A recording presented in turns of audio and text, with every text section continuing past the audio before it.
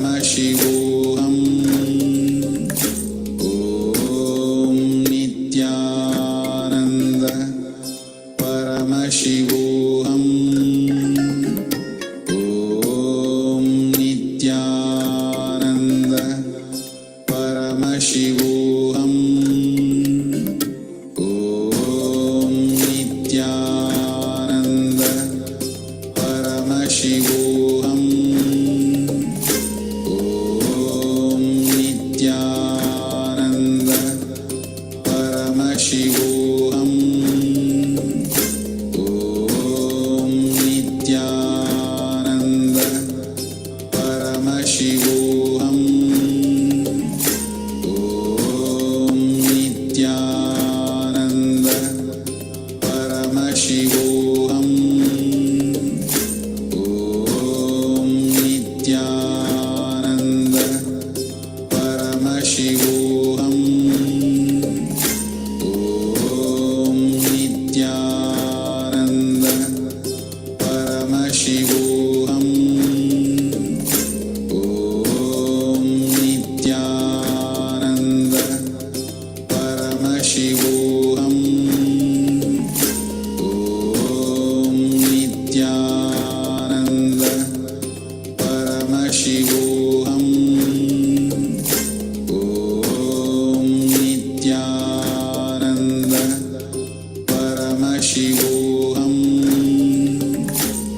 Om Nithyananda Paramashivoham.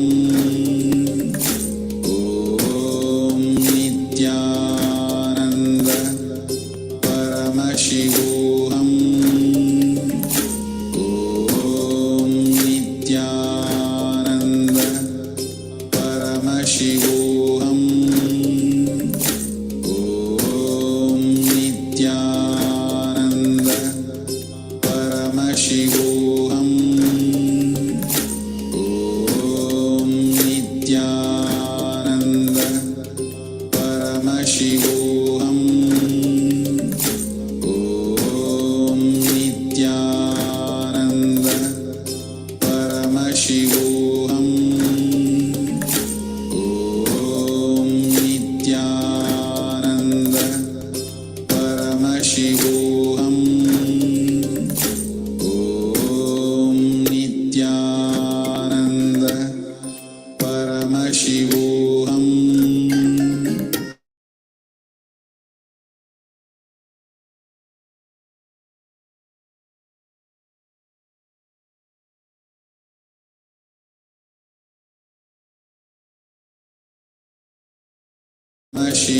नित्यानन्दं परमसुखदं केवलं ज्ञानमूर्तिं द्वन्द्वातीतं गगनसदृशं तत्त्वमस्यादिलक्ष्यम् एकं नित्यं विमलमचलं सर्वधी साक्षिभूतं भावातीतं त्रिगुणरहितं सद्गुरुं तं Namami.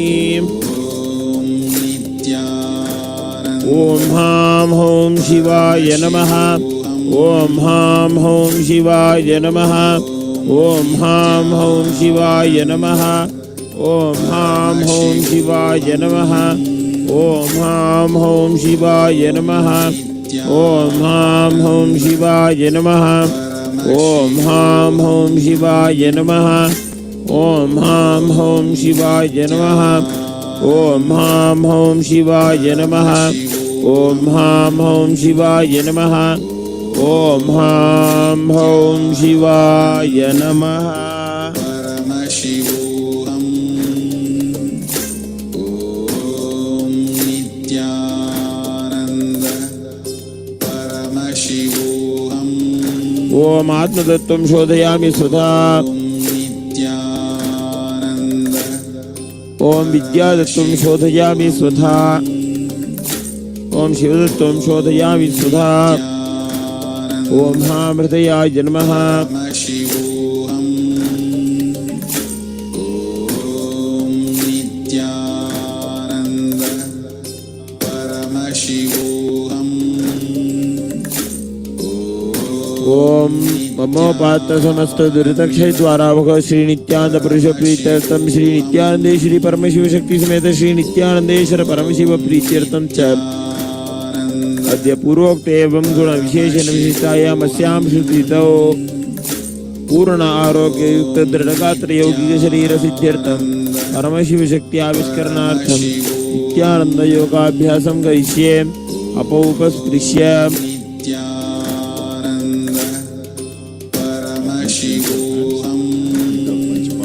Turning to the side, we just started invoking the presence of our Guru, our beloved Guru, the supreme point of Hinduism, Jagat Guru Mahā KAILASA, His divine holiness, Bhagavān Nithyananda Paramashivam.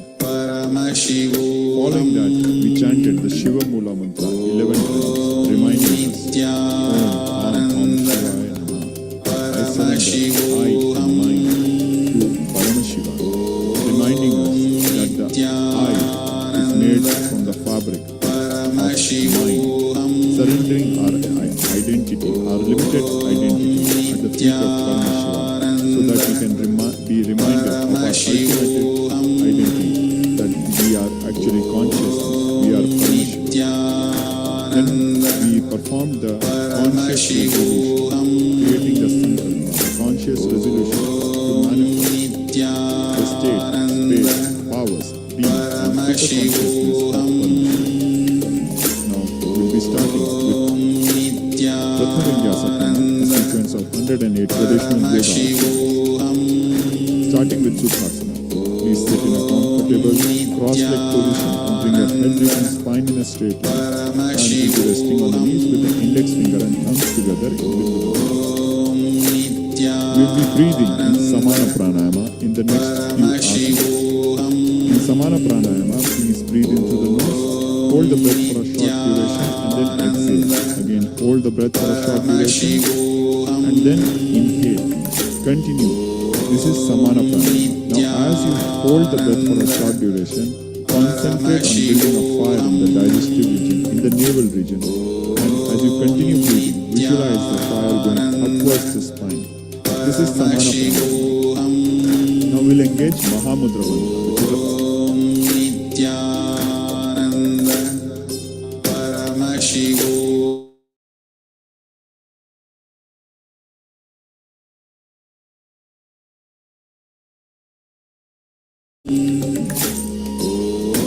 Om Nithyananda Paramashivoham. Om Nithyananda the combination of three bandhas. Paramashivoham. Engage the Mula Bandha, that is, engage the perineum muscles between the base of your spine and the regenerative power. Second, Uddiyana Bandha, please pull your stomach in and out. And third, Jalandhara Bandha, please tuck your chin to the chest. Now please visualize yourself as Paramashiva and do the internal chanting Soham. तत्सुखासनमित्युक्तम् अशक्तस्तत्समाचरेत् आसनं विजितं येन चितं तेन जगत्त्रयम्. What we heard was the Shastra Pramana, the scriptural references chanted by the Tantradharaka. This was from Trishikhi Brahmopanishad, verse number 52, explaining how Sukhasana is to be performed as per the authentic scriptures. So throughout our practice, we will be guiding you with the various components, the 12 components of yoga along with their scriptural references. Moving on to Parvatasana. Please continue to sit in a cross-legged position or sit in Padmasana and inhale your arms straight up. Palms will be pulled together in Namaskara Mudra. Continue Samana Pranayama and engaging all three bandhas in Mahamudra. Visualize yourself as Mount Kailasa and do the internal chanting Soham. अथवक्षे Mahadev पर्वतासन मंगलम यत्कृत्वा स्थिररूपी स्यात् षट्चक्रादिविलोपनम्. Alipavasana. Please bring your legs in front with your soles together and as you exhale, bring your forehead to the heels. Lock your hands behind the back in Parashamudra, interlacing your fingers. Gaze at the nose. Continue Samana Pranayama and Mahamudra Bandha. Visualize yourself as Swamiji and do the internal chanting Soham. पूर्व विधि आहु में जानो भय पगतले संपुट ठानो पिष्ट पछे दो करल्या वो दक्षिण कर सो वाम कहावो Nagi Pavasana. Please bring your soles together and elbows. Paramashivoham.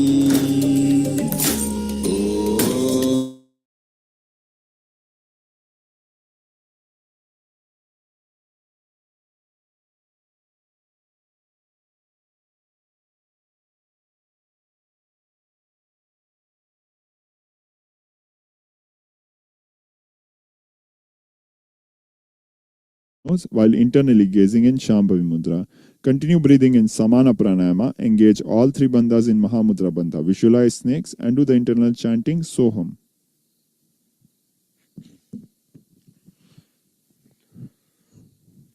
पूर्व विधि परिभगतली आगानो नीचो हो वी कहो निफनास्यो लगाई हाथ आगाने धरती लगावे पसारी दो वो हाथ की अंजुली करे KAILASA. Now please hold your big toes in Prana Mudra with the index and middle finger. As you inhale, straighten your legs, avoid bending the knees, and as you exhale, enter into Padmasana.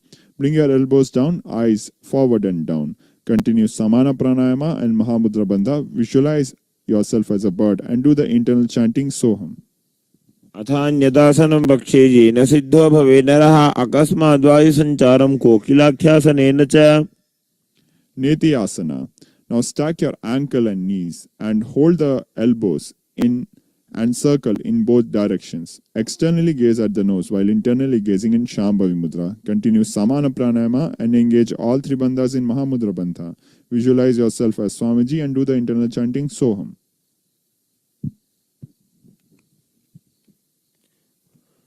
गोड़ा बावा पाद की आशमा हिली सोय दक्ष चरण गो वारलो तापरि Gulf समोय वाम पाद को महिलो बहुरो Gulf जान तापरि गोड़ा दच की आश बारली ठान Gajasana.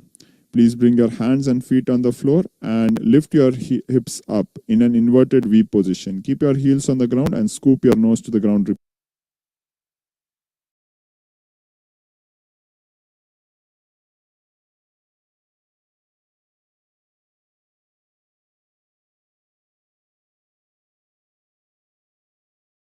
Repeatedly. Gaze internally in Shambhavi Mudra. Continue Samana Pranayama.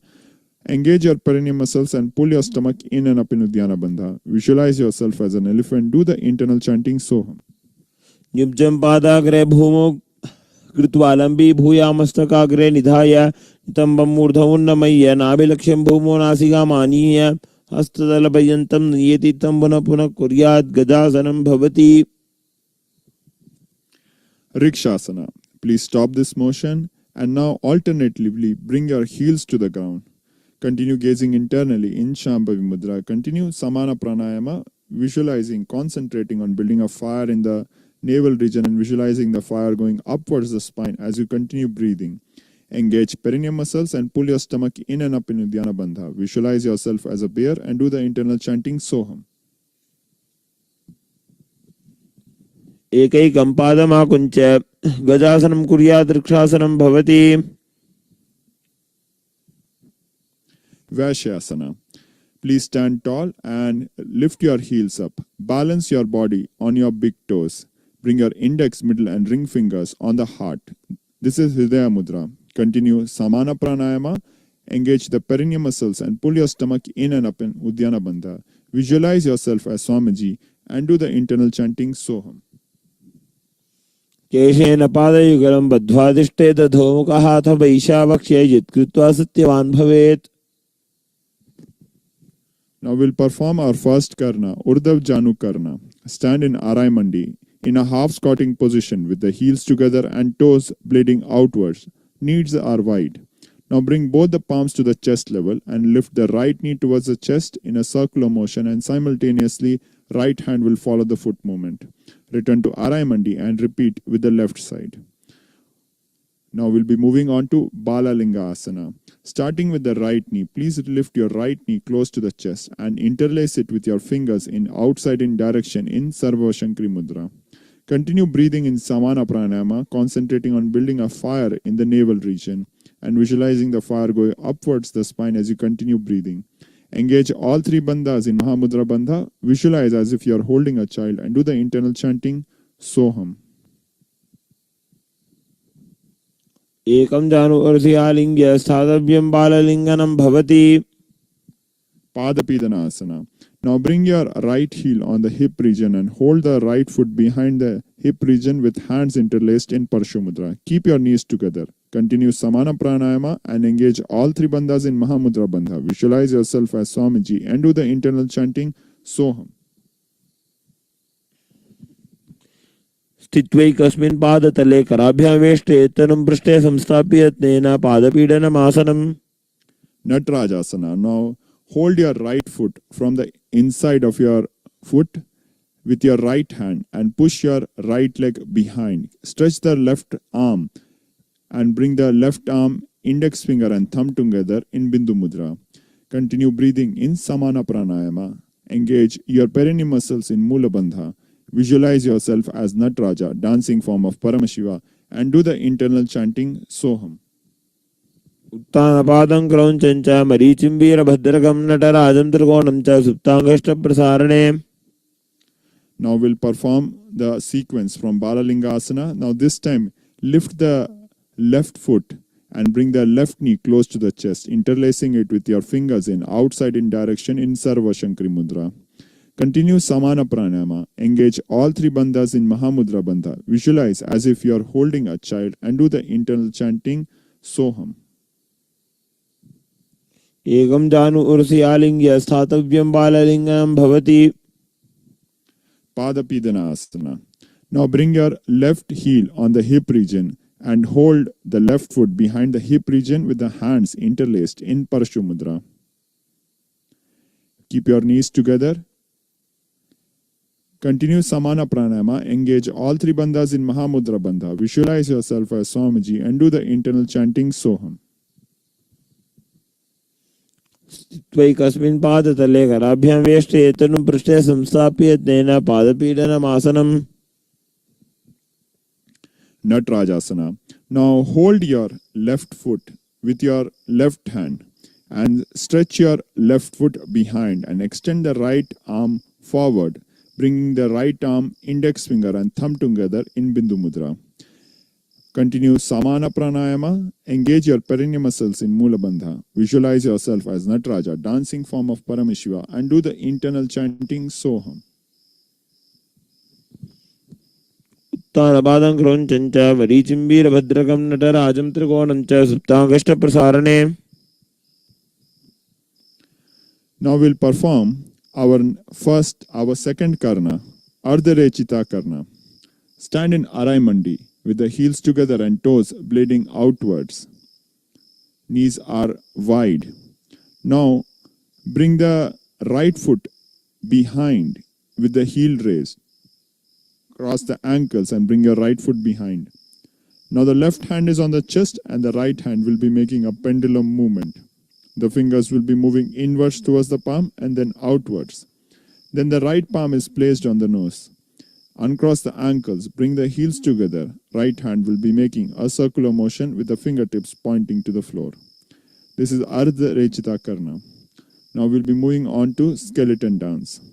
Please visualize yourself as if made of bones and nothing else and shake your body intensely. Skeleton dance is a combination of continuously visualizing yourself as made of bones and shaking your body intensely.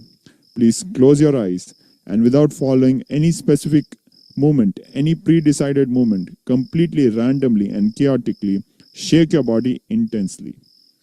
Please continue skeleton dance for a few more moments. This technique is revealed from the Agamas to establish integrity right from the skeleton structure. Now relax and walk back and forth on your yoga mats. Recollect your breath. Moving on to Katichina Karna. Stand in Arai Mandi with your heels together and toes bleeding out. Knees are bent and wide in a half squatting position. Now cross your wrist above the head with your fingers stretched out. And as you turn to the right, open your arms. Then again, as you come to the center, cross your wrist over the head and continue the motion, repeating to the left side. Now we'll be moving on to our next asana, Tadasana. Stand tall. Keep your heels on the ground. Bring your arms up. Bring your palms facing one another. Gaze internally in Shambhavi Mudra. Continue Samana Pranayama, concentrating on building a fire in the navel region as you continue breathing. Engage the perineum muscles and pull your stomach in and up in Uddiyana Bandha. Visualize yourself as a palm tree and do the internal chanting Shivoham.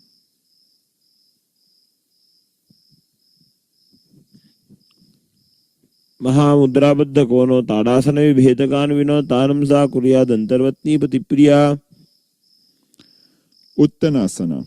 As you exhale, bring your arms down, touching the ground. Lift your knees and bring it close to the chest. And alternatively, bring your knees to the chest. Gaze internally in Shambhavi Mudra. Breathe normally through the nose in Sahaja Pranayama. Engage your perineum muscles. Visualize yourself as Swamiji and do the internal chanting Shivoham.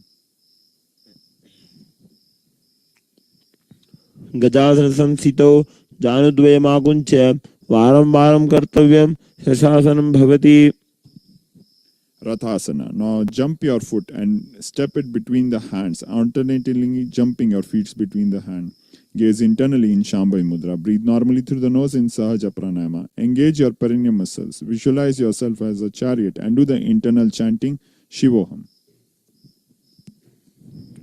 गजासन संस्थितो एकैकं पादं पुरोमार्गेण भ्रामयित्वा कर्तव्यं रथासनं भवति. Virabhadrasana.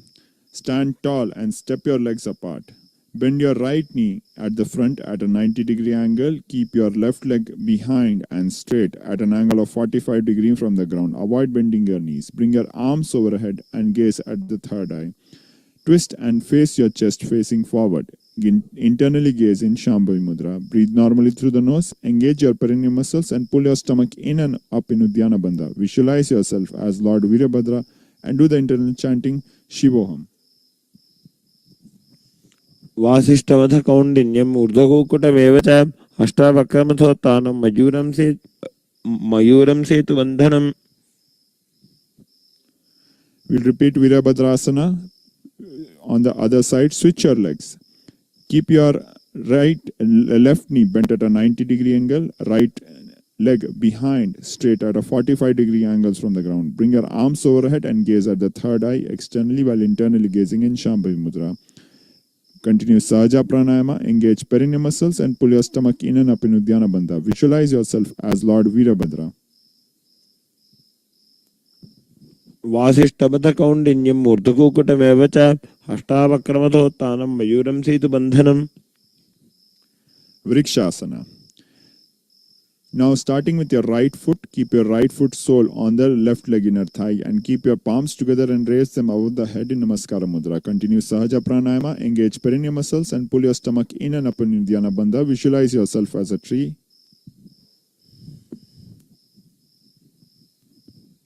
वामोरुमूलदेशे च याम्यं पादं निधायतु तिष्ठेतु वृक्षोद्भूमो वृक्षासनमिदं विदुः. Now bring your right foot in front of your hip. Keep your palms together in Namaskara Mudra. Visualize an eagle and engage only the perineum muscles.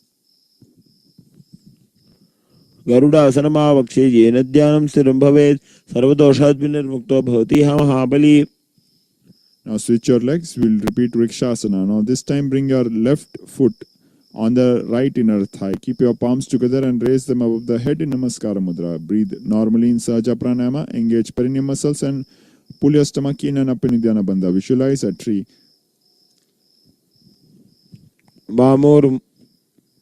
वामोरुमूलदेशे च याम्यं पादं निधायतु तिष्ठेतु वृक्षोद्भूमो वृक्षासनमिदं विदुः. Now please bring your left foot in front of your hip. Keep your palms together in front of your heart in Namaskara Mudra. Engage the perineum muscles. Visualize an eagle. गरुडासनमावक्षे येन ध्यानं स्थिरं भवेत् सर्वदोषात् विनिर्मुक्तो भवति महाबली. Trikonasana. Please step your legs apart and bring your right hand next to the right foot on the ground and keep the left hand in the air. Gaze internally. Engage your perineum muscles. Visualize yourself as a triangle. उत्तानपादं क्रोञ्चं च मरीचिं वीरभद्रकं नटराजं त्रिकोणं च सुप्ताङ्गष्टप्रसारणे. We'll repeat Trikonasana. Please switch sides. This time the left hand will be on the floor and the right hand will be in the air. Gaze internally. Visualize yourself as a triangle. उत्तानपादं क्रमुञ्चं च मरीचिं वीरभद्रकं नटराजं त्रिकोणं च सुप्ताङ्गश्च प्रसारणे. Nikotaka Karna. Stand in Arai Mandi with your heels together and toes bleeding outwards, knees are wide. Bring your hands in front of your heart in a horizontal position with the palms facing each other. Alternatively, thrash your heel to the floor and simultaneously switch your palm position. Now from here onwards, the pranayama breathing technique will be Brahmari pranayama, where we will be buzzing like a bee both while inhaling and exhaling.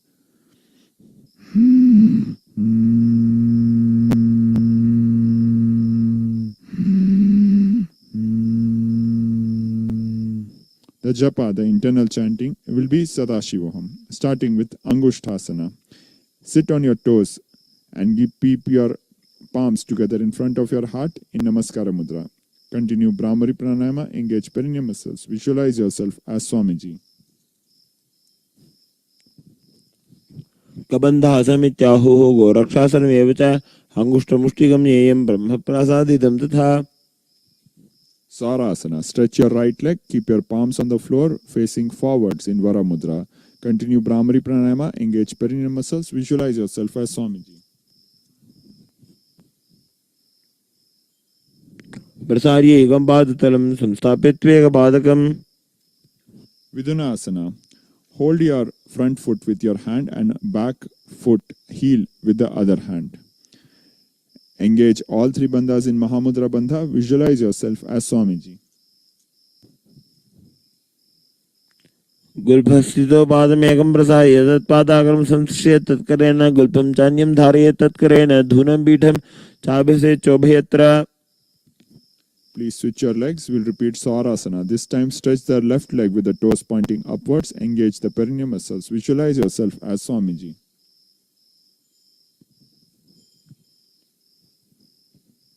प्रसार्य एकं पादतलं संस्थाप्यत्वेकपादकं. Vidunasana. Now hold the front toes with your one hand and hold the back heel with another hand. Engage all three bandhas in Mahamudra Bandha. Visualize yourself as Swamiji. गुल्फस्थितो पादमेकं प्रसार्य तत्पादाग्रं संश्रय तत्करेण गुल्फं चान्यं धारय तत्करेण धूनं पीठं चाभिषेचोभयत्र. Brahma Jurunkusa Asana. Bring your feet together, knees together, and sit on your heels. Keep your palms resting on your knees with the palms facing upwards. Gaze internally. Continue Brahmari Pranayama. Tuck your chin to the chest in Jalandhara Bandha. Visualize yourself as Swamiji. दो फणा पानी होए वैसे एड़ी दो गुदानी वैसे कोरपकदल्या की माहिली Ayush माहेरा शेमिली. Kapila Asana. Please bring your knees on the ground, separated wide apart. Hands will be on the respective knees. Gaze at the nose. Engage your perineum muscles and pull your stomach in and up. Visualize yourself as sage Kapila. उभय पगतली सुमठ हरावे तिनकी माहिली गौर बिलावे फणा पानी उकड़ होए वैसे एड़ी दो जोनी निवैसे. Bhadra Gorakha Asana. In the same posture, now gaze at the third eye externally. Visualize yourself as Swamiji and engage only the Mula Bandha.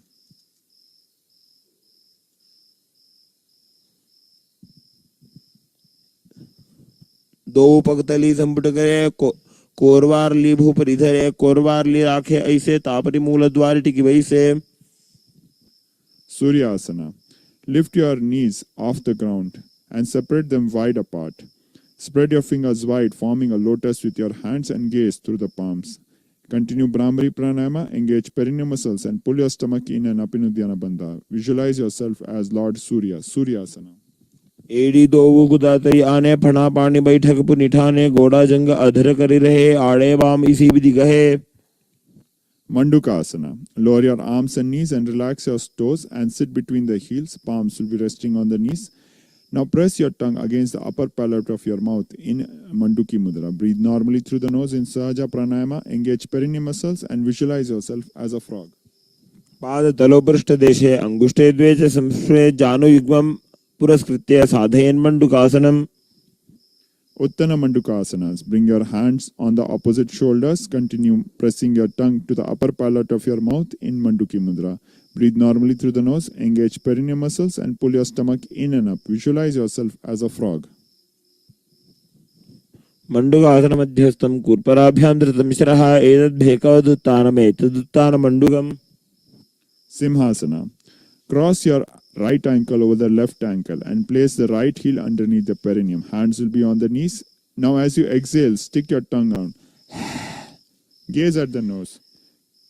Breathe normally through the nose. Engage perineum muscles and visualize yourself as a lion. दक्षिणं सव्यगुल्फेन दक्षिणेन ततेतरं हस्तौ च जानुव संस्थाप्य साङ्गुलीश्च प्रसार्य च. Bhadrasana.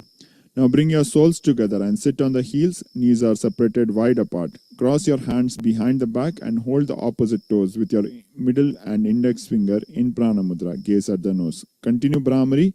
Engage perineum muscles and tuck your chin to the chest in Jalandhara Bandha. Visualize yourself as Swamiji. गुल्फौ च वृषणस्याधो व्युत्क्रमेण समाहितः पादाङ्गुष्ठौ कराभ्यां च धृत्वा च पृष्ठदेशतः. Kakabhusandi Asana. Sit in a squatting position with your knees wide. Wrap your arms around the knees to lock your fingers behind your back in Parshu Mudra. Gaze at the nose. Continue Brahmari. Engage perineum muscles in Mula Bandha. Visualize yourself as a crow. प्रथमे बैसक उगड़ ठाने दो हाथ भगवी च आने तिनको मोड़ी न लिया परिल्यावे पिष्ट पछे कागसी करवे. Kanipavasana. Bring your palms on the floor, shoulder width apart, and bring your knees above your elbows, lifting your hips up. Slightly lift your head and balance yourself on the hands. Continue Brahmari Pranayama. Engage perineum muscles. Visualize yourself as Swamiji. आसन गोगुण आशी दुष्टा हो ये तो आची हो ये. Kapali Asana. Bring your head to the ground, forming a tripod with your head and two hands. Keep your knees on the elbows and stretch the legs up. Gaze at the nose. Continue Brahmari. Engage perineum muscles in Mula Bandha. Visualize yourself as Swamiji. शीश शीशा धरती टेकी पगदो वो मिलिवा ऊंचा को करे पगतली आकाश दिशा से नमुष राशि दो हाथा की हथेली दो पार्श्वत्या धरती टेको दृष्टिनासा अग्र. Pashva Mayurasana.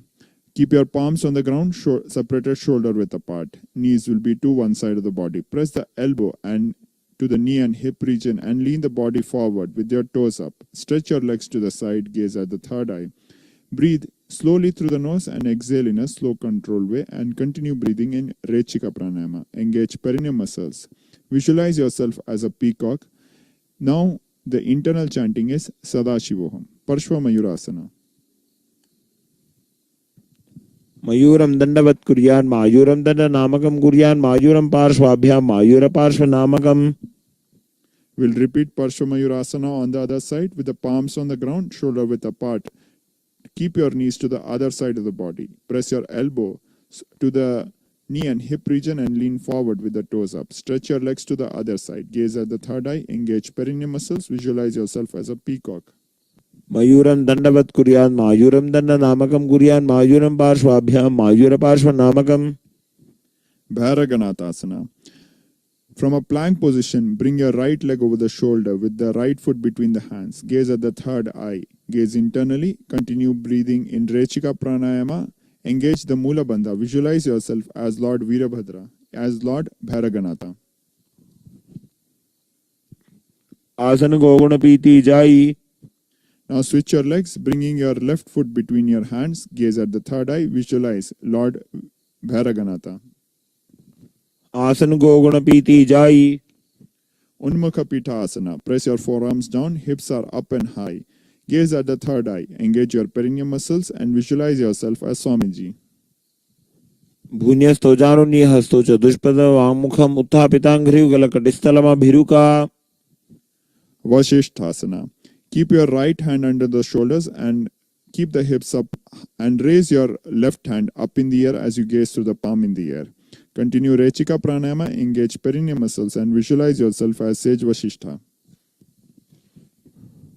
ऊर्ध्वकु कुड्डवासिष्ठमयी च हलमच्चकम परिवृत्तिं चोदरस्य विविधं धनुरासनम.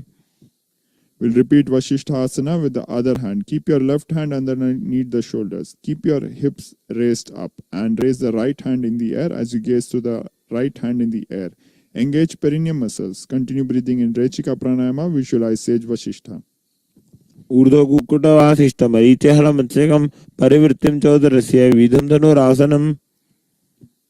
Now from here onwards, the internal chanting will be Mahā Sadashivoham. Anjani Asana. Stretch your legs straight with your toes pointing upwards. Keep your head, neck and spine straight and sit on upturned palms. Gaze at the nose. Engage perineum muscles. Visualize yourself as God Hanuman. दो करके उभय हथेली कोरवारली मैले भेली सो आगाने भूपरिदाशे महाने अंगुली मिलिराशे. Paschimottanasana. Bend forward, keeping your spine straight and hold the toes in Prana Mudra. Engage all three bandhas in Mahamudra Bandha. Avoid bending your knees. Visualize yourself as Swamiji. जानु जानु परिललाटन्तु पश्चिमं तानमुच्यते येन केन प्रकारेण सुखं धार्यं च जायते. Ugrasana. Keep your spine straight and now interlace your fingers behind your head and bend your chest forward and bring your head towards the knees. Avoid bending the knees. Engage all three bandhas in Mahamudra Bandha. Continue Rechika and visualize yourself as Mother Goddess Kali. सपानिभ्यां दृढं धृत्वा जानुपरि शिरोन्यसेत् आसनो गुरुमिदं प्रोक्तं भवेद् नीलदीपनम्. Marichi Asana. Now lift your right knee and bring it close to the chest and wrap your arms around the right knee. Hands will be holding behind the back. Engage the perineum muscles. Visualize yourself as Sage Marichi. उत्तानपादं क्रोञ्चं च मरीचिं वीरभद्रकं नटराजं त्रिकोणं च सुप्ताङ्गष्टप्रसारणे. Mahamudra Asana. Lower the right knee to the floor and bring your chest forward and down holding your toes. Engage all three bandhas in Mahamudra Bandha. Avoid bending the knees. Visualize yourself as Swamiji. डावा bug की एड़ी जोजी सीवनी आनी लगा वेसो जी दक्षिण बदलांबुज बसारे तामे आने काकसी धारे. We'll repeat Marichi Asana with the left knee. Bring your left knee to the chest and wrap your arms around the left knee. Hold your hands behind the back. Engage perineum muscles. Visualize yourself as Sage Marichi. उत्तानपादं क्रोञ्चं च मरीचिं वीरभद्रकं नटराजं त्रिकोणं च सुप्ताङ्गष्टप्रसारणे. Mahamudra Asana. Lower your left knee to the floor and bend your chest forward and down, bringing your head close to the knees. Avoid bending the knees. Hold your toes with both the hands. Engage all three bandhas in Mahamudra Bandha. Visualize yourself as Swamiji.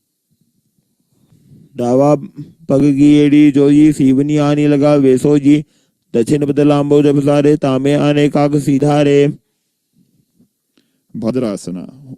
Bring your soles together and heels at the perineum. Hold your feet with your hands. Gaze at the third eye. Engage your perineum muscles. Visualize yourself as Lord Kala Bhairava. गुल्फौतु वृषणस्य अधः सीवन्त्याः पार्श्वयोः क्षिपेत् पादपार्श्वे तु पाणिभ्यां दृढं बद्ध्वा सुनिश्चलम्. Gaulipavasana. Keep your toes together and heels apart. Hands will be on the knees. Gaze at the nose. Now breathe in through the nose and tuck your chin to the chest and exhale slowly in Murcha Kumbhaka. Visualize yourself as Swamiji and do the internal chantings Mahā Sadashivoham. पूर्व चरपट चौक का क्यों सोजी वाही विधियों की जीत सोजी यामे AD भिन्न राशे अंगुलाठ अंतरो राशे. Yoni Asana.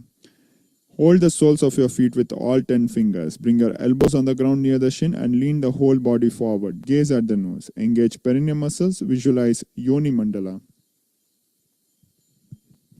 दो पगदले संपुट करे सोले made आगा में धरे अर्धा हाथ अंतर राशे लाड पगदल्या ऊपर दाशे.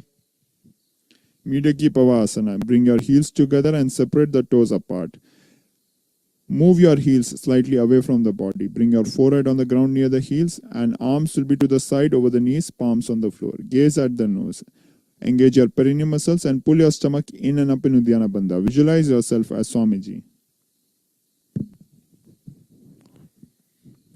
पूर्व विधि परिभगदली संपूर्ण शोली येड़ी मिली राशे एडियासु माहिली कान अगुलुदो आतरे लड धरती लगावे. Siddha Samadhi Asana. Bring your arms between the thighs and shin with the palms facing upwards. Bend your body and bring your nose close to the ground. Try to touch your throat with your toes. Gaze at the nose. Engage your perineum muscles. Visualize yourself as Paramashiva. दोबू भक्तली संपुट करे सोले made आगा मेथरे अंगुल आठ अंदरो राशे एड़ी को ऐसे विदिदाशे. Chinnaki Pavasana. Keep your heels together and separate the toes apart. Soles will be facing towards the sky. Bring your elbows on the knees. Gaze at the nose. Engage perineum muscles. Visualize yourself as Swamiji. दो पगा की एड़ी धरती मगिवा मेढ़े लगा बे पगतली माहिली core अंगोटा की सदीसु दिजोड़े बारली गोर भणा शिल्या राशे. Charpat Choka Asana. Sit up straight. Keep your soles together and hands will be on the knees, pressing the knees down, bringing them on the ground. Gaze at the third eye. Engage perineum muscles. Pull your stomach in and up. In Uddiyana Bandha, visualize yourself as Swamiji. दो पगतली संपुट करे आगाने कर जारे पसारे गोड़ा भूसो लगता राशे हाथ दो वो गोड़ा परिदाशे. Bhairavasana. Lift your heels off the ground, bringing your toes down. Knees will be wide on the ground with the hands by their side in Bindu Mudra. Engage perineum muscles. Pull your stomach in and up in Uddiyana Bandha. Visualize Lord Kala Bhairava.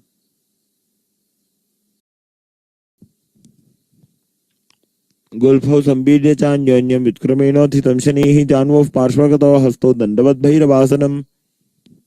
Samanasana.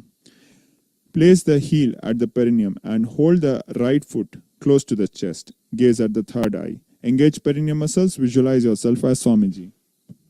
समानासनमावक्षे सिद्धमंत्रादि साधनात् एकपादपुरो दत्वा गुख्योन्यलिंग वक्त्रगे. Now bring your right knee over the shoulders. Keep your hands on the floor and extend the left leg in the air. Avoid bending the knees. Gaze at the third eye. Engage perineum muscles. Visualize yourself as Swamiji. Apanasana. केवलं पादमेकञ्च स्कन्धे चारोऽपि यत्नतः एकपादेन गगने तिष्ठेत दण्डवत् प्रभो. We'll repeat Samanasana. Now this time bring your left foot to the chest. Gaze at the third eye. Engage perineum muscles and visualize yourself as Swamiji. समानासनमावक्षे सिद्धमन्त्रात् साधनात् एकपादमुरो दत्वा गुख्योन्यलिंग वक्त्रगे. Apanasana. Bring your left knee over the shoulder. Hands will be on the floor. Extend the right leg in the air. Avoid bending the knees. Gaze at the third eye. Visualize yourself as Swamiji. केवलं पादमेकञ्च स्कन्धे चारोऽपि यत्नतः एकपादेन गगने तिष्ठेत दण्डवत् प्रभो. Now from here onwards, the pranayama is Sitkari. Press your tongue to the root of the front teeth. Inhale a hissing breath through the teeth and exhale through the nose. Gomukhasana. Stack your knees, keeping your right knee above, and heels will be by the hip region, both sitting bones on the mat, fingers interlaced on the knees. Engage perineum muscles. Visualize a cow's face. सव्ये दक्षिणगुल्फं तो पृष्ठपार्श्वे नियोज्य दक्षिणे पिता सव्यं गोमुखं यथा. Anasuyasana. Now hold the big toes in prana mudra. Gaze at the nose. Engage perineum muscles. Pull your stomach in and up in Uddiyana Bandha. Visualize yourself as Rishika Anusuya. दक्षिण गोड़ो नीचे उठाने वावों ताके ऊपर आने गोड़ा संधि मिलावे भारी आड़ा पद पुनी दे संधि पसारी. Anusuyasana 2. Hold your hands behind the back in Parshu Mudra. As you exhale, bring your chest down, chin over the knees, nose close to the ground. Engage perineum muscles. Visualize yourself as Rishika Anusuya. जी मना गोदा की संधि उपरिडावा गोड़ा की संधि मिलाई राशे गोड़ा से उले पगतल्यालो आड़वाई सुधा राशे. Garudasana. Bring your right knee to the chest. Hands will be on the respective knees. Keep the spine straight. Gaze at the nose. Engage perineum muscles in Mula Bandha. Visualize Garuda, eagle. Davos पग मोड़ी AD माहिलो गुल्प मूल द्वारनी चैदे पैसे जीवनी पगतली धरती टेकी घोड़ो ऊंचो उभो राशे. Naradasana. Interlace your fingers behind your neck and bring your elbows together and twist to cross your elbows outside the raised knee. Gaze at the third eye, engage perineum muscles. Visualize yourself as sage Narada. पिष्टिज वाम पगदली केरी भूपरिताई लगावे फेरी घोड़ा सुदोपनो है जोई दक्षिपाशती राशे सोई. Matsyapitaka asana. Bring your lower foot and place it on the thigh of the raised knee. Wrap your arms around the legs and hold the opposite shin. Extend the hands down, holding the big toe in prana mudra. Engage the perineum muscles. Visualize yourself as Matsya, fish avatar of Lord Vishnu. वामेन वामांगुष्ठन्तो गृहीतमध्यपीठकं योनि वामेन सम्पीड्य मेढ्रहतुपरि दक्षिणम्. Now we'll be repeating Gomukhasana. This time keep your left knee above the right knee, stacking your knees. Heels will be by the hip, both sitting bones resting on the mats, fingers interlaced and resting on the knees. Engage the perineum muscles. Visualize a cow's face. सव्ये दक्षिणगर्भन्तु पृष्ठपार्श्वे नियोजे दक्षिणे पिता सव्यं गोमुखं गोमुखं यथा. Anusuyasana. Remaining in the same position, hold the big toes in prana mudra. Gaze at the nose. Engage perineum muscles. Pull your stomach in and up. Visualize Rishika Anusuya.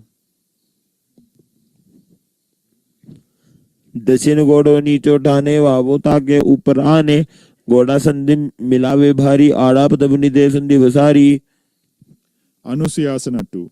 Hold your hands behind the back, interlacing them in Parshumudra. As you exhale, bring your chest down, chin over the knees, and nose close to the ground. Engage perineum muscles. Visualize yourself as Rishika Anusuya. जीमना गोदा की संधि उपरडावा गोड़ा की संधि मिलाई राशे गोड़ा से उले पगतल्यालो आड़वाई सुधा राशे. Garudasana. Bring your right knee to the chest. Hands will be on the respective knees. Keep your spine straight. Gaze at the nose. Engage perineum muscles. Visualize Garuda, eagle. डावो पगमोड़ी एडी माहिलो गुल्प मूल द्वारिनी चैदे वैसे जीमनी पगतली धरती टेकी गोड़ो ऊंचो उभो राशे. Naradasana. Interlace your fingers behind your neck and bring your elbows together and place them outside the raised knee. Gaze at the third eye. Engage perineum muscles. Visualize yourself as sage Narada. पिष्टि जवाम पगदली के केरी भूपरिता ही लगावे फेरी घोड़ा सुदोपनो है जोगी दक्षिपाशती राशे सोई. Matsyapitaka asana. Bring your lower foot and place it on the thigh of the raised knee. Wrap your arms around the leg, holding the opposite shin. Extend the hand down, holding the big toe in prana mudra. Engage perineum muscles. Visualize yourself as Matsya, fish avatar of Lord Vishnu. वामेन वामांगुष्ठन्तो गृहीतमध्यपीठकं योनि वामेन सम्पीड्य मेढ्रहतुपरि दक्षिणम्. Matsyendra asana. Keeping one foot on the opposite thigh, put the elbow onto the thigh of the opposite raised knee and its palm holding the face. Twist outside the raised knee, keeping the other hand on the floor behind. Gaze at the third eye. Engage perineum muscles. Visualize yourself as Swamiji. उदरं पश्चिमाभागं कृत्वा तिष्ठति यत्ततः नवांगं वामपादं हि दक्षिणानुपरिन्यसेत्. Kubhasana. Release the hand from the face, reaching for the toes. Raise the back hand, bringing the thumb to the ear. Gaze at the third eye. Visualize yourself as a camel.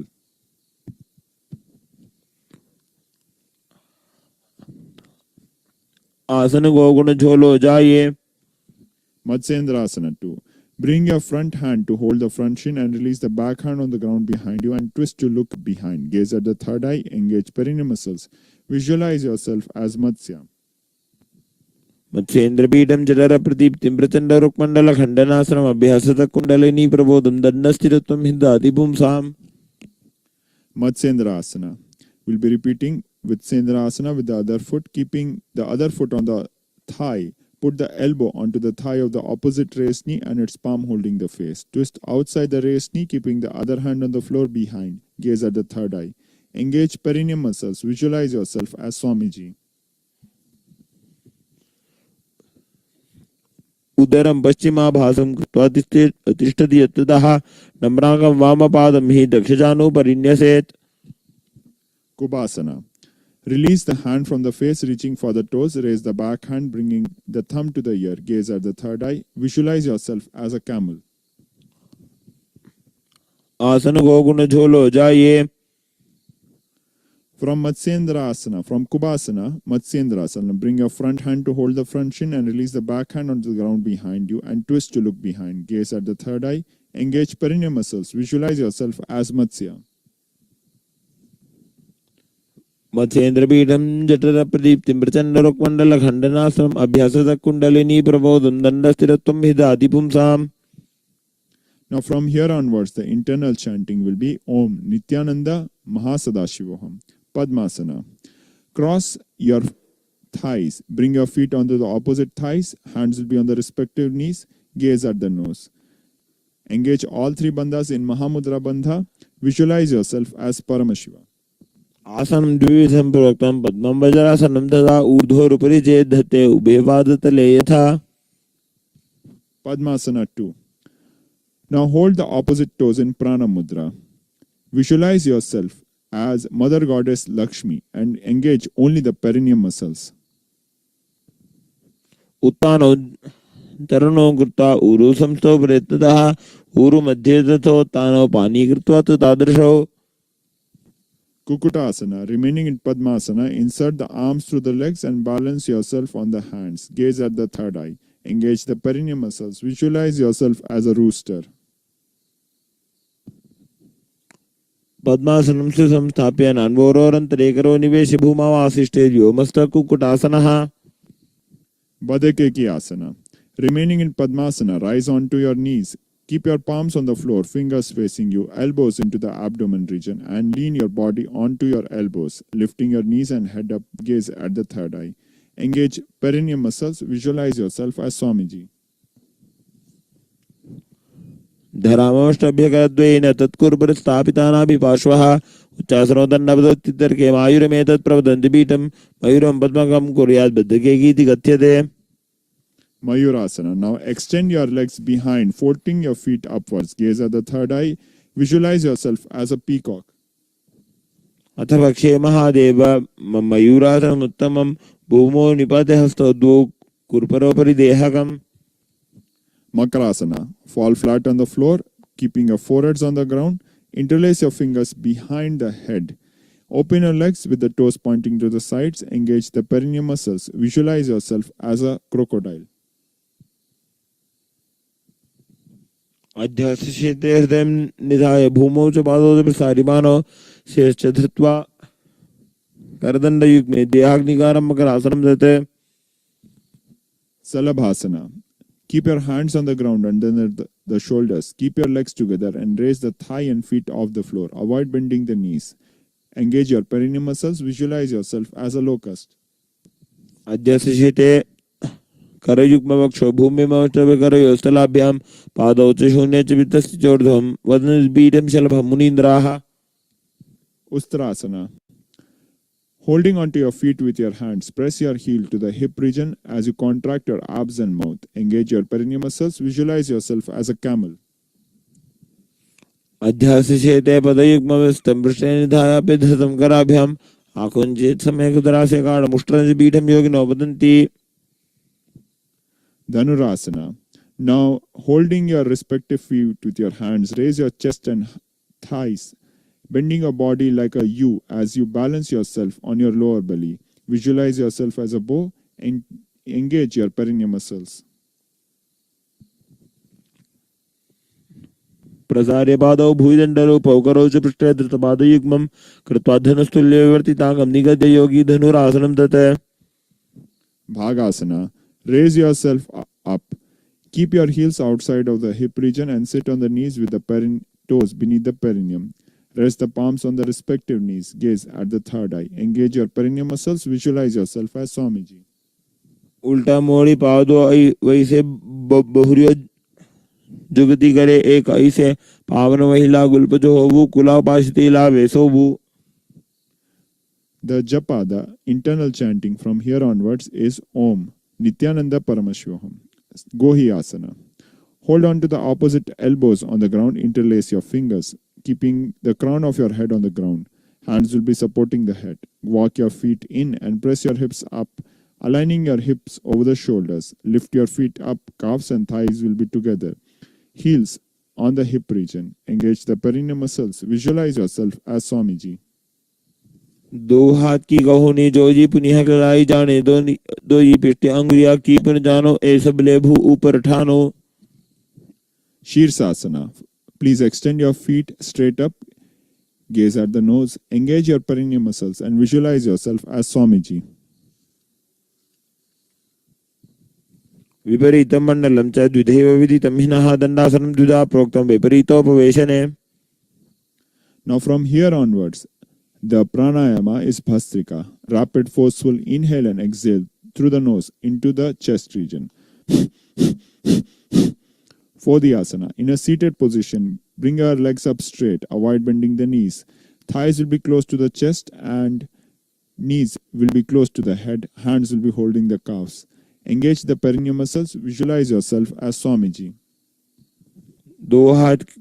दो हाथ पग बाहर आने घोड़ा तरे काग सीठाने अंगुष्ठ पिंडेली लगता धरे चरण उभे आकाश सी करे. Parighasana.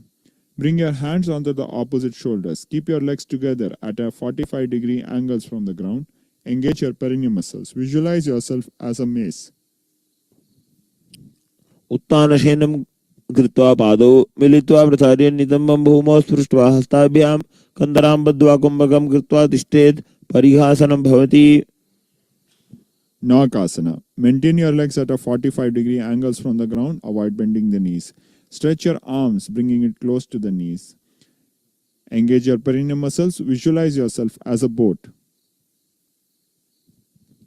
उत्तानशयनं कूर्पराभ्यां भूमिमष्टभ्यः स्वनितम्बं निधाय शिर ऊरो जङ्घापादान् दण्डवत् धारयेत्. नौकासनं भवति.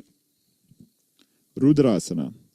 Sit up, keeping your back straight, and reach your hands through the legs, bringing the soles together to the chest. Gaze at the nose. Engage your perineum muscles. Visualize yourself as Lord Rudra. Rudrasana.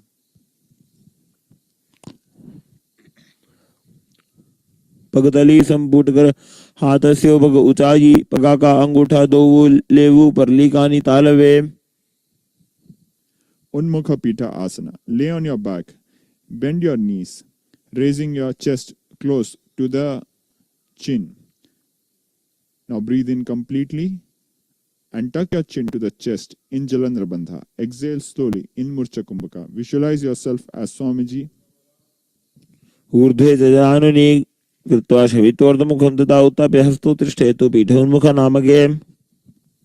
Shivasana. Completely stretch your legs and arms. Keep your palms facing upwards. Channelize your Kundalini Shakti for a few moments in Shakti Chalana Mudra. Completely relax the whole body, making it motionless. Visualize yourself as Paramashiva. उत्तानं शवद्भूमौ शयनं तु श्वासनं शवासनं शान्तिहरं चित्तविश्रान्तिकारकम्. Now please wiggle your fingers and toes, stretch your arms and legs out, stretching side to side, and rock yourself up in a comfortable seated position. Keep your head, neck and spine in a straight line, hands together in front of the heart in Namaskara Mudra. Very shortly we'll be closing with the Purna Mantra and we'll be bowing down at Swamiji's feet, at the feet of our beloved Guru, the supreme pontiff of Hinduism, Jagat Guru Mahasanidhanam, His Divine Holiness, Bhagavān Shri Nithyananda Paramashivam, and offering our surrender and gratitude and receiving His grace and blessings. Now we'll close with the Purna Mantra. ॐ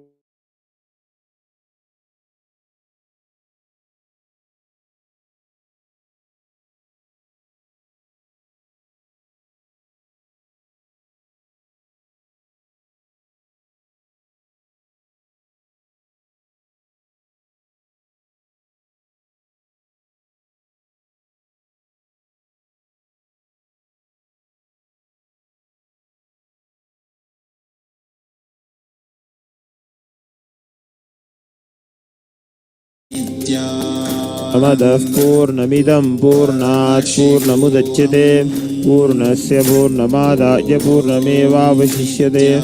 ओम शांति शांति शांतिः. हरि ओम तत्सत्. सर्वं भगवत् श्री नित्यानंद परमशिव पादुकार्पणमस्तु. ओम नित्यानंदम्.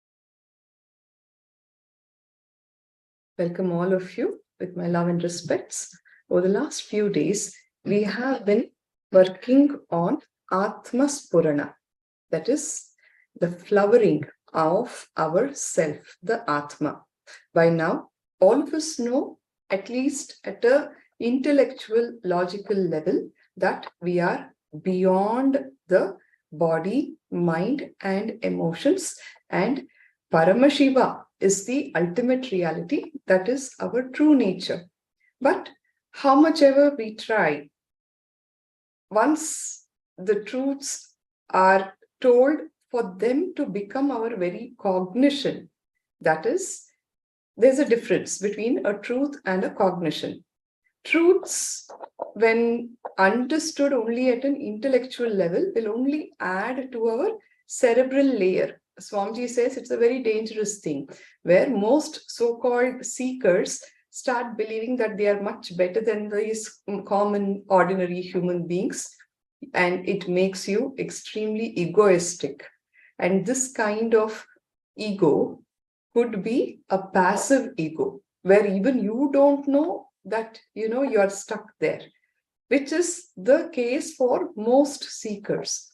So what is it that is lacking in us for us to understand, to realize and start living that reality of our Paramashiva Tattva? What is stopping the Atma Spurana, the flowering of the Atman in each one of us, is intensity. We lack intensity. Let us understand about this beautiful truth on intensity in Bhagavān's sharings and teachings, the training happening directly by the Supreme Pontiff of Hinduism, Nithyananda Paramashivam. Bhagavān Paramashiva's messages directly from Mahā KAILΑSA, revealed through the living manifestation, Paramavatara of Bhagavān Paramashiva, Nithyananda Paramashivam, the Supreme Pontiff of Hinduism.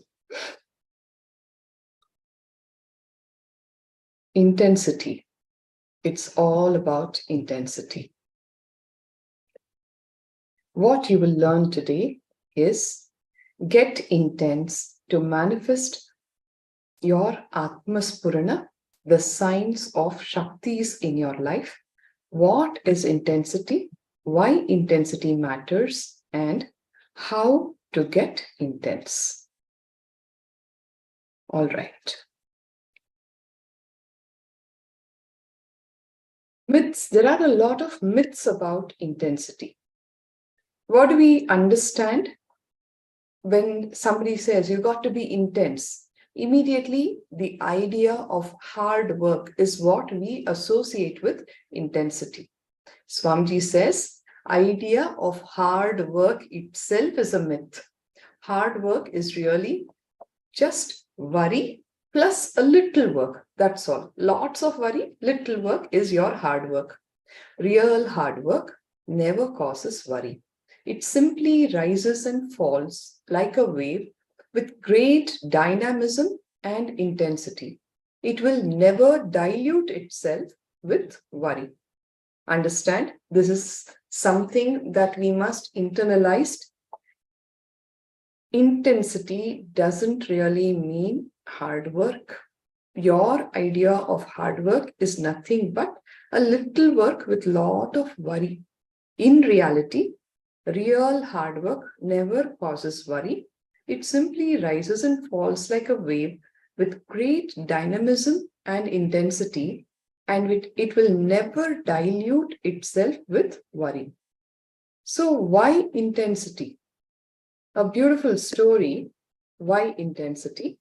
A Zen master and a disciple were walking along the banks of a river. The disciple, as he had done a few times before, asked the master very lovingly, when you get a chance to be alone with the master, you do such things. He says, Master, please give me enlightenment. Now, they were walking along the banks of the river. Zen masters are known for their very crude and straight ways. Suddenly, this master turned held the disciple's head in his hand and pushed it into the river. Literally, he is immersing the disciple's head into the water. The disciple was shocked and he started struggling to get his head above water. The master continued to strongly hold his head in the water. Now the disciple started gasping for breath. The master then released the surprised and the completely shaken disciple. Just imagine his situation, his condition. He's asking for enlightenment and his master almost drowned him, right? He's so surprised and shaken. He never expected it from his master. Now the master asks, do you feel you want enlightenment with the same intensity that you felt? You needed air to breathe when your head was in the water? A very important question that all of us also need to ask ourselves. All the so-called seekers who are wanting enlightenment, do we really want it with that same intensity? Like you would want air to breathe if you were submerged in the water. Only when the urge becomes urgent, when the question becomes a quest, does the ultimate happen.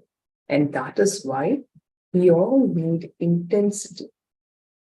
The key factor needed for enlightenment to happen is intensity. Swamiji says, for most of you, that is also one of your items on your laundry list. Okay, this month I've got to pay my bills. I need to pay my kids' school fee.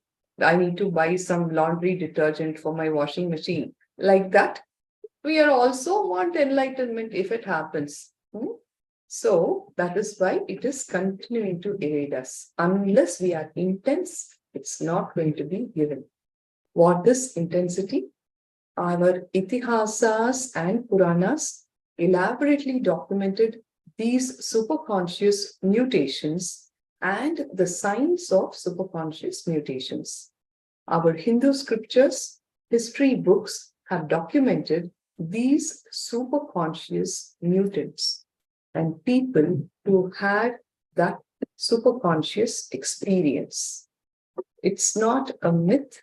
It is a reality that has been documented. And all the people who have achieved that did so exclusively because of the intensity that they had in their being, which led to the superconscious mutation. And that science has been very beautifully documented. You do not know what is happening. You do not know what should be done, but the deep dissatisfaction about what is there in the inner space is the intensity, the beginning of it.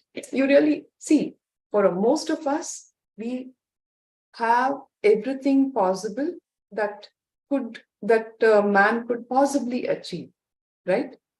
Despite that, there is some dissatisfaction in our inner space, a deep dissatisfaction, despite your so-called successful life, so-called successful careers, beautiful family relationships, health, wealth, still you will find deep inside you, you're deeply dissatisfied because you have not tapped into your true nature, which is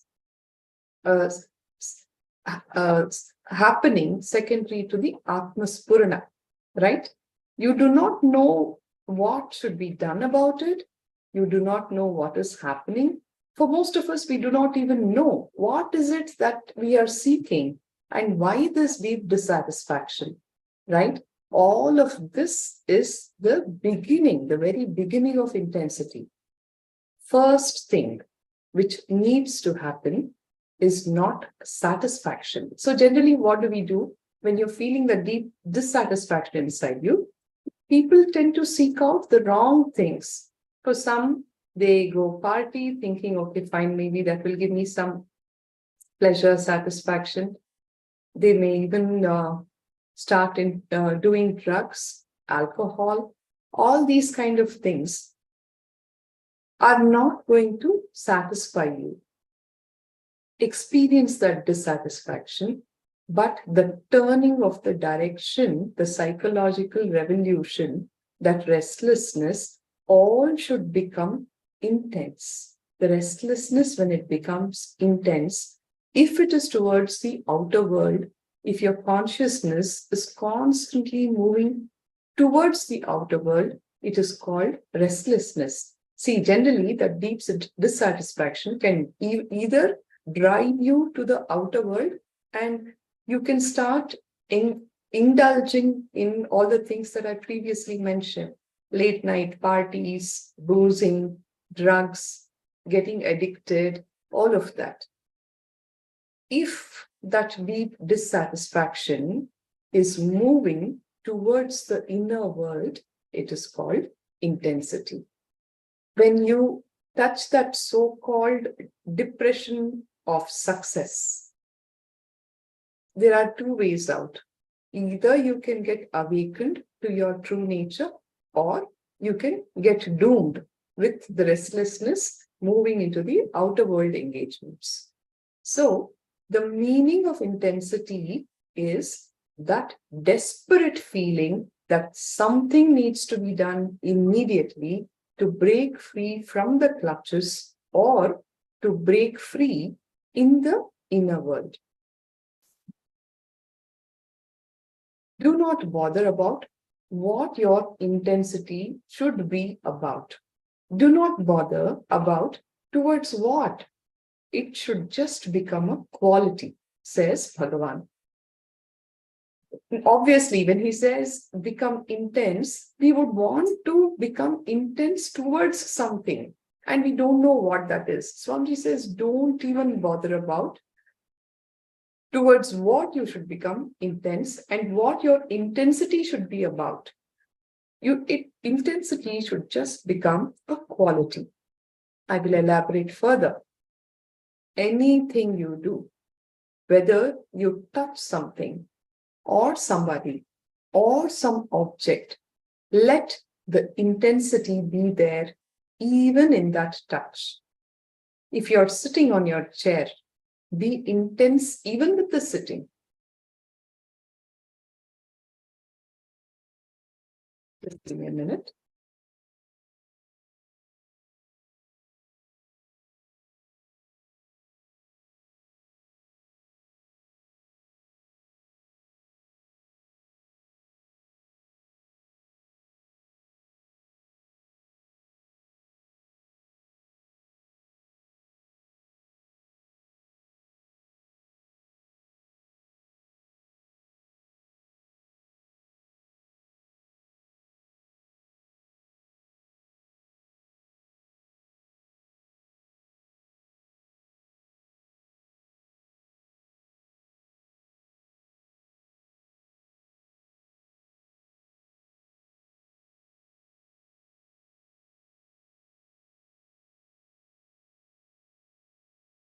Completing for the interruption.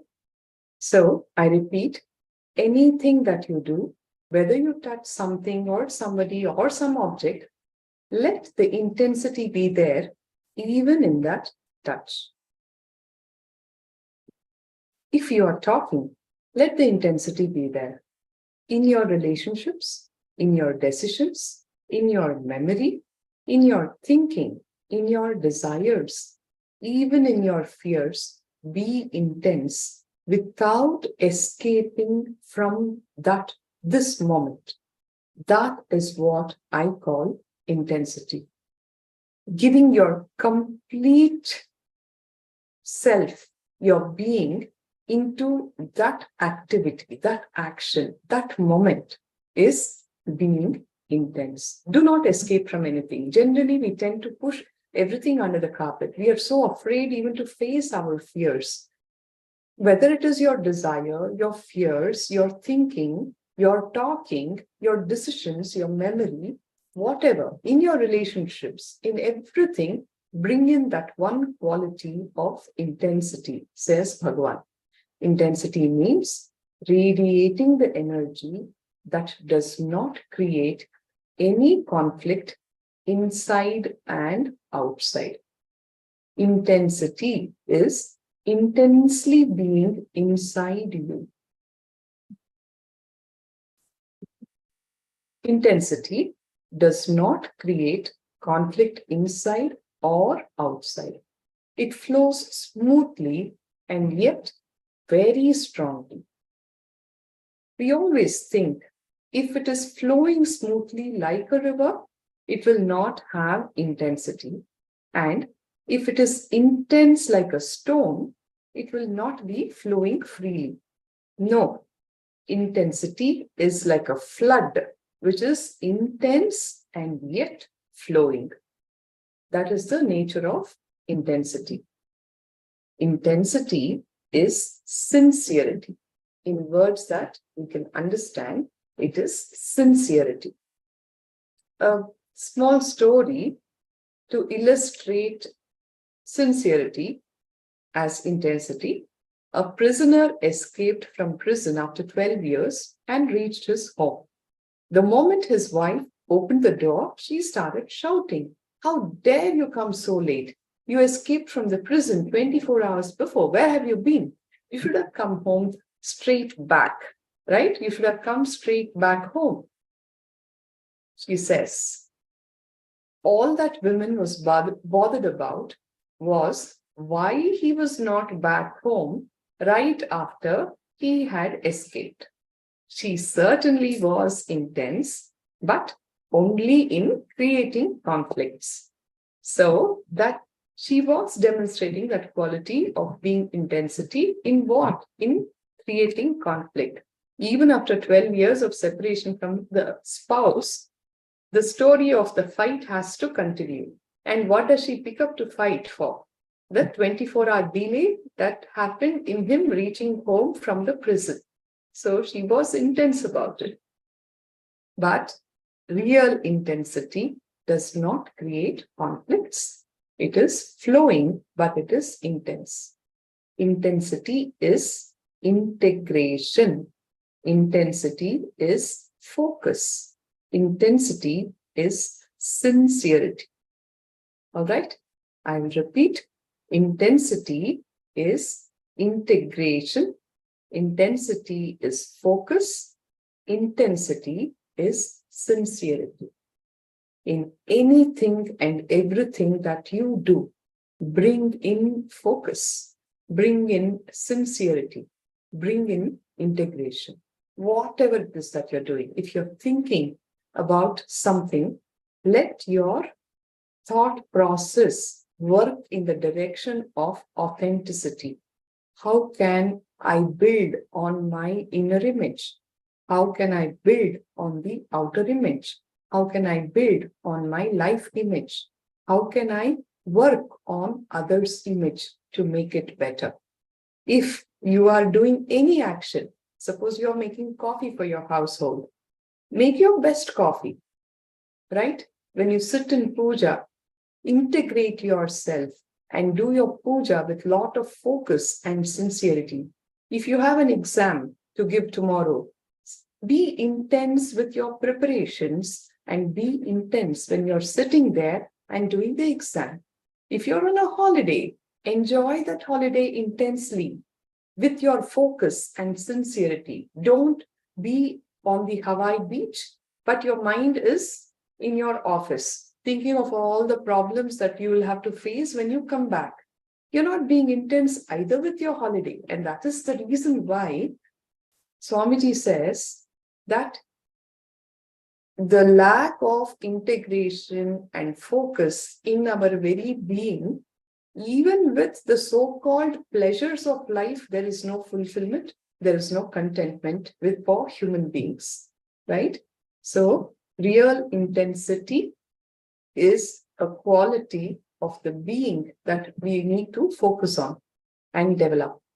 The father of yoga, Patanjali, says, success is nearest to those whose efforts are intense and sincere. Success is not just an accidental happening. Failure either is not an accidental happening. You are either working intensely and sincerely towards your success, or You are just waiting to fail because of lack of integrity, lack of focus, lack of sincerity, lack of authenticity, lack of intensity. So, Patanjali says success is nearest to those whose efforts are intense and sincere. You see, no river needs a navigator to the ocean. There is no signboard needed for any river. Here is the ocean. Take right, take left. Nobody is guiding them. Yet, all rivers reach the ocean. They reach the destination. When your whole energy moves in one direction as a whole, you can move easily. When you are intense and ready to flow, you will achieve the goal. That's all. It's very simple. Truth of life. When your whole energy moves in one direction as a whole, you can move easily, because when you are intense and ready to flow, you will achieve the goal, and that's it. Usually, intensity leads to a solid feeling. You may be intense, but you may have lost the ability to flow. You are intense, but you don't know how to flow. You lost the ability. Or you may be flowing, but you have lost the intensity. I know I want this, and I'm making efforts in that direction, but you're not being intense. Or you are very intense in your thought process, your plans, your skill, everything is in place, but you have lost the ability to flow. See, you may be intense, but you may have lost the ability to flow because you are driven by your ego. You are determined to achieve what you want, but you have your own rigid ideas about how to get there.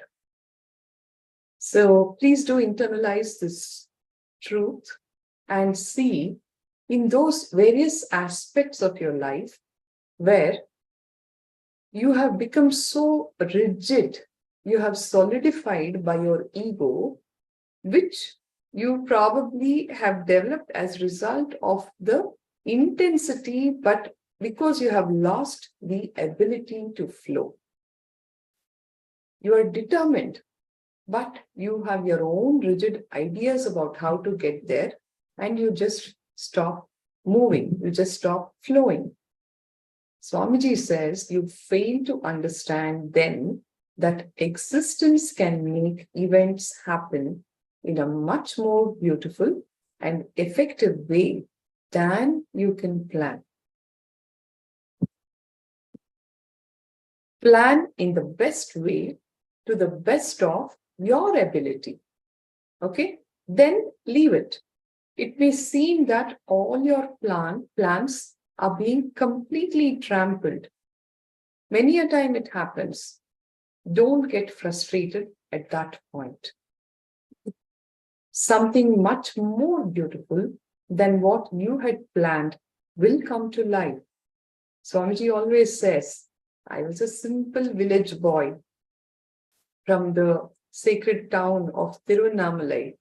If I was just left where I was, I would probably sitting there in the temple and probably healing and blessing a few devotees who came, and trouble spewed up with all the anti-Hindu forces. He came, he built the bigger Bidadi ashram, so many ashrams happening all over the world. And whenever those attacks happened by the anti-Hindu elements, never once did Swamiji ask the question why. And his intensity just became bigger, and much bigger. Intensity, sincerity, focused, integrated approach, knowing that something more beautiful than what I have planned will be coming to my life. So the other possibility is that you may be flowing, but you may have lost the intensity. This is where most of us find ourselves. A case with people who have no focus and just waste their energies getting distracted by anything that comes by. Every one of us is very busy these days, like empty-headed chickens. Everyone is running here, there, everywhere. We are flowing, but zero intensity with life, isn't it? So these are the two possibilities. Understand, water becomes steam only at 100 degrees Celsius. Even at 99 degrees, it is still water. It does not transform to steam. In the same way, if you are not integrated in seeking, all your energies are not integrated, the total transformation cannot happen. You have to do everything that is under your ability. Then he gives. But till that point, you have to make that intense effort, integrating all of your energies for that total transformation to happen inside you. So with all these understandings, we will now take up some activity and follow it with and understand. Take up something and follow it with full intensity. Okay? For the next 5 minutes, all of you, you'd be sitting with your laptops at your table, isn't it? Don't bother about anything else. Just clean your table intensely. It could just be like rearranging the laptop, your camera, your microphone. You may be postponing it or saying, no, I'll do it after class, or feeling tired, saying, before Swamiji's session, I will do it. Whatever the reason, just throw all your reasons out of the window. Now is the time. Intensely sit and clean your table. I'll give you 5 minutes to do this. Whatever is need to be rearranged, dusted, arranging your camera, your microphone, all of that. Just start doing it intensely. Just for the next 5 minutes, decide, this is all that is there to my life, and I will do it fully. When you think like this, it may be that you feel time will not be sufficient. How can I do this in 5 minutes? No, don't say those words. Remind yourself the goal.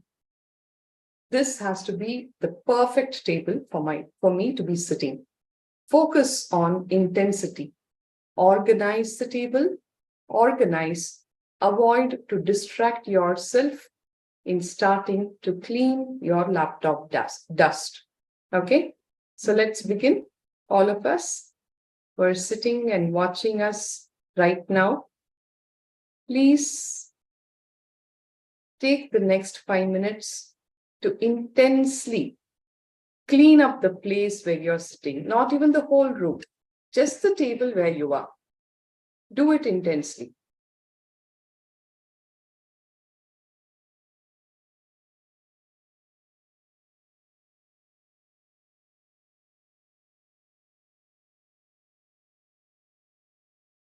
Understood what intensity meant? Doing it with integration, with focus, with all sincerity.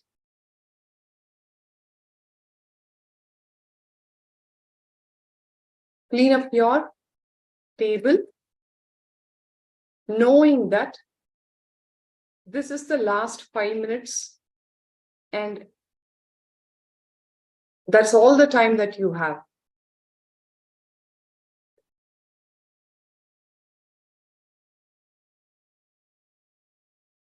You might have postponed this action for a long time now.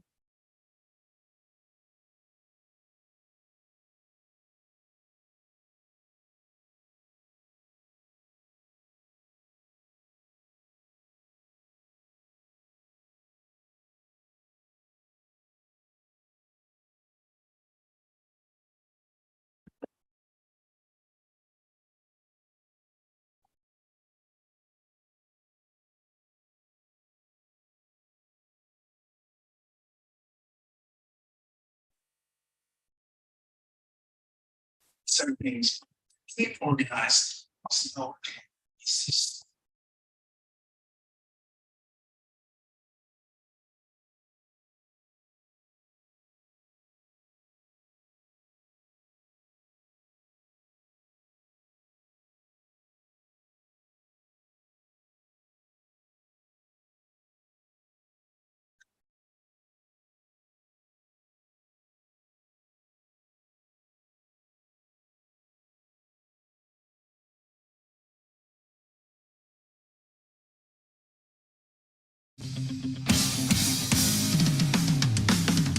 Up the table.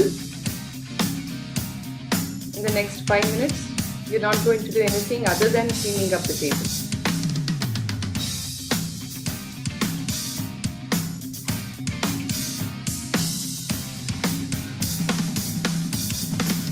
Intensely do this job, organize it.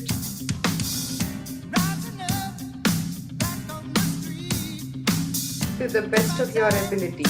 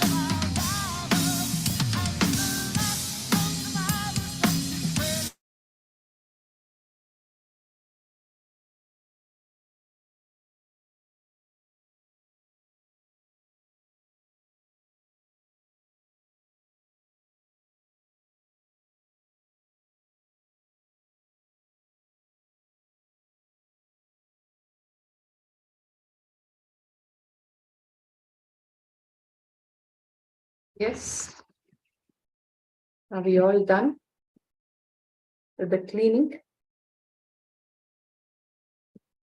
So many times we miss our goal with distractions. When distraction comes up, keep the focus on your inner space. See what all chatter is coming up as you pick up that stale coffee mug that you just kept next to you. Just see the emotion. Not wanting to clean that mug is making you distract yourself to cleaning the laptop dust. Look into your inner chatter. Some completion is again and again coming up and distracting you. So, understand how your incompletions are also stopping you from being intense in any action that you would want to do, and how easily we tend to get distracted even when we are doing some work with a conscious awareness of doing it intensely, doing it in a focused way. And that is why we have to develop a burning intensity. There is a beautiful story from out of the ancient Vedic texts. A disciple goes to a master and asks him, "Master, give me enlightenment." The master just says, "Tat-tvamasi." 9 times he repeats that Mahavakya, Tat-tvam asi, which means thou art that. It is called a Mahavakya, the statement that straight away gives enlightenment. The Vakya or the statement that straight away leads you to the experience of the Mahat, the cosmos, is the Mahavakya. Mahavakya is the Vakya or the statement that straight away leads you to Mahat, which is the cosmos. So Tattvamasi, Soham, Sohamasmi, Om Nithyananda Paramashivoham.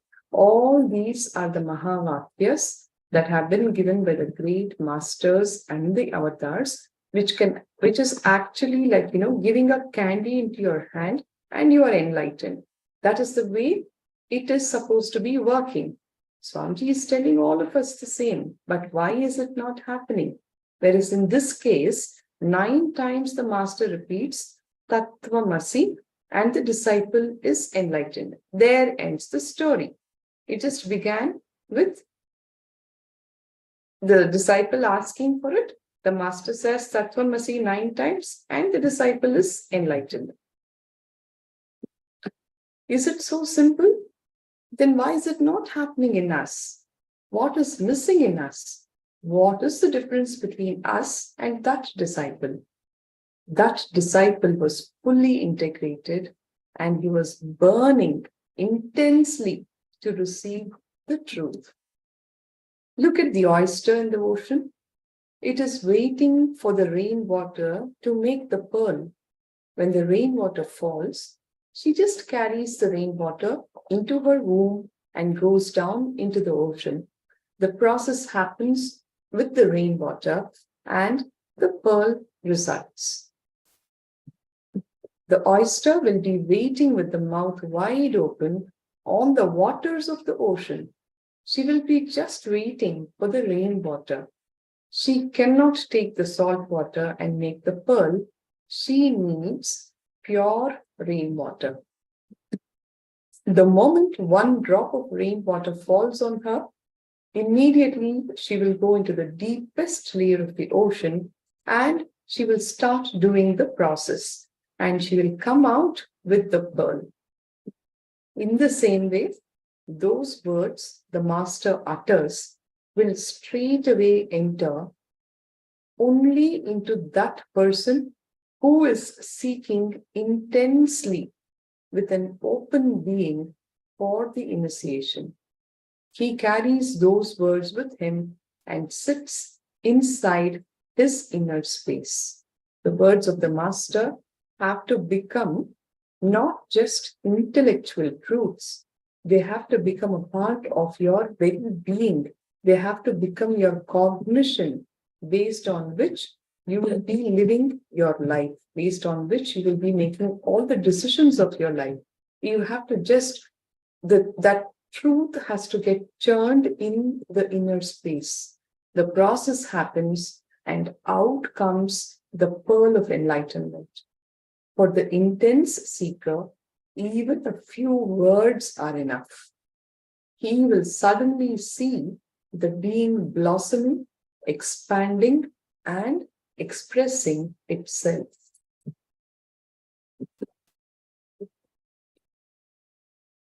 The intensity and the openness of the disciple are like the wide open mouth of the oyster. The words of the master are like the rainwater. When the words of the master enter the being of the disciple intensely burning for the truth, the pearl of enlightenment happens.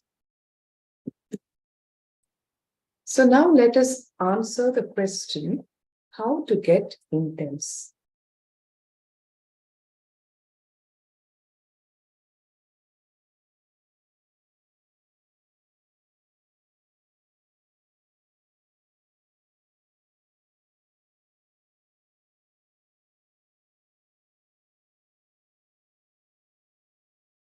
To get intense.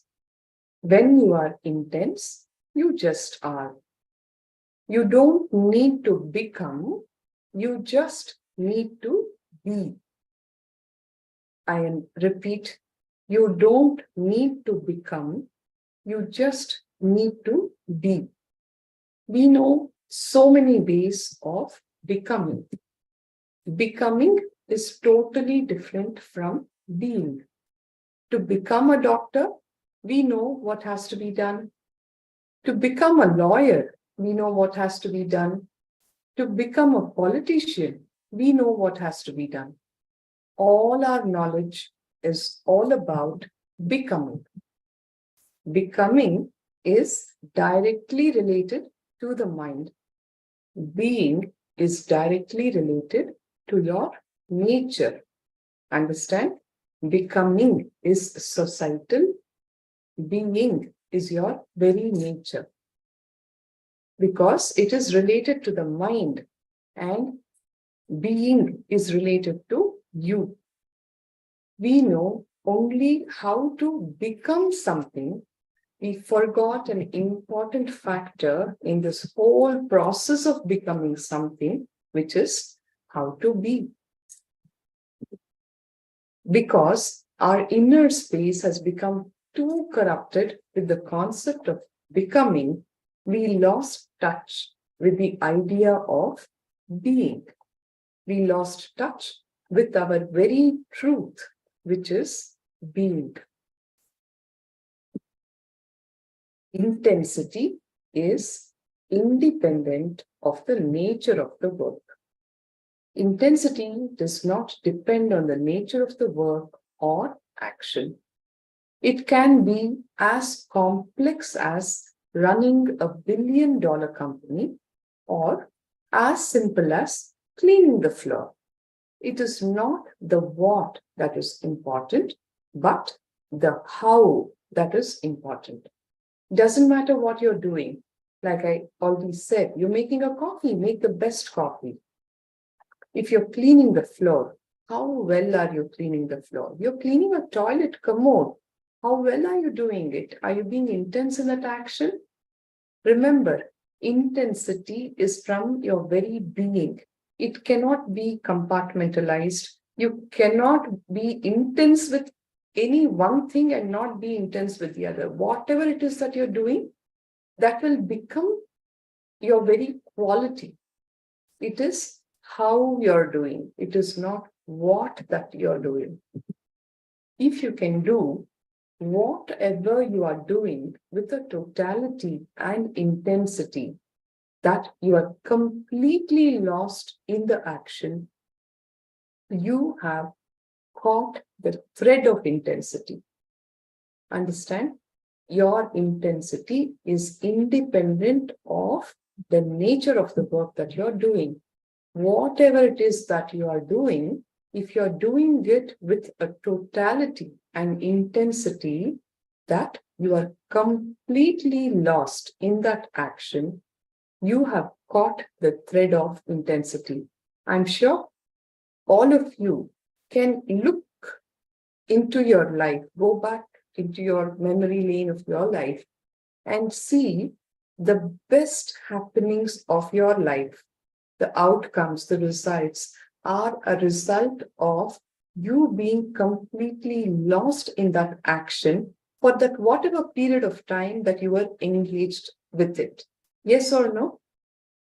So many good outcomes that have happened in your life has been a direct result of your intense action during that phase.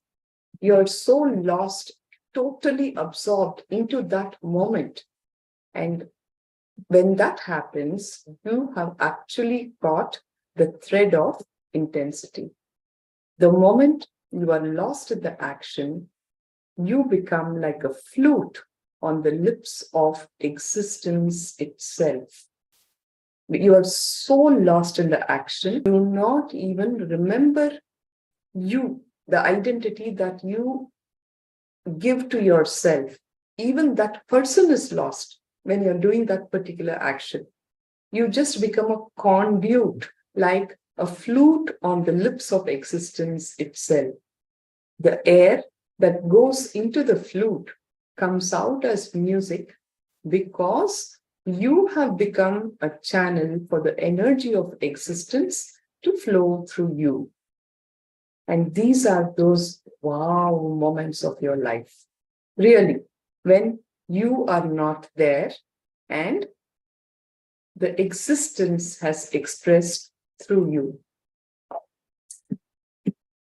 Be total and be intense. That is all that is needed for the arrow to hit the target, whatever it may be, anything at all. When you are total and intense, you will achieve the goal. An interest can be lost, but never intensity. Understand, many people ask, what is the difference between interest and intensity? Bhagavān says, an interest can be lost with time. You start off with something, and initially when you start, like you're really very excited about the newness of it, possibly. But over a period of time, it's all gone. It fades away because interest comes from the mind. Intensity comes from the being. After a while, maybe short or long, you get fed up with your own interests. With intensity, it is a thirst of your being. It transcends the rationale of your logic. Even you will not know. Intensity is a call from deep within. The more you have to wait for it, the more the thirst grows, the more the fire flares up. The power of this intensity is what gives the laser the tremendous power to even burn a hole through metal, isn't it? At the same time, it is a controlled focus. See, with laser, you can do very delicate operations like a cataract surgery removal in the eye. Just imagine, even the smallest distractions in this process of the cataract removal is a big loss. The same laser you can use to remove a cataract, perform such a delicate surgery, or the tremendous power of the laser, you can even burn a hole through the metal. It is the power of that intensity. And that is what gives it the power to do both big and small tasks, delicate tasks as well. So now is activity time for all of you.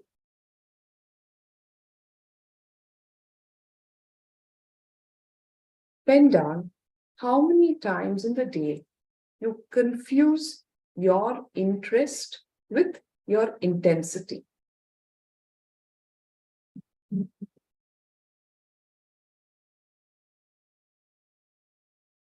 We'll give you an example also to be following with the understandings that you have received so far. I'm sure it will be easy for you to demarcate or differentiate what is your interest and are you really intense? How many times you've been confusing the two to be one and the same? Your interests keep changing with time. They have their flares, their ups and downs, because all of it is directly from the mind, whereas intensity is from very deep within. It is from your very being. You thought you were being intense with something, but after some time you realized it's no longer what you want. It's not interesting you anymore. And that is when you understand it's only your interest and it's not your intensity. Right? I'm sure all of us can now differentiate interest and intensity and how we have confused our interests only for intensity. An example, a new brahmacharini received a guru vak to study law, dharma shastra. Now, her past experience with law is that it's a waste of time, illogical, dependent on the situation, ad hoc basically. This lack of interest is creating the delay in execution of her guru vak. She starts in the morning committing, no, today I will spend an hour and update. And then when the book comes in front of her, she is sound asleep, fast asleep. An hour later, she finds herself miserable. She has convinced herself, this is not for me. This law and all is not my interest. With time, the guilt builds, corrupting her conversational relationship.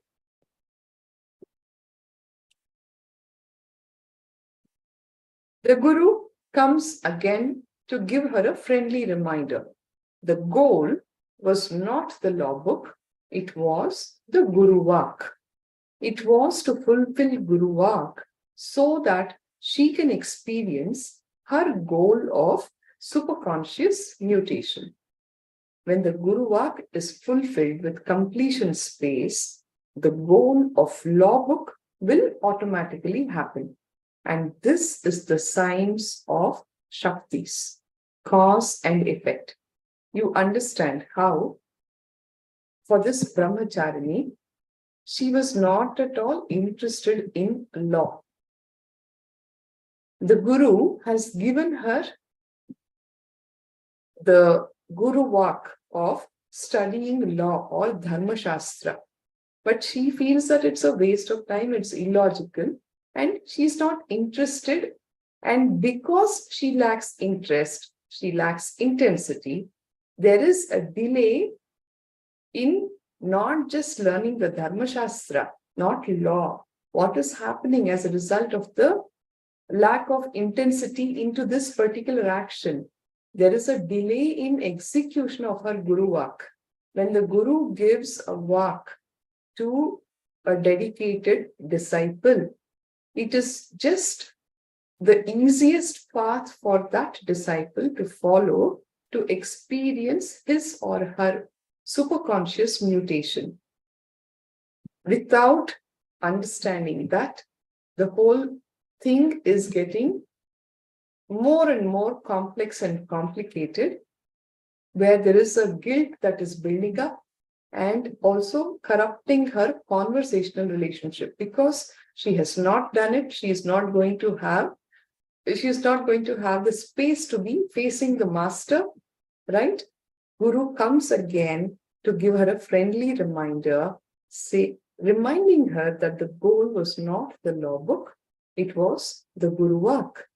It was to fulfill Guru Vak so that she can experience her goal of superconscious mutation. When the Guru Vak is fulfilled with completion space, the goal of the law book will automatically happen. And this is the science of Shaktis, the cause and effect. So now, pen down in your life where you have missed the intensity due to delusion of interest.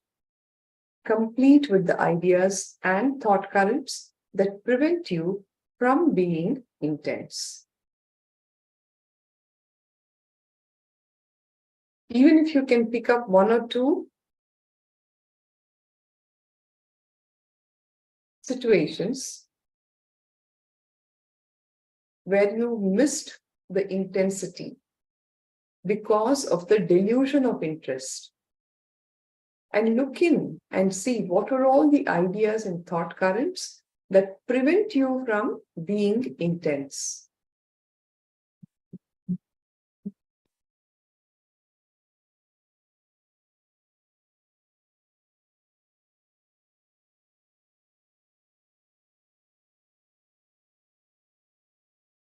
Even if you could identify one or two, with all the understandings, you will be able to extrapolate it into various aspects of your life and bring in completion and become intense. Bhagavān, out of his immense compassion, gives us another easy technique to live intensely, or rather a very practical technique to live intensely. How? A powerful, simple technique. It is so simple that your mind cannot find any excuse to escape.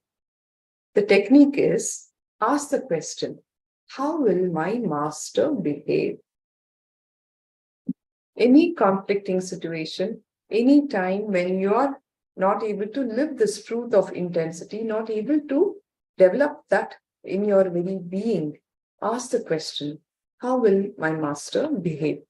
In any situation, ask yourself, how will master respond? How will master face the situation? Do the same. You will see that a new door opens. And this is what I call living enlightenment. You don't need anything else. This one is enough. Even if you are sitting, if thoughts come up, ask your mind, if Master is sitting, what will be coming up? Naturally, silence. Then, why are you thinking? Be silent, that's all, nothing else. The Master is the space. He doesn't really have a mind. There is no thought process. He's the pure channel through which the Parashakti, the existential energy, manifests through him. When you're sitting for meditation, say, and you're struggling to meditate, thoughts are coming up, just say, how will my Master sit? Naturally, your body will get into the same posture that the Master sits. You will sit in Padmasana. You will sit with your head, neck, and spine straight. You will see that you're not blinking as much because your thoughts have dropped. Naturally, silence will happen. That's all, nothing else. If your mind says, no, I know it is true, I know this, but it is too much, then think, if Master's mind says this, how will the Master behave? He would have finished the mind that moment. That's all. Just be very clear. Try this technique. Anything comes in your mind, ask, how will Master behave? Do the same. This is a meditation technique for all of us. Live the Master. Do not bother about any difficulty. At the most, what difficulty can come? Death. Just remember, how will the Master die?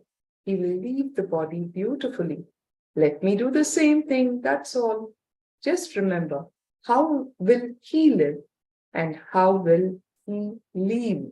Do the same thing. Living and leaving. Let's live like the Master and let's leave like the Master. Actually, this feeling connected is what gave me the truth and made me alive, intense and energetic. Practice this meditation every moment of your life and see how beautifully, how powerfully, energetically and intensely alive you will become. Live like the Master. Even in the worst of situations, at the most, what will happen? Death will happen. Huh? Okay, I'll also live like him. Carry this one message with you. How will the Master behave? Any problem can be solved with this one technique. This needs an intense feeling connection with the Master. But it is the most simple and most effective technique. Any problem can be solved with this technique. Anything in the internal world can be solved. The intensity of your relationship with Paramashiva, it will have love, it will have even a little fear, it will have some kind of devotion, begging, prayer, greed, fear, almost all emotions mixed together will be there. Use the strength of your relationship with Paramashiva for empowering your Sankalpa. That is what is called Mama Sankalpam Shiva Sankalpa Mastu, making my Sankalpa into Shiva Sankalpa. Use that strength of your relationship with Paramashiva for empowering your Sankalpa. Whatever Sankalpa that you make inside you, make that into Shiva Sankalpa, because he and you are one and the same. So with this, we now will have to conclude the session. All of you who have had the blessing of receiving this great prasadam from him, go ahead and share your Sakshi Pramanas on the SPH Nithyananda Paramashivam page. Share all the powerful clicks, messages, and Sakshi Pramana of your experience to encourage your friends and family and to receive blessings directly from the avatar. Use the hashtags Paramashivoham, hashtag KAILASA, and hashtag Nithyananda on all the various social media platforms, Facebook, Instagram, Twitter. The more we share, the more we will be enriched. These are the books that are available for download at nithyanandapedia.org, Living Enlightenment and Manifesting Shaktis.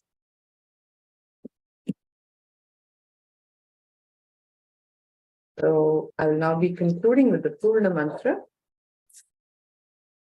Om Purnamada Purnamidam Purnat Purnamudachyate Purnasya Purnamadaya Purnameva Vashishyate.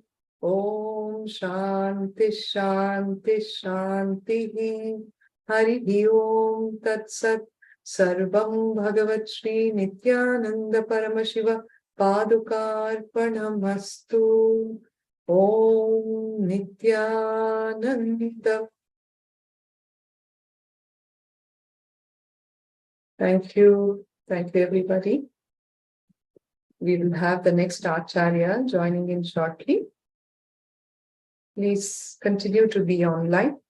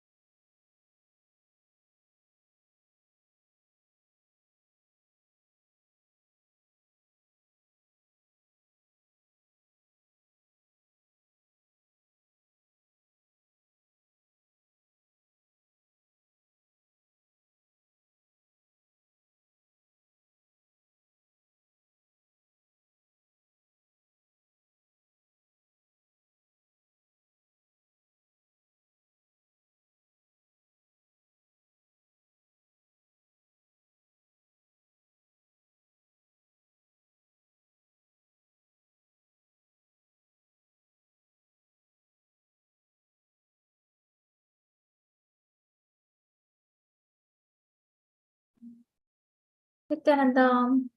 Nithyananda, Shivapriya. So, Ma Devarupa, are you done? Thank you, Ma.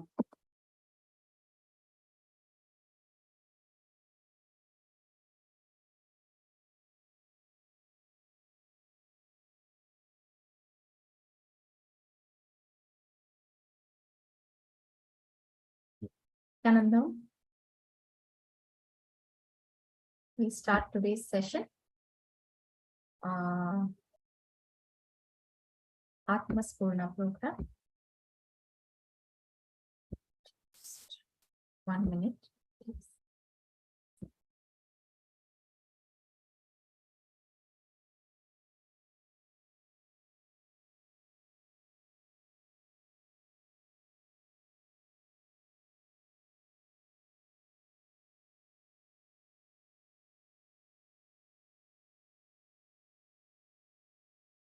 Nithyanandam, everybody.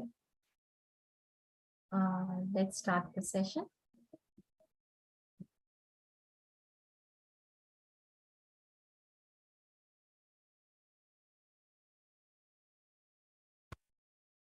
Yes, we start with the Atmaspurna program today. Let's start with Guru Vandanam.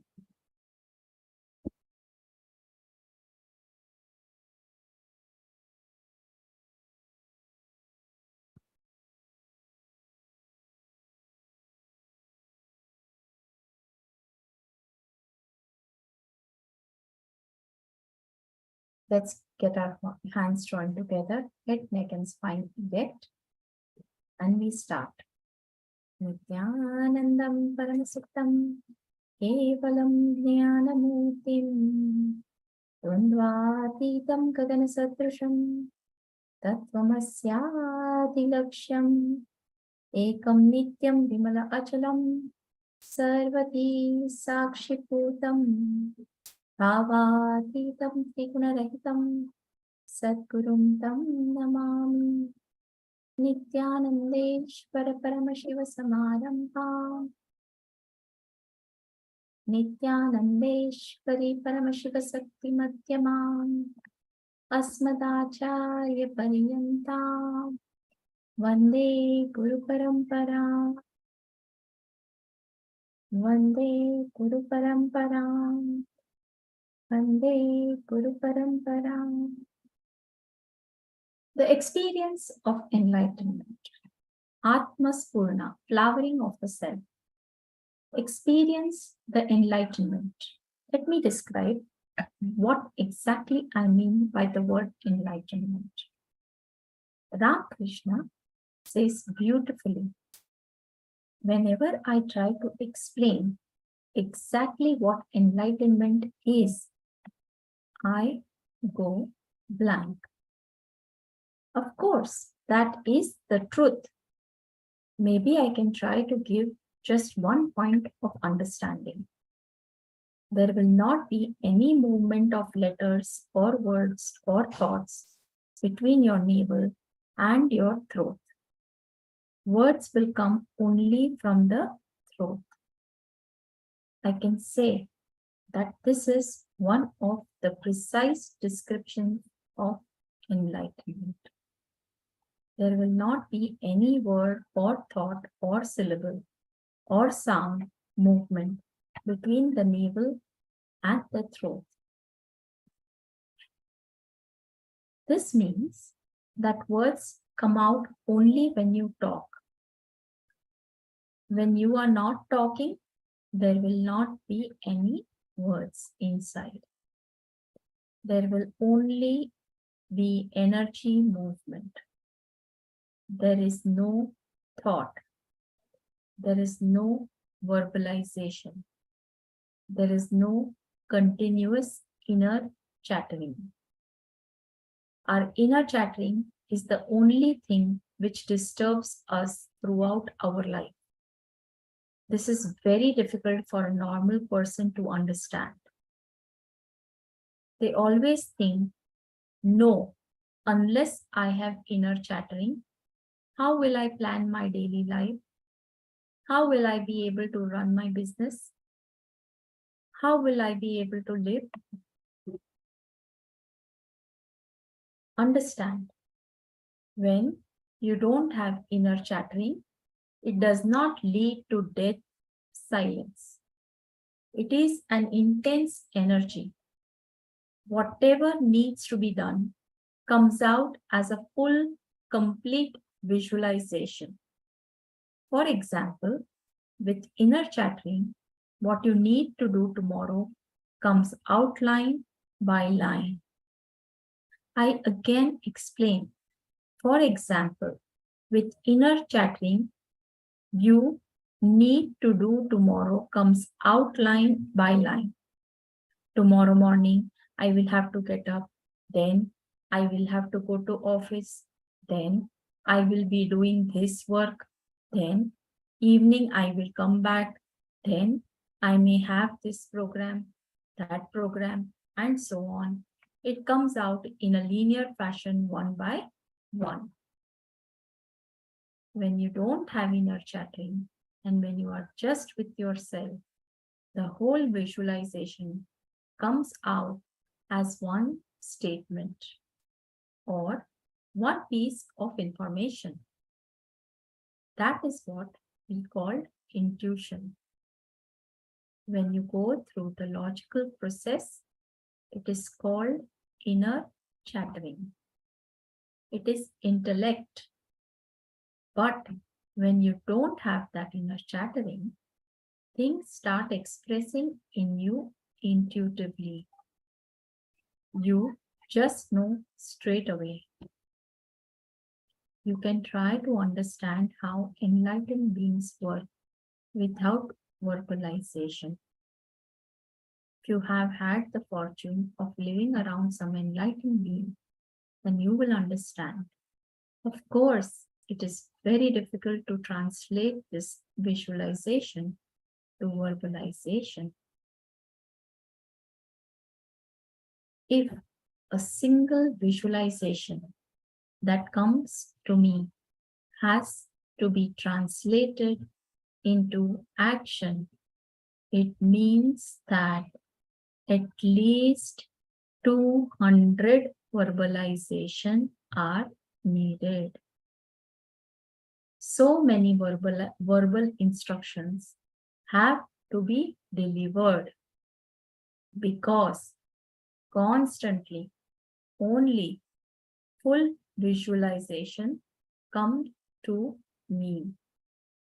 This is very difficult for a person who stays in the verbalization to grasp. All you need to do is continuously decide to relax from the verbalization just for a few moments. To tell you honestly, you need nothing else except this clear decision to relax. From it is time we understand that surely there is something more than whatever verbalization gave to our lives. See your property, your name and fame, your position. Everything was a gift to you by your verbalization. The thinking which you had is the one that gifted everything to you. I repeat this line, it is very important. The thinking which you had is the one that gifted everything to you. So you have a deep gratitude for verbalization. Apart from gratitude, you know the utility value of verbalization. You know it is paying and it's going to pay. It is going to add more and more continuously. The utility value is there. But all you need is the clarity that really there is something beyond verbalization and you want it. This clarity is more than enough. This conscious decision is more than enough. One more thing, I'm not asking you to drop verbalization the whole day. The moment I say that, you will be frightened. Then I have to add the Kshatriya part to the scriptures. No, all I am saying is that even if you can drop it for a few minutes, it is enough. Before starting to the office, just sit and decide. No inner chattering. Understand, you do not know the power of your intention. Everybody asked me, Master, I also decide no inner chattering. But that word itself is also one more inner chattering. How can I remove the inner chattering with more inner chattering? Answer. Understand that mind can kill the mind. Mind can indeed kill the mind. You can commit suicide, not physically, but mentally. If somebody asks, I have a life, how can any idea or thought arising in my life lead to my death?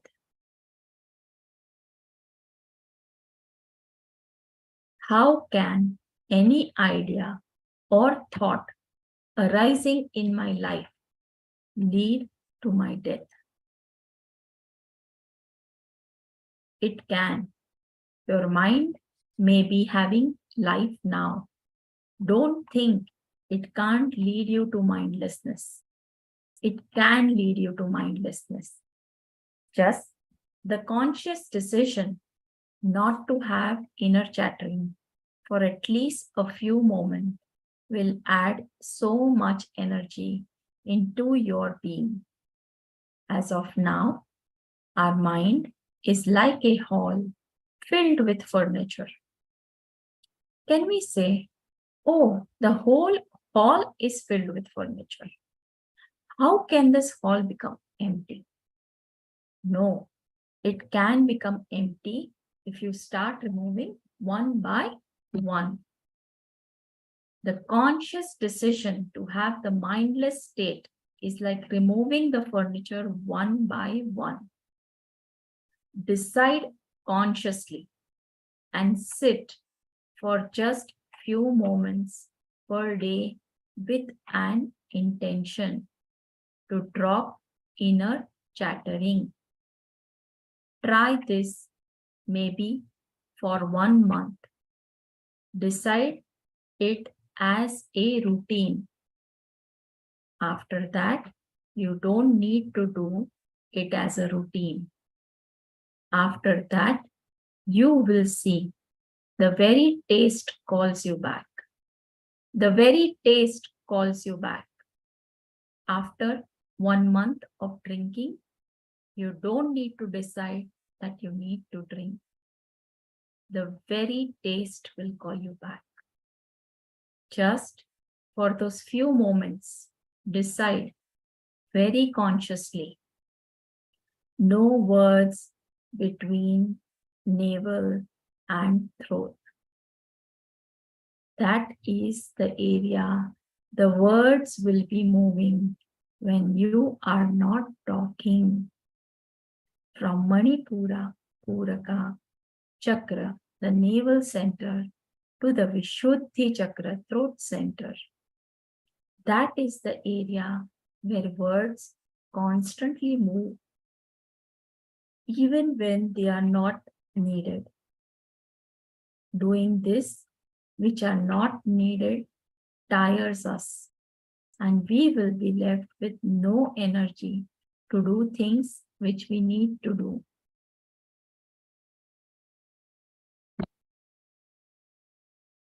Constant inner chattering tires us.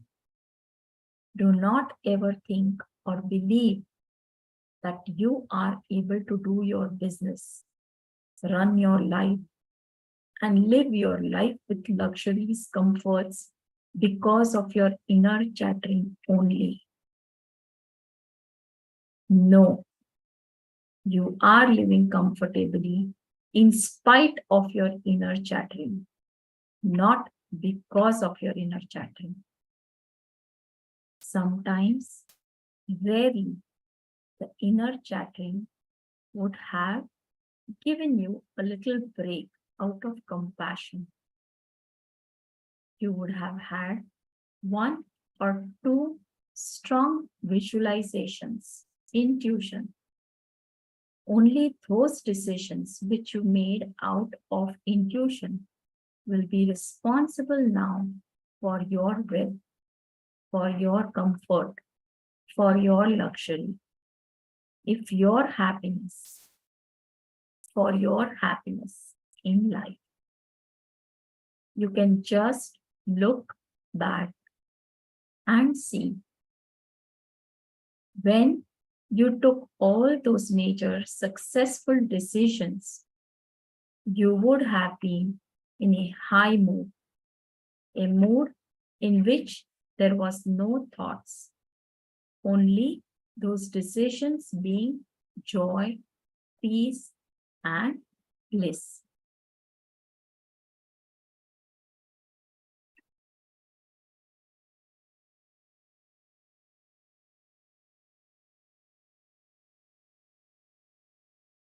Understand.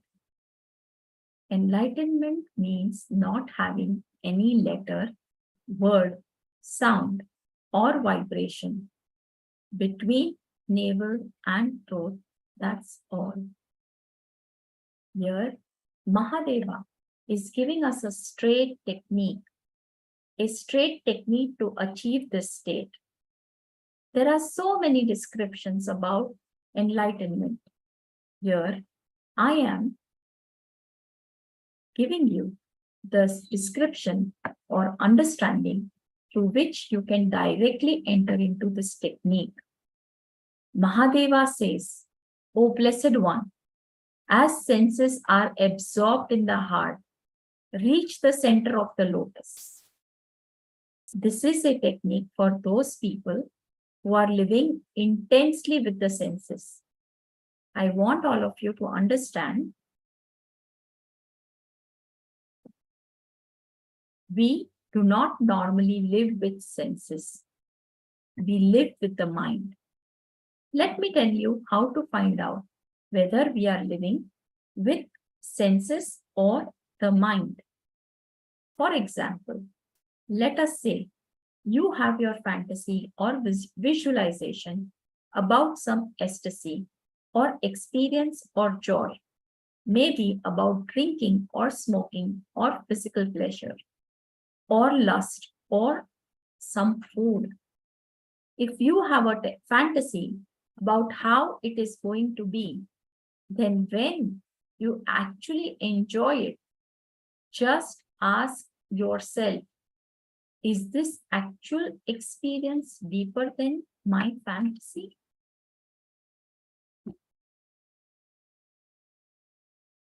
Right? If the actual experience is stronger than the fantasy about it, then you are living with the senses. When you are enjoying, if the actual experience is less intense than the fantasy about it, you are living in the mind. Fantasy is mind. Experience is senses. You yourself can find out whether you are living in the mind or in the senses. If you are living in the senses, enlightenment is easy for you. Unfortunately, we do not live in the senses. We have stopped living naturally because of so much of advertisement for almost anything. Ads for the food make your fantasies about food too big and experiences too small. So much of pornography makes your fantasy about lust too big and experiences too small. We have lost connection with the senses. We are living in the mind, cerebral layer. Our life is now centered in the cerebral layer. If a person who is centered on the senses, enlightenment or experiencing the reality, truth is a lot easier. Let me tell you a small story. It is not even a story. It actually happened. The truth. One priest who was working in a very famous temple in South India was not supposed to have non-vegetarian food, at least on the day of puja rituals. He had non-vegetarian food on one of the days he should not have, and the public saw it. And I was attending the program which that priest was supposed to conduct. Actually, he was invited as guest and decision-making authority for that program. So I had to decide the order of the rituals and who all should conduct them. So the public who saw him came and complained to me saying, I should not allow him to conduct that program as he had eaten non-vegetarian food. I called that priest and asked for explanation. Why did it happen? Usually during the ceremony days, they have to restrain from non-vegetarian food and have to keep up all the traditions. Of course, completely avoiding it is supposed to be the pure tradition.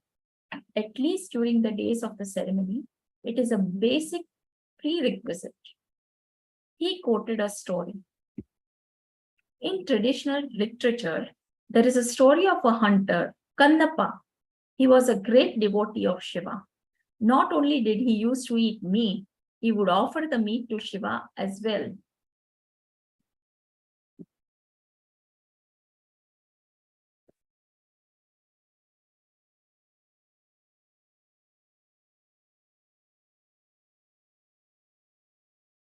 Well, so this priest told me, when Kannappa's puja is accepted, why not my puja?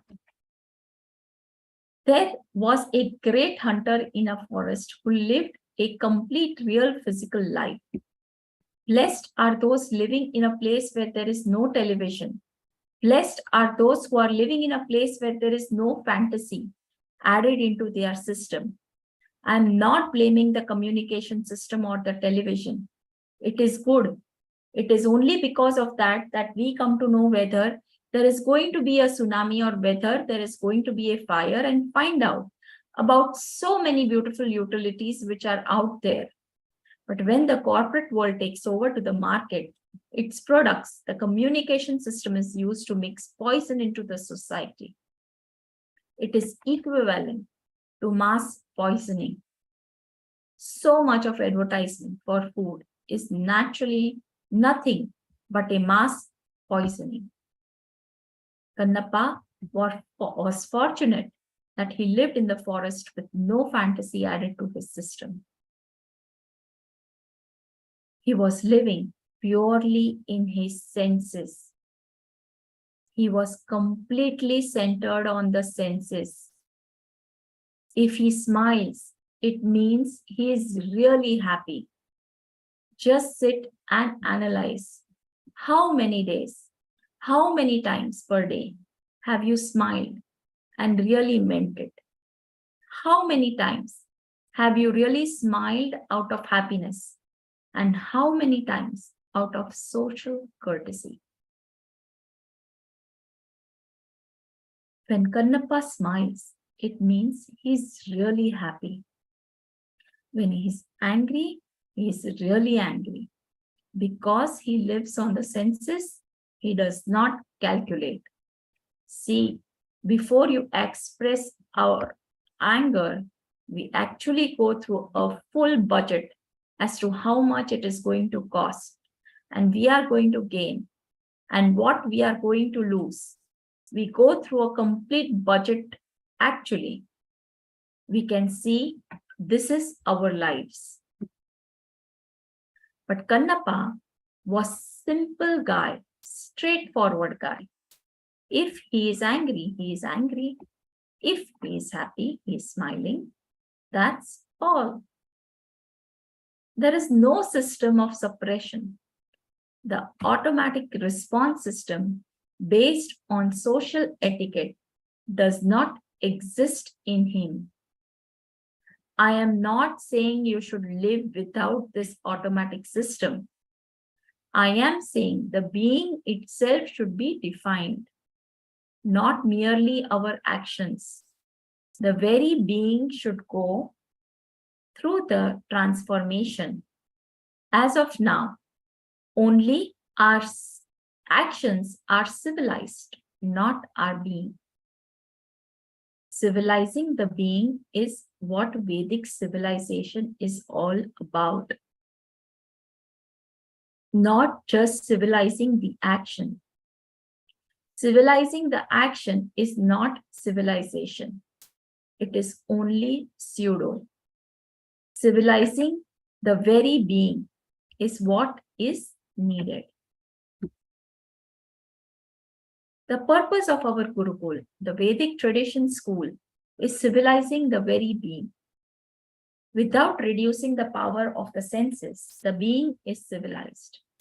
But in the so-called developed societies, the power of the senses has to be disturbed.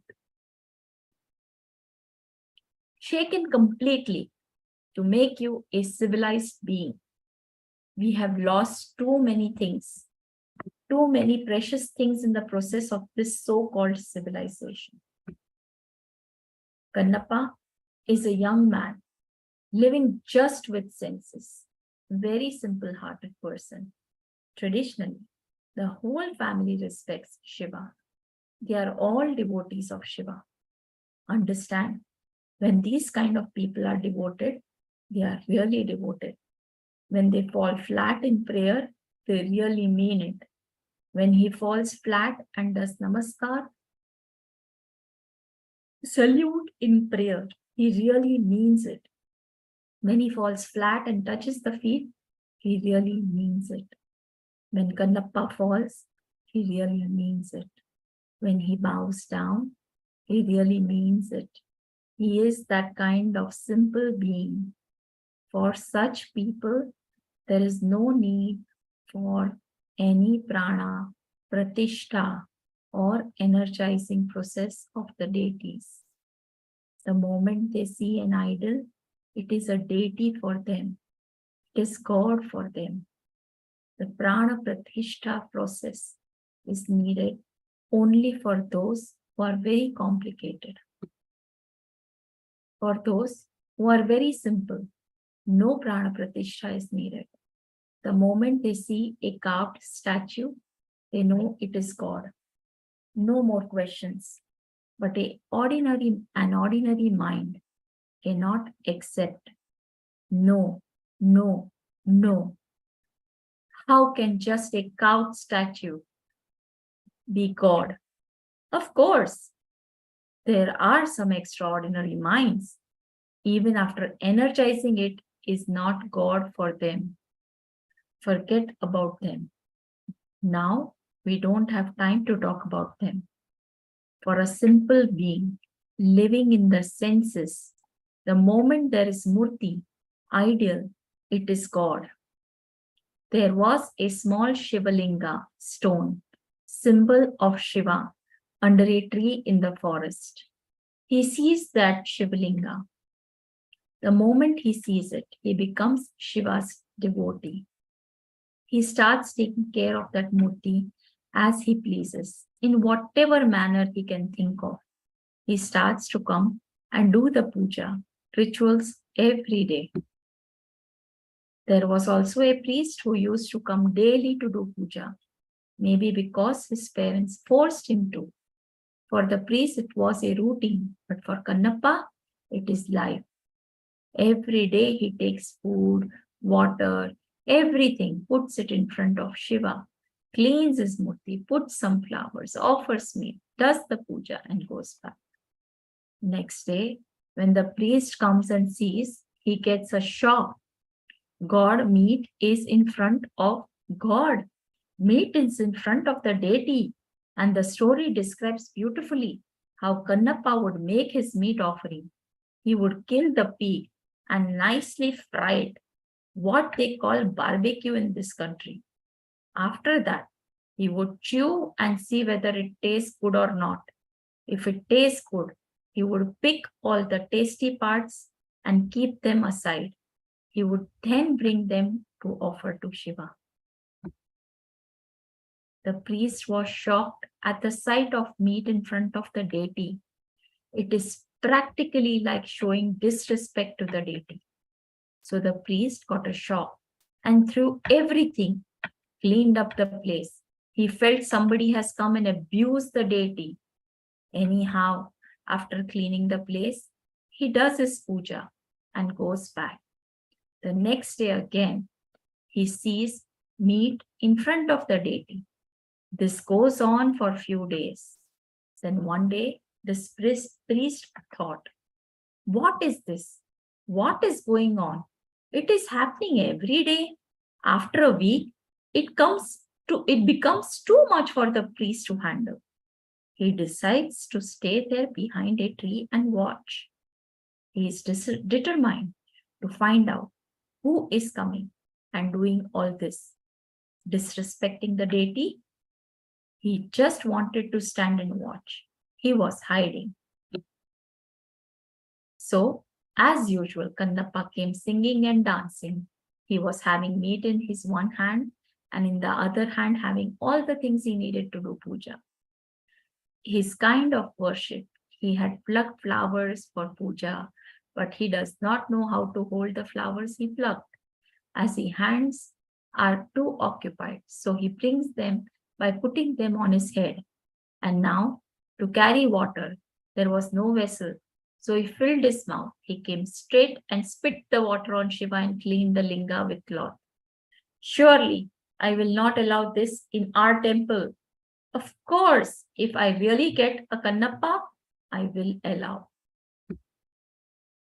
He wipes the Shivlinga, puts all the flowers and puts the meat. And the priest was watching from behind.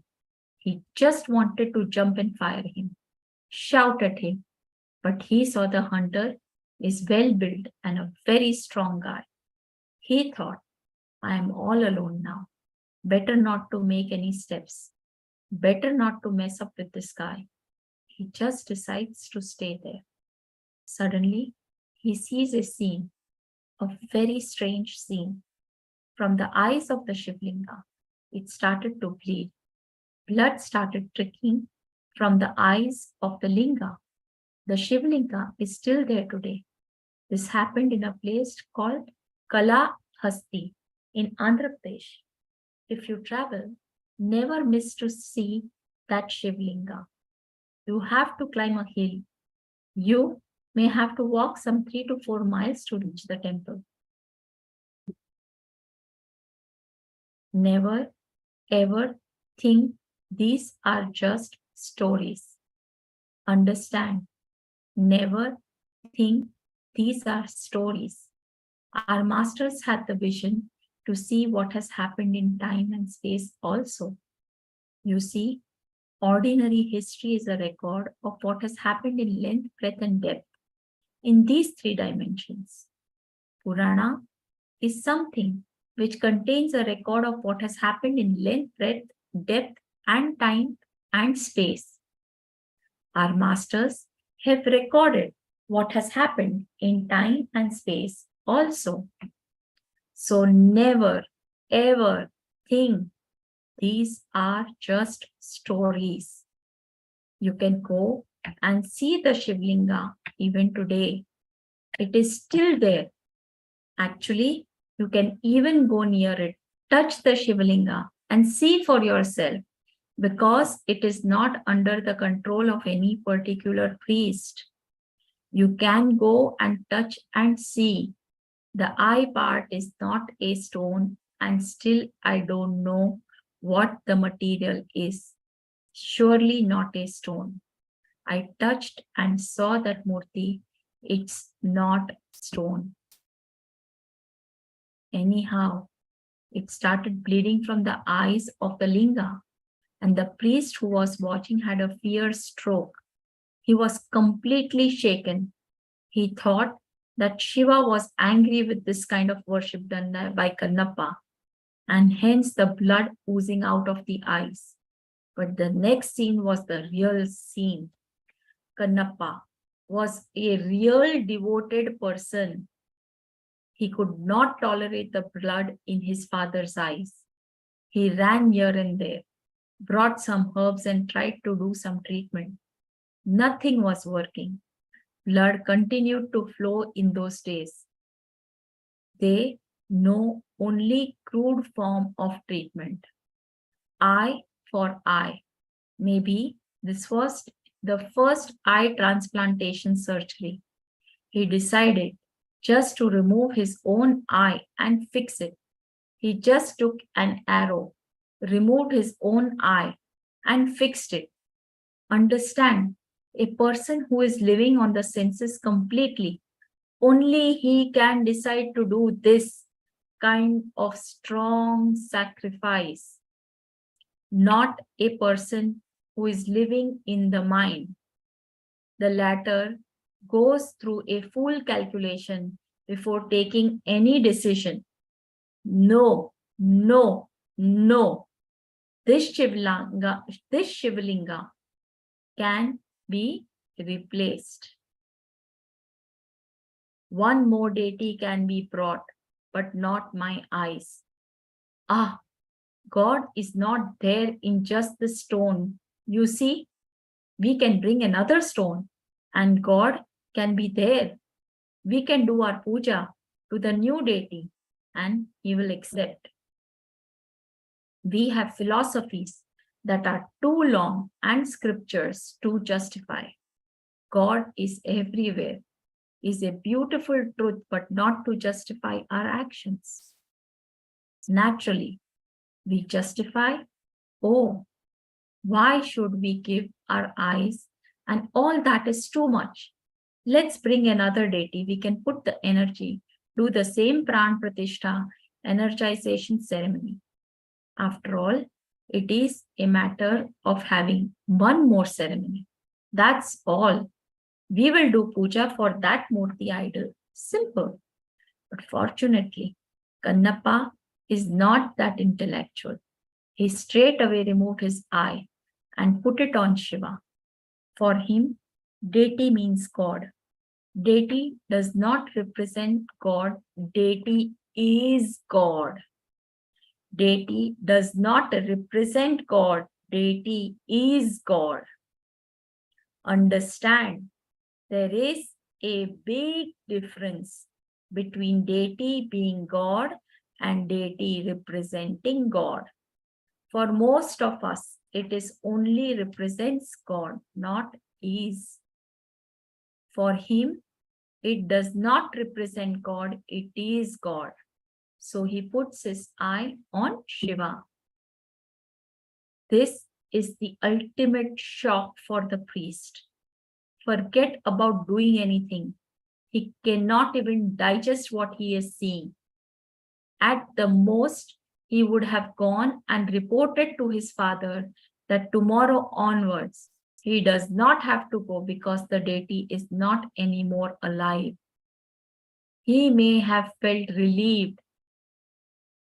The scene does not end here. It is not the climax. After he fixed one eye, it stopped bleeding from that eye. But now it started to bleed from the other eye. One eye got healed and the other eye started to bleed. Shiva is the kind who tests you till the very end.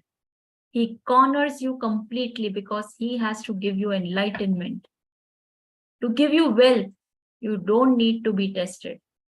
All you need to be tested for is whether you will be able to maintain it properly and use it. That's all. So Vishnu does not have to do too much testing of you. He can straight away bless you. All right, let him have what is there after all. See, to give ordinary weapons to someone, we don't need to do any check about the person's background. But to give an atomic weapon, a nuclear weapon, we need to perform a complete background check about the person who is going to be responsible. So it started to bleed from the other eye also. Kannappa did not even think twice. He did not hesitate even a little bit. He straight away decided to remove the other eye and replaced it. See the surrender and dedication. Namaha means I and mine are yours. When Kannappa says Namaha, it means Shivaya Namaha, means I and mine are yours. O Shiva, Ma means Mamakara, whatever is mine, and I is yours. That's what Namaha means. Only Kannappa is authorized to utter the word Shivaya Namaha. We have to say Shivaya minus my property, Namaha, minus my eyes, Namaha, minus my body, Namaha, minus all these things of mine, Namaha. Flowering of the self. When Kannappa says, he means, sorry, we'll go one slide back. When Kannappa says, he means it. When he falls flat and says Namaha, he means his body and mind belongs to Shiva. Very literally. Very literally. Actually, you don't need to remove your eyes. Keep them on Shiva and all. That's why in our Shivlinga, I did not keep any eyes. We will not have any problem. You don't have to do that. All you need is an intense attitude. That's enough. Nothing else is required. Attitude is enough. Shiva knows what to take from you, what not to take from you, and what to give you. Just the simple attitude of Namaha is enough.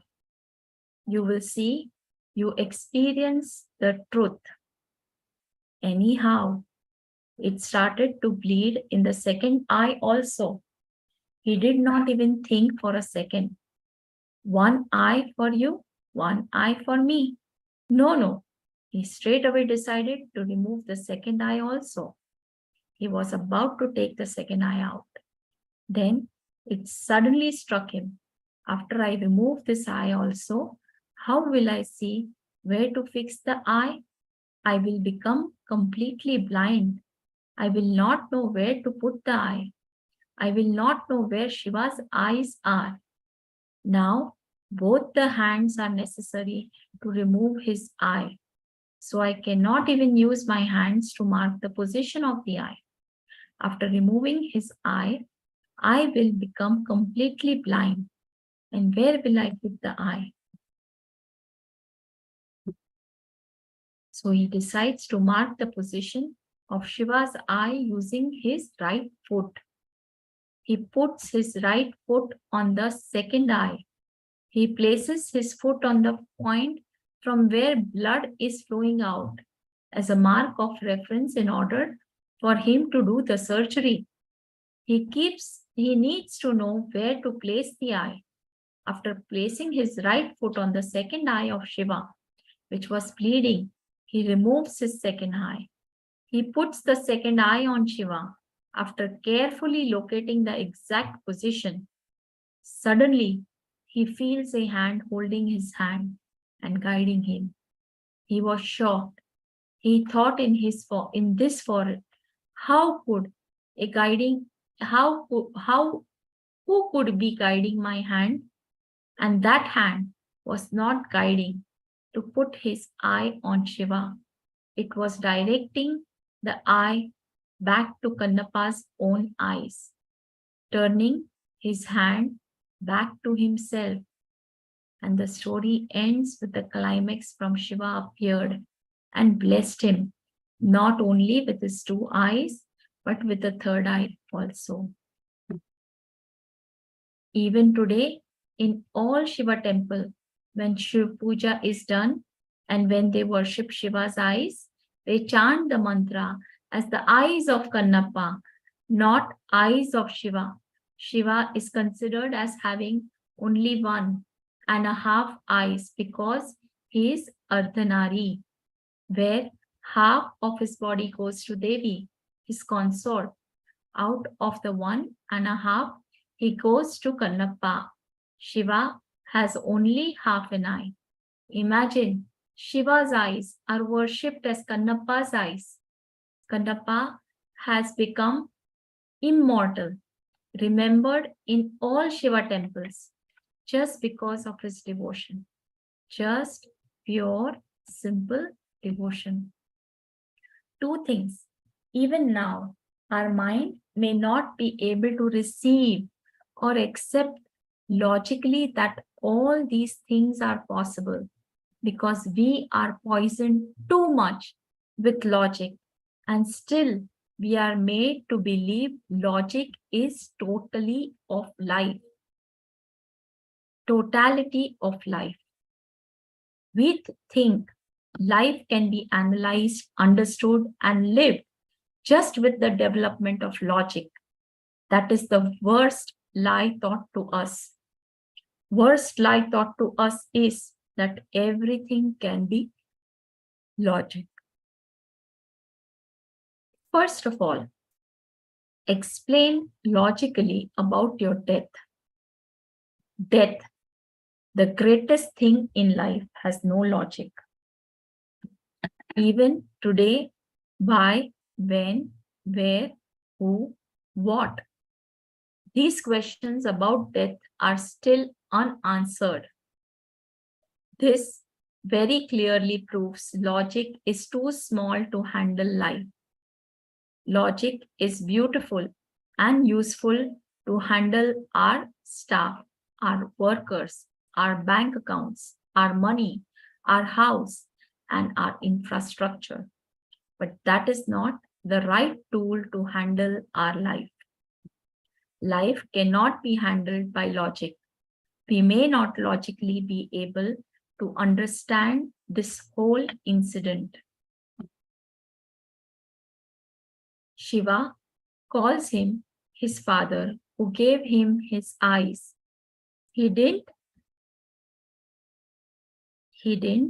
think of him as a child, but called him his own father. That is because he gave him a part of his body. Traditionally, Shiva has Kannappa as his father. There is another devotee called Kalya Kalamyar.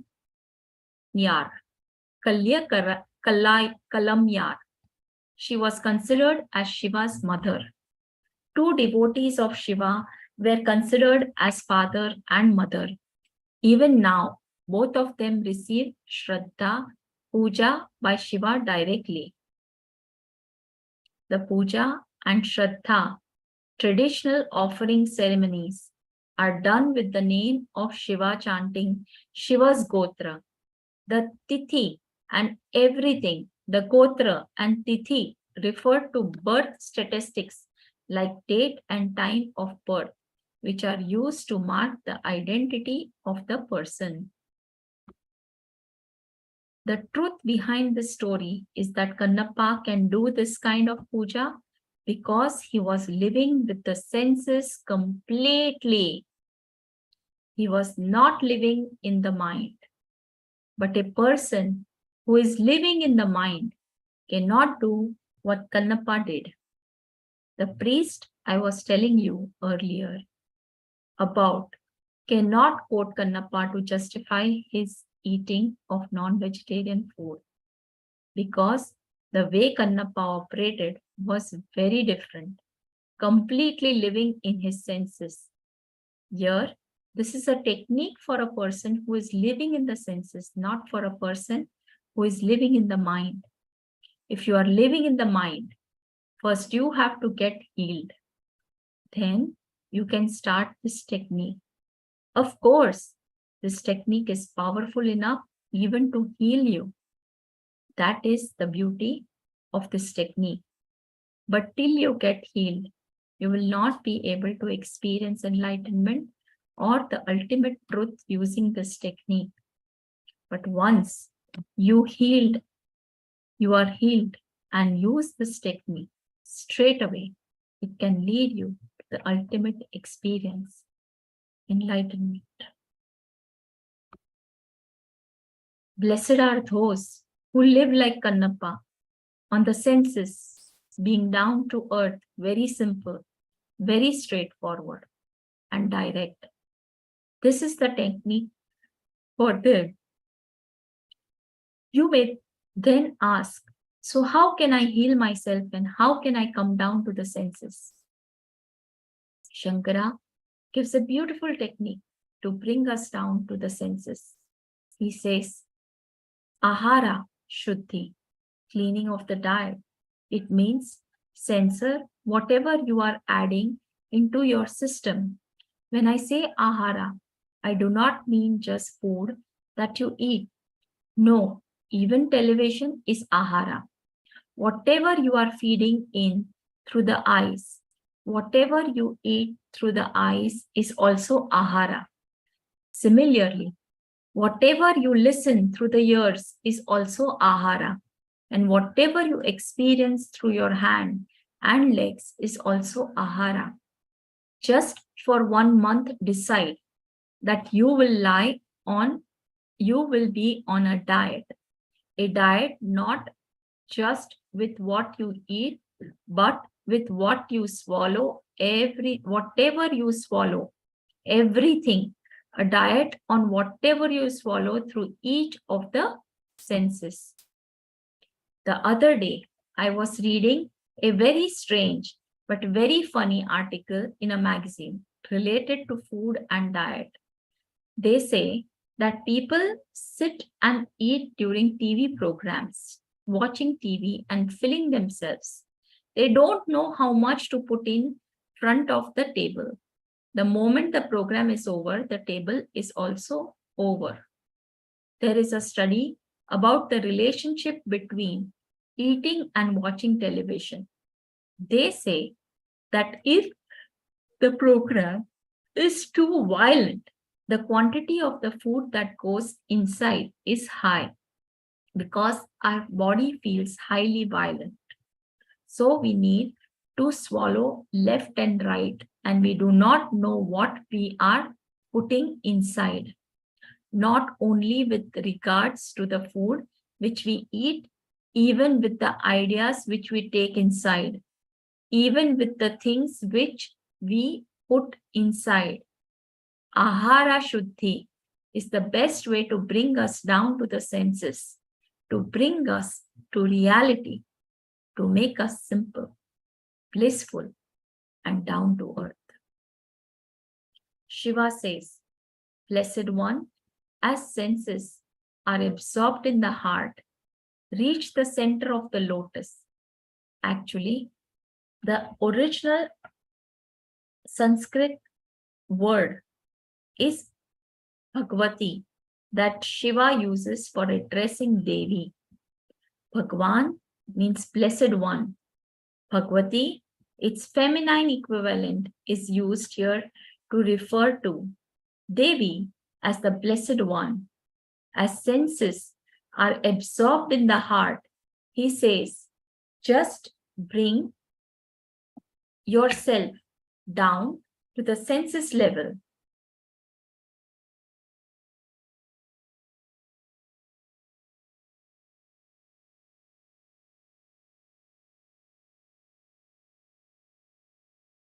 Oh, sorry for the interruption.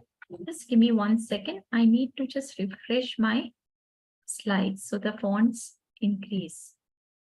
Just give me 1 minute, please.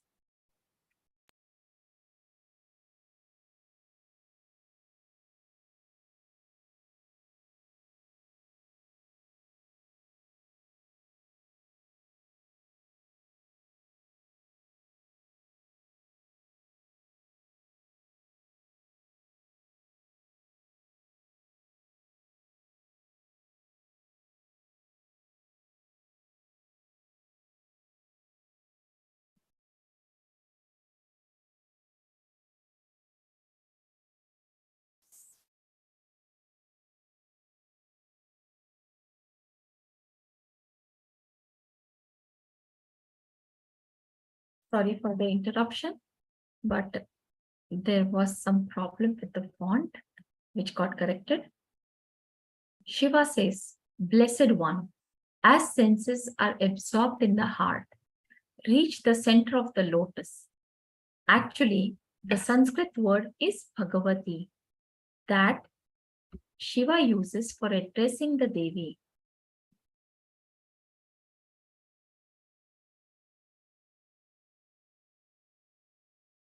Bhagavān means Blessed One.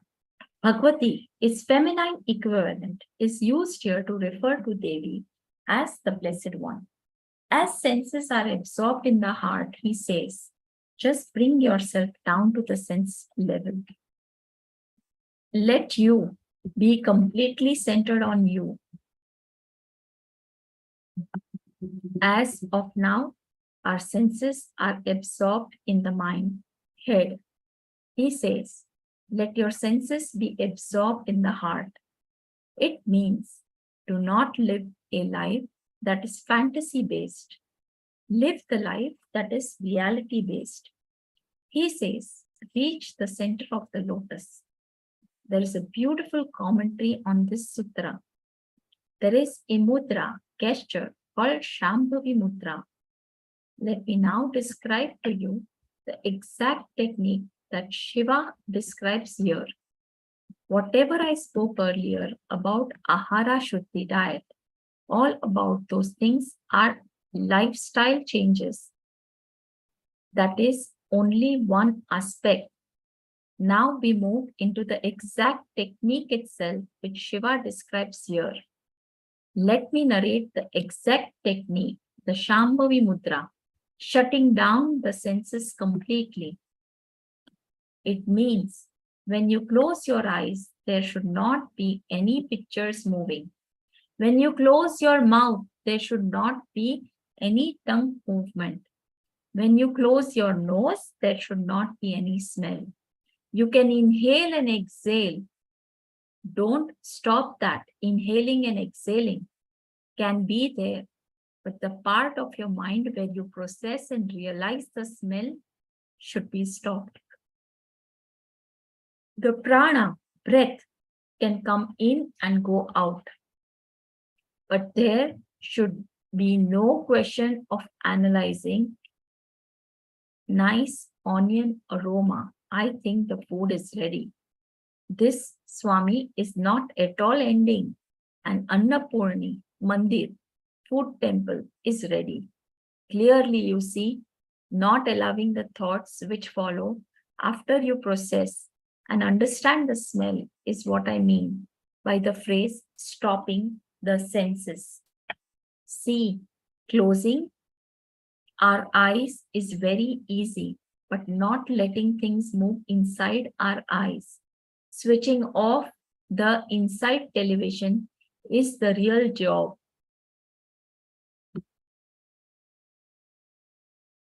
That is the real job. This whole technique you need to practice only for 5 minutes, not more than that. Not more than 5 minutes. You don't need. You need a strong faith, strong understanding that there is something more than what you can see. That is the thing needed. If we understand that there are some better states of consciousness which we can experience, even though we have not experienced now, that is enough. That is all you need to understand. Nothing else. As of now, you have seen 3 states: deep sleep, dream, and waking.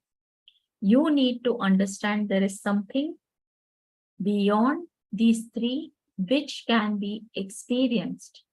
Here, Mahadeva says, enter into the Shambhavi Mudra. Now, I am going to describe the technique. Please listen intensely and internalize it. Sit straight. That will remove that slow mood of afternoon nap time. Except nose.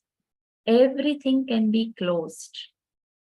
Nose should not be closed because the breathing flow should be allowed.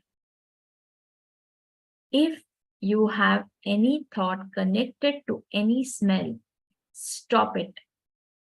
If there is any smell, our mind naturally tries to analyze which smell it is. If it is an incense smell, immediately our mind would jump to the incense and the person who sold us the incense, or who was buying incense from us, or the shop name and the person who was in that shop, and then some other person, and it will just go on and on. Stop any thought flow related to smell. Stop any thought flow related to seeing. It will be like almost you are slowly becoming the thoughtless being or the deep silent being. Let me explain the technique. Then you can start doing. You need to close your eyes and ears.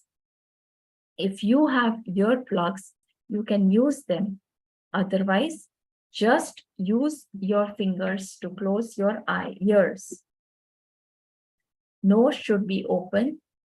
With the mouth, it is not just about closing it. The tongue should be completely locked. That is Shambhavi Mudra. Shambhavi Mudra means closing the ears, eyes, and mouth. Not just closing the mouth, but also lifting the tongue and locking it. There should not be even a slight tongue movement. See, if there is a slight tongue movement, you will see that there is inner chattering. If there is inner chattering, a slight tongue movement will be there. You may not be talking loud, but there will be that slight movement. Now, you have to block everything completely. All the 5 senses should be closed. How to close the sense of touch? Just take care of that. You are not touching anybody or any ornament or cloth is really tight on your body. It should not remind you that you are wearing them.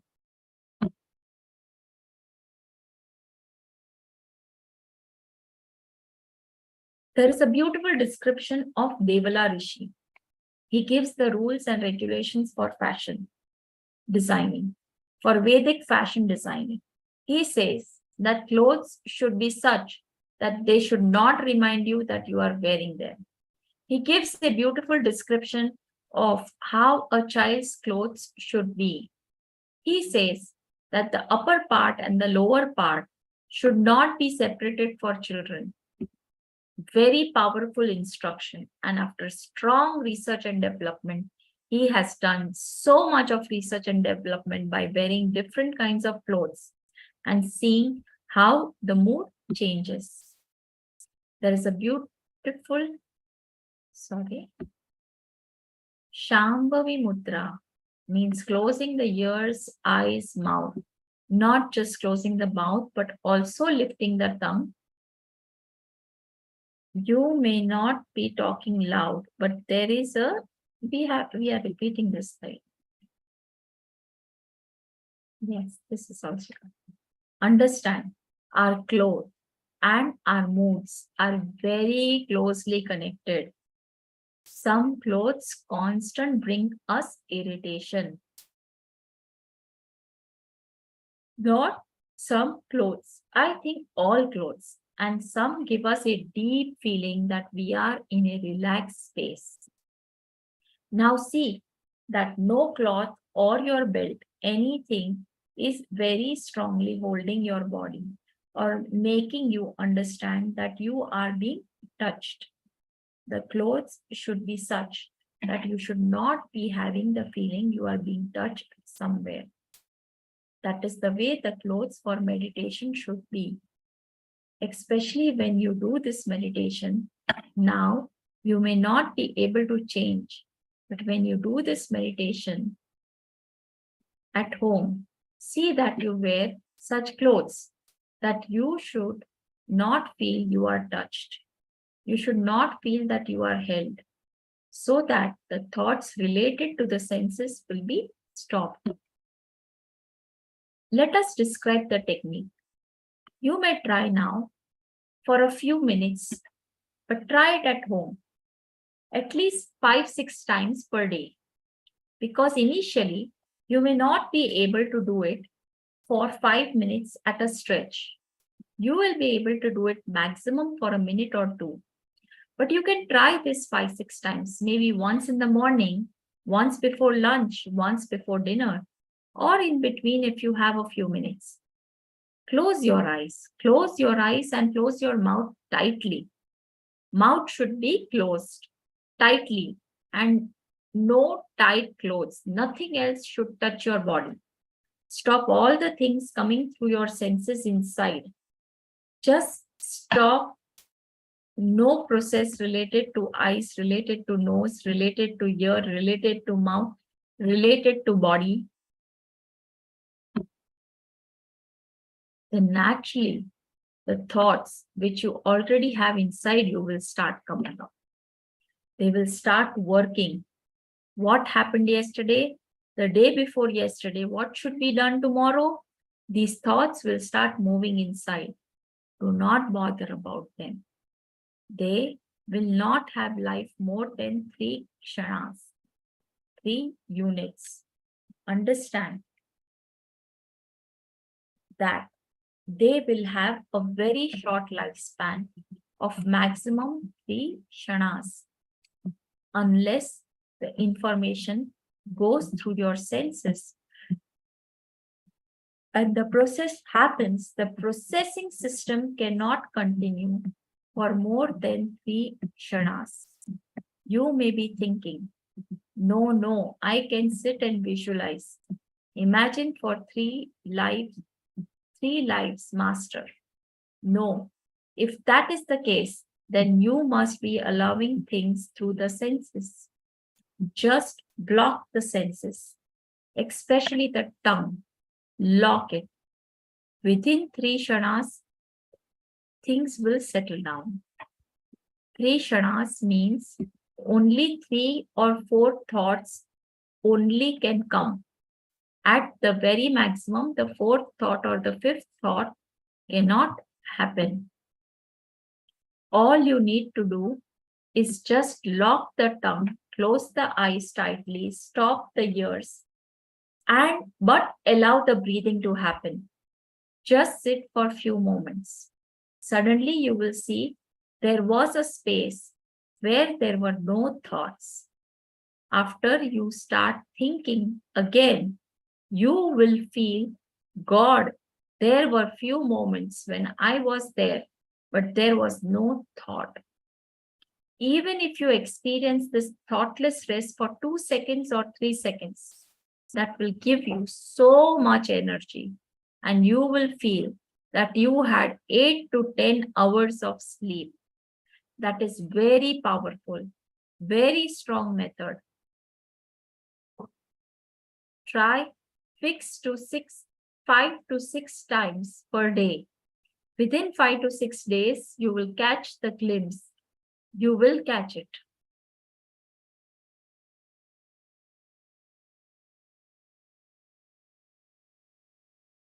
Actually, your inner space is not so difficult to achieve. It is, after all, your inner space. We neither had the right technique nor the patience, nor the inspiration to achieve it. That's all. That is why the moment you have the knowledge about the truth, half of the work is done. The remaining just half is just experiencing. Now you have the manual. Let us start working. Please sit straight. Close your eyes. Close your ears. Close your eyes very tightly.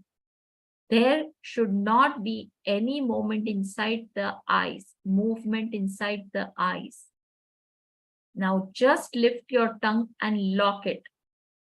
Do not allow any movement in your tongue. Just stop it. No movement through your eyes, ears, tongue, and touch. Just sit. If you have lost it, if thoughts have started coming, try again. Just stop again and again. Try 2-3 times to stop. If thoughts have started again, if you have missed, start again. Stop. Relax. Try this at home whenever you have time. Try it for just 2 or 3 minutes. All you need to do is just lock all the 5 senses and sit for a few moments. After 2 to 3 minutes, you yourself will know, now it is enough. After that, you won't be able to do any more. After 2 or 3 times of trying, forget about it. Then maybe again, after a while, try again. See, you do not know every time you try this, your thoughts per second, TPS comes down drastically. First time you try, the TPS may come down to 500. The second time when you try, it may come down to 300. Then within a week, the TPS would come down to around 5 to 10. When the TPS comes down even around 5 to 10, you will have a glimpse of the inner space. You will have that energy being released to the whole system. You will feel just live and fresh, as if you slept for 6 to 7 hours, as if you rested completely for 6 to 7 hours. Once you feel that freshness, be very clear that you have touched your inner space. Then again and again, relax into what you experienced during those few moments. That's all. That's all is all about meditation. Meditation is like giving one opening and trying to be in that same space which you experienced during that opening. That's all. Giving the opening is called initiation. Trying to be in that space, same space that you experienced during initiation, is called sadhana. That's all. That's all there is to meditation. So try to play with this technique. Do it very playfully. Don't be serious. Just try very playfully. You can try 2-3 times per day. Of course, if you try in front of your kids and spouse, they may make fun of you. What you are doing. You went to that Swami. What has he taught you? Anyhow, try a few times a day. You will see that suddenly you are able to put yourself in that high energy and fresh mode in 2-3 seconds. These are all beautiful weapons, tools you can have. No depression can attack you. If you have these kind of tools in your life, no depression can attack you. No worry can attack you. You cannot be taken over. If you are taken over by shaky things in your life, you have a technique immediately. All you need to do is Shambhavi Mudra, that's all. Then you are back. These are the techniques that will bring you back again and again out of depression. It will make you stand again and again on your own inner space.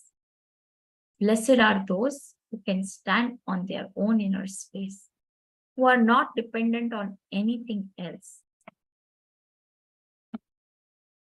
See, when you are not dependent on anything else, it is not that you will give away everything.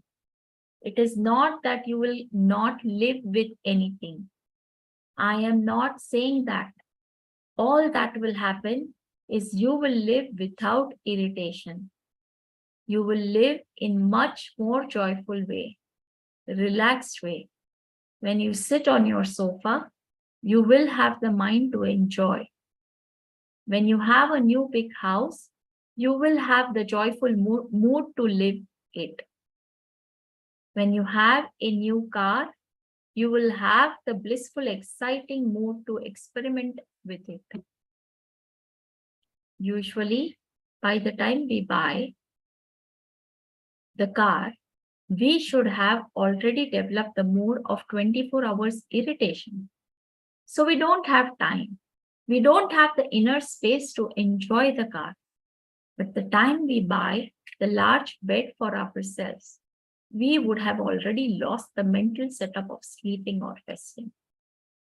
So these methods, these techniques will give us the glimpse of our inner space through which we can again and again come back, elevate ourselves. Krishna says beautifully in the Gita, Uttare dhat mana nat manam atmanam avasadyate sadyet. You only have to lift yourself again and again by yourself. Whoever knows the technique of lifting themselves by themselves, they are friends to themselves. You are your own best friend. If you know how to lift yourself up, if you don't know how to lift yourself up, you are your own worst enemy. Nobody can help you. Only you can do to yourself. So today we will end with this sutra. Maybe from tomorrow we will have 2 or 3 sutras a day. Let you all experience this technique, achieve and radiate eternal bliss. Nithyananda. So with this, we come to the end of the session. And I complete this session with Purna Mantra. Om.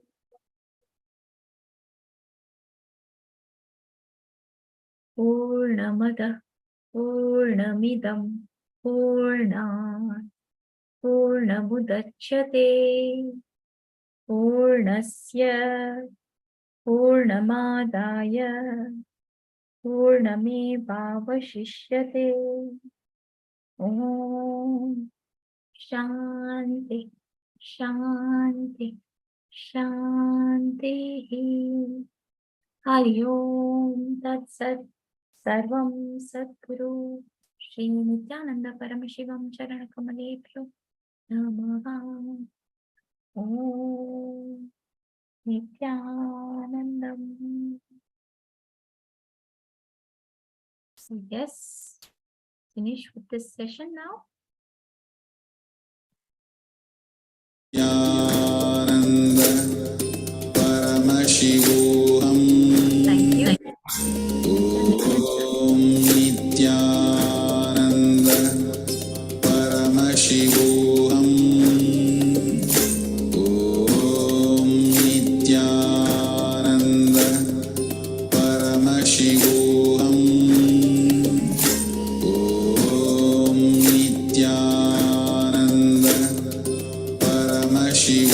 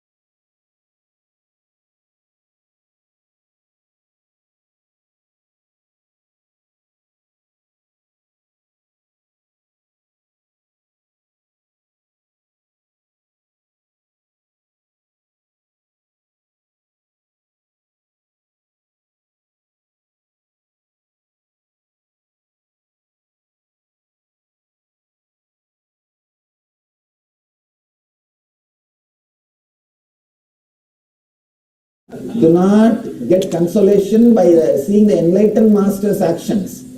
They are supposed to come down. You are supposed to go up. Where will you go down? Already you are. What more going down can happen to you? Oh, see, Ram, don't do what masters do. Do what they say. Because I don't think my actions are going to help you. Only my words will help you. Even in my case, I will always tell that when you eat, put your awareness on the food and all those things. When I eat, purposely I should be given a newspaper or some paper. Because if I put my awareness, I can't eat more than this much. More than this much I won't be able to eat. Maximum 4 or 5 morsel food only will go inside. So I have to put my awareness and attention in something else. I'll be eating, I'll be seeing something else and talking something else and quickly push the food inside the mouth. It will be like I have to be told so many stories to eat. So like this. So enlightened master's lifestyle itself can't be, you can't duplicate in your lifestyle. When you see the confidence and the courage and the main thread, the energy, that you can pick up, but not the activities itself. There was an enlightened Zen master who was a chain smoker, and that guy was asked, you are a chain smoker and you are teaching everybody don't smoke. He used to tell everybody don't smoke, don't smoke. Then that master says, I don't have to practice what I teach because I am not in the same plane to whom I am teaching. To whom I am teaching, they are in different plane. I am in different plane. So it's totally different space. I am teaching for that person. So I am in totally in different place. You can't expect me to follow that. So can one be enlightened without being a healer? Yes, you can become enlightened without even coming to my program. So even coming to my program is not necessary to become enlightened. There are so many ways to get enlightened. Healing initiation may help you. Being a healer may help you. But tomorrow's healing initiation, you don't need to be a vegetarian. If you want to go for the next level healer's initiation, you have to be vegetarian. Tomorrow you are going to heal only yourself. Self-healers, I made it separate now. Can you describe what we will see when we achieve enlightenment, please? I can't describe, I can tell you what you will feel. You may feel that, see now how much you feel you are alive in your skin, inside your skin. Same way you will feel alive in everybody, in everything. Now I can straight away tell what you are thinking. I can straight away see and write the whole thing in the board. I can straight away feel what you are feeling inside. How I feel strongly alive inside this skin. Same way I feel in everybody, every skin, including this pillow, or this plant, everything. This is the exact feeling you will have. It will be an intense joy, an excitement and bliss. You will know that the whole world is nothing but the energy wave in energy wave. That's all. It is just rising, jumping, dancing, and it will just disappear. It's a beautiful energy wave. Because of this courage and confidence, the death fear will disappear. You are never going to die actually. You are always going to exist. Always you are going to exist in much better form. That is the truth. In much more better form than how you exist now. So you are only expanding. The continuous auspiciousness is happening. That is what is called life in the planet Earth or in the cosmos. A continuous auspiciousness. Every moment you will be a better and better being. That is the continuous auspiciousness. A huge energy wave rising and playing with itself. Energy playing in energy. Play of eternal consciousness. That's what we call Leela. Leela. We don't call life as a history or something. We call it as a Leela. So that is the truth. You will realize that. That's all. Other life forms. That's all. Let me answer this part. Can one figure out who or what he or she was in the previous life? I can tell, but usually why do you want to know? It will be too much load on your head. Last your 30 years memory itself is haunting you. Why do you want to suffer with a 60 more years memory? Enough, this 30-year memory, get rid of this 30-year memory. Can family members be reincarnated into the same family? Usually these fellows come back again. Because somehow, even after so much of punishment and suffering from you, they don't get the intelligence. They come back to suffer with you. Many times I have seen these family members, if they are too attached, they come back. They get back to the same family. Are there life forms in other galaxies? Yes, there are life forms in other galaxies. I myself have related with few of them. But their size and the volume and all is too big. I can't even give you some example or imagination to think about them. Their power and the proportion, the definition and all is totally different. Those guys doesn't need any weapon or instrument to travel anywhere or to do anything. All they need is just one thought. Any thought they can manifest and make it reality in 1 second. We call them Gandharvas and Rishis. What is there after enlightenment? Don't think it's like an end. Enlightenment. Enlightenment is ultimate experience but not final. Means that ultimate will be happening every moment. That is enlightenment. It is not even enlightenment. Enlightening. Enlightenment is a noun, not verb. It's not a noun, it's a verb. It's a constant happening, enlightening. So you can't even ask after what. Where are Buddha, Mahavira, and Jesus these days? They are all sitting here and there everywhere, don't you see? They are all here to guide you. Oh God, big thank you. Nice, was nice. Seeing the handwriting, I know from whom it is. Okay, let's work on that. Vijnanamaya kosha. It's a nice. All right, please settle down. Do be enough. Come back. How do you say it? Well, how do you say it? Vijnanamaya kosha. Jnana. No, tell jnana. Jnana.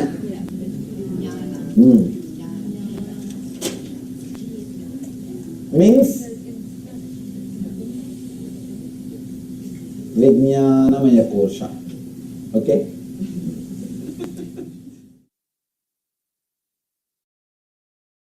You can pronounce as you want, no problem. Visualization layer. Maybe you can translate it into English. Visualization layer. Understand, before even he gave the instruction, people started tying it. First understand about that and let's learn the meditation, then we can. This is a beautiful process. Now you are supposed to go beyond your visualization. Only then the whole visualization layer will be cleaned.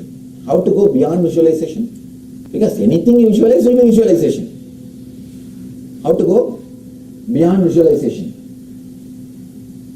Anyhow, that's my responsibility. I'll do that. You can just understand these few things and do the process. The result itself is my responsibility.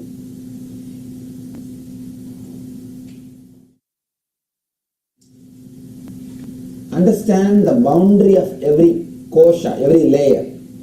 Your annamaya, the first layer boundary is your skin. Where your skin ends, there your annamaya kosha ends. First layer ends.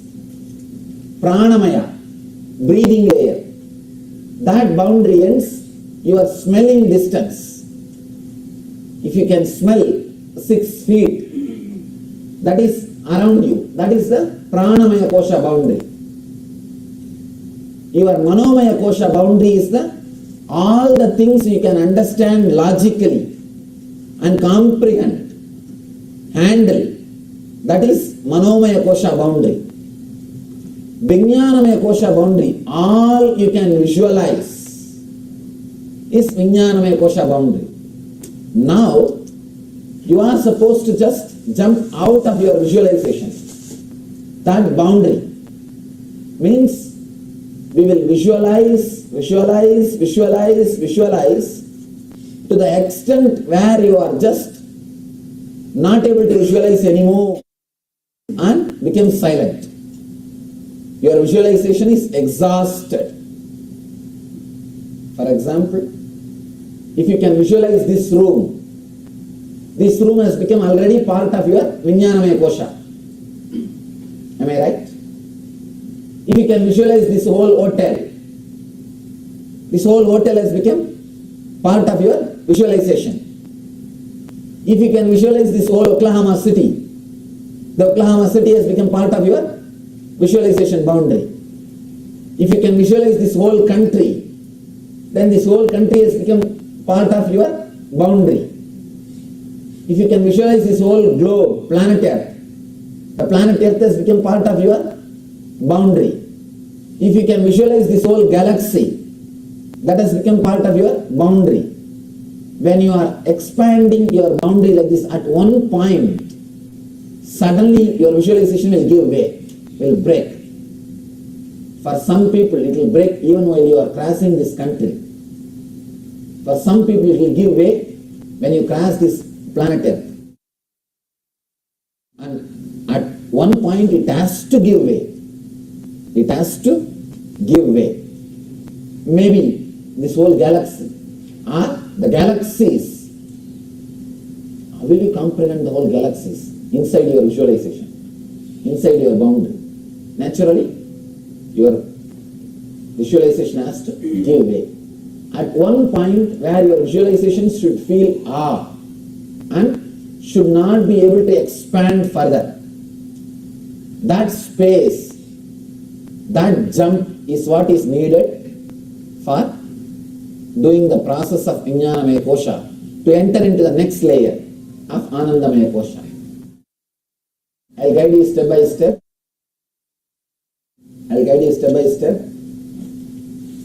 Please see that. First, you expand your boundary to this room and clearly feel this whole room is inside you. Anything you can visualize inside you. Because Vijnanamaya Kosha boundary. Maybe inside your Vijnanamaya Kosha boundary. You can even visualize, anything you visualize is inside your body. You can see the whole planet Earth moving around inside your body. Means that is what you think as your boundary. So the whole thing is inside your boundary. Just try to expand you step by step. Visualize this whole thing is inside you. And this whole area is inside you. Then this whole city is inside you. All the traffic and traveling, everything is going inside you. Just expand your boundary step by step, where your visualization gives way to the truth, to the reality. Please close your eyes, tie the ribbon.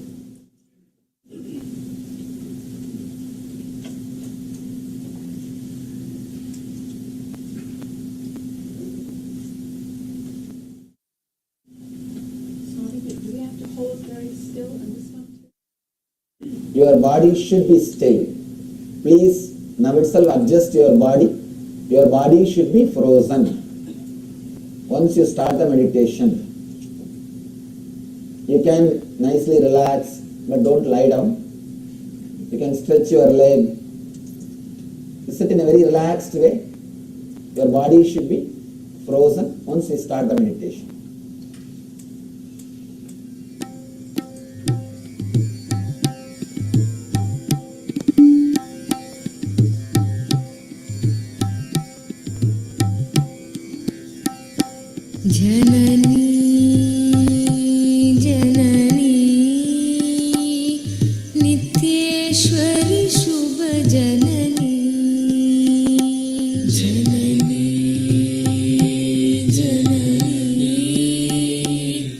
नित्येश्वरि शुभ जननी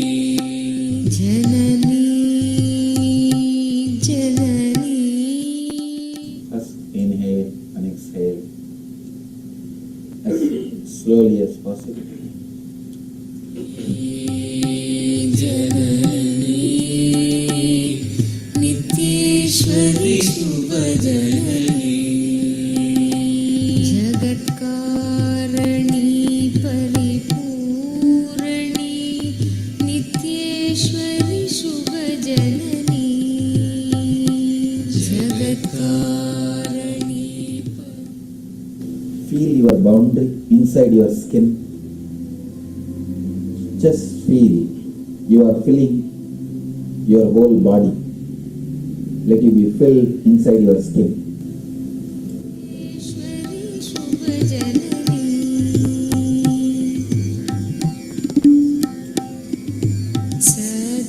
सत्यस्वरूपिणी जननी सत्यस्वरूपिणी जननी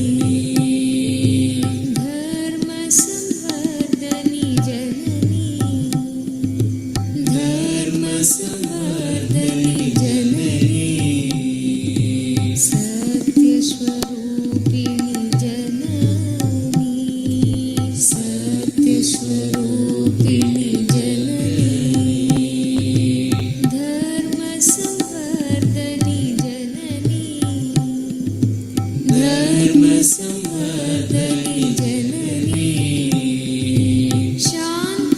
शान्तस्वरूपिणी जननी शान्तस्वरूपिणी जननी शान्तस्वरूपिणी जननी शान्तस्वरूपिणी जननी प्रेमप्रदायिनी जननी प्रेमप्रदायिनी जननी प्रेमप्रदायिनी जननी प्रेमप्रदायिनी जननी Expand your boundary to your pranic layer. Means 6 feet around you. Few people around you are sitting inside you.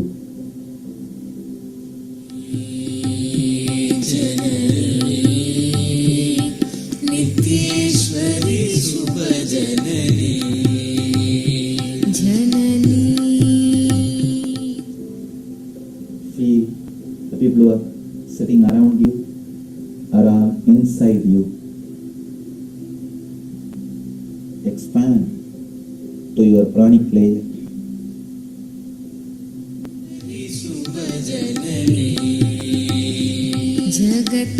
जगत्कारिणी परिपूरणी नित्येश्वरि शुभजननी जगत्कारिणी परिपूरणी नित्येश्वरि शुभजननी जगत्कारिणी परिपूरणी नित्येश्वरि शुभजननी जगत्कारिणी परिपूरणी सत्यस्वरूपिणी जननी सत्यस्वरूपिणी जननी धर्मसंवर्धनी जननी धर्मसंवर्धनी जननी सत्यस्वरूपिणी जननी सत्यस्वरूपिणी जननी धर्मसंवर्धनी जननी धर्मसंवर्धनी जननी शान्तस्वरूपिणी जननी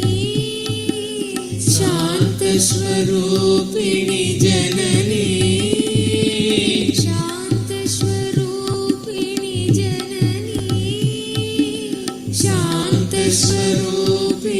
जननी प्रेमप्रदायिनी जननी प्रेमप्रदायिनी जननी प्रेमप्रदायिनी जननी प्रेमप्रदायिनी जननी जननी जननी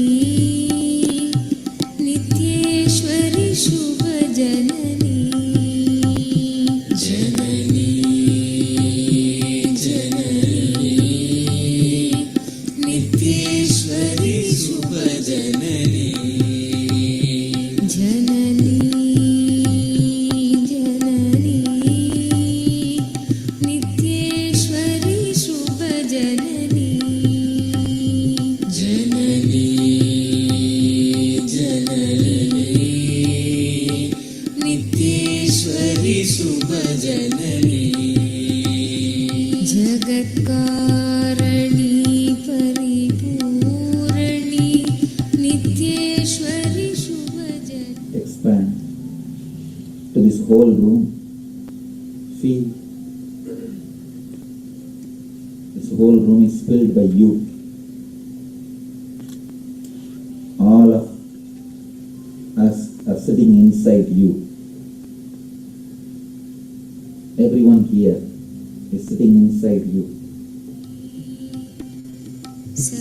सत्यस्वरूपिणी जननी सत्यस्वरूपिणी जननी धर्मसंवर्धनी जननी धर्मसंवर्धनी जननी शान्तस्वरूपिणी जननी शान्तस्वरूपिणी जननी प्रेमप्रदायिनी जननी प्रेमप्रदायिनी जननी प्रेमप्रदायिनी जननी प्रेमप्रदायिनी जननी प्रेमप्रदायिनी जननी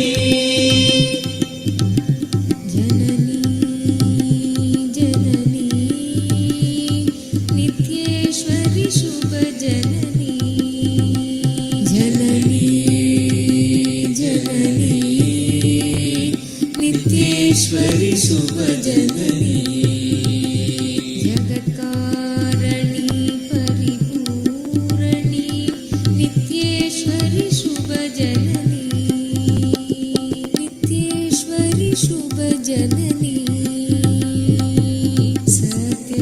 सत्यस्वरूपिणी जननी सत्यस्वरूपिणी जननी धर्मसंवर्धनी जननी धर्मसंवर्धनी जननी शान्तस्वरूपिणी जननी शान्तस्वरूपिणी जननी प्रेमप्रदायिनी जननी प्रेमप्रदायिनी जननी शान्तस्वरूपिणी जननी शान्तस्वरूपिणी जननी प्रेमप्रदायिनी जननी प्रेमप्रदायिनी जननी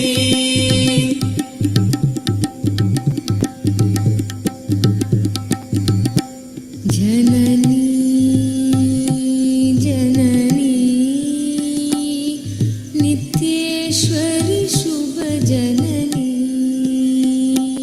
जननी जननी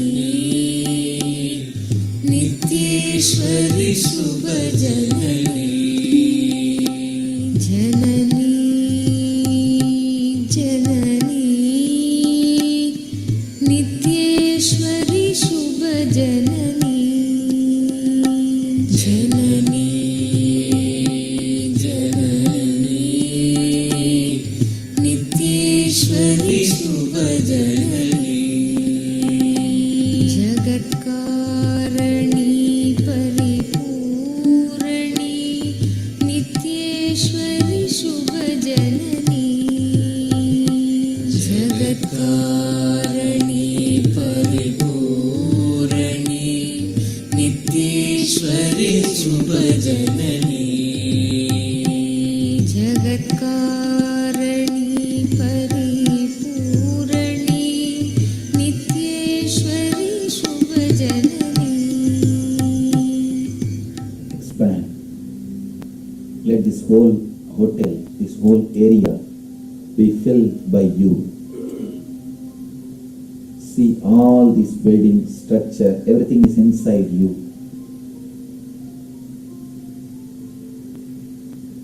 Everything is inside your boundary.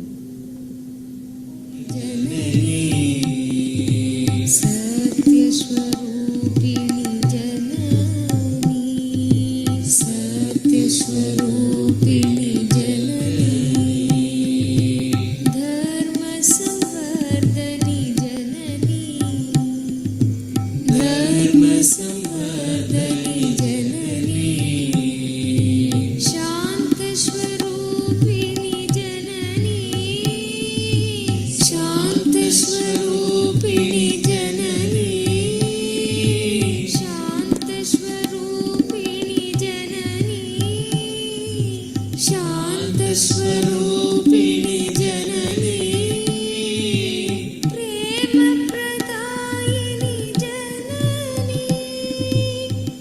प्रेमप्रदायिनि Janani प्रेमप्रदायिनि Janani प्रेमप्रदायिनि Janani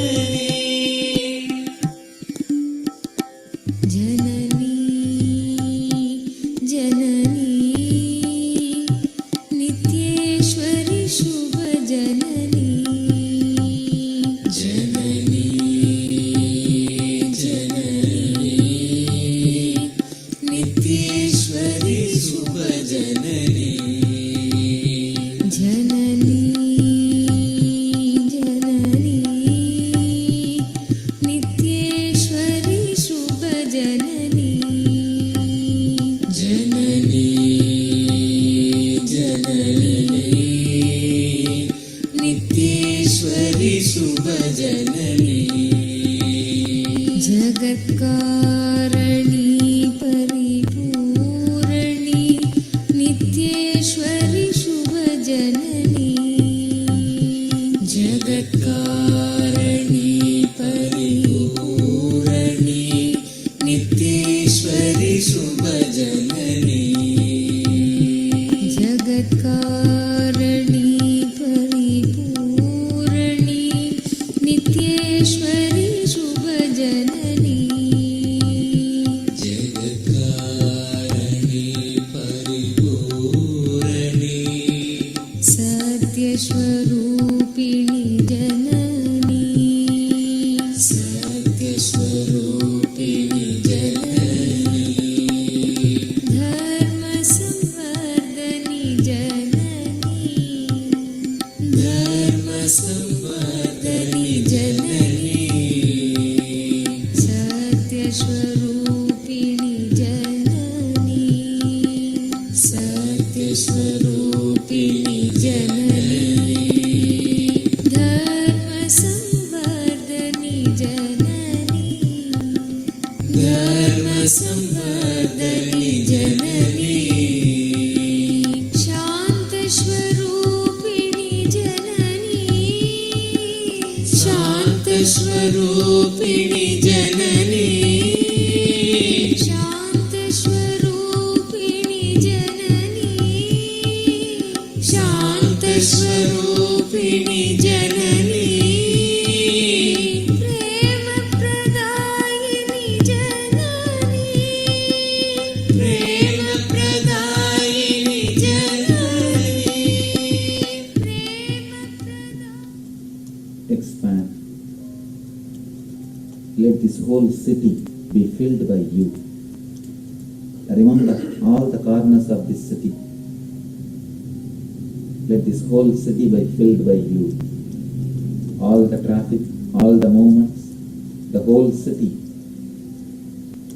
Let it function inside you, inside your boundary. Expand. Let this whole globe, planet Earth, be inside you.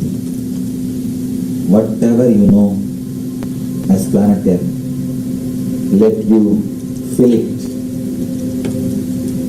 Remember, everything you know about planet Earth, let all those places be filled by you.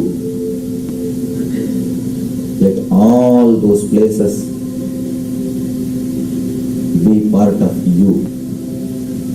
Expand. Let everything be inside you.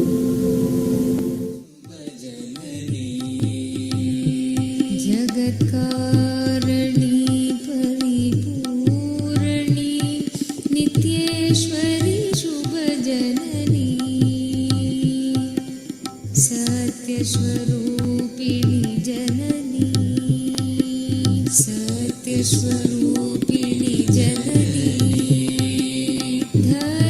धर्मसंवर्धनि जननी धर्मसंवर्धनि जननी शान्तस्वरूपिणि जननी शान्तस्वरूपिणि जननी प्रेमप्रदायिनि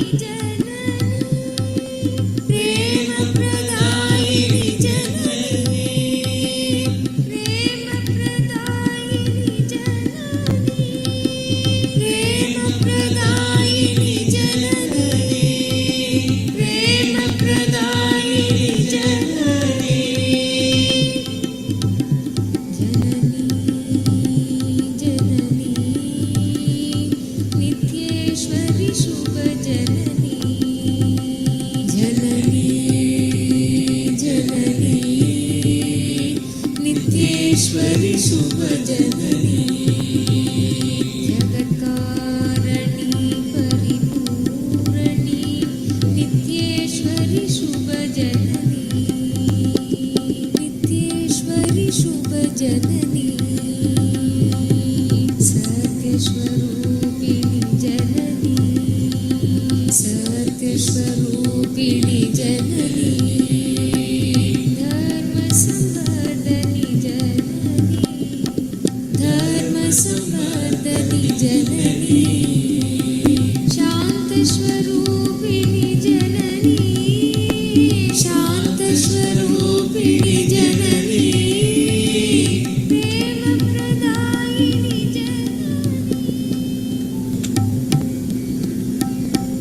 जननी जननी नित्येश्वरि शुभजननी जननी जननी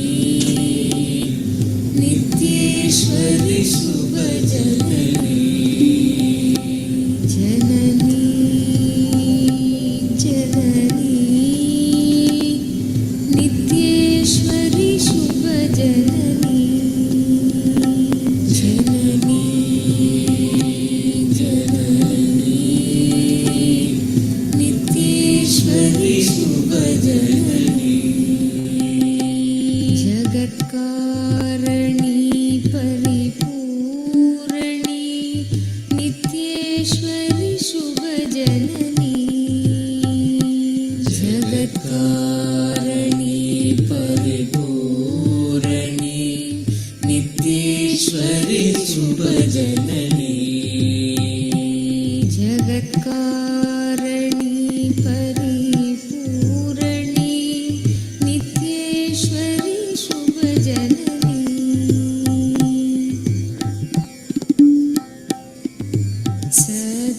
सत्यस्वरूपिणि जननी सत्यस्वरूपिणि जननी धर्म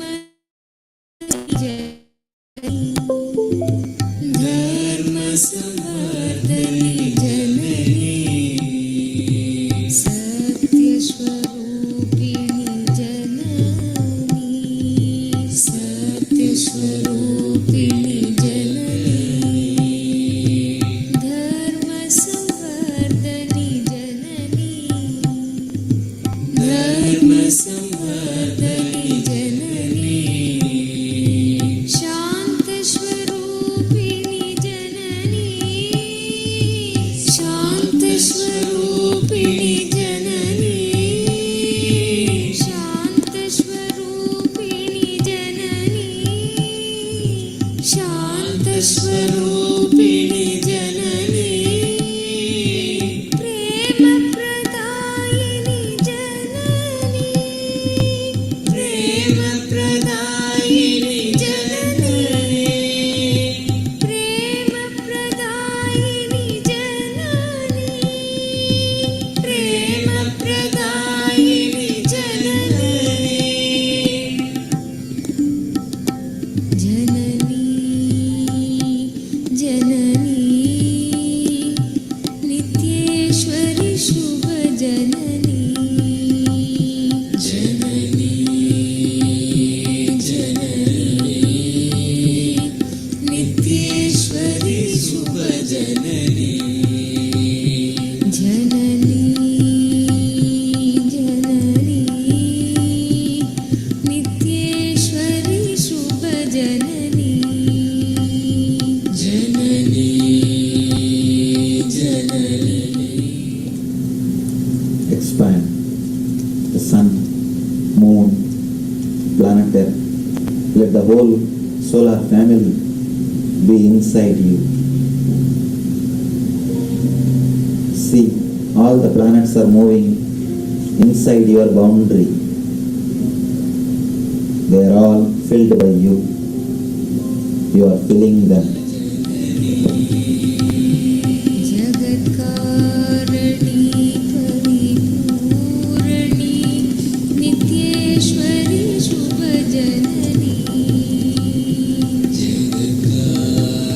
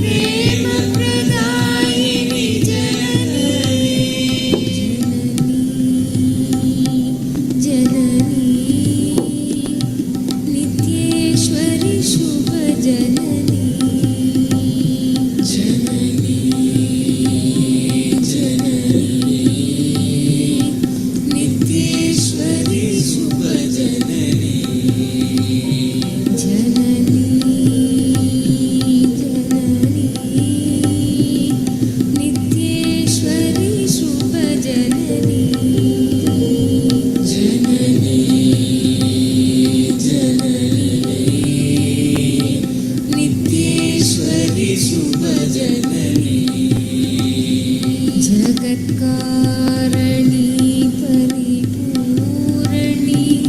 नित्येश्वरि शुभजननी जगत्कारणी परिपूरणी नित्येश्वरि शुभजननी जगत्कारणी परिपूरणी नित्येश्वरि शुभजननी सत्यस्वरूपिणी जननी सत्यस्वरूपिणी जननी धर्मसंवर्धनी जननी धर्मसंवर्धनी Expand. See all the galaxies. The whole cosmos is inside you. Go beyond, beyond, beyond. The whole cosmos is filled by you. The whole cosmos is inside your inner space. Expand, expand, expand. Continue to expand. जननी नित्येश्वरि शुभजननी जननी जननी नित्येश्वरि शुभजननी जगत्कारणी परिपूरणी नित्येश्वरि शुभजननी नित्येश्वरि शुभजननी सत्यस्वरूपिणी जननी सत्यस्वरूपिणी जननी धर्मसंवर्धनी जननी धर्मसंवर्धनी जननी शान्तस्वरूपिणी जननी शान्तस्वरूपिणी जननी प्रेमप्रदायिनी जननी प्रेमप्रदायिनी जननी शान्तस्वरूपिणी जननी शान्तस्वरूपिणी जननी प्रेमप्रदायिनी जननी प्रेमप्रदायिनी जननी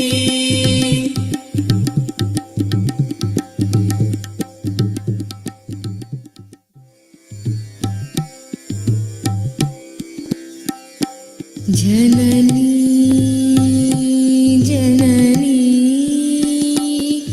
नित्येश्वरि शुभजननी जननी जननी नित्येश्वरि शुभजननी जननी जननी नित्येश्वरि शुभजननी जननी जननी नित्येश्वरि शुभजननी जगत्कारणी परिपूरणी नित्येश्वरि शुभजननी जगत्कारणी परिपूरणी नित्येश्वरि शुभजननी जगत्कारणी परिपूरणी नित्येश्वरि शुभजननी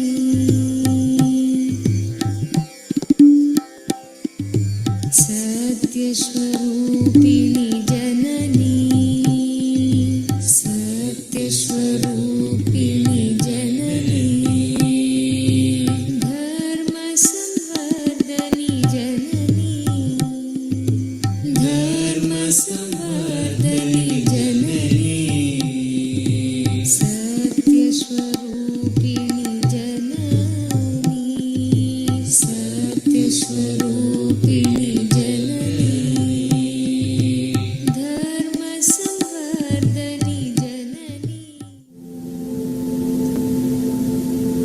into the space where darkness is covered by darkness, light is covered by light.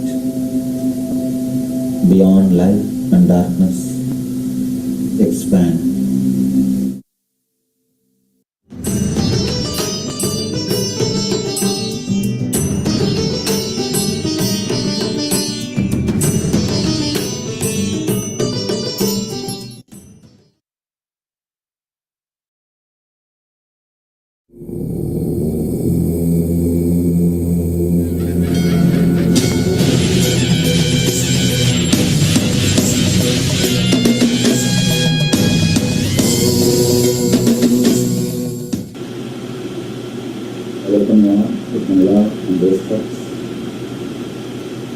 Let's understand the word Atmasparana. Literally translated, the word means flowering of yourself. Atma means the self, higher self. Spurana means flowering, overflowing.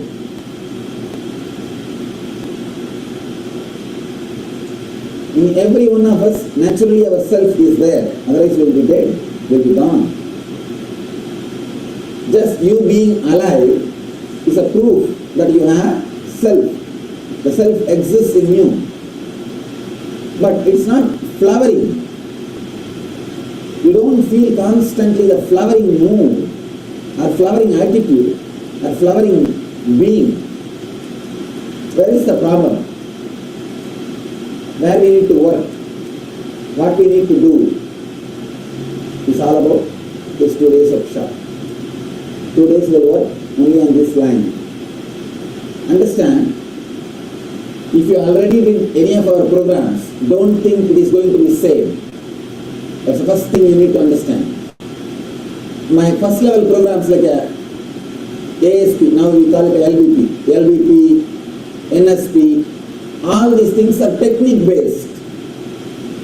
I give you some particular technique, you do the technique. And there are next level programs, Dhyanasparana, DSP, Nithyananda. All these programs are no technique based. They are no technique. LVP, NSP, all technique based. The DSP, Nithyananda, all these things are no technique based. This program, Atmasparana, is neither technique based nor no technique based. It is called process. Process means we will be doing few things. Understand? Technique means we will be taught something.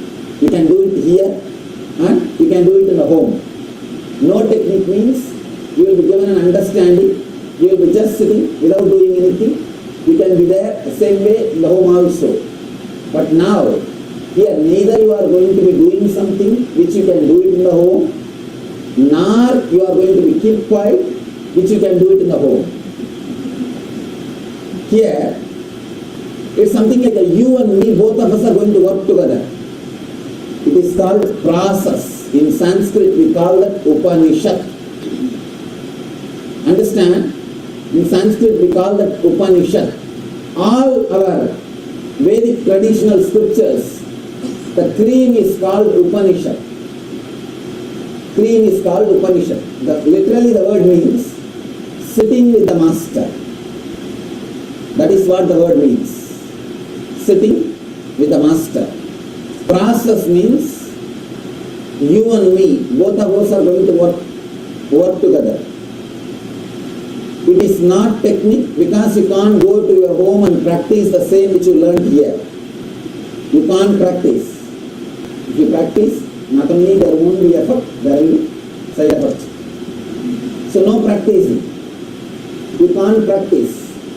Second thing, it is no technique also because you are going to do something now. It is not technique because you can't go back to your home and practice. It is no technique because you are going to do something now.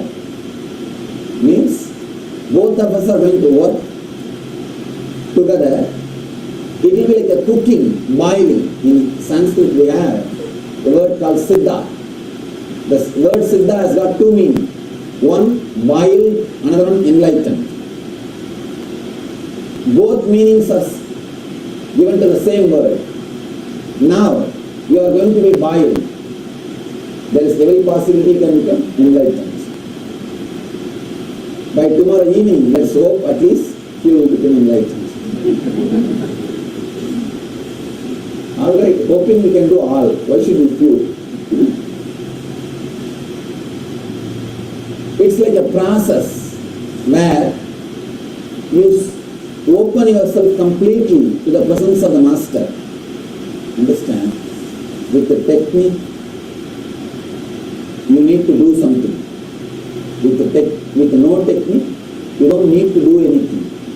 Here, with process, even if you do or don't do, the work will start happening. Only thing you have to be here. You have 5 layers of condition. Yesterday night I was talking about that. We call that as a koshas, 5 sheep. Do not think this is like NSP 7 layer. No. In NSP, Nithyananda Spurana, we work on the engrams, samskaras engraved on the layers. Here, we are directly working on the layer itself. In NSP, we were working on the painting on the canvas cloth. There was a canvas cloth.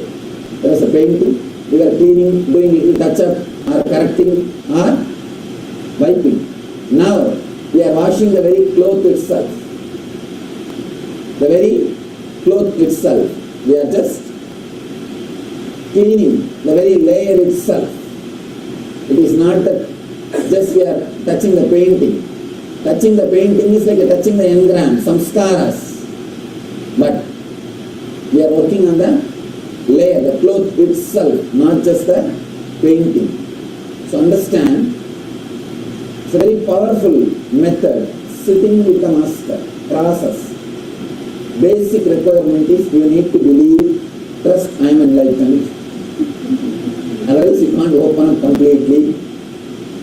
So that's the basic requirement. And whether you directly believe it or not, let me tell you from my side, I have had the experience about which I am talking. I am very clear about what I am talking. So I give you once more an assurance, you can open up. Of course, now it is up to you. Second thing, decide very clearly, consciously you will open yourself. Means literally visualizing you are like a completely open flower. Literally visualize and open yourself, all the 5 layers. All the 5 layers. You don't have to talk verbally. Talking does not mean opening up. Understand? I am not asking you to confess. No. Confession is a cunning technique to keep people under slavery. No, it's a very cunning technique. Once you confess, you can't go out of his fold. Because he knows everything about you. He knows everything about you. I am not asking you to confess. No need to verbalize. But release the thoughts, thought pattern. Open your thought pattern. Let it be dissolved. Let it disappear. So confession is a very cunning method. Practiced from ages. To keep people under control. It's a very subtle cunning method. And people also start enjoying when you listen others' personal life. But really, it's got some subtle joy. Why do you think we go on talk about so many things about others? There is a joy when you talk about others' private life, especially others don't know. Many people don't know, only I know little bit. That kind of a thing. And if you add little masala here, there, and if you are sure that nobody can verify or refer to the person, you can start doing. It's just a fun.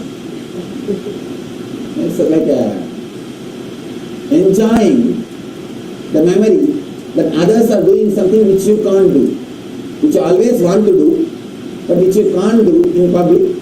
When you think that others are, when you imagine or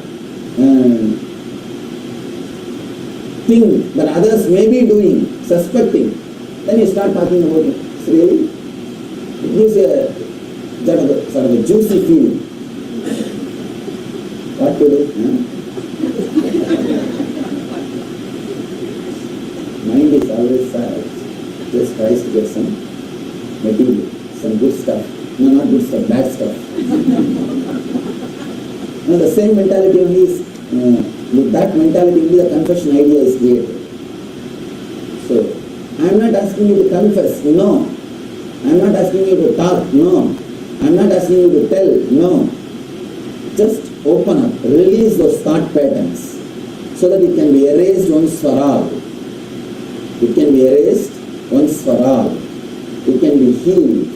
It can be cleaned. The kosha means the sheath, layers. The layers which you have can be cleaned.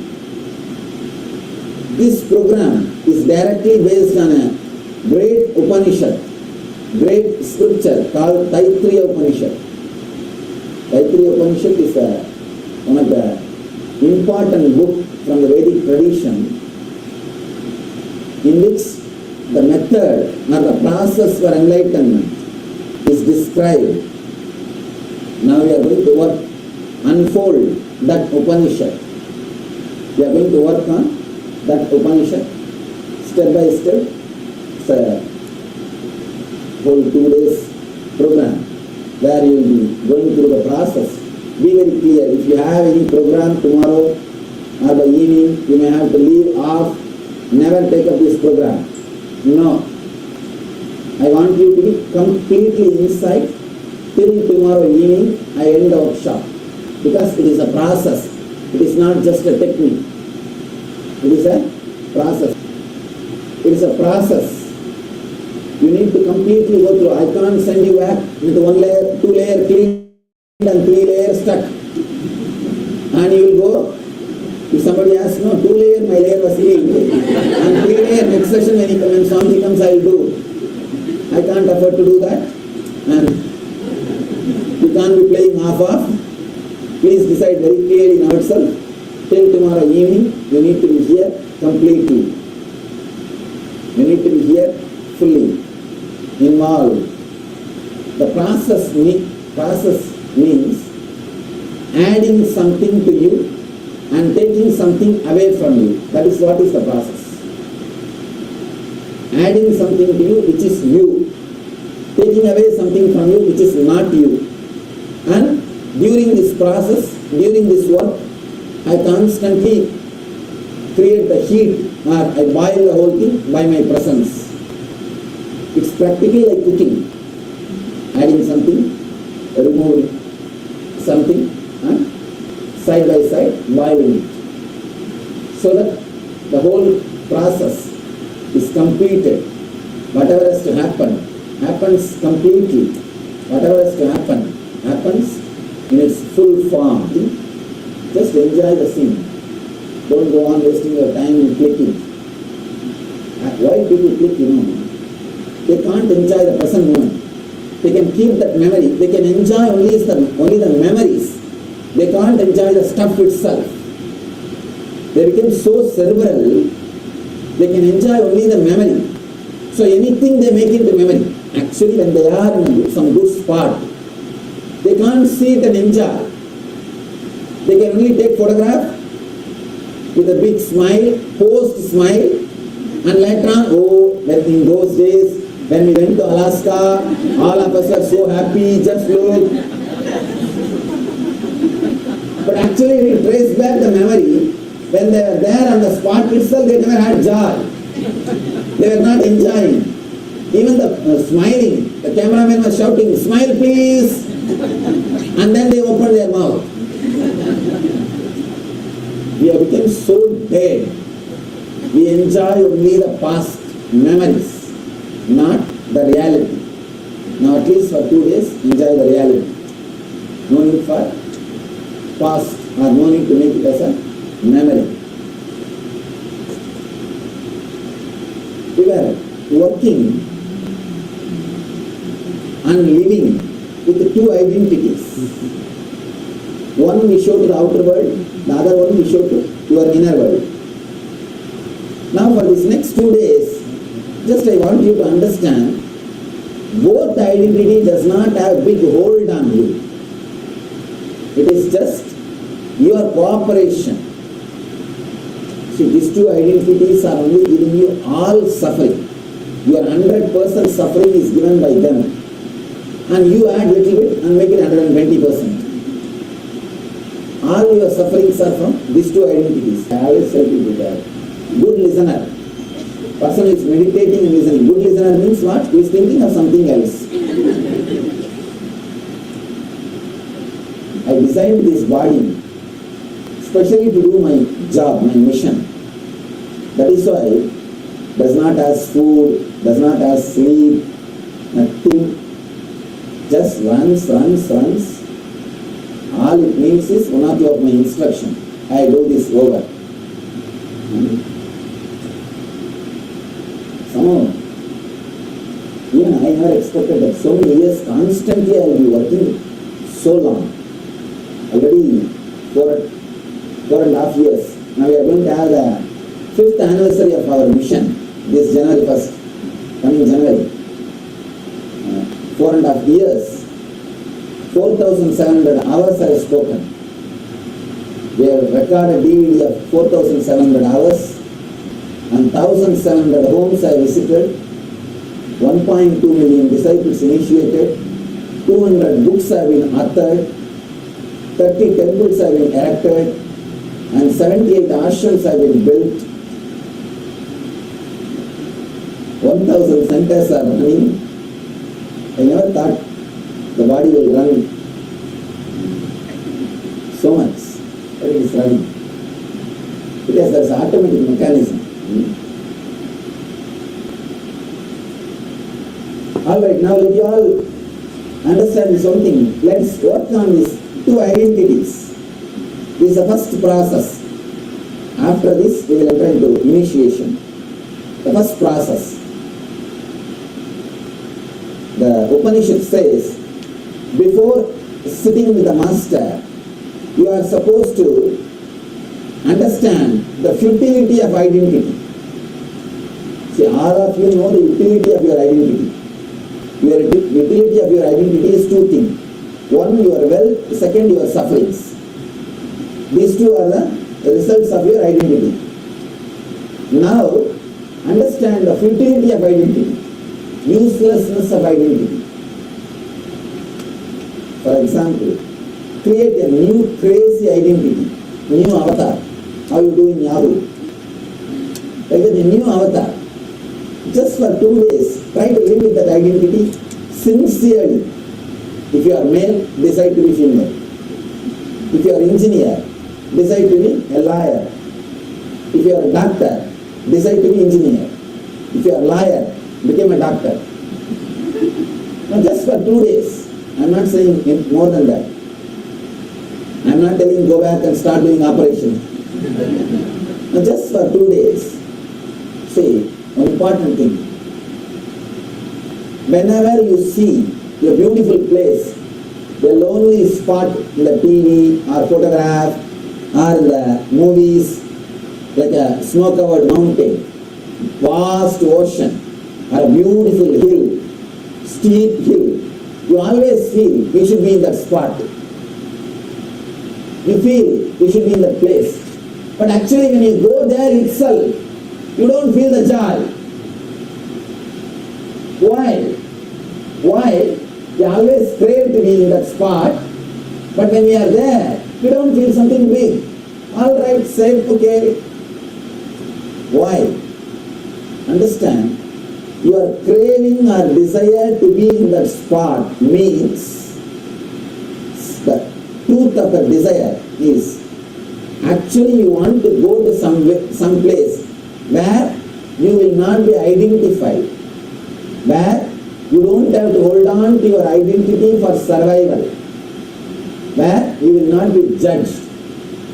When you see those spots in your mind, first thing you remember, first thing your inner unconscious remembers is, oh, that's a space where nobody will know me, where I don't need to keep my standards, where I don't need to be so-called decent, where nobody will notice me, where I will not be judged.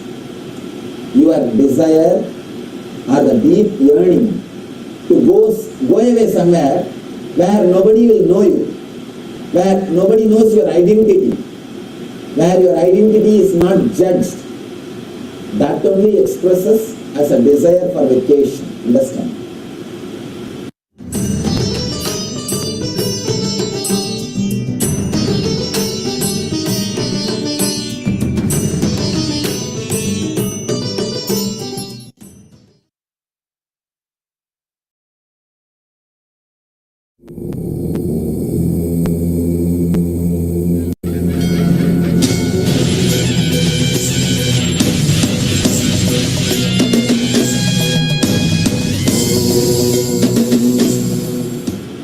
Your desire for vacation is rooted in the desire to go away to some place where nobody will know you, where your identity is not judged.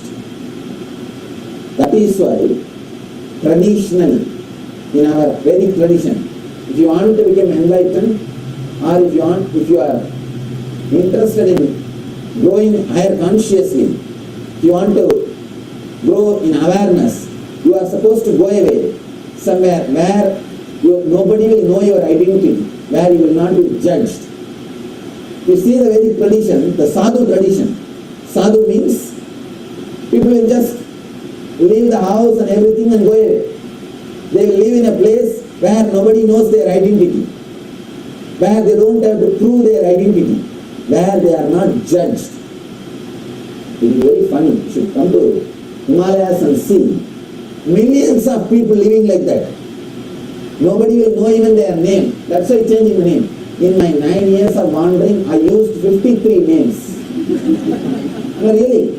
Now I am making the whole list. In the next biography it will appear. The biography is coming out as a 3-volume. The first, till my leaving the home, my hometown incidents. Then from my wandering, 9 years. Then after enlightenment, 3 years. Like this 3-volume we are bringing out. The second volume you will see all 53 names I used. Anywhere I go, they ask, Swamiji, nobody will usually ask for name. They know Sadhu Baba. Sadhu means Swami. If they ask some, what's your name, Baba? What name comes in the mouth, that's all. That's all. I remembered 53 names I used. All those 53 names only I have given for my brahmacharis. The first batch of Swamis and brahmacharis. I gave them that names only. 53 names I used. Just nobody will know my identity. Even if somebody sees me in one city, if they can't inform their relative, there is a sadhu, please take care, then they will inform about my identity also. My behavior, my standard, my morality, or my character. Then I have to stick to that character. I have to stick to that morality, that standard. That is suffocation. Understand? That is suffocation. 2 days, get out of that suffocation. Don't judge, don't be judged. Just 2 days. Don't judge, don't be judged. Give them the freedom. And you also be liberated. Don't sit next to your friend, family. Don't sit next to the people who are suffocating you. And going on complaining, I am suffocated, I am suffocated. Why are you sitting next to that person? Don't sit next. Just disappear somewhere and have a new identity. Behave crazily. What I am saying, I am telling you the truth. Just for 2 days, do not carry the identity which you carried all these days. Just do something different. Sit and paint your own identity. If you play with the new identity, suddenly you will realize the freedom of vacation. You will have the true vacation. Whenever you can make time, at least make 2-3 days in a month. At least 2-3 days in a month. Go away somewhere without your friends or relatives. Don't carry the same wife, or the same husband, or the same friends with you. No. Then you will be carrying the same identity. The same identity. You can't even shake your hands and legs in a different way. They will ask you what happened. Previously you are all right. I am telling you the truth. So just for 2 days, once in a while you should go away. Even I go away once in a year. Once in a year after the Jayanti, if you see my calendar, there will be some particular 10 days, you won't see any information. Just go through my calendar last 3 years. The website is there, whole thing is there. 3-4 years will be there. After my birthday, there will be a particular time. You won't find any program. Every day you will see our program. Every day you will see photographs. Except those 10-15 days. I'll just go beg and eat. And to tell you honestly, I am not comfortable with the big luxury around me. I have to maintain this body and I have to do something. This is like utility. I have to sit on all these things. Only then people will listen to what I am talking. Only then they will think that I am talking something big. No, really, the fools, they understand even about spirituality, seeing my car and my wealth and my richness. No, really. When I did not have this big organization around me, I was talking the truth in much more raw way. But these fellows are not ready to listen.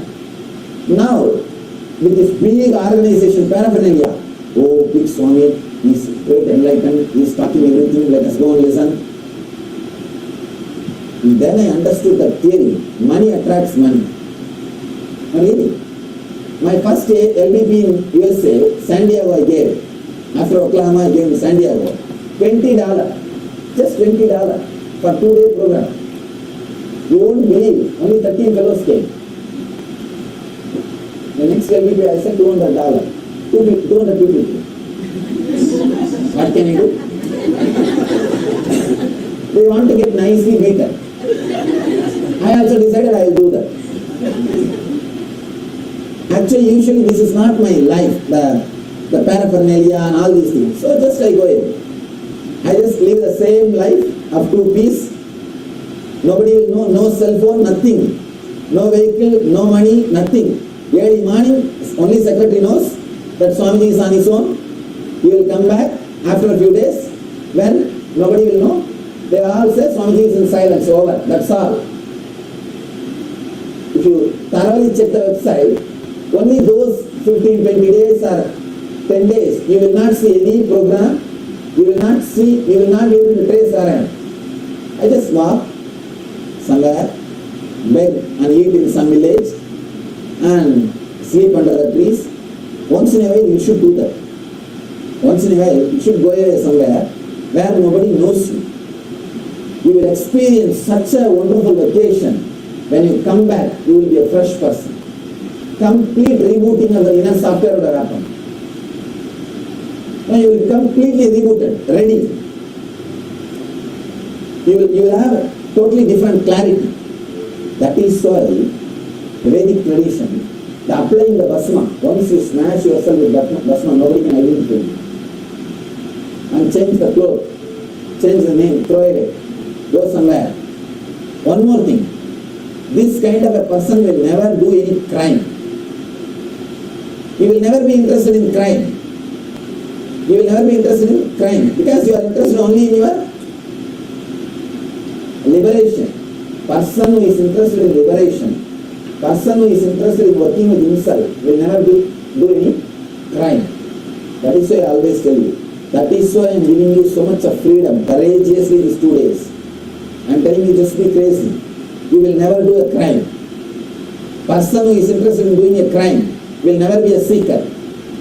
He will never be a seeker. He will never be a meditator. Person who is interested in meditation and seeking will never be doing crime. That is why in India at least we have at least 10 million people living like this without identity name. That is why still we can't tell the population of India. Still we don't have a clear census. Nothing can be done because this big one chunk is there. Now 10% of the population is living homeless. Really I am telling you, you will be surprised, 10% of the country's population doesn't have an identity, no personal social security number, credit card, nothing. Nothing can be done. That's why I tell that country is created just for enlightenment. If you are interested in enlightenment, come there. So people are interested in money and comfort, all of them came here. And these NRI fellows, non-reliable Indians.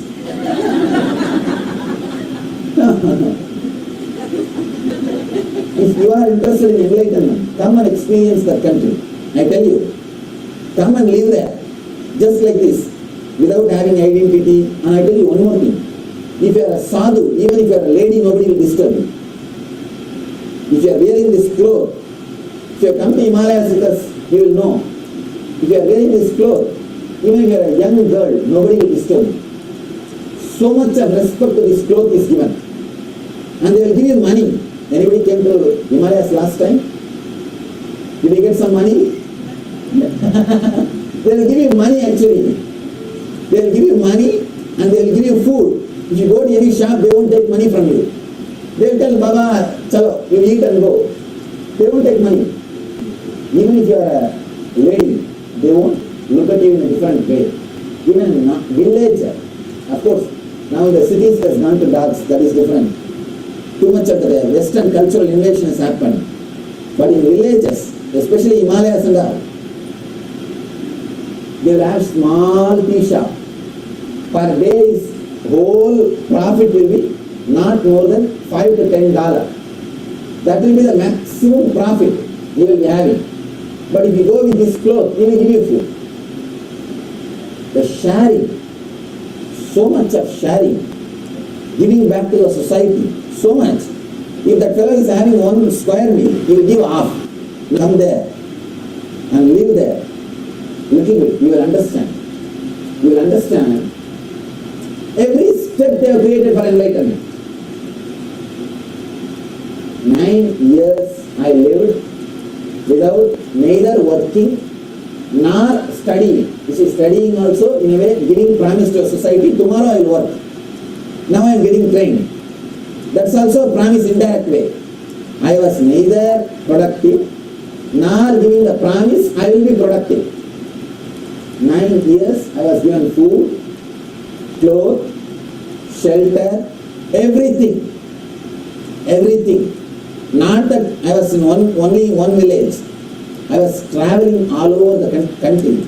Every village I am given that with respect. Then understand, the whole country knows the culture.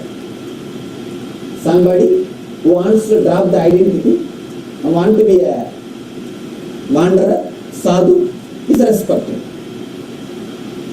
You will be surprised. The society which does not bother about making a person productive, you are not just an utility value. That is the fun. You are not just a utility value. That is the big fun. Even if you don't give anything back to society, you are given food and shelter, clothes with respect. That is the beauty. They won't eat first and give me. They will give me first, then only eat. If they already eaten the food, they will cook freshly and give. They won't give after they eat. Sometimes you will be shocked and surprised, but only if you come and live, you will understand. Be a courageous cultural ambassador of the great tradition. Stand for it. Have the courage to live the tradition and tell to the world that you belong to the great heritage, which is enlightenment science. These fellows won't even have the dot when they go to office. They don't want to show there. They don't want to reveal. They don't want to feel culturally pride about the great enlightenment tradition. I always tell people, I don't ask any money from you. We are enough. We have everything. You don't need to give us. We are not beggars. Be a strong, pride, cultural ambassador of the tradition. After coming here, changing the name, some Alan, Nat, Pal, changing the name because they don't want to have that identity. And pseudo behavior of talking high, bye, Because these guys don't understand the richness from where their body language, their inner software is created. And I tell you, don't bother about this so-called Indian philosophy. If you are interested in Vedic tradition, enlightenment, come and experience directly. And it is such a powerful incubator, a spiritual incubator. So much can happen to you. So much can happen to you. At least these 2 days try. Try to play without this identity. Try to play without this identity. And have some crazy identity. Be a sadhu for 2 days. Sadhu means he doesn't have any identity. He will have some, you can even change identity every 2 hours. No problem. After 2 hours you can become again male or female, anything. Just 2 days you should not have consistent identity with which you are constantly suffocated. Don't remember, don't believe in consistent identity for next 2 days. Once in a life you should be given a freedom to be without identity. Ramakrishna says beautifully, at least once in the 15 days, that one moon, one day you should be away from your people who are defining your identity. Understand? People are defining your identity. Who are they? Who are defining your identity? 80% is by your family. Another 20% by your friends. Be away from the people who are defining your identity at least once in 15 days. He says that will clean your inner space. That will clean your inner space. You will have time to reboot. Your hardware will not be crushed. Hardware crashing happens. Too much of load. No time to reboot. No time to reboot. Once in a while, 15 days, move away from the people who are defining your identity. Even this so-called Indian fellows doesn't know all these things. Understand? Many of the Westerners are thinking all the Indian fellows are really spiritual, or everybody is meditating. They don't even know how much you know. They don't know anything. Don't think they know all these things. At the most they may know a little bit of some prayer, that's all. Nothing more than that. All these inner signs, even these fellows are lost. That is why, whenever I see these guys, I feel like just catching the neck one. Will you meditate? Will you meditate? But what to do? I can't do that.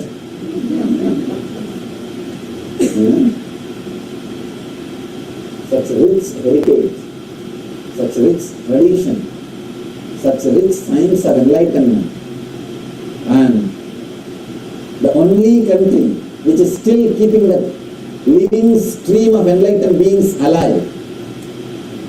My hometown boasts 2000 years of unbroken lineage of enlightened beings. 2000 years of unbroken lineage of enlightened beings. You see that exactly the living current is maintained. Sometimes even 2-3 living at a time. So, anyhow, now these next 2 days, try. No consistent identity. No consistent identity. Now I'll give you a few minutes. You can sit and paint your new identity. One more thing.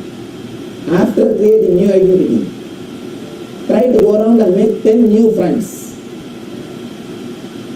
You always make friends only with showing your identity. The moment you say that you are a doctor, the opposite person, he says, come. He starts giving you that ugly smile. It is not smile to you, it is towards your profession.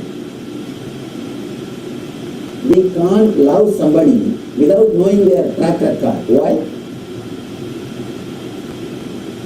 If you are loving somebody only by knowing their track record, means utility love, bargain, business, not love. Now try for half an hour to make some 10 friends without knowing their track record and without telling your track record, without telling about your identity. without asking about their identity. Why can't we smile at somebody and share little love just because that person is there? Why do you need his whole history? Even to give a smile? Even to give a smile, even just to open up, to give a friendly body language, you need to know his whole biography. Why? No need. You don't need to know his whole biography. Just to open up. You can open up, be friendly, just because he is there in front of you. Suddenly you will see, not only you can live without identity, you can relate without identity. Person who can live without identity, who can relate without identity is enlightened. Over. That is the essence of whole thing. Essence of enlightenment. Enlightenment means who can live without identity, who can relate without identity.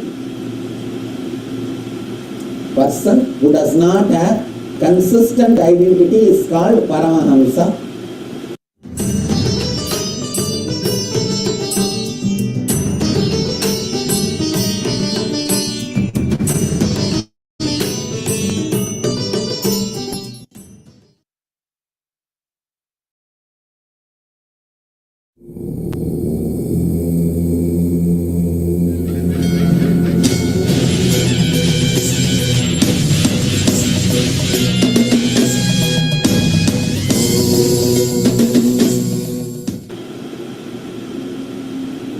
You may think, no, if we don't have consistent identity, we may become criminals, we may become immoral.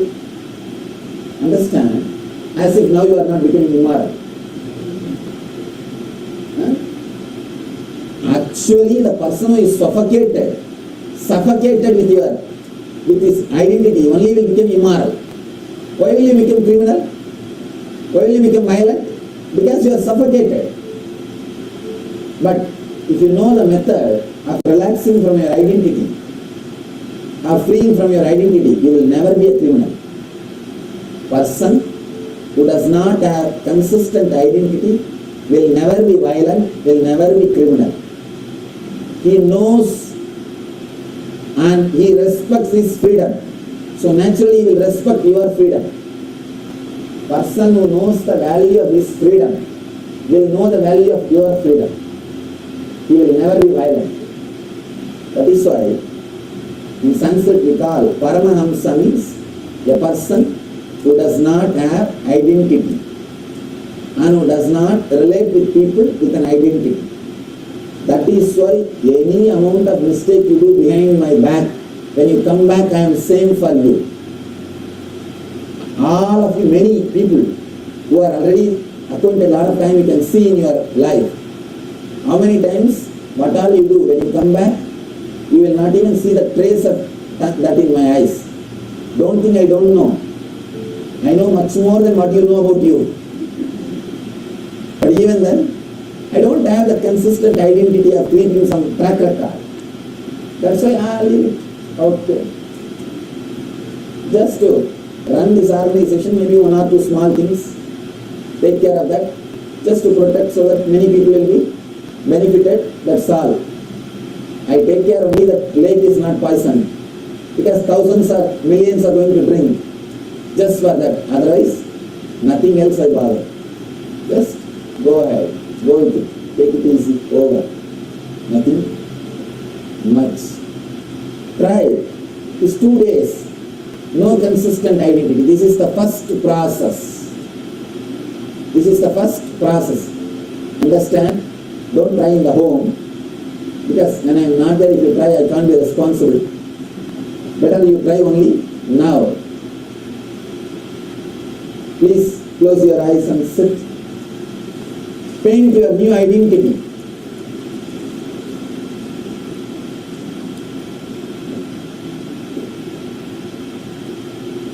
Just move all opposite things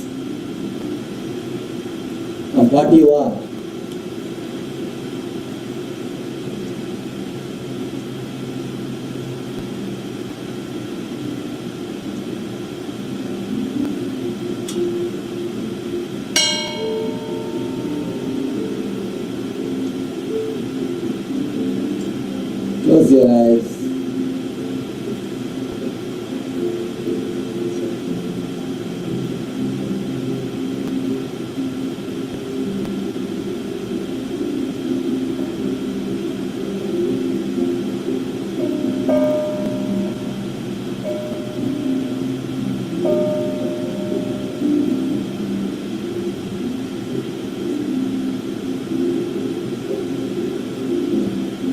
Just create new, strong identity.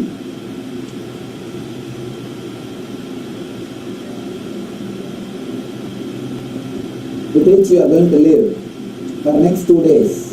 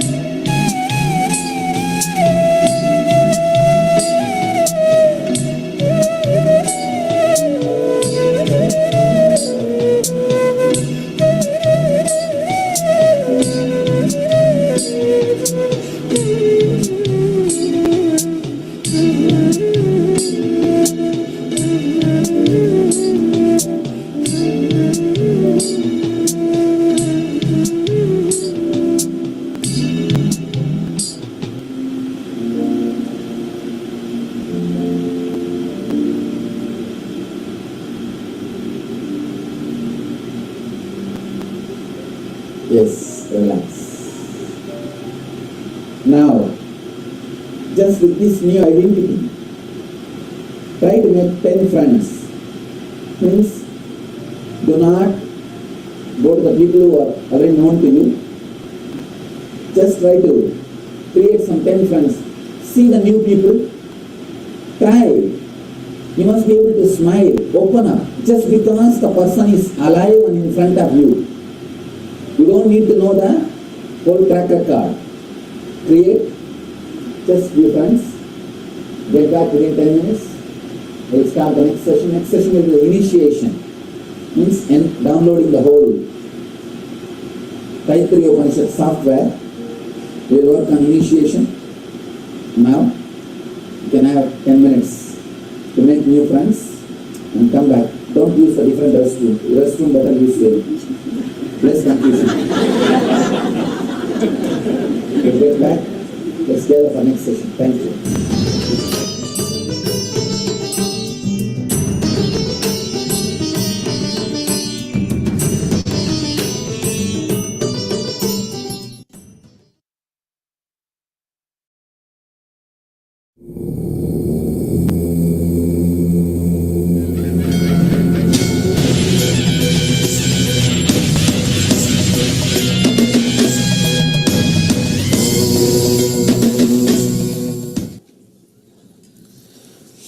Understand, this is not like NSP. If you have done NSP, don't think it will be like NSP. No.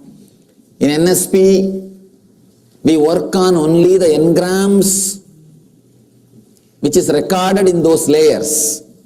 Like we wipe the paintings. You are healed from engrams. And it's like a little lubrication. You will go back and live in the society as a much better person. But now we are going to work on the very kosha, means the very layer, very canvas on which the painting engrams are carved. So it's like you will not be the same person again. You are not the same person now itself, from morning to now. You are not the same. How can you be same? Now a lot of gender changes happened. Job, career change, professional change, and still husband and wives are sitting next.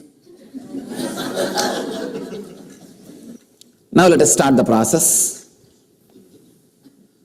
Annamaya kosha, first layer, means the physical layer with which you are living, the bone, flesh structure. So this is made out of samskaras which you bring from so many janmas, so many births. People ask me, Swamiji, do you believe in reincarnation? Many births. I tell them, no, I don't believe, but I know the truth. It is there. It's not belief. Simply it's truth. You are reborn till you are enlightened, till you achieve enlightenment, you take birth. Rarely after enlightenment, people take conscious birth. It is called avatara, incarnation. All unconscious birth is regular birth and death. Rarely, some people after enlightenment take birth. It is called incarnation or avatara. Anyhow, now all you need to understand, whether you believe it or not, truth is that we do have rebirth and we bring our karmas, samskaras, unfulfilled, understand, unfulfilled samskaras. When we take this new body, usually when you take a big jump, means that when you shift the bodies in which you live, like from fish to tortoise. From tortoise, you jump to the pig. That is the way the incarnations are described. Traditionally, the Vishnu's incarnations, avatars. First, fish. See, when when you live in the fish body, whatever you see and whatever you hear gets recorded. Now you know about more possibility, more samskaras.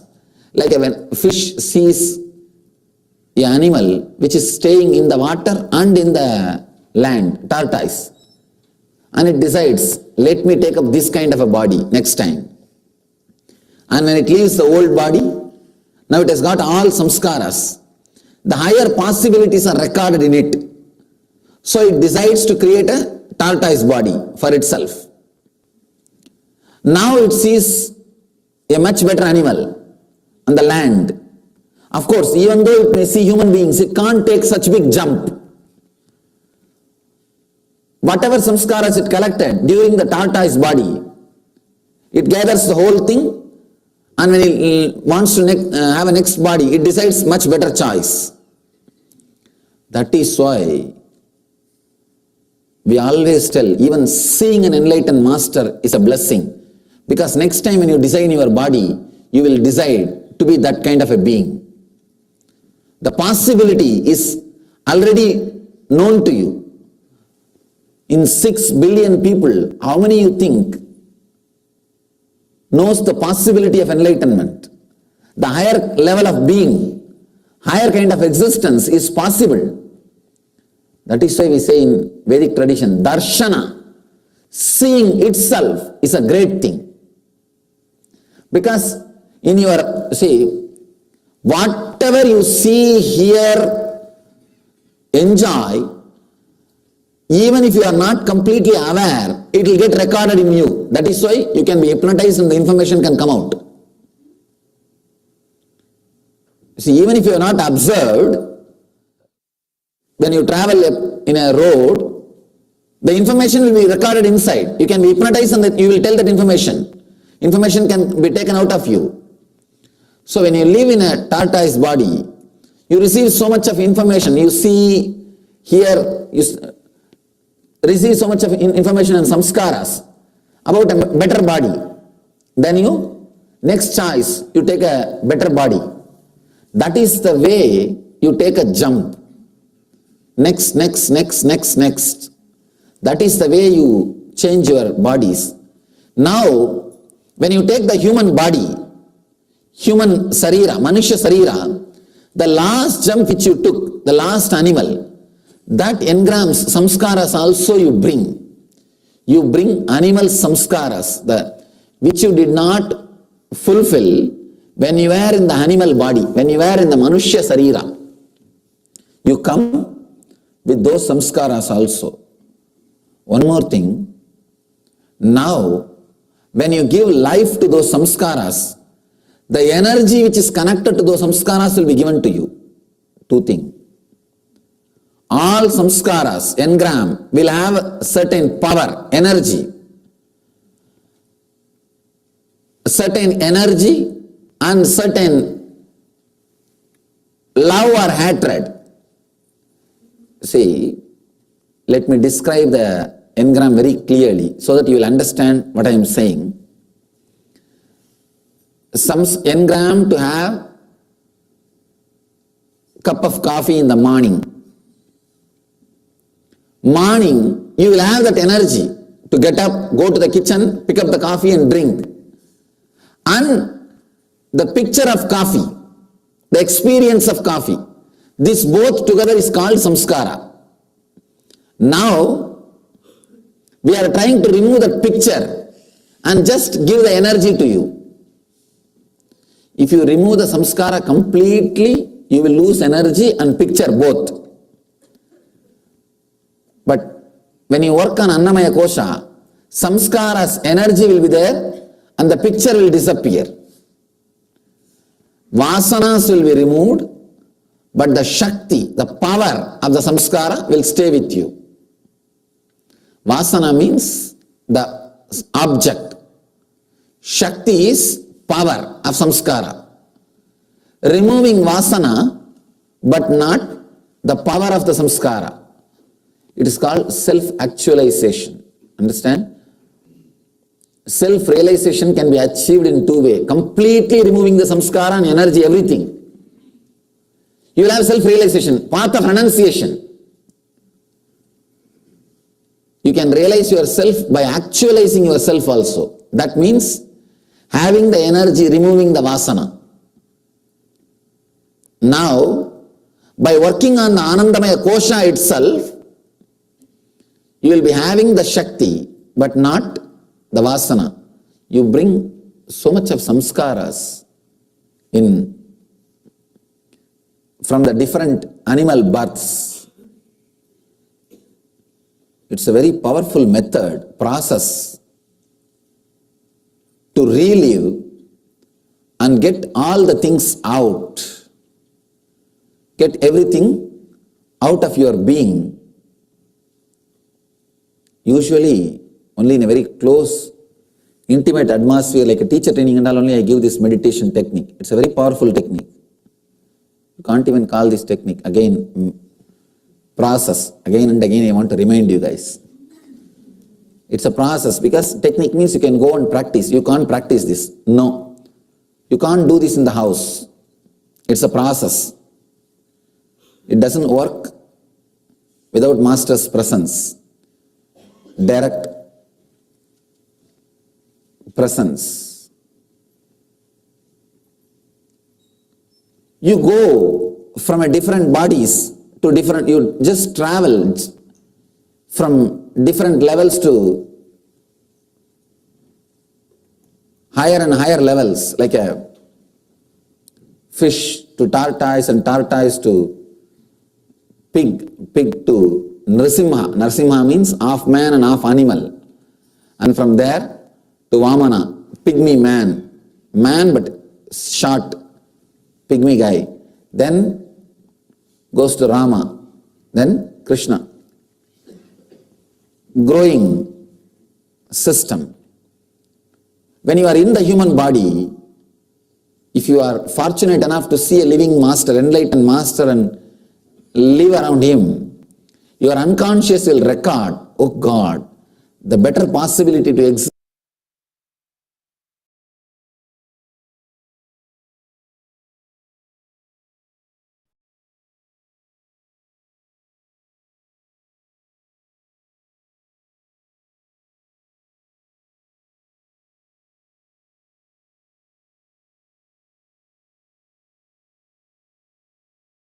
Nithyananda, everyone. As part of the Atma Spurana program, the flowering of the self, how we realize from human to our highest potential, recognizing our consciousness. In this session, we are going to work on some of the techniques that we can practice to realize our highest self. Let's start with the Sadguru Vandanam. Nithyanandam Paramasugatam Kevalam Jnanamurtim Dvandvatitam Gagana Sadusham Tattvamasya Ekam Nityam Vimalamachalam Sarvadi Sakshibhutam Bhavatitam Trigunarahitam Sadgurum Tam Namami.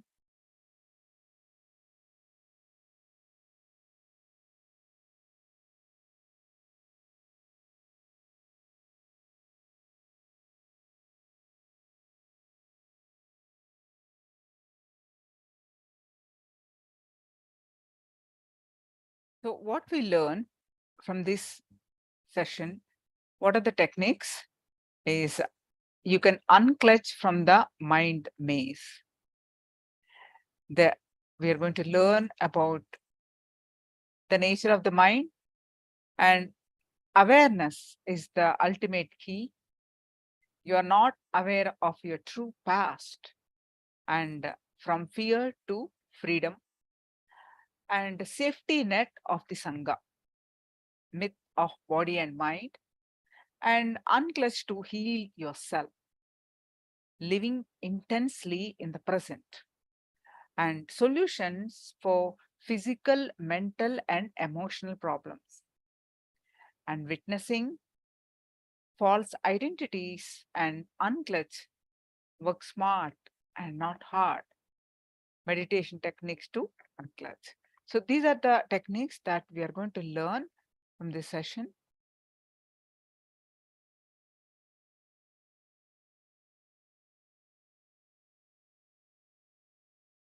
The objective of this session is to understand the nature of the mind and to know that the shaft of thought is an illusion, to unclutch from the mind maze, and to learn and practice the meditation techniques to live intensely in the present. In the first session today, you have learned how intensity is the key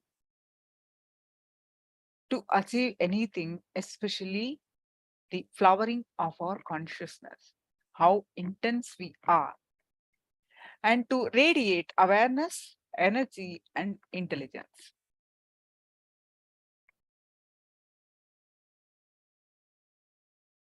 You can unclutch from the mind maze. We have thus far looked at the basic emotions that drive us. When these emotions are negatively expressed,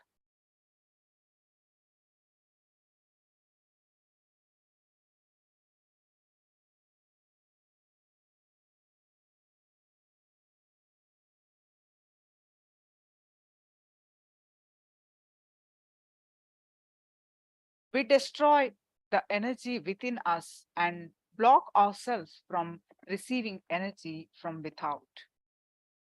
If you have practiced the techniques that have been given with each of the preceding sessions, you would have also have seen how could you overcome these negative energies and unblock yourself.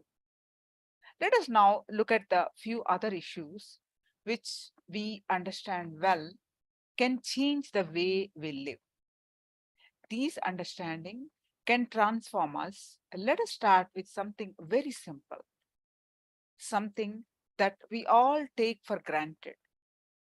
Let us look at the way our mind really works.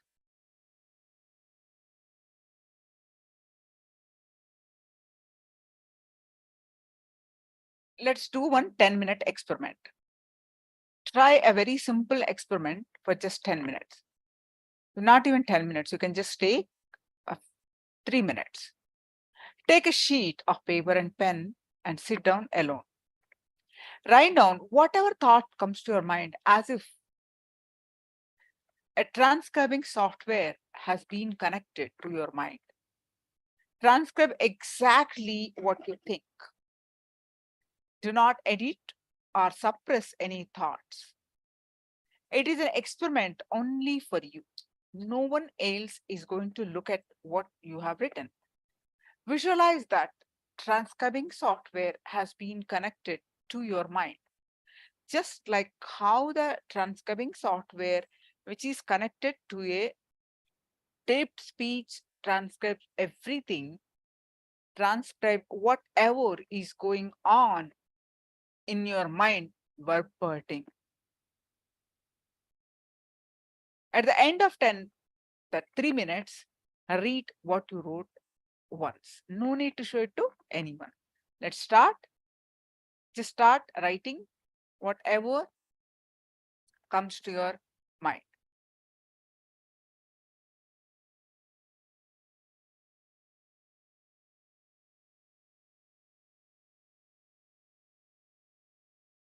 Do not edit any thought that is coming, just write.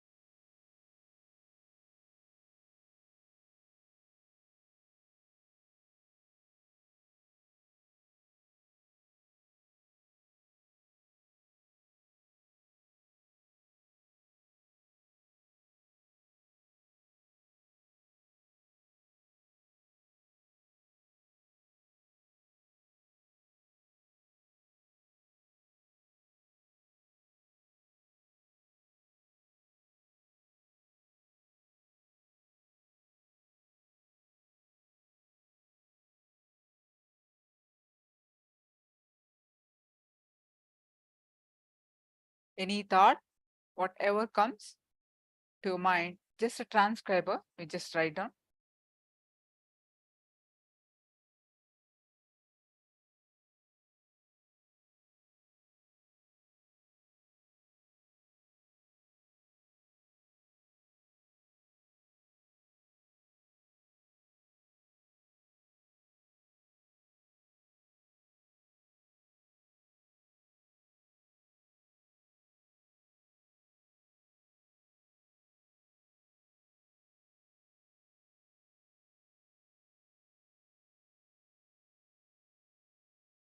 Now read what you have written.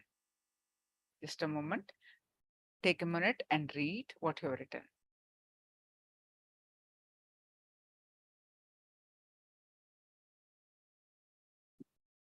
You will be amazed. You can clearly see that there is no logic in the way thoughts form in your mind. For example, you see a dog on the street. Immediately, you remember the dog you were afraid of when you were young.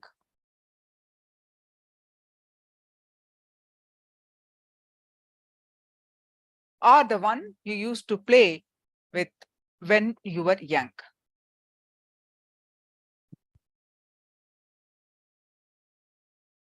The next thought could be about your childhood.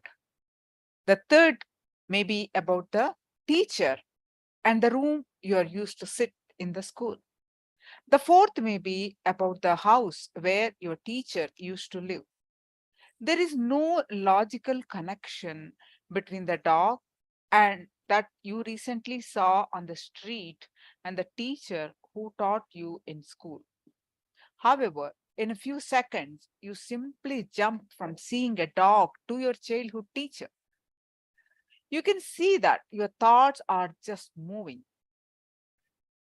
drifting from one thought, one thing to the other. We can't even call this thinking. It's just association. That's all. You associate the dog with your childhood and your childhood with the teacher and so on. Actually, if you do this exercise just once, the very understanding that it gives you will transform the way you think about yourself and you treat yourself and others. How you treat yourself and at the same time how you treat others. Your whole life will be transformed. How does your mind works?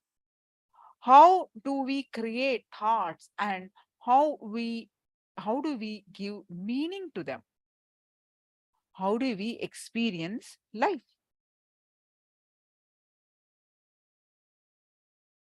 The nature of the mind. Let me give you a simple diagram to understand how thoughts flow in the mind and how you connect them. Each thought in your mind shown here as a rectangle. Each is a different shape, size, and color. Different thoughts are continuously flowing to you. One may be related to pain or a painful experience. Another may be related to joy or joyful experience. The next one may be related to joy, but you think of it pain. It is referred to as JP, meaning joy and pain together on the chart. Joyful experience, painful experience together. Similarly, you may have a thought that is related to a painful experience, but you think of it as joy. It is referred to as pain and joy, painful experience and joyful experience. It's a mixed map. Generally, all your thoughts are related to something about the past or the future. You cannot have thoughts about the present. In the present moment, you have only consciousness, no thoughts. Thoughts are either related to some joyful experiences that you had in the past and want to have in the future, or painful experiences that you had in the past and don't want to have again. Even at the time of some serious problems, you will suddenly have a positive thought. Even in the peak of joy, you will have some unconnected negative thought. Each thought is completely independent, completely unconnected to the previous thought.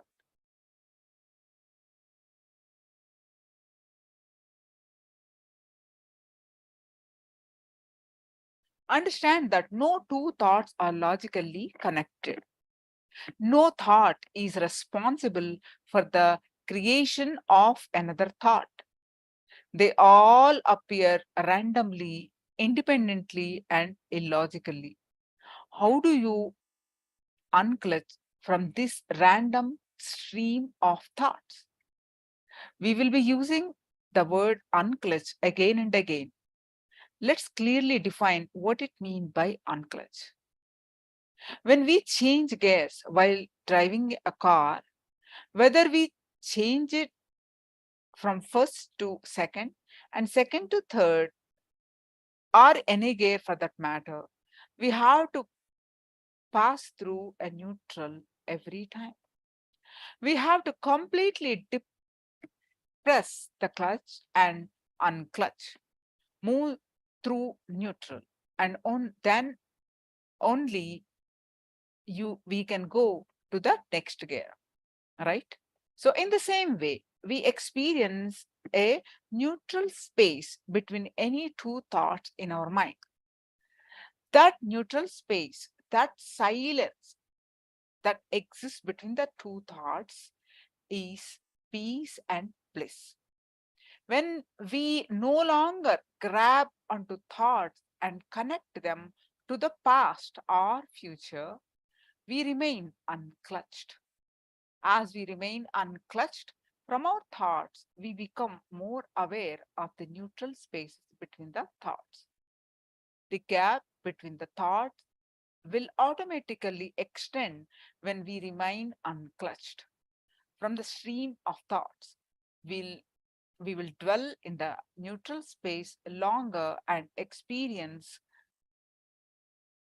more and more peace and bliss. So for this, what is needed? Awareness. Awareness is the key. When you suddenly become aware, any thought that flows in front of you becomes your life for that moment. You start giving attention to it, either to fulfill it or to escape from it. It is like slides on a projector. Any slide that is kept in front of the projector light is seen as reality on the screen displayed. The problem is that in your inner space, the projector light is never continuously on. It is not on. The light is not on in your inner space. When I say projector light, I mean your awareness. Here, we can compare the projector light with our awareness. It just comes and goes, comes and goes. You are not fully, continuously aware. Many times, even though your eyes are open and your body is moving, you are not aware of your existence. An example from everyday life is like when you get into your car and drive for half an hour to the office. It is only after you reach the office, park the car and get out, do you suddenly realize, oh, I have reached the office. It means that in those moments of driving, the projector light was off most of the time.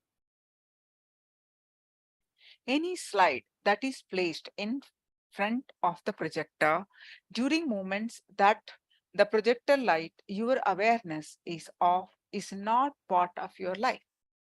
You don't remember it at all. When the light comes on again, when your awareness comes back again, whatever thought you have at that time becomes a part of you. Understand that this is a very subtle truth.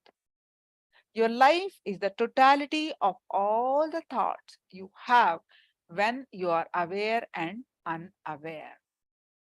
Unfortunately, many times there are thoughts, many major decisions, and life-changing incidences that happen when you are not aware. These are also part of your life, part of your biography. Unfortunately, you are not aware of these seeds. Decisions are the thoughts when you come up without your awareness. Knowledge, without your knowledge, they are contributed significantly in your life. Be very clear, every moment that passes in your life,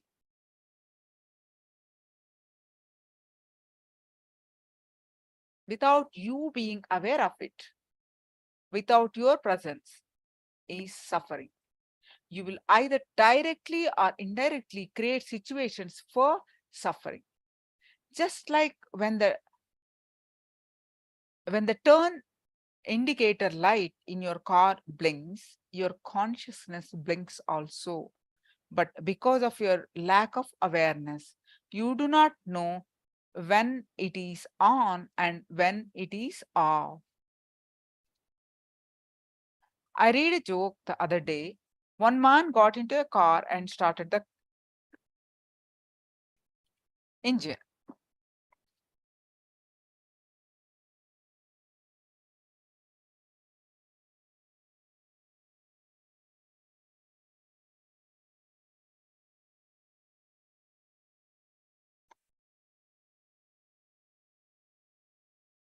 He flipped on the turn indicator and asked his son to see if the light blinked in the rear of the car.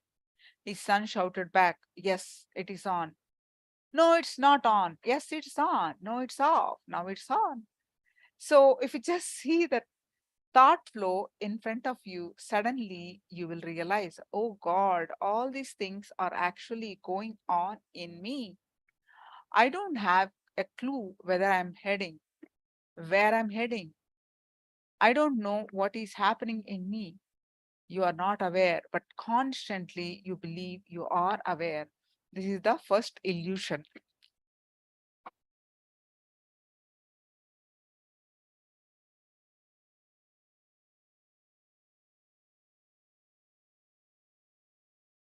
You are not aware of your true past. This is the first truth. You are not aware of all the things that are happening in front of you.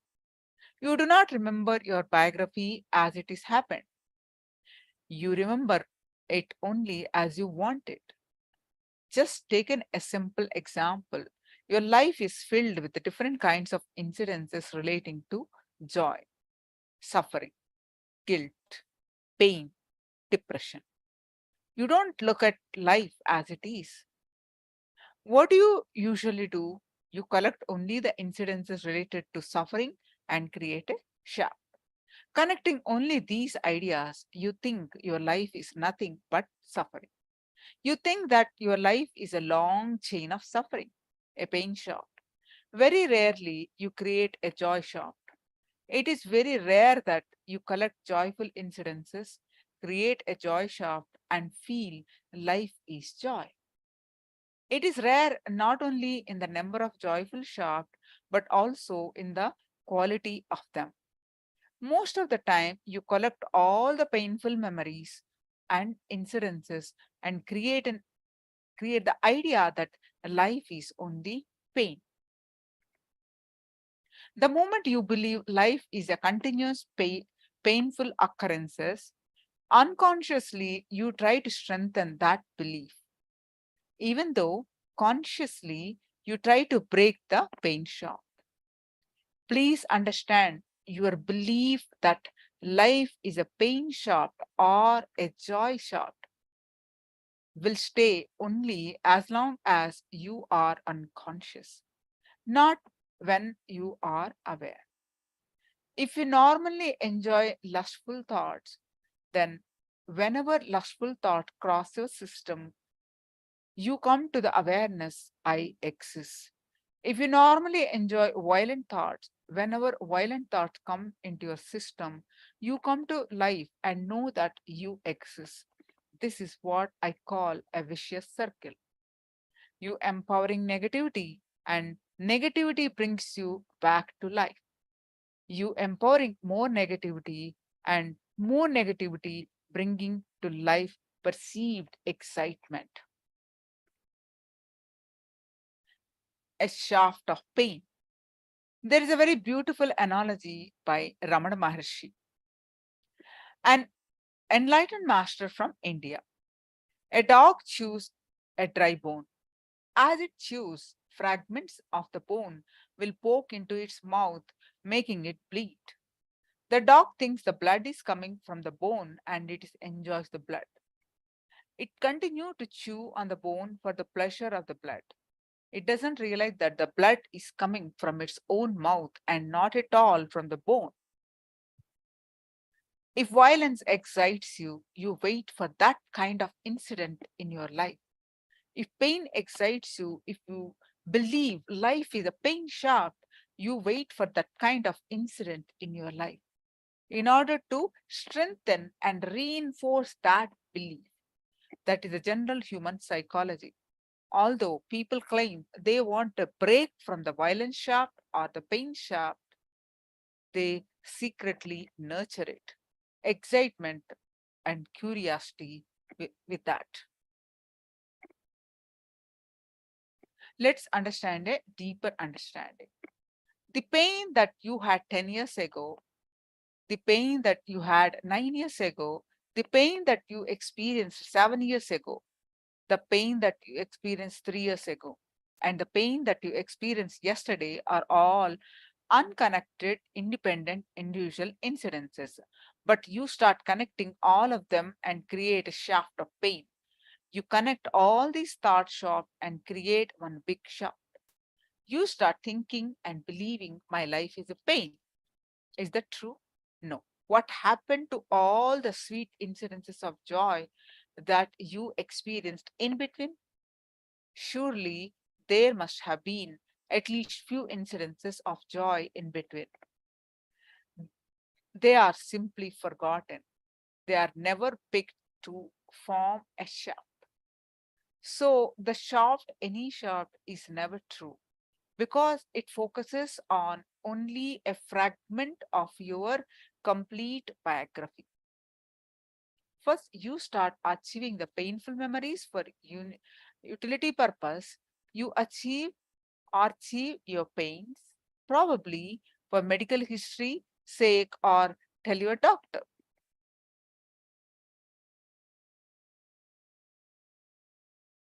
So you create more painful shaft than joyful shaft. They're simply forgotten. Do this with situation that you currently label as pain and see how the whole experience transforms. When you just observe the pain, you come to understand two things. First, in the process of pain, you will see your body rejuvenating itself, reconstructing itself. You correctly label this process of rejuvenation and call it pain. When you stop labeling it pain, you stop resisting the pain sensation and it can heal more rapidly. When you label it as pain, not only are you fighting with the self-healing process, you're also elongating the process and creating more pain. The joy that you experienced 10 years ago, the same way, the joy that you experienced 9 years ago, 8 years ago, the joy experienced last year and day back. They're all independent, individual, unconnected thought shafts.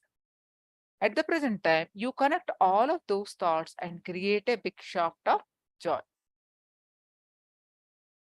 You may identify that joy as a person or an object, a space like a particular vacation resort. Now, you will try again and again to bring that back in your life, to bring that person, that object, that space, or that same incident back in your life. Try as you might, you will not be able to experience the same joy again. This puts you in further pain. In life, we constantly create either shaft of pain or joy.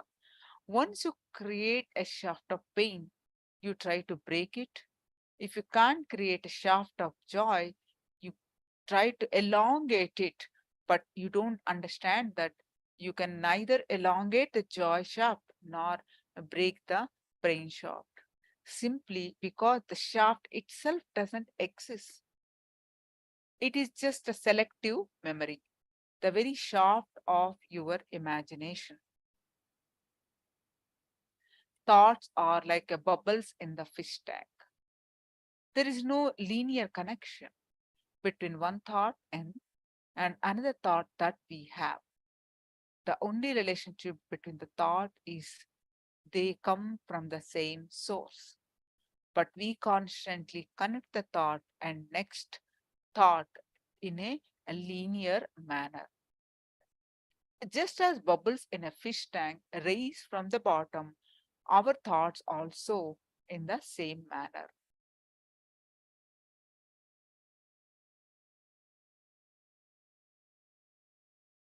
When one bubble comes and reaches the surface of it, the water, the bubble starts and then the third bubble starts. Because the bubbles rising at a high speed, they look like continuous stream. Actually, there is always a gap between the two bubbles. Like the bubbles, we also experience a neutral space between thoughts. Since the gap of a neutral space between two thoughts is very small, we think all the thoughts are connected and form a shaft. But there is always a gap between two thoughts.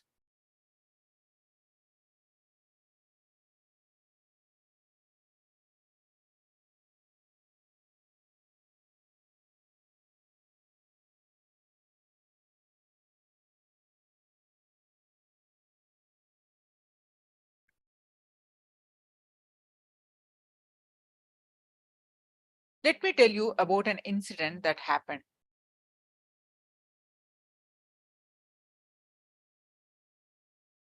A middle-aged man came to me and said, Swamiji, I'm going to divorce my wife. Please bless me. One gentleman around 45 years of age came up to me and said, Swamiji, I'm going to divorce my wife. Please bless me. I told him, I only bless people for marriages. Why do you want me to bless you for a divorce? He replied, now you have to bless me because I have suffered so much. I said, suffering is always give and take. It is never just taking.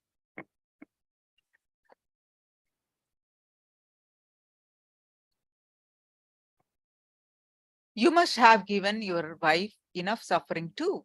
So please tell me the truth about what happened. And then we will analyze the situation. He replied, how do I decide which incidences to tell you, which incidences to leave out? There are so many of them. From day one, she has been torturing me. You don't know how much torture I have gone through. Then he narrated an incident from the day of his marriage. In Indian villages, when a wedding takes place, the newly married couple plays games after the marriage ceremony. For one of the games, a ring is dropped inside a pot filled with water. The husband and wife put their hands inside and compete to pick up the ring. Whoever grabs it first wins. These small games were created mainly to reduce the unfamiliarity between the couple because in arranged marriages, the bride and groom first meet during the wedding ceremony. They have small games to reduce the distance between the couple because they are new to each other. It will be much friendlier because you will not clutch.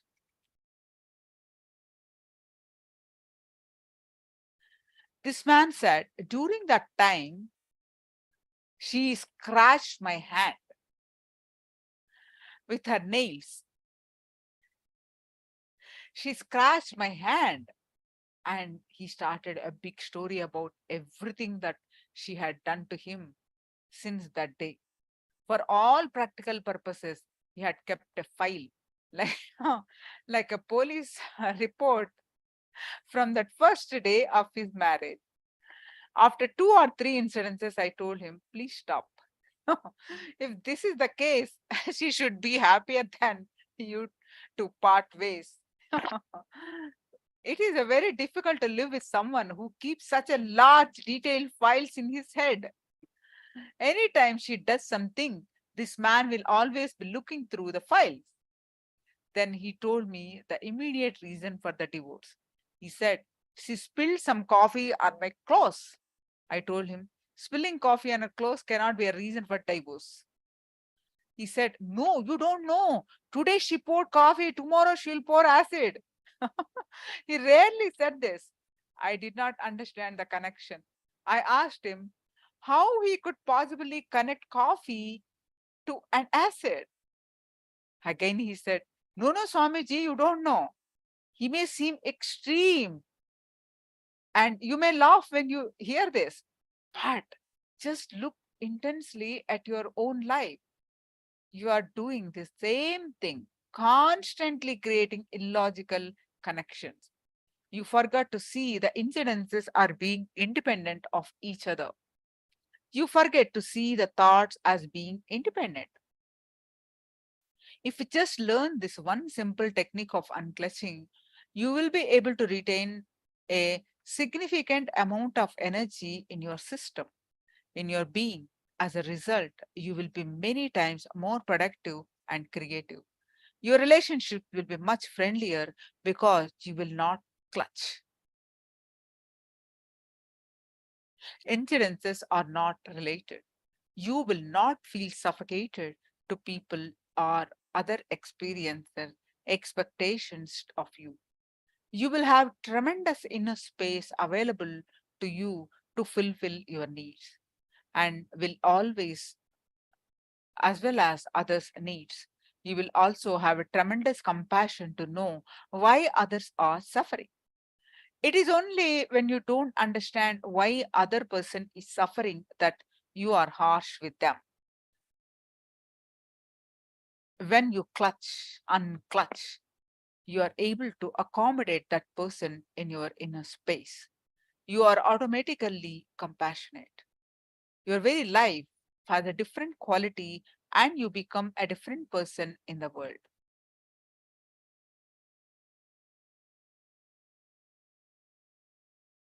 Every single happening in your life is connected, unconnected.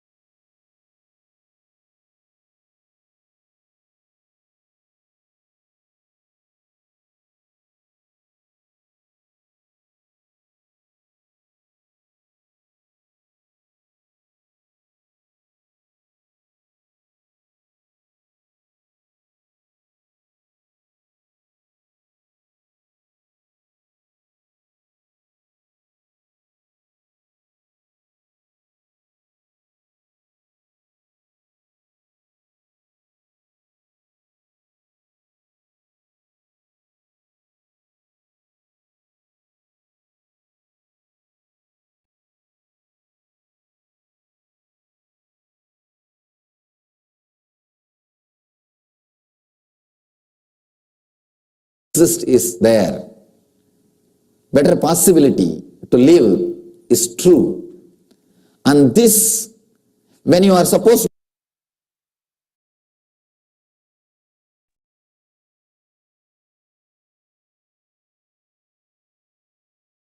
Sorry for the technical glitch.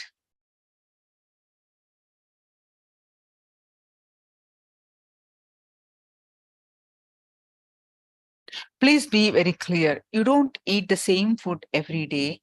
You may use the same word eating for both the experiences, but they are not the same experience.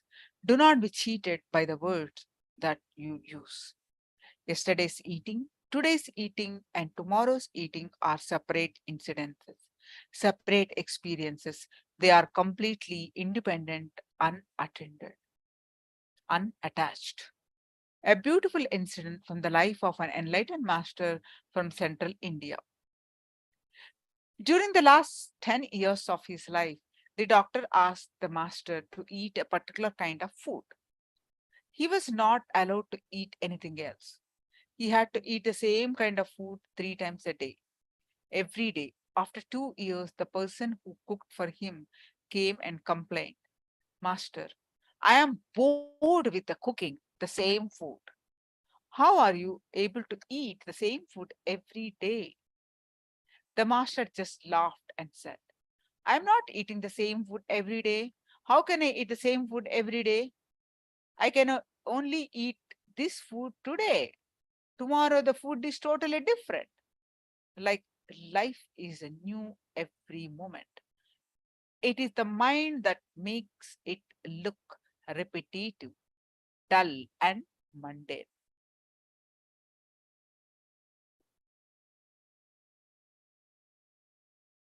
Life is new every moment. It is the mind that makes it look repetitive, dull, and mundane. The next powerful tool to flower our consciousness is from fear to freedom. Your fear gives power to the mind.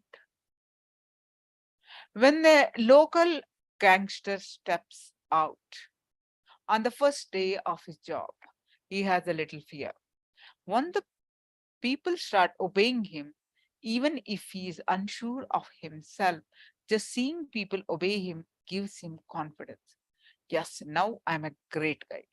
The whole body language changes. The same way, when the mind comes to attack you, initially it will not have enough confidence. But when it sees that you are afraid of it, it gains confidence and traps you. You give confidence to that mind to attack you. Once you saw your fear, once you show that you are very fragile, that is enough for your mind and you are caught.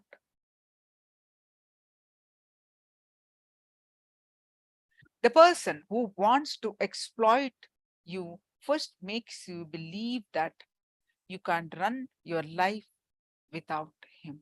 He gives you the impression that you cannot survive without him. Once you fall for it, he starts exploiting you and playing games with you. The moment you start believing that you can't survive without him, you start putting up with him even though it is an abuse. In the same way, the first thing your mind does is convince you that you cannot be alive without it. The moment it convinces you of this, nothing more needs to be done. Then you never try to drop the mind and die. Just let go and you can fly. I saw this in my days of spiritual wandering. In the forests of northern India, the hunters use a trap to catch the birds. They tie a rope between the two trees in the middle of the rope and to secure a wooden stick. The rope is tied to the midpoint of the stick, and this is actually hunter's trap for birds. You may think, how can a bird be trapped?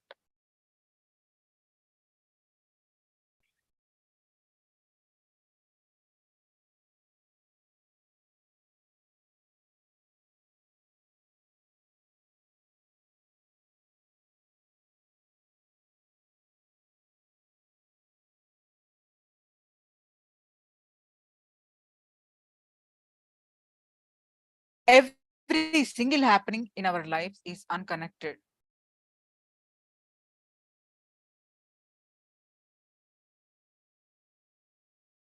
When a bird comes and sits on the stick, the bird's own weight turns a whole stick upside down. It turns topsy-turvy. The bird is now hanging upside down, clinging to the stick. The moment it turns upside down, it loses its sense of balance and feels totally shaken and tightens its grip on the stick. It simply holds on to the stick as if its life depends on it. Because it is hanging upside down, it thinks, if I unclutch from this stick, what will happen? I will fall and die.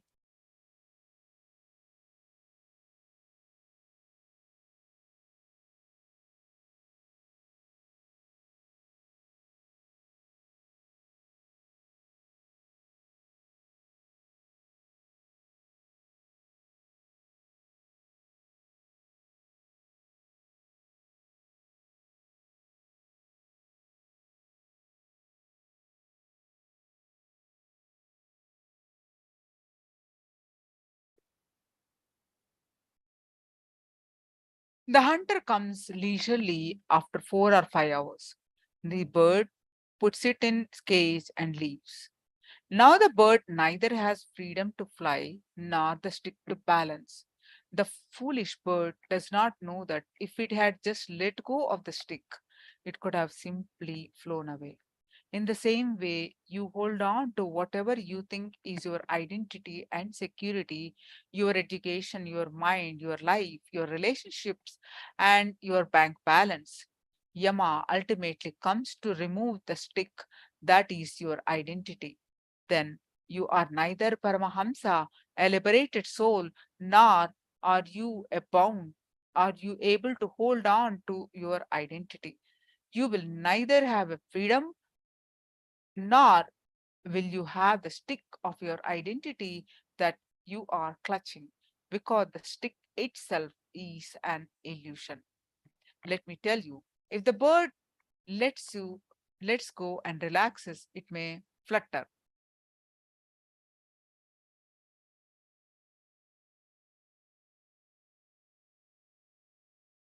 It may flutter for a moment or two. It may take 1 or 2 moments to balance itself, but it will never fall and die. When it leaves the stick, maybe for a few seconds, it will fall, but then it will adjust itself and start flying. Be very clear. Let go and you will never fall and die. You will only become a Paramahamsa, the liberated one. This moment, trust yourself.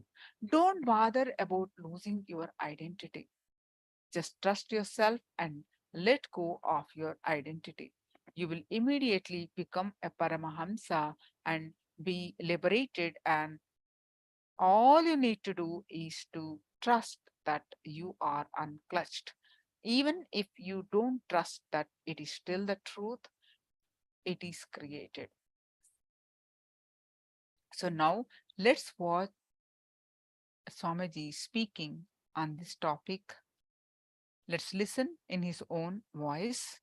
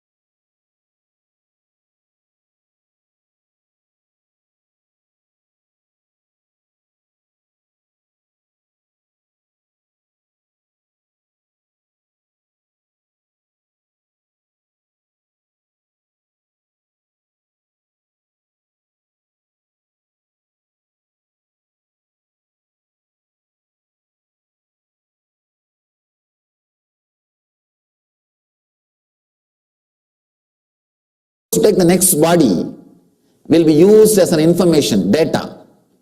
You will create an enlightened body. That is why we say that even seeing, darshana, is such a great blessing, such a great thing. Now we will work on the Annamaya Kosha. How? Just start living all the animal engrams so that your Annamaya Kosha will become completely self-actualized. All the samskara which you brought with your body, with your Annamaya Kosha, becomes reality. Understand? You got so many samskaras from animal layer because you never allowed them to become reality. It expresses in your everyday life. You can see when you eat. You can see when you are angry. The animals expressing through you. And you can see when you are filled with lust, the animals expressing through you. Understand? Sometimes even you will feel frightened. What am I doing? What is going on? Till you allow the animal inside you to be completely fulfilled and relaxed, you can't escape from it. Because you are carrying those engrams. You are carrying those samskaras. It should be allowed to come out. It should be allowed to actualize itself. See, these engrams are so powerful. This is called prarabdha karma. This prarabdha karma is so powerful. If you allow them to work through you, they will empower you. If you suppress them, they will constantly depress you. You will be fighting with them. Whatever quality you are fighting with you, whatever way you are fighting with you, see, if you are fighting to control your anger, if you are fighting to stop smoking, if you are fighting to stop drinking, everything is directly connected to this Annamaya Kosha, animal layer.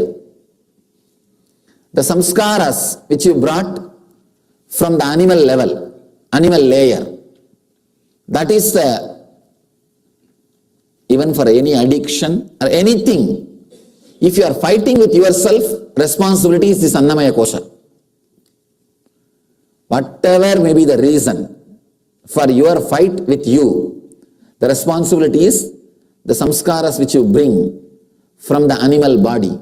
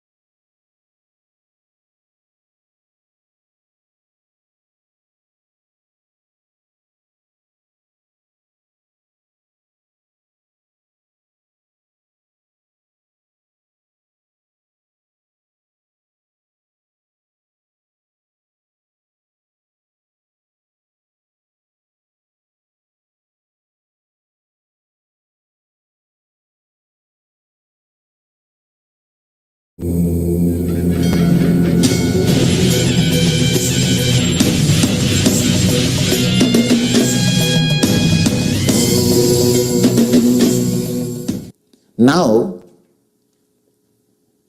we are going to give the opportunity for all those samskaras, engrams, to leave you, all those personalities, the animal layers which you brought. You have, another big problem is you have a mixture of all animals, little from every animal. Whatever animal body you lived, a little is left over in you. In the Vedic astrology, Jyotisha, the last animal from which you took the jump, they will be able to predict based on your birth time. You may feel, what is this? It's true. It is true. More part of your engrams from which body you brought can be very clearly detected. They can diagnose by seeing your birth time. That's a big science. It's a big science. If you know a little bit of astrology, you will understand what I am saying.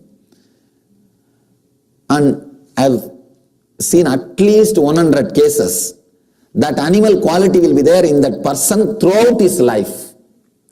Whether he is standing or sitting or walking or eating or drinking or during the anger or lust or anything, that animal quality will be there. He will not even know how to fulfill that. And he will always feel unfulfilled. Now it is time to actualize yourself and fulfill those engrams and be empowered by the samskaras. Be empowered by those engrams and just escape from the vasanas. Understand?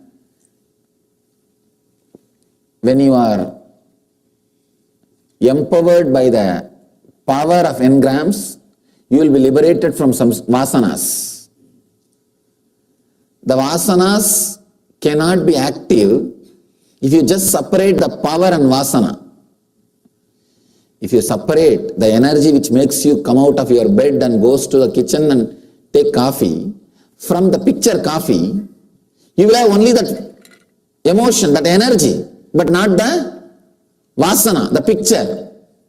Understand the difference between these two. Only then you will be able to enter into this meditation. Unless you understand the truths, you will not be able to enter into the process. Understanding is also an important thing for the process. Just for technique, you don't need understanding. Do it, you will have the result. But it's not just a technique, it's a process. Upanishad, where you need to understand, where the Shravana, clear understanding, clear listening is required. Then go through the process, manana. You will be surprised, in Vedic tradition, there is no meditation, only manana. Means the process. No meditation. It's called manana. Now, you will give life to the animal who is inside you. You may think, how will I find out, how will I know which animal is inside me? Any animal you feel connected. Enough. Start. And you will see so many animals coming out. They will be just fighting. No, really. Now you will see, in few minutes, this will become a zoo. No, this will literally become a zoo. All animals will be coming out. You can start with any animal and you can allow any animal to come in between and you can end with any animal, no problem. But you should not be a human being till the process is over. You may ask, first you took away our job, then our career, then our gender, now the birth itself.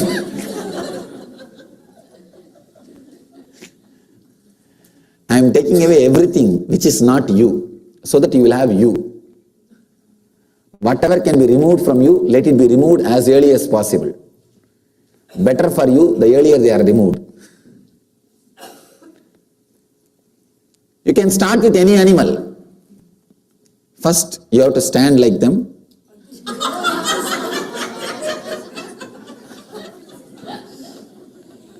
Now with clothes only.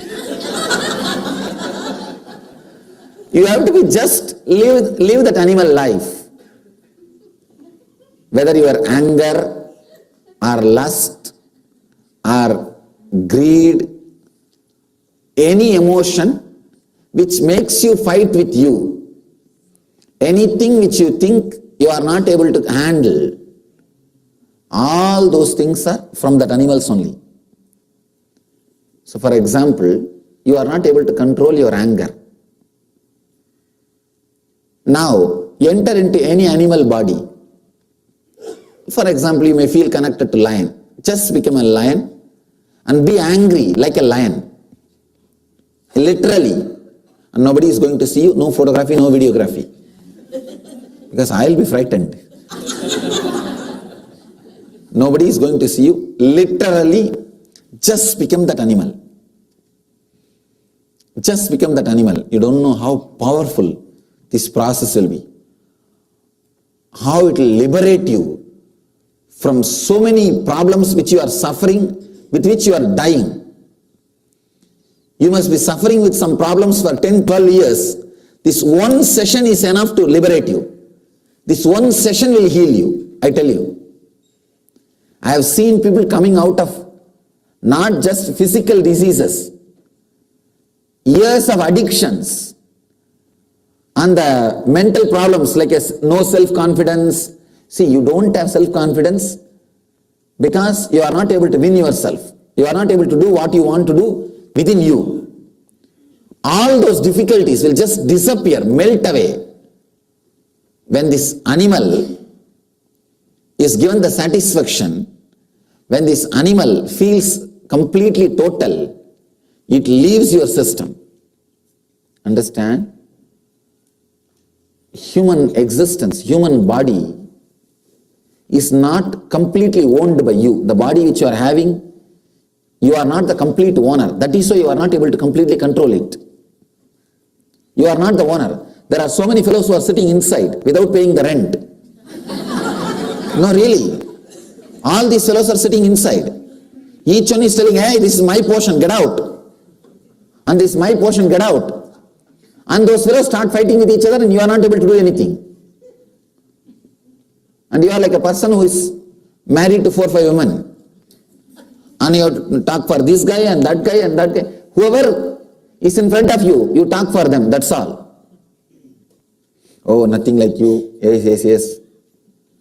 So many engrams, so many samskaras. We are just working on the prarabdha. Prarabdha means the major portion of the karma which you brought when you created this body. When you created this body, the engrams and samskaras which you brought, we are working on it. Means the annamaya kosha, the first layer. See, the base metal, base material with which you created the first layer. We are working on it. Then we will work on one by one. We will do the process. First, we are going to do the process on Annamaya Kosha, the material out of which you created this body, this layer. See, understand the meditation, understand the process very clearly. Assume any one animal. Take up any one animal. You don't have to think, how will I know which is the right animal for me? Start with any animal, because whatever animal is inside, that will come out within few minutes. All you need to do is break from this human, the idea that you are a human being, that's all. Once you break from that, the whole thing will come out. These are all very esoteric, mystical process done only when a disciple is really interested and intensely wants to experience higher consciousness or enlightenment. That is why these techniques, these methods are not available in common for mass. You may think in our religion we never learned this. Understand, in religion you will never learn this. Only in spirituality you will learn this. These are the methods from the esoteric traditions where the enlightenment science is kept alive, where the living stream is maintained. Fortunately, Still it is available, and you are fortunate to drink the divine nectar from the source. From the source. You may think, what will I gain out of this process? That only you have to experience and see. You can only see it. How many things can happen in you? I have seen so many people coming out of arthritis, so many disorders related to body. Just only once they go through this process, they just come out. And so many sexual disorders, they come out. The problem is nothing. You have not allowed the animal who is in you to live and leave you. You have not liberated that animal from your system. You might have taken the human body, but you never liberated it. You never allowed those engrams to be completely out of your being, out of the system. They are sitting there inside, constantly ruling your whole day and night. See, when they are sitting inside, they don't keep quiet. They are ruling your whole life. They are directly, indirectly guiding your whole life and all your activities.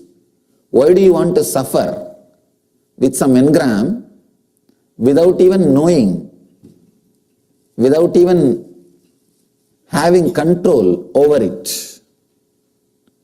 Just enter into the process.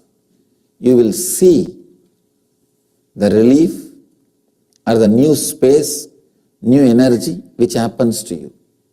Unless you enter, you will not have confidence. Now you will have so many questions. How can I do? Because you can never imagine you becoming some animal. Even when kids play, like as if they become elephant and walk on all fours, you laugh. You can never imagine you will be able to do that. Now you can do it. Now you can do it. Just live. Of course, I have seen some people always frozen, doesn't want to get out of their frozen identity, and they will just sit.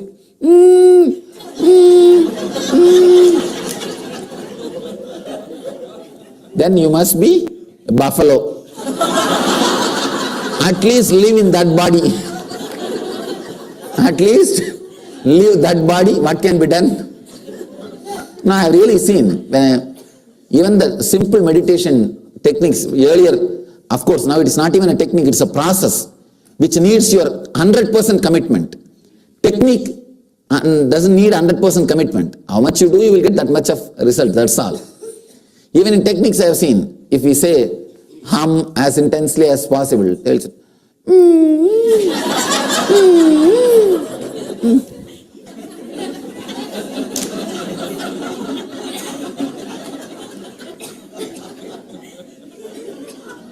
Now if you do that, then be very clear you are a buffalo.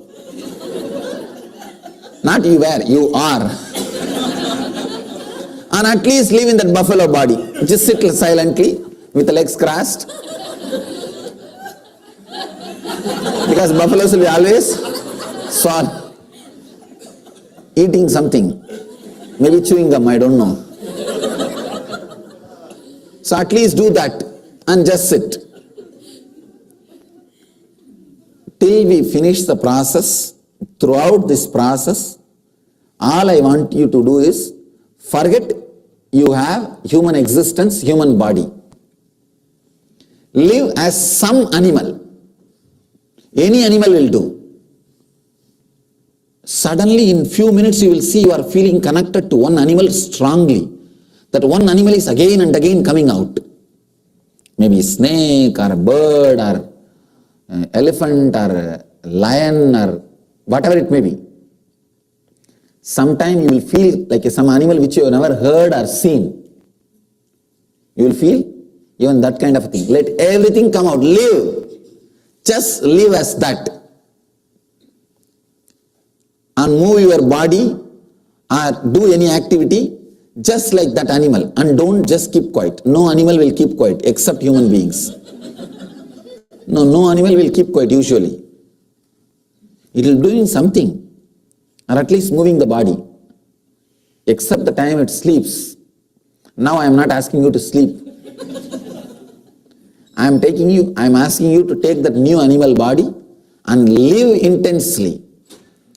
All the emotions which gives you the peak experience, like anger, lust, all those peak experience emotions should be lived inside that animal body. Because all your peak experiences are driven by those animal samskaras. Now, live inside that animal body and live those peak experiences like anger, violence or lust or anything. Only one thing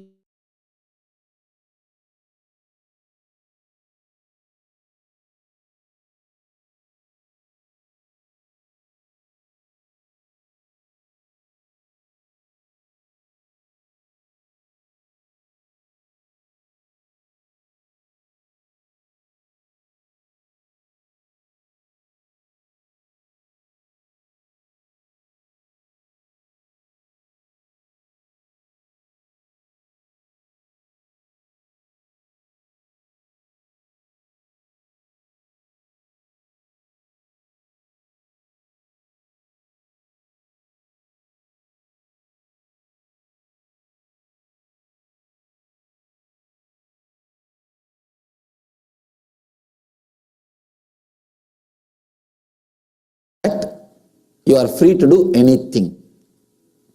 You are free to do anything.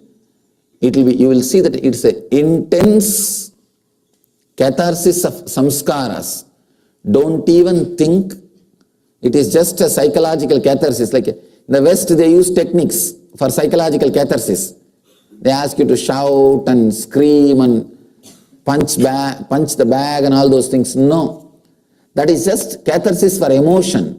This is catharsis for samskara, the kosha itself. So the very base itself we are working.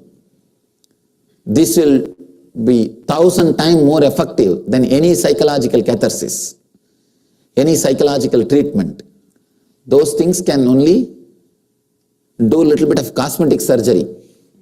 But this is completely, the whole personality will be transformed. Are you very clear about the technique? I think now I explained very clearly about the process. The whole process is clear.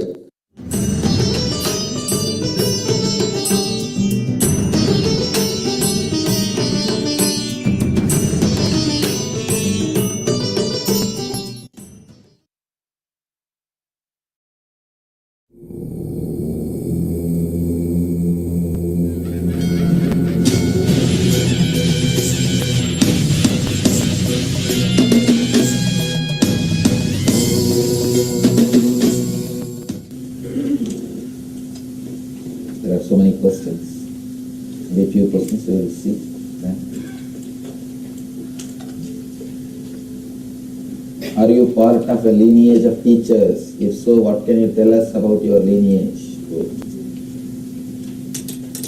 You can say I am a successor of the living stream of enlightened masters in my native place, which is 2000 years, which boasts 2000 years of unbroken lineage.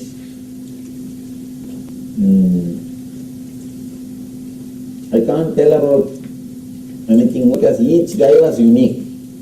It's not like the same mold. There was no one mold. Each one, my predecessor was a chain smoker. That guy from morning till night he will sit and smoke, nothing else he will do. His predecessor was Raman Maharshi. And Raman Maharshi's predecessor was very funny guy. No, really. If somebody comes to him for blessing, he will just throw some mud or cow dung which is in the road on them. No, his name is Seshadri Swamkil. No, really. He will do all these kind of things, and the power the power which he radiates, literally that cow dung cake will become gold. Literally in front of the public eyes, and all this kind of crazy things he will do. And there was a lady who underwent surgery, and the ovary was removed because of some problem. Doctors have removed, and she can't have a child naturally.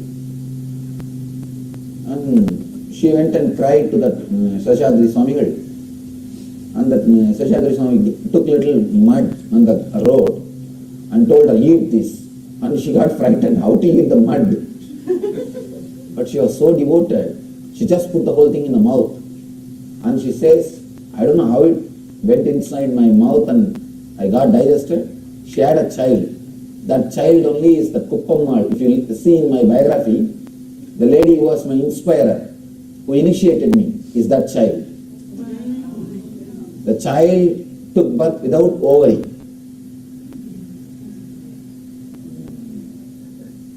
You just can't imagine. And after her menopause time, the mother's menopause time was over. These are two funny things. And this child, after he took birth, neither cried nor did regular things like a child. Simply she sat up and just started sitting silently. Just imagine. Please don't think I'm not telling you stories. Because I have seen this child. I have seen. And she only initiated me, I was telling you now. She only initiated. All funny guys. So I can't tell much about my tradition. And my predecessor is also a very funny guy. He will go around and collect all the garbage in the street and make big bags and leave it the place where he used to stay. And if people ask him, he will say, my garbages are much better than your garbage. Mine only disturbs me, yours disturbs others also. He will tell like this something, and he will just like a beggar.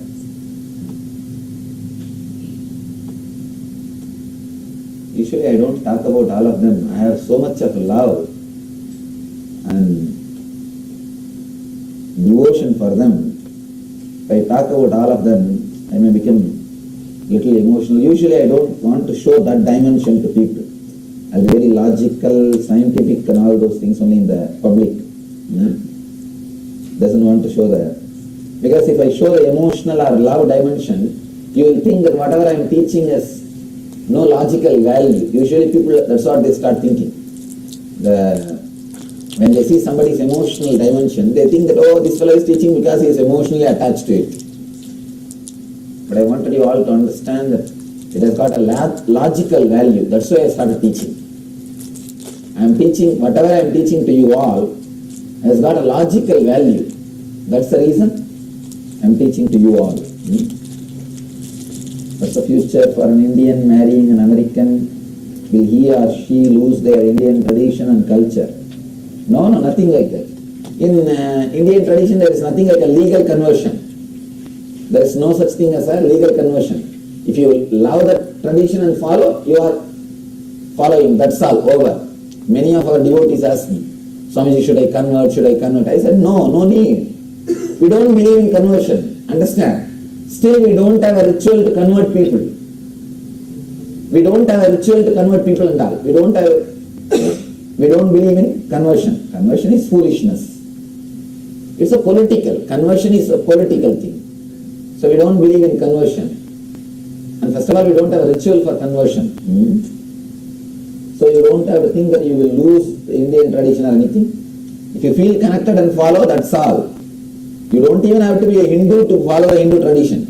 You don't have to be a born Hindu to use any of the products of their research and development. You don't have to be a Christian to use the light, because a Christian discovered the light or invented the light. I do my morning meditation, every day Anandananda chakra is activated so much. What does that mean? Means you are entering into Anandananda. Also someone asked me the significance of vibhuti on your forehead. That ash, that is what is called vibhuti. It's every day just to remind you that the whole life is nothing but this ash. Your body is going to become like this only. So remember about the futility or no value of the outer world and be in the inner world. That is what significance of the vibhuti. Just to remind you every day. From the young age I used to apply that there is a mantra which tells you, hey, remember, whole world will become like this only. There is nothing which you are going to carry. Just remember and live your life according to that. Every day like a remembrance.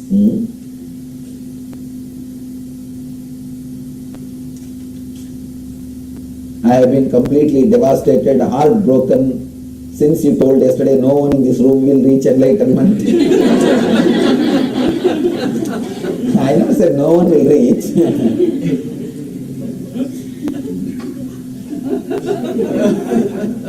Don't bother, don't be devastated or heartbroken. Who is the questioner? At least I'll help you. Don't worry. Maybe I'll, the moment you are devastated, you are a sincere seeker for enlightenment. So don't worry. There's a possibility I can work with you.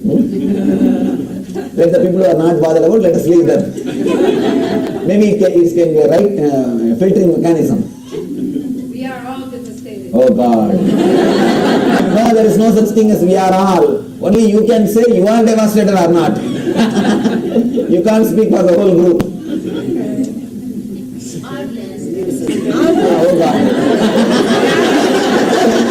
This is too much now. See, if you are devastated seeing somebody else getting devastated, then you have to ask that person. All right. You have shown straightforward opinions on peoples and countries. Could you clarify what is no judgment? Two things. No judgment means not judging because of any vengeance and prejudice. And second thing, even if the no judgment is like a beautiful relationship where both of you have freedom to hurt each other also. Nothing wrong. You see, that's all. You can ask me any question. That's why I am answering. If I don't want to answer the questions which hurts me, I can just say, personal question. Who is going to know?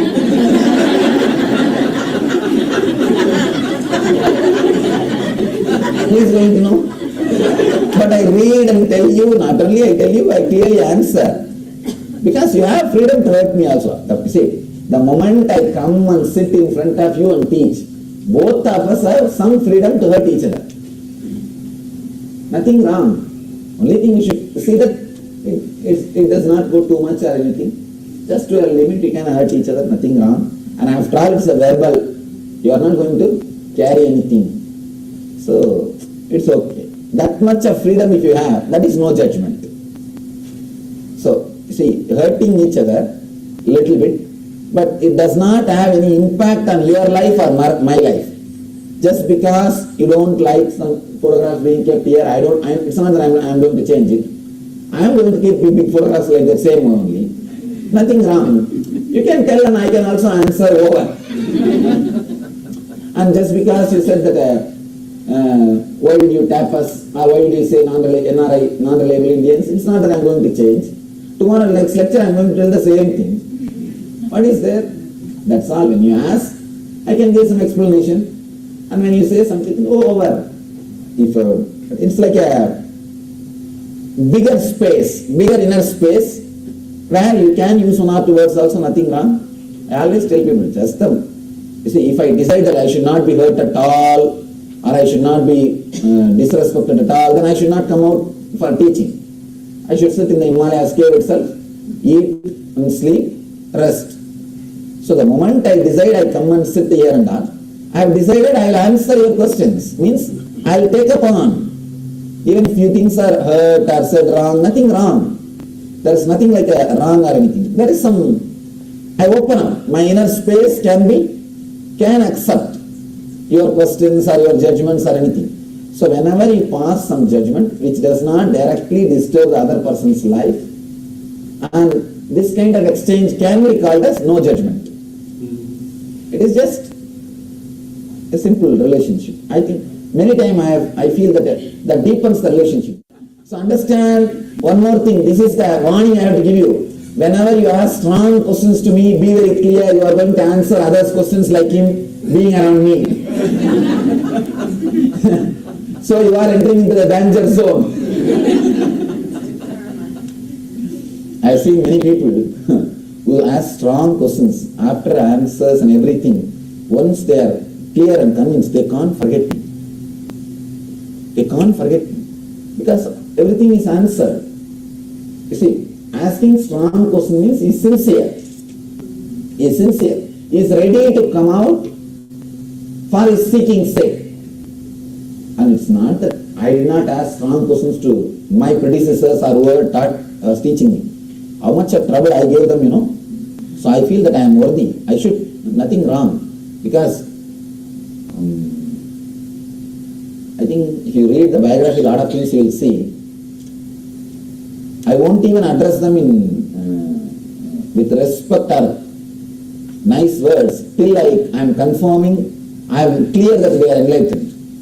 Till then I will have my own words to address, and so many things I did. So when I did so many things, why not people try to do all these things to me also? And when I saw this Mahā Babaji, I did not even touch his feet, which is supposed to be the protocol. I caught out of his hand and started poking my hand in his stomach to see whether he is a real person or I am hallucinating. Just imagine, I enter the hall, you catch my hand and start poking your hand into my body. How disrespectful it is. But I did all these things also. So I have no right to say that you should not disrespect me. You have full right. So no judgment is just that having bigger inner space, that's all, nothing else. It's okay. Now also I have something to show, but I don't want to. This is that Radha and Krishna coming for Oklahoma City.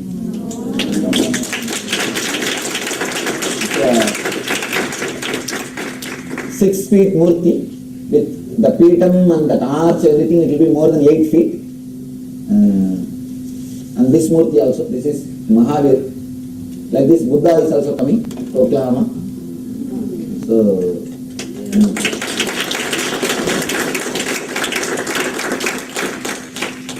I think all of you must be knowing, we are working on 10 temples all over the US. So everywhere, already people have taken up the responsibility and it's going on. I only welcome you, when I announce all these things, I only welcome you to come and enjoy the ambience and the product. I did call you or did you call me? Oh God. Usually it will be from my side only. From your side you can't call me. You are in too much of darkness. You can only take chance. You can't connect with me. Maybe randomly you will be calling by mistake as a wrong call you might have called me. But as a right call only I can call you. You can't call me. Because you don't know, you neither know my number nor know my qualifications. Only I can, because you are making many wrong calls to me, means again and again coming in front of my face, some grabbing in the darkness or in some search, I just say, all right, let me pick up and I start calling. That's the true thing happens. Only then the click happens. If the click has happened means I called you.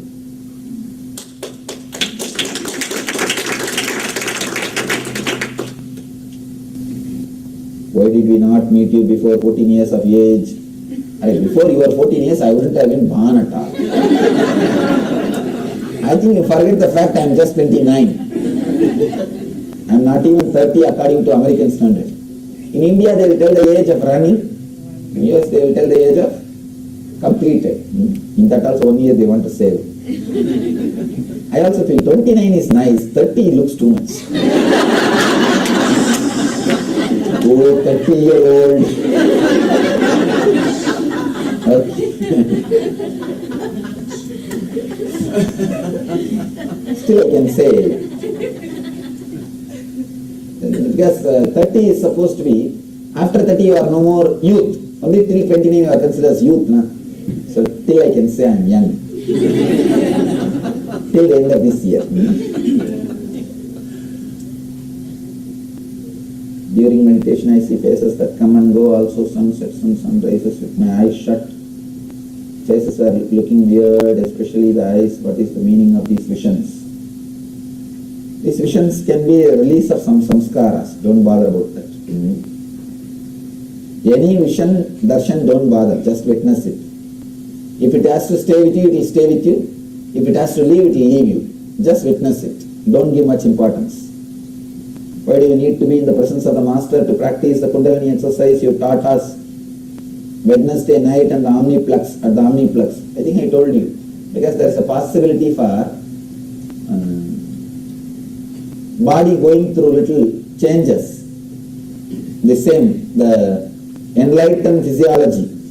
Those changes if body goes through, you may not be able to, you will not be, actually it won't do any bad to you, but you may get frightened in between and create big fuss. Oh, this is happening to me, that is happening to me. So that's it. Maybe the next meditation which you learn for Anandamaya Kosha you can practice.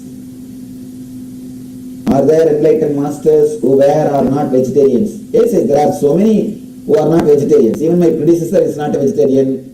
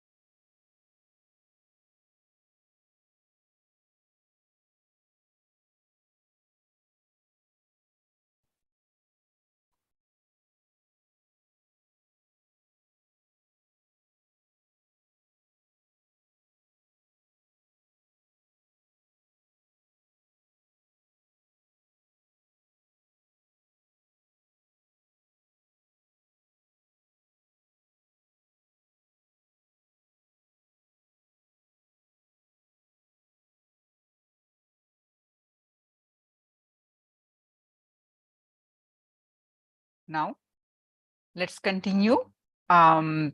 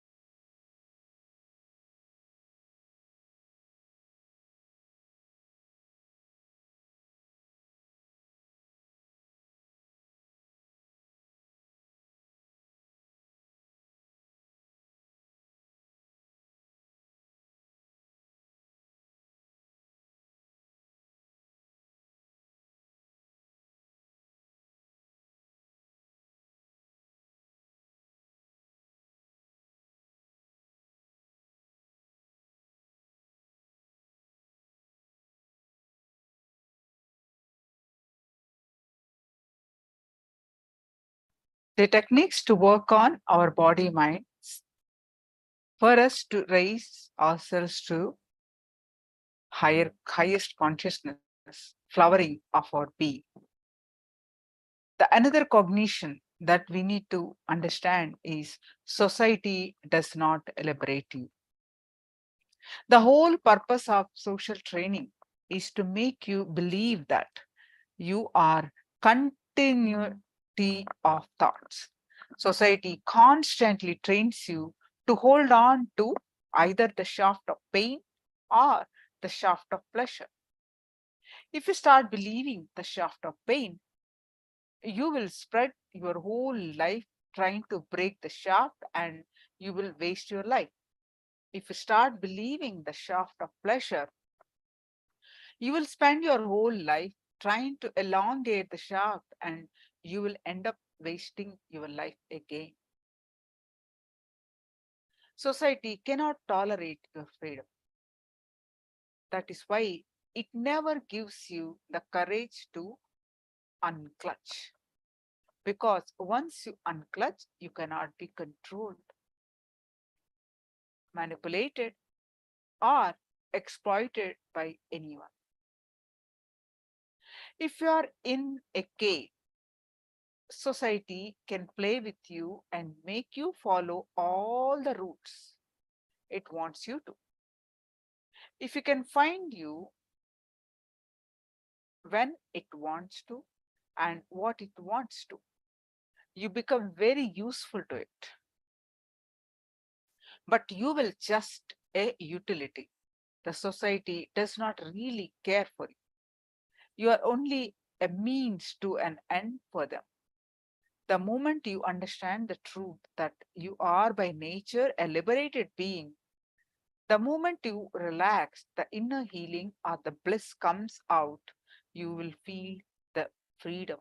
Once you start feeling the freedom, it is enough. It will give you tremendous confidence and courage to fly, to spread your wings in the sky. You will see that your being simply becomes a Paramahamsa in the pure cosmic consciousness.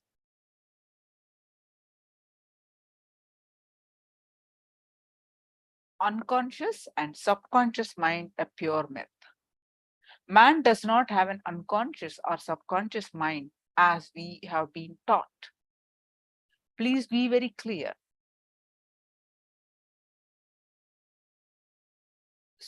Swamiji says, I'm making a bold and courageous and challenging statement. Of course, I have a support of the Vedic rishis who dove deep into human consciousness, who did enough research in the inner world. So be very clear, the idea of unconscious or subconscious mind is just one more concept generated to create more fear in you. You can have only one thought at a time. Am I right? Can you have two thoughts or two thoughts at a time? No, you cannot. You can have only one thought at a time. Then where is the question of subconscious or unconscious? Where is it and what is it? Be very clear. Creating the pain and joy shaft is the original sin. You are not a sinner in any other way. This is why the Vedic rishis beautifully addresses humanity as Amrutasya Putraha, meaning the sons of immortality. By very nature, man is immortal nectar. There is no need to achieve the state separately. Man is the outcome of intense enlightened experience. Unclutch and radiate awareness, energy, and intelligence. When you completely unclutch, tremendous awareness, energy, and intelligence happens in your system. Energy can never be produced.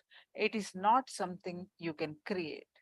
It just continuously happens in your being.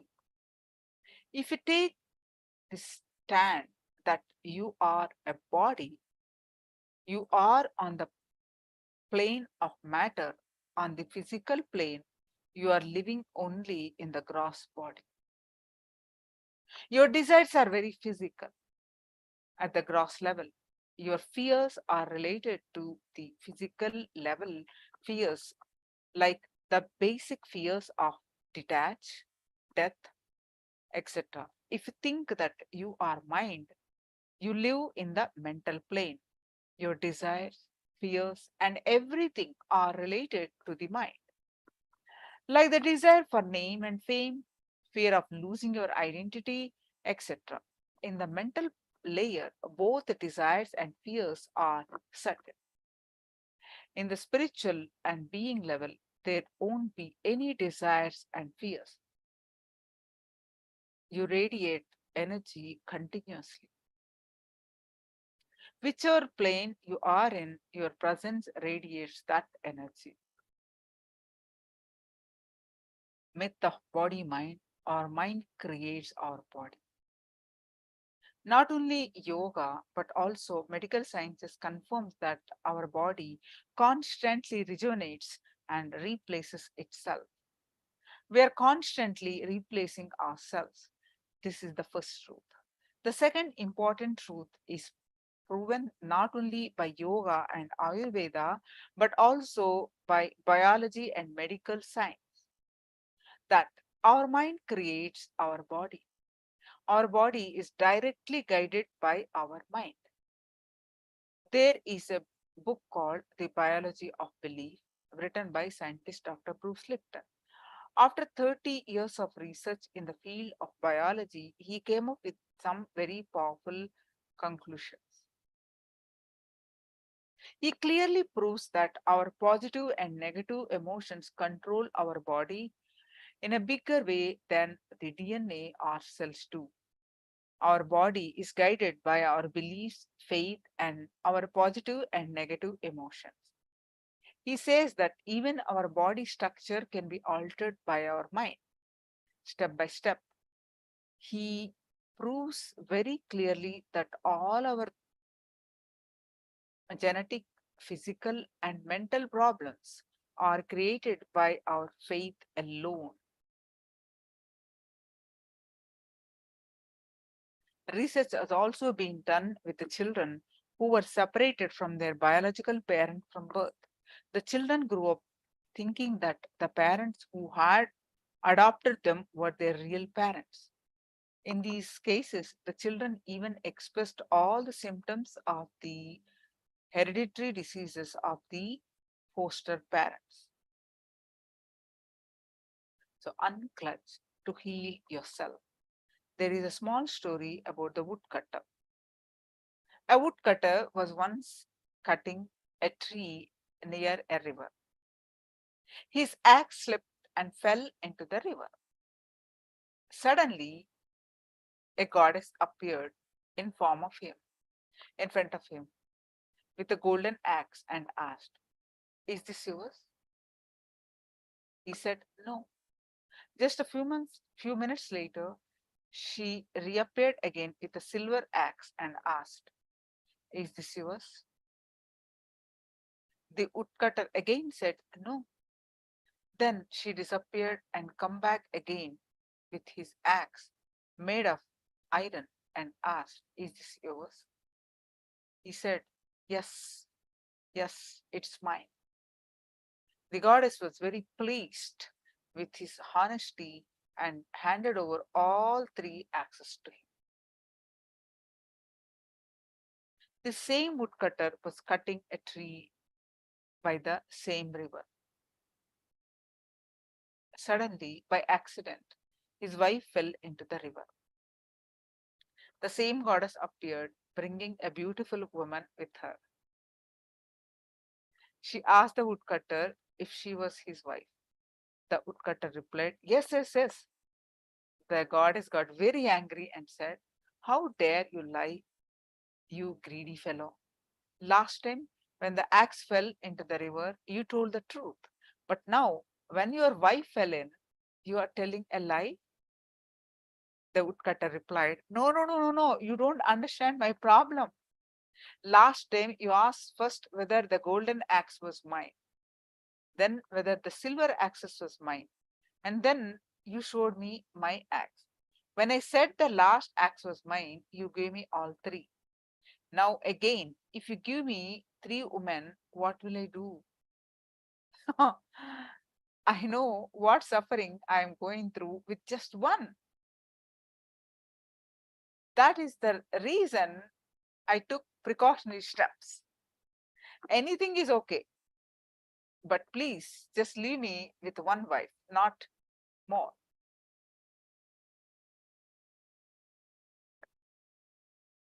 Anyhow, just like the goddess who asked the woodcutter about axes, in the same way, existence, the cosmic mother always asks you, "Is this your new body?" Existence creates a new body for you every passing moment. Our cells constantly rejuvenate themselves. When the cosmic mother comes and asks, "Is this new body yours?" you say, "No, no, no, bring my old one to me." That's a problem. That is why, in spite of natural rejuvenation process, you find that no big change has happened to your body over years and years. Our body has enough intelligence to replace itself.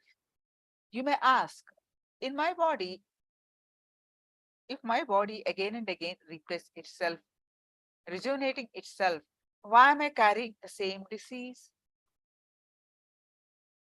You carry the same disease in your body because you strongly believe in the same mind. Because you are carrying the same mind, you reproduce the same problems in the body. By clutching, by connecting, you stop the self-healing that could happen in your body. The moment you allow inner chat healing to happen, the outer healing will simply start happening. The moment you understand that you are an unclutched being, that moment depression will disappear, and I promise that you will create a completely new body. You will not carry your diseases forward to your new body. You carry the same disease because you believe that you are connected and that you are a continuous flow, which is supported by all of the shaft that you have created. Which, when you create new cells or organs, you carry the same disease over in the new body also. You can see this in your own life. Let's say that as a child, you are taught by your mother that if you go out in the rain and get wet, you will catch a cold. This concept is constantly reinforced during your childhood.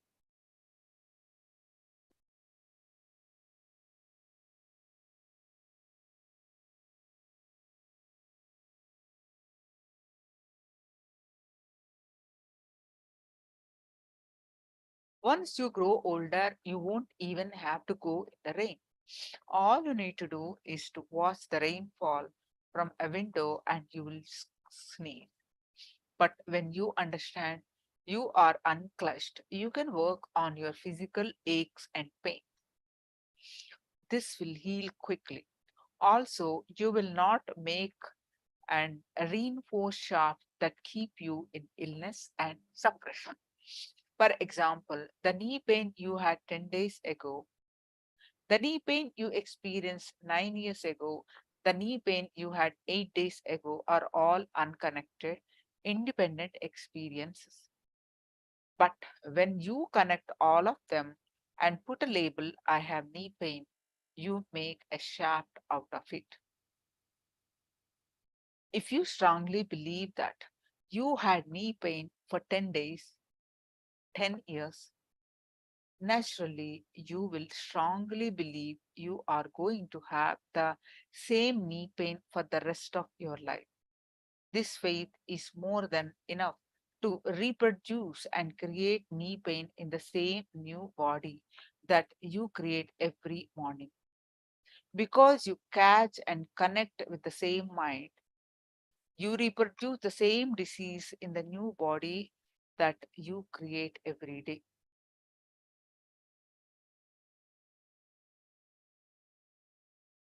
When you stop carrying the same mind and the same old identity, you stop reproducing the same disease in the new body. You stop reproducing the same pain and the same depression, the same difficulties, and same disease in the new body. You are liberated. If you are unclutched, you allow your body to heal from the disease that you already have and you create a new body, a new system that is healthy, energetic, and alive. You will live like a children. Children are so alive because every moment they create a new body. They are not stuck with the shaft. So they don't have any idea about themselves. That is the reason that even if yesterday you fought with them, today they'll be smiling at you as if nothing happened. They don't carry records in their mind. They don't carry any identity about themselves. They do not connect yesterday's fight. That day before yesterday fight and the fight that happened 1 month ago, they are free from the shaft. Let go of the body-mind identity.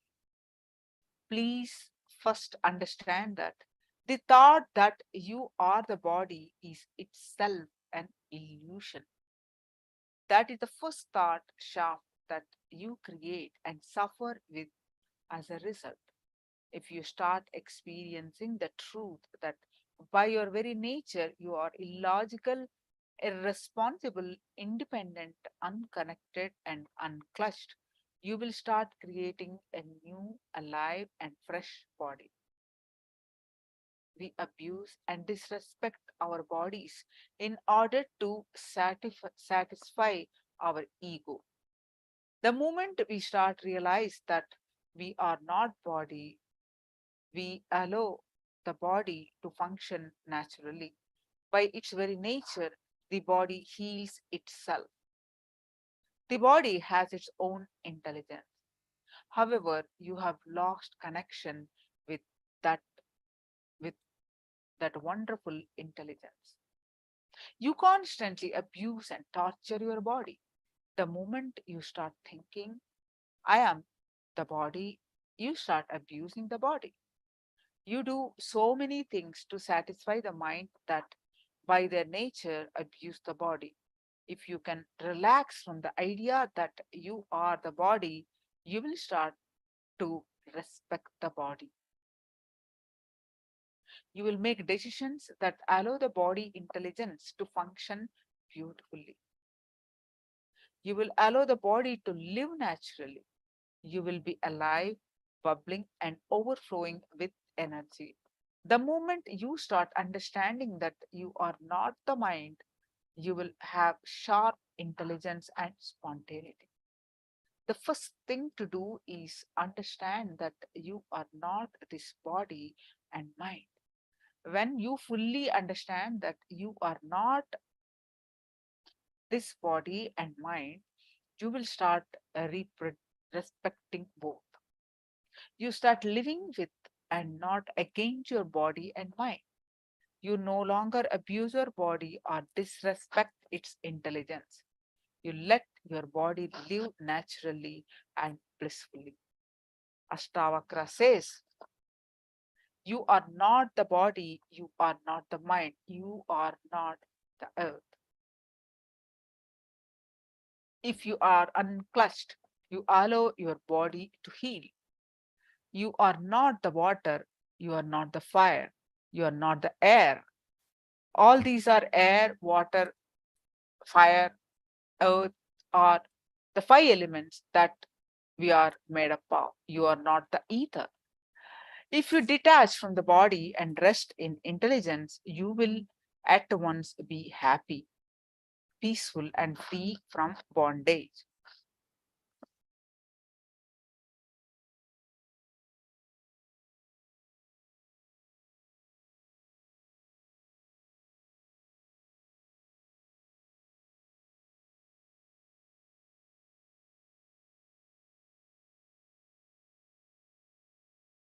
First, you are not the body and mind. Second, if you detach from the body and rest in intelligence, you will at once be happy, peaceful, and free from all types of bondage. You become peaceful that very moment. You start understanding and accepting yourself as you are. In that very moment, you start relaxing into yourself. You become silent. That very moment brings bliss to you.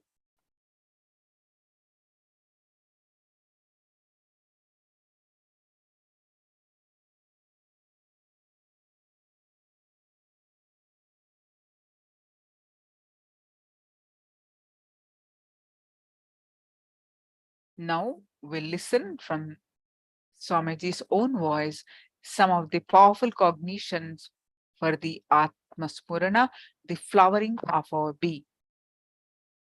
Stay tuned for the Swamiji's voice, Satsang on Atmaspurana.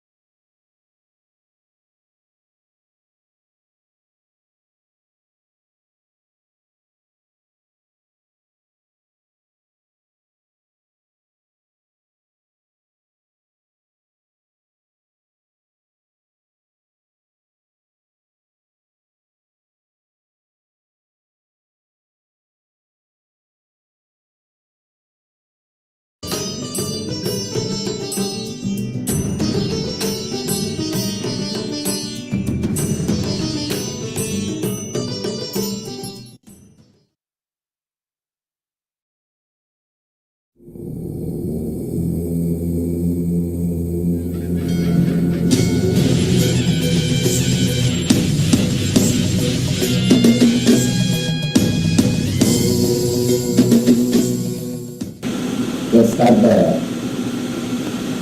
process, because every morning we all be fresh, are expected to be fresh. We will start the process with silent sitting. Just sit for a few minutes. See,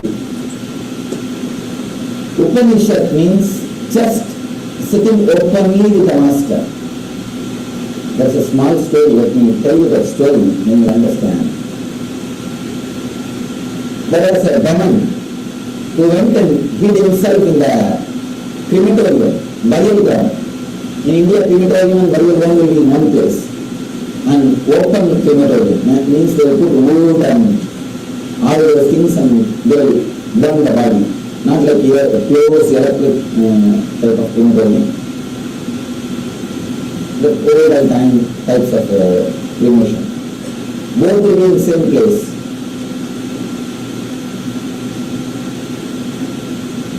The government hid himself in the crematorium, in the burial ground. Devi was supposed to go and kill him. Devi is Shiva's wife. She was supposed to go and kill him. And then she saw not only one demon, all the ghosts which are there in the crematorium, in the burial ground. There are objective Devi entering into that area. Now so many enemies, how to kill all the enemies? And how to destroy all of them, so many. Then these ghosts have got one habit. They are very happy to pick things from the floor and eat. Even if you give the hand, they won't eat. If you throw it away, they will go and pick things from the ground and eat. That's supposed to be the habit of ghosts. So it seems Devi threw all over the crematorium some puffer rice. Puffer rice is very difficult to pick up because you have to find out, first pick up and then eat. Now all the ghosts have become busy picking up the puffer rice and eating. So they went and played the demon and came back. Same way, the silent sitting is like a puffer rice for your mind.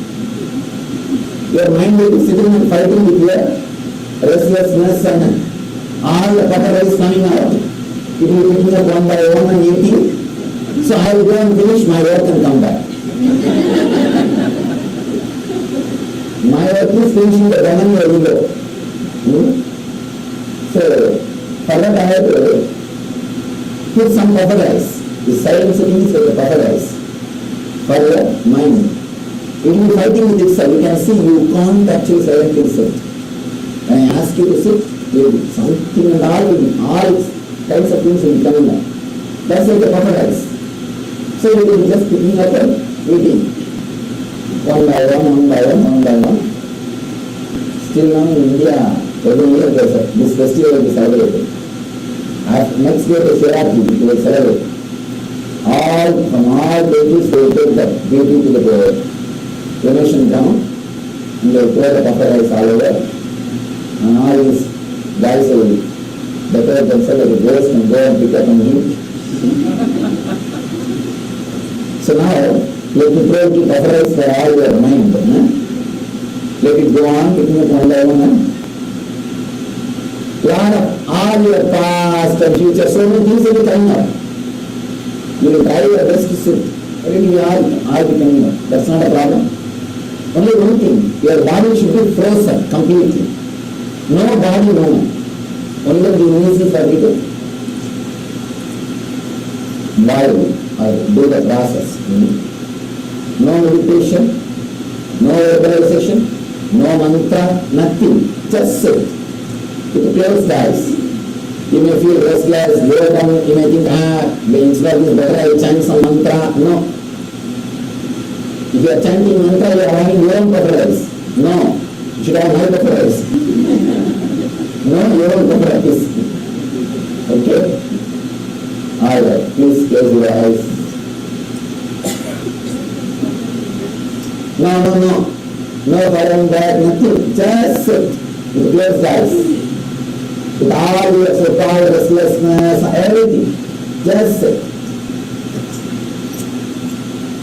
Your body should be frozen. Now itself you can adjust your body whatever way you want. You can stretch your leg. No single thought, no trying to concentration, nothing. Just sit. You can stretch your leg, support your back, adjust anyway. But once you relax, freeze your body, that's all. Should be completely frozen. No meditation. Don't even try to be aware of anything. No technique, no unclenching. Just sit with closed eyes.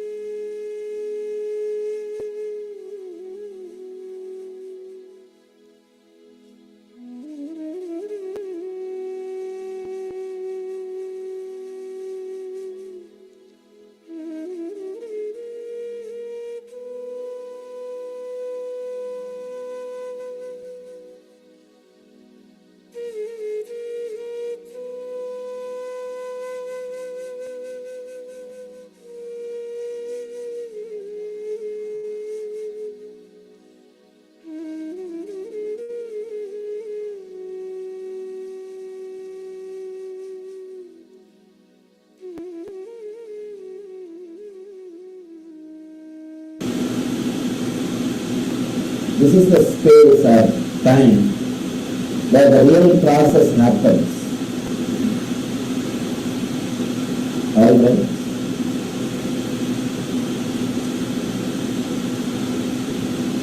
You can see in you so many things happen. Because I live without inner chatter.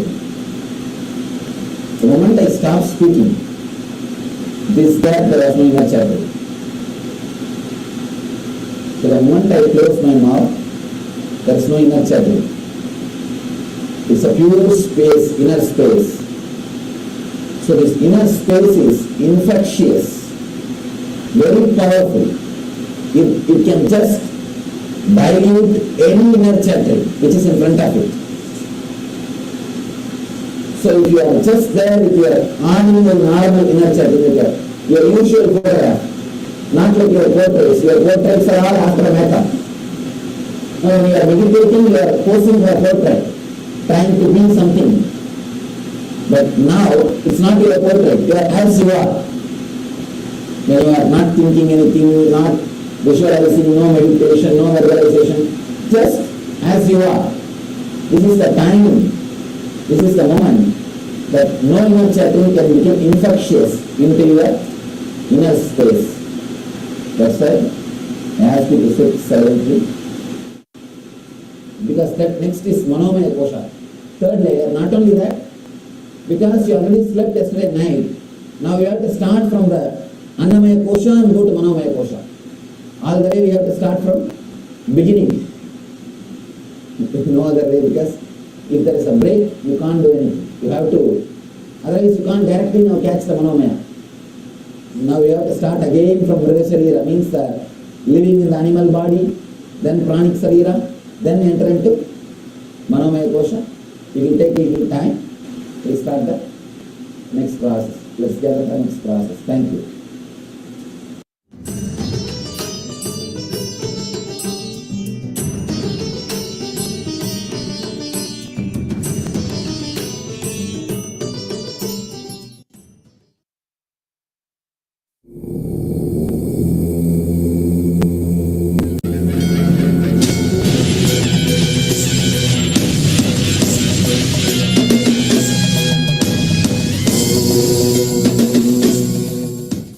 somebody is asking why you are going to Cambodia. World's biggest temple is there. 98 square mile built up area. It's a big temple, biggest religious structure on the planet Earth. Like a completely built in stone, built by a king who ruled my native place. From India, they carved the stones and brought it, shipped it to Cambodia and assembled there. It was a huge temple, world's biggest spiritual or religious structure. It's a big temple, Shiva temple. So that's the reason we just wanted to go and see it. It's more a spiritual journey.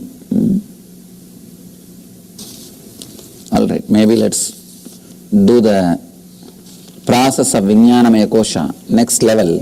By the time I'll finish reading all these things and then answer. This layer is related to visualization. Now you are supposed to go beyond all visualizations. You see, now you are supposed to be taken to a space where your visualization does not have any more hold on you. How? It's my job, don't bother.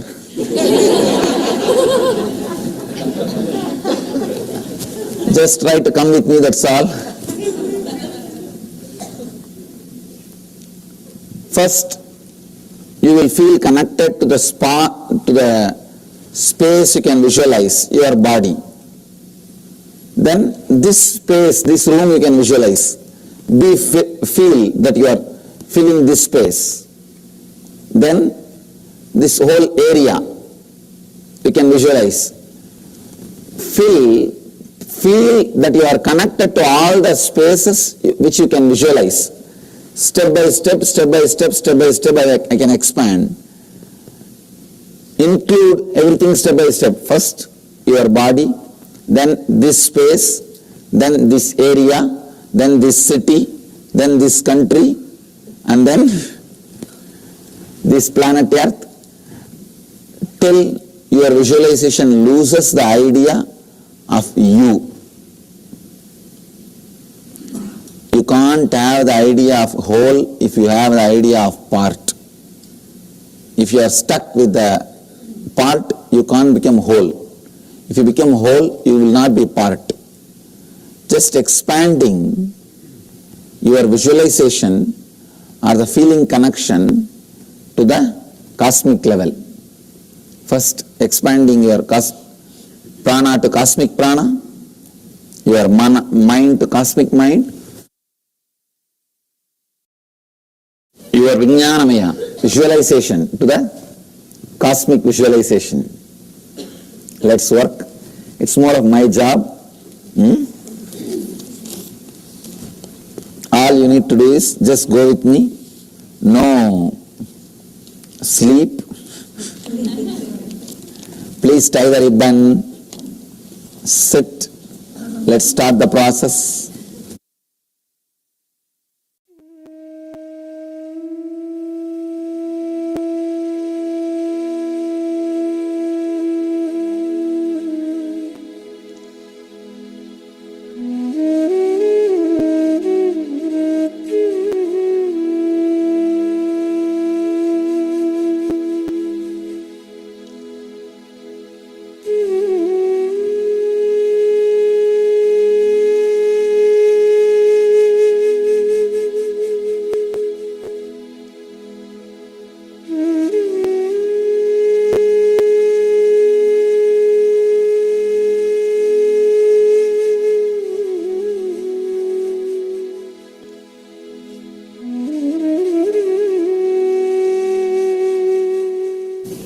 Pregnant women should not do.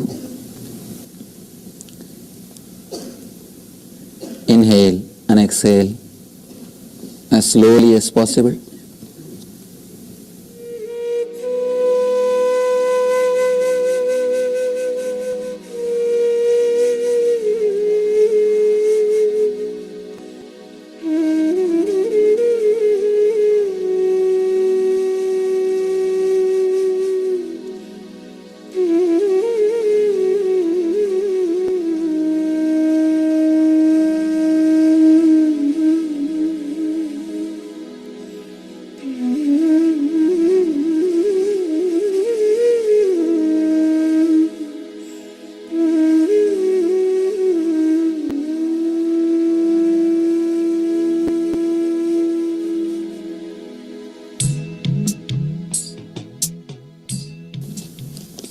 Inhale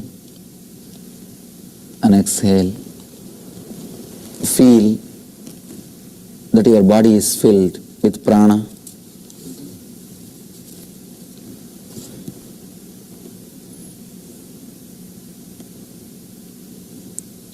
Feel you are filled with your body and your body is filled by you.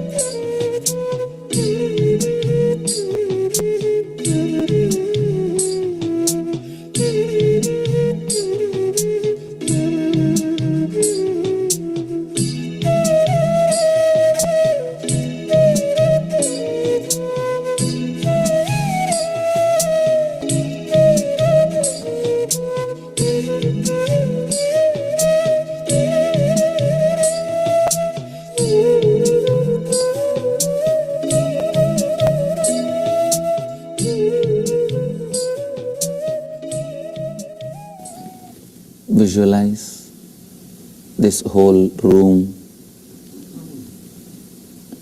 Feel you are filling this whole room.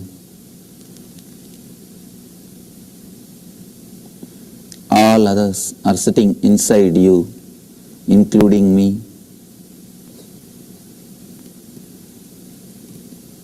You are filling this whole room. This whole room is filled by you. Feel all the four corners of the room is you, your body, your extension.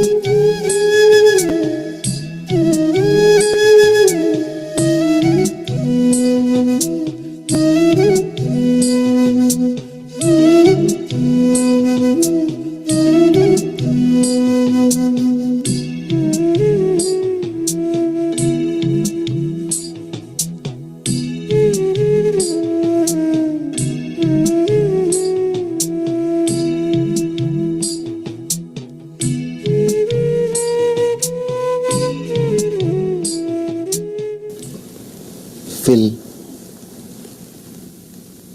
this whole room. Be filled.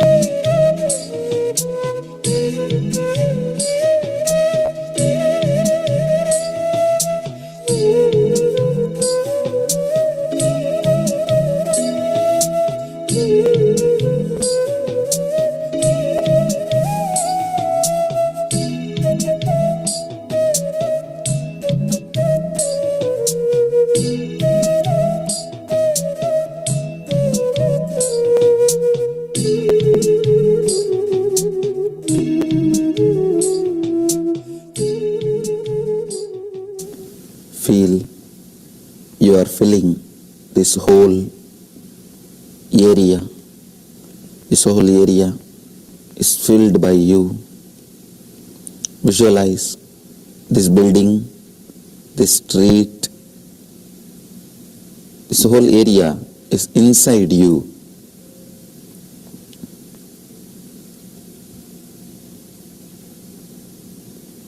See them all inside as part of you.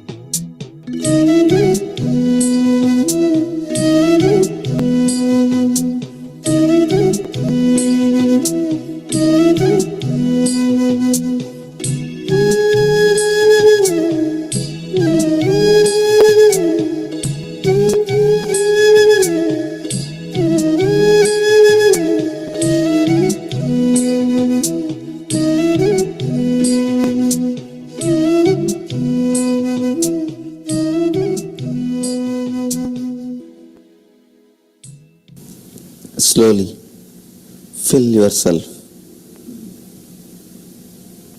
in this whole city. Let this whole city be filled by you. Whatever part you know, remember about this city, visualize that you are filling everything. Everything is filled by you.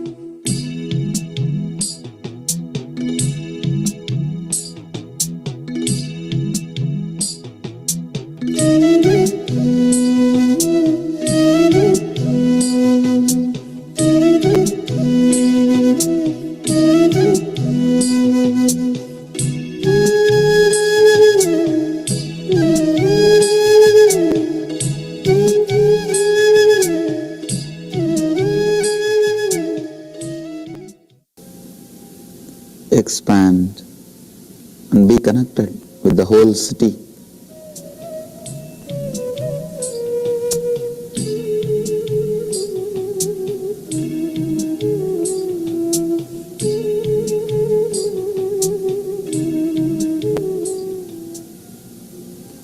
Feel you are filling the whole city.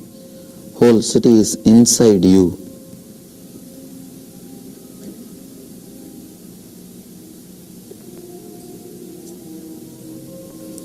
Remember all the parts of the city you know and feel that you are filling it.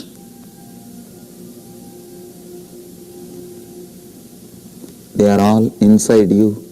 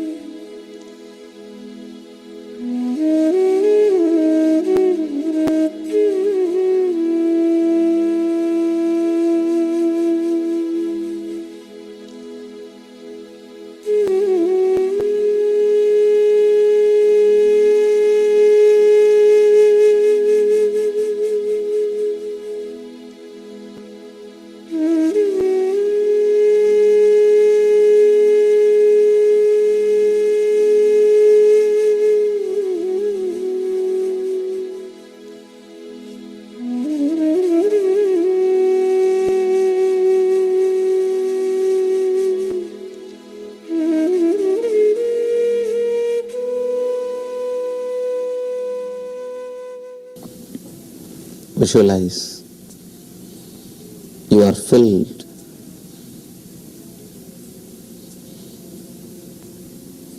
This whole country is filled by you. Visualize you are filling this whole country,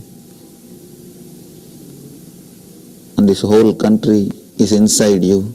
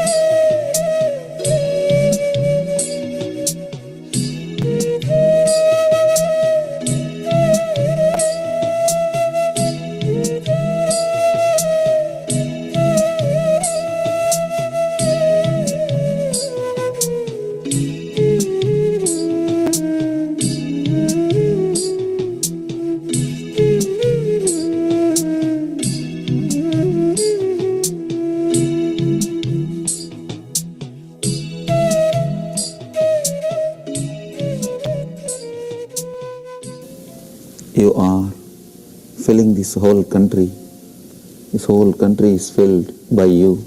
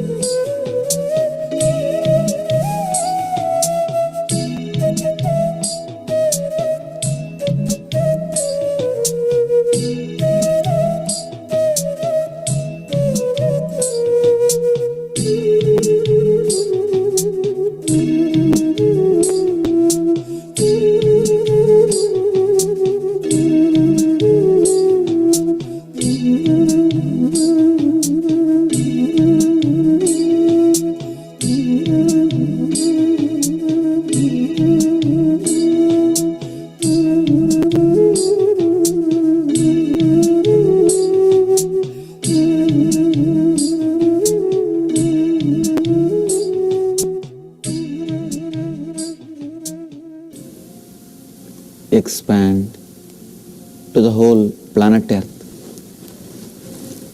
Let you be filled by this whole planet Earth. Let the whole planet Earth fill you. Visualize the whole planet Earth is inside you. Look the earth from above. See, everything is inside you.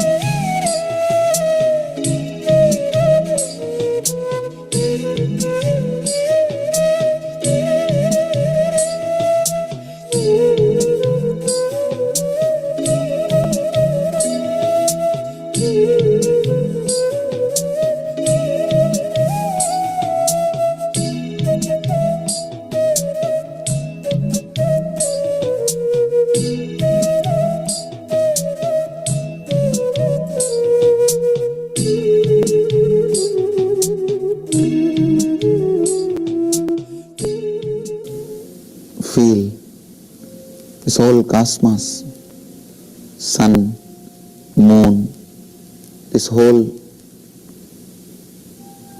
solar family is inside you. You are filling this whole solar family. Solar family is filled by you.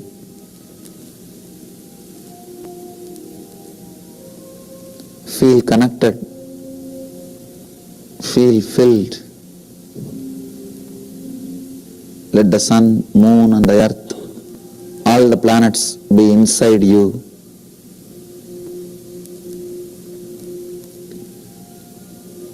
Let you be filled by them.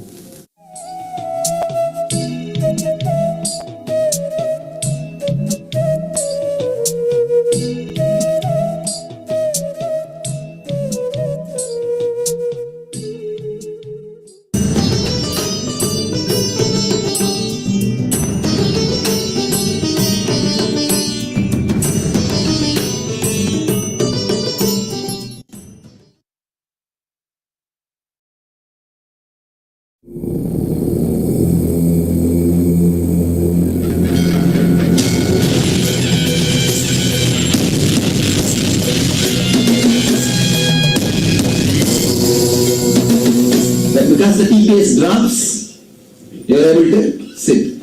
Not even you are able to sit. You see one thing, the main thing, this gap once created will never leave you totally, completely.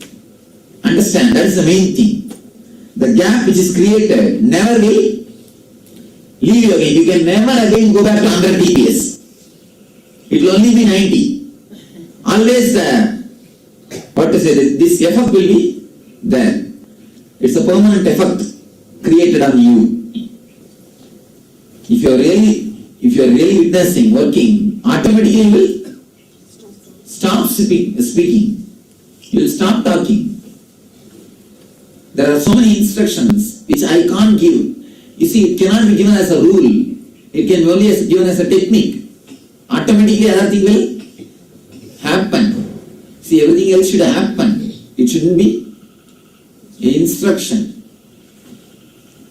If you really intensely witness, simply in these 3-4 days I can bring it to the zero TPS. Because my presence is working. You see, you do only half of the job. Else will be taken care by me. Simply the zero TPS can be achieved. Zero TPS is what our goal. Zero TPS is our aim. That is the thing to be achieved. Alright.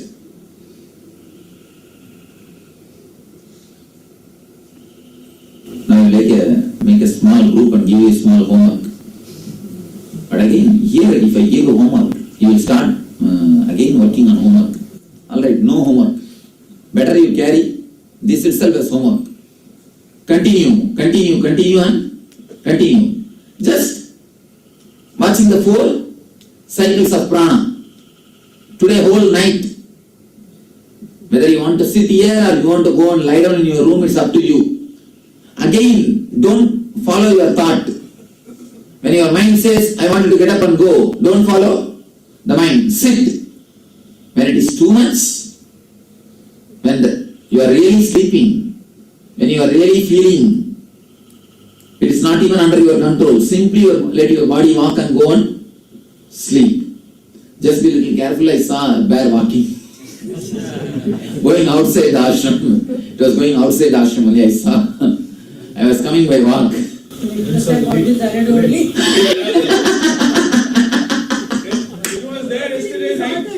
Yesterday night it was there.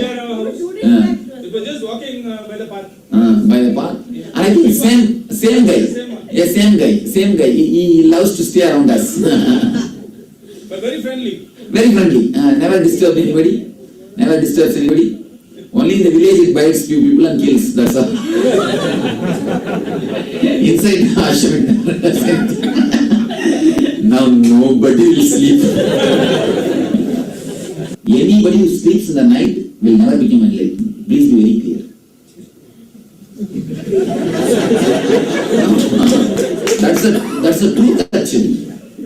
Gita says very clearly. Gita very clearly says, you see, real rogi, real bogi, real yogi cannot sleep in the night. Rogi cannot sleep because of coughing, the disease. Bogi cannot sleep because he has to enjoy. Yogi cannot sleep because he has to meditate.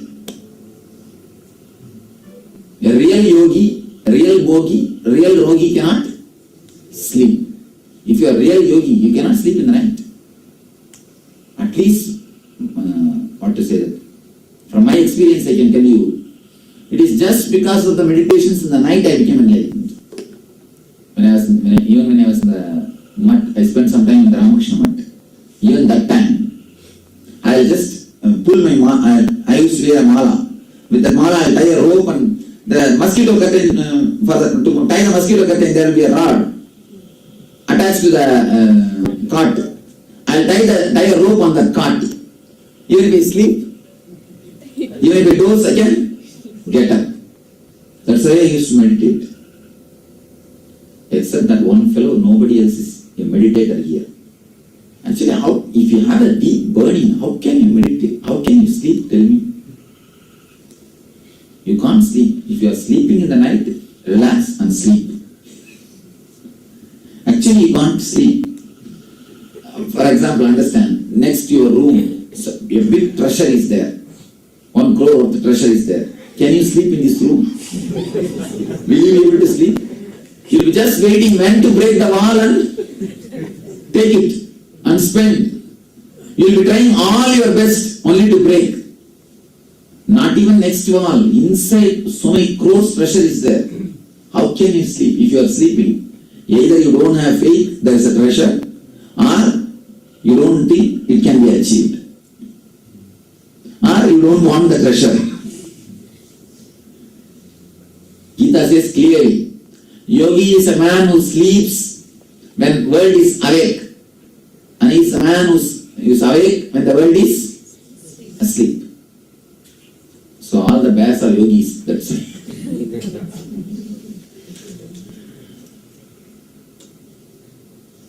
I have never seen any lazy fellows becoming enlightened.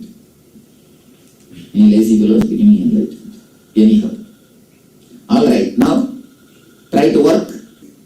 I wanted at least few people will have some deep experience of the inner self. See, I don't even feel that. I don't even have a greed that you should become enlightened. At least let the DPS come down. If you achieve that much, then okay, my 4 days are useful. Any other doubt in the meditations? In the meditation, what you are doing now?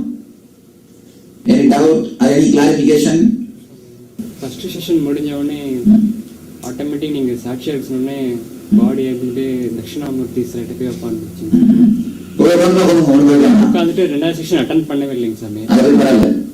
உட்காந்துட்டு அப்புறமேட்டு evening ஒரு 6 பூஜை வரைக்கும் அங்கேயே பாடி இருந்ததுங்க சாமி. இருந்துட்டு அப்புறம் திடீர்னு ஒரு காஸ்மிக் எனர்ஜி ஃபுல்லாக உடம்புல வந்து சுற்றி ஃபுல்லாக டான்ஸ் ஆடிங்களாமே, ஃபுல்லாக ஒரு எனர்ஜிஸ் வந்து அதுக்கப்புறம் இங்கே கிளாஸ் கூட வரல, நேராக அங்கே சாப்பிட்றதுக்கு போச்சு. சாப்பிட முடியலைங்க சாமி. போகும்போது வரும்போது ஜிக்ஜாக் தான் போயிட்டு அதுக்கப்புறம் சரி ரொம்ப டயர்டாக இருக்கு போல இருக்குன்ட்டு நான் போய் படுக்கலான்னு பண்ண படுக்க விடலைங்க சாமி. திருப்பி அங்கே மறுபடியும் இங்கே வந்து உட்காந்துட்டேன். அதாவது சின்ன ஒரு எனர்ஜி பார்த்ததுக்கு இப்படி இருக்குது, ஃபுல் எனர்ஜி இன்வெஸ்ட் நீங்க எப்படி இருக்கீங்க எனக்கு புரியலைங்க சார். அது மட்டும் இல்ல, இதையும் கண்டினியூஸா விட்னஸ் பண்ணிட்டே இருங்க. இப்போ even this experience, don't be carried away with this experience. Witness it again. Just be witness. Break watch பண்ணும்போது விட்னஸ் பண்ற மாதிரி கொஞ்ச நேரம் தெரியுது, இது ஆட்டோமேட்டிக்லி பண்ற மாதிரி ஆயிடுது. விட்னஸ் பண்றேன்னா பிராணாயாமா பண்றேன்னு எனக்கு தெரியல. Don't do pranayama. When you are doing, you will not be able to witness. Just witness. See, here I am doing all these techniques. It is not that something are new. Everything is old techniques only. But you will not have a space to do these techniques in your house. Who will give you time food if you are sitting and meditating? People will throw stones at you. They will just keep give a good kick. Olga samachi saapadu. Who will give? So I am trying to create a space where you don't have to bother about food and sleep. Where you don't have to bother about anything. Just work on you. Relax and work on you. Relax and just body. At least you will carry the glimpse within you. You will carry this glimpse with you. So don't miss the glimpse. Don't miss the time. And one more thing, even if you do it in your house, even if somebody gives you the food, they can't give you the presence. So, if the master's presence can do something, that is what I am trying to do. The techniques are very old. It's actually Buddhist techniques. The first technique which you practiced is from Vipassana. Actually, the whole thing is Vipassana in an altered way. 4 or 5 steps of Vipassana. Whole thing is just 4 or 5 steps of Vipassana. The second technique for prana body, what you did, prana sarira.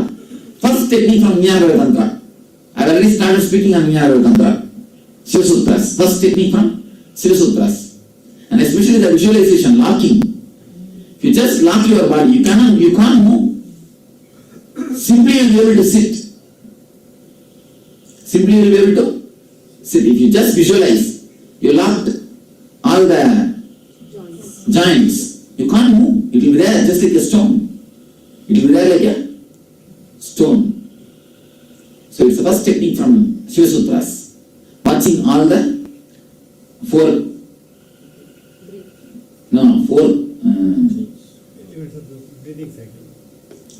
movements of the breathing, prana.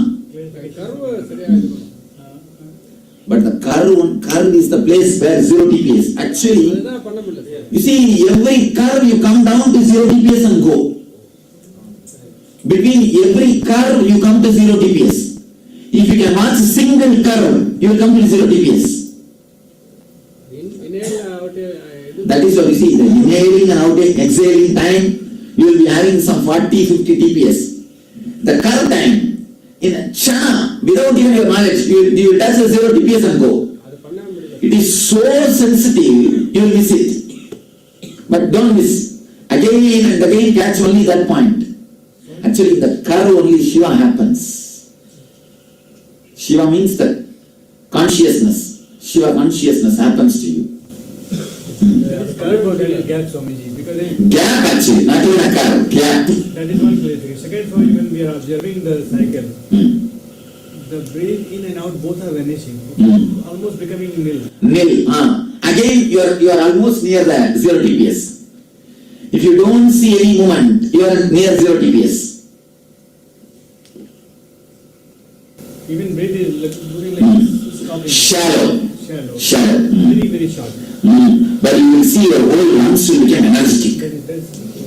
When the breathing is shallow, your whole lungs will become energetic. Your prana will start getting stored there.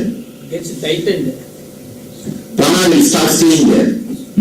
Swamiji, if you do the prana really, on the first technique, you don't have to do. No. You are supposed to only penetrate step by step. Step by step. So You can't do this technique 4 hours now if you have not done the first technique. So few times in Ajna Chakra some energy is pouring. No. Don't. All this experience is just bullshit. No experiences. Don't allow any experiences to happen. Witness. Just witness. Go down. As I was telling you yesterday, today, all your experience are nothing but one more thought. One more thought. TPS, nothing else. Next, what question? Well, I had the experience of just uncontrollable laughter most of the night. That's nice. Okay. And that was lower. Again, witness. But that's experience. No, but it's not going to help you. You see, it's like Bangalore 30 kilometer. It is only board. It can show you that you are going near Bangalore. You are going in the right track. It is not Bangalore. So you are going in the right track, okay, but don't stop there. If you just catch out of the board, Bangalore 30 kilometer, and stand, oh, Bangalore has come, what will come? Nothing will happen. So don't stand there. Just witness. Let everything disappear. No experience. Don't give respect to any experiences. All are just thoughts. So there was still the experience of pain, but I did not have any suffering because I just go through witness. Dakshinamurthy உட்காந்துட்டு இருக்கும்போது பாடி வந்து அங்கே நீங்கள் சொல்லுறது இங்கே எல்லாமே எனக்கு அங்கே கிளியராக கேட்குதுங்க சார். உட்காந்துட்டு இருக்கேன், மூச்சு உள்ள இழுக்கிறது நல்லா தெரியுது, ஒரு ஸ்டேஜில் நிறுத்துறது நல்லா தெரியுது, வெளியிறது நல்லா தெரியுதுங்க சார். அது என்ன நீங்கள் சொன்ன மாதிரி பிராணம். Witness. Don't respect these experiences. Okay, actually good experience, but don't stop there. Don't respect. The moment you give respect, you will become stagnant.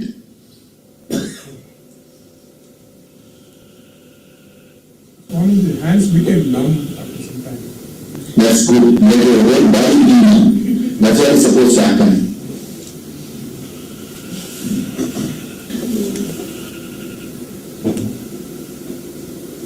Any other question? Yes. 4 moments பண்ணும்போது அடுத்தடுத்த மூமெண்ட்ஸ் முன்னாடி struck ஆகி initial ஸ்டேஜ்ல struck ஆகி போச்சு. அப்புறம் போக அப்படி சர்க்கிள் மாதிரியே போக ஆரம்பிச்சிருச்சு. அடுத்த ஸ்ட்ரக் ஆகி அடுத்த ஸ்டெப்ஸ் அப்படி நின்று அடுத்ததுக்கு போகுது. அதுக்கப்புறம் தெரியல, அப்படியே சர்க்கிள் மாதிரி போகுது. That's okay. But witness again. Is it possible to do with blood pressure when you are asleep also? Yes. I used to do japa when I was asleep. I will have 2 malas. I will be totally sleeping and both malas will be rolling. And inside it used to be so clear the mantra will be going on. The mantra will be going. Even now, after beginning enlightenment, I have only one line of my, like a thread I have just to speak with you all. Just to do these basic activities. Even now you can see sometimes my hand will be moving like this. It will be moving like this. Because if you have to stay with the body, something should be there which will hold you. Some anchor. Some anchor should be there. Otherwise you can't hold the body. I have the mantra as an anchor. I have this mantra which I used before enlightenment. That's what I am using as an anchor. To hold. To catch. That's why even when I sign, I don't sign my name. What I am signing is not my name. That's a mantra which I used before enlightenment. For enlightenment, of course, it didn't well for enlightenment, but it has just dropped me in Vipassana. Only from Vipassana I slipped. So, of course, it has done a lot. It has done a lot. It has done a big service to me by putting me into the higher level techniques. Anyhow, that's a mantra which I used. And you can't understand which language it belongs to. Neither I know which language it belongs to. Just allow the vibration to happen and allow the hand to move along with the vibration. Whatever is written, that's all. Just that vibration is transmitted through the hands and becomes a script. And which language? Neither I know nor, when I myself don't know, who else will know? It is neither English nor Sanskrit or Tamil. I don't know. We can say our own Nitya Bhasha. That's what I use as a signature. Even legally, that is my signature. In passport or everything. Because I didn't, see, when first time, after enlightenment, only for the passport first time I was asked to sign. That's the first time they brought the application and asked me to sign. I said, what will I sign? I don't feel any name is connected to me. What to sign? Neither the name, the old name, Rajashevan, I am feeling connected. Even those days I don't feel connected with that name. Somehow I never felt connected with that name. Or this new name, neither with the new name Nithyananda I feel connected. Totally I feel that I am a stranger. So what to do? Alright, this is the only thing which I know, the mantra, which I loved, which I liked. So let me start writing over. I started putting that as a signature. Any other question? What is that? And that is what? Asking business secret. Actually, that mantra, I think this too big to understand with a logical mind. That's why I don't initiate that mantra to anybody. Maybe when I find somebody qualified, I will do that mantra. It is too... Of course, I express that concept again and again. What is meant by that mantra, I again and again say in the teachings, but I don't give exactly that word itself. Okay. Once people become mature to receive it, then let them have.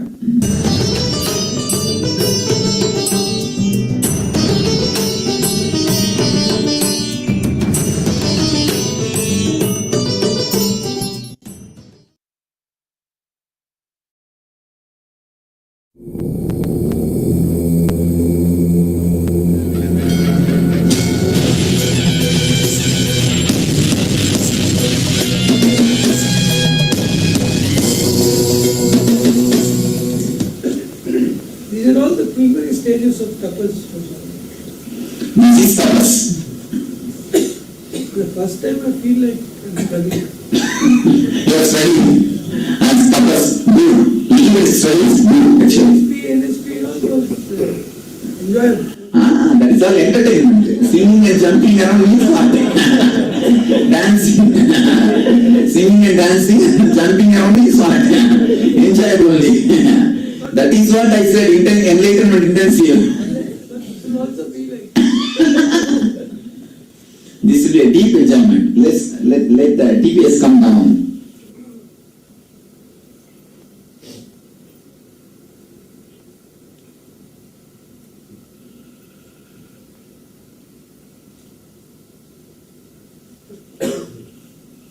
Any other question?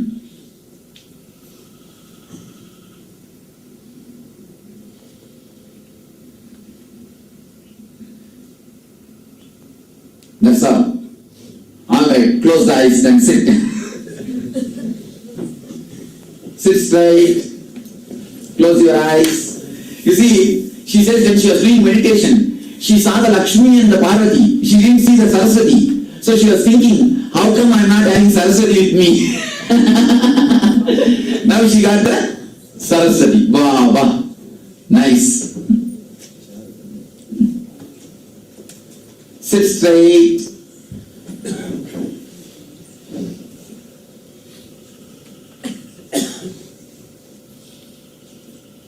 Close eyes. When you feel really too much like sleeping, go to your room and sleep. But till then, try to sit.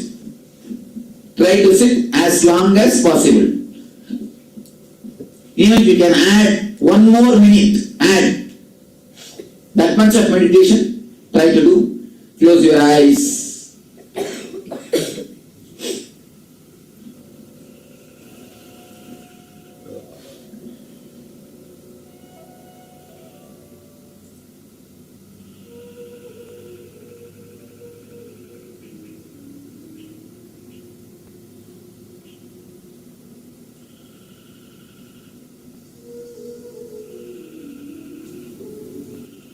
Close your eyes.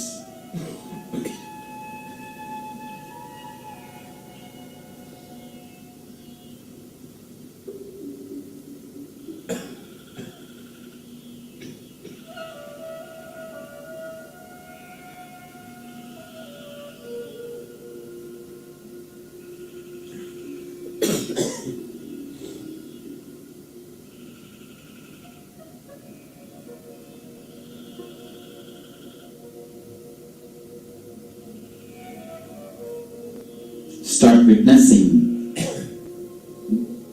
the ingoing prana and the prana taking turn and the prana going out and the prana again taking turn.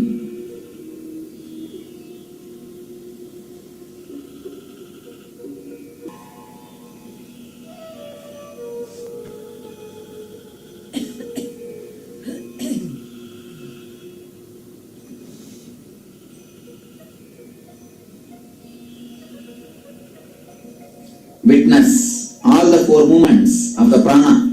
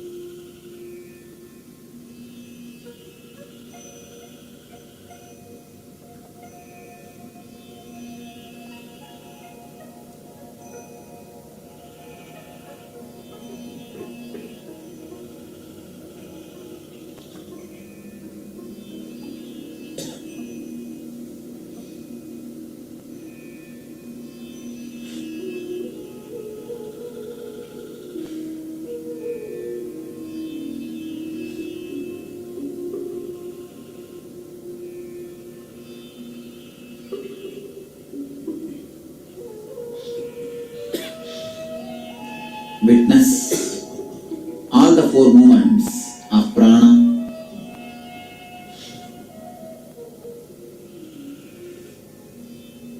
Continue to witness.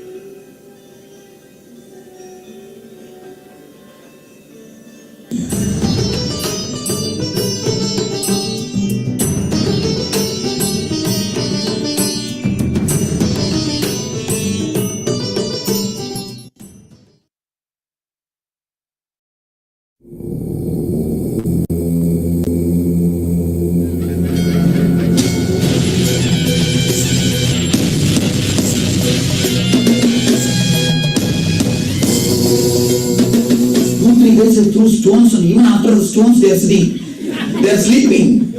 They didn't even get up. Then I thought, waste of stones, I dropped. I dropped the idea of throwing stones. 2, 3 correctly hit. Not like yesterday's miss. You are no problem. Teeth is not hurt. Okay. Can you try once more? There is no need.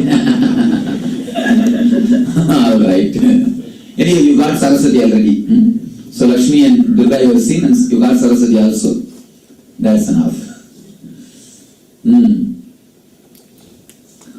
How many continued even today morning after coming back?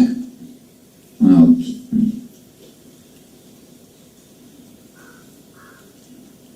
Actually, it is like in the beginning, see, when you come down from 100 to 60, it will be boring. After 60, it will not be boring. After 60, it will not be boring. But till that 100 to 60, you will have the sensation of boring. That is the reason. These 4 days, if I give some other option, some drama, some program, some relaxation, you will move there. That's why I am not giving anything. Otherwise, generally, I never put you in such a dry thing. I always give some relaxation. But here, no other way. At least till the Manomaya Kosha. You have to move with intensity. Nothing else should be an option. Nothing else should be helping you to turn away. Especially, see, unless you really go intensely, nothing big can happen. Big can't happen. See, actually ASP, NSP and all is like a more, I am helping. This also I am helping, but in an intense way. Unless you have your house in 0 TPS, see, it's like a retreat home, retreat resort. So many of you may be having farmhouse. How many of you have got farmhouse outside the city? You see, Annamaya Kosha 100 TPS is like a house in the MG road. 0 TPS is the house in Biddi. House in Biddi. You must have at least 1 apartment in Biddi Ashram. So that once in a while you can come and rest, relax, rejuvenate, and then again go and fight. Start doing your regular job.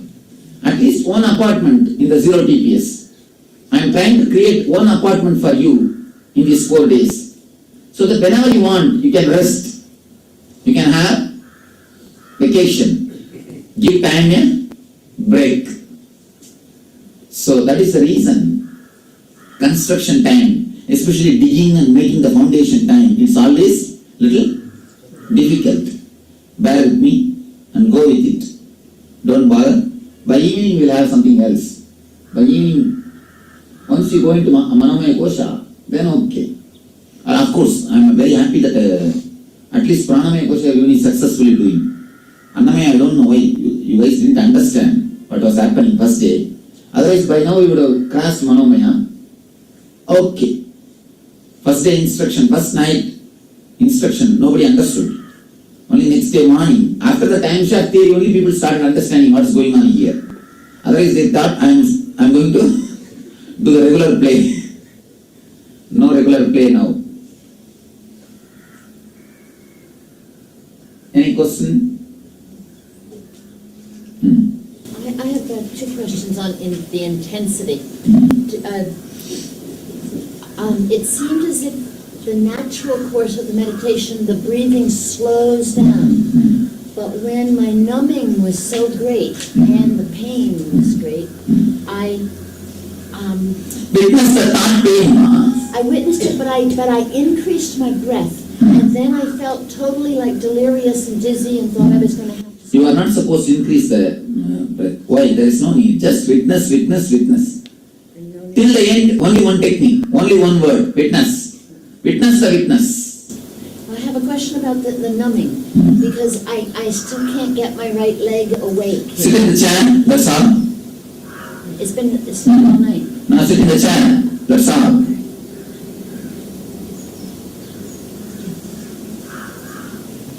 Swami, I wanted to share that it's just been the greatest healing for me, because 25 years ago last night, at the time we were doing this meditation, was when I got the news of my daughter's death 25 years ago.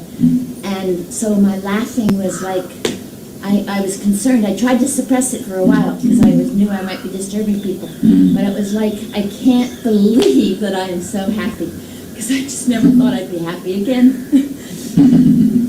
Wonderful. I wanted to start a laughing club. Of course, we are laughing club only. And our days are uproarious laughter. The whole city will shake. If I let this, I don't need, I think, 10 people and other people. Just 2, 3 is enough to shake any city.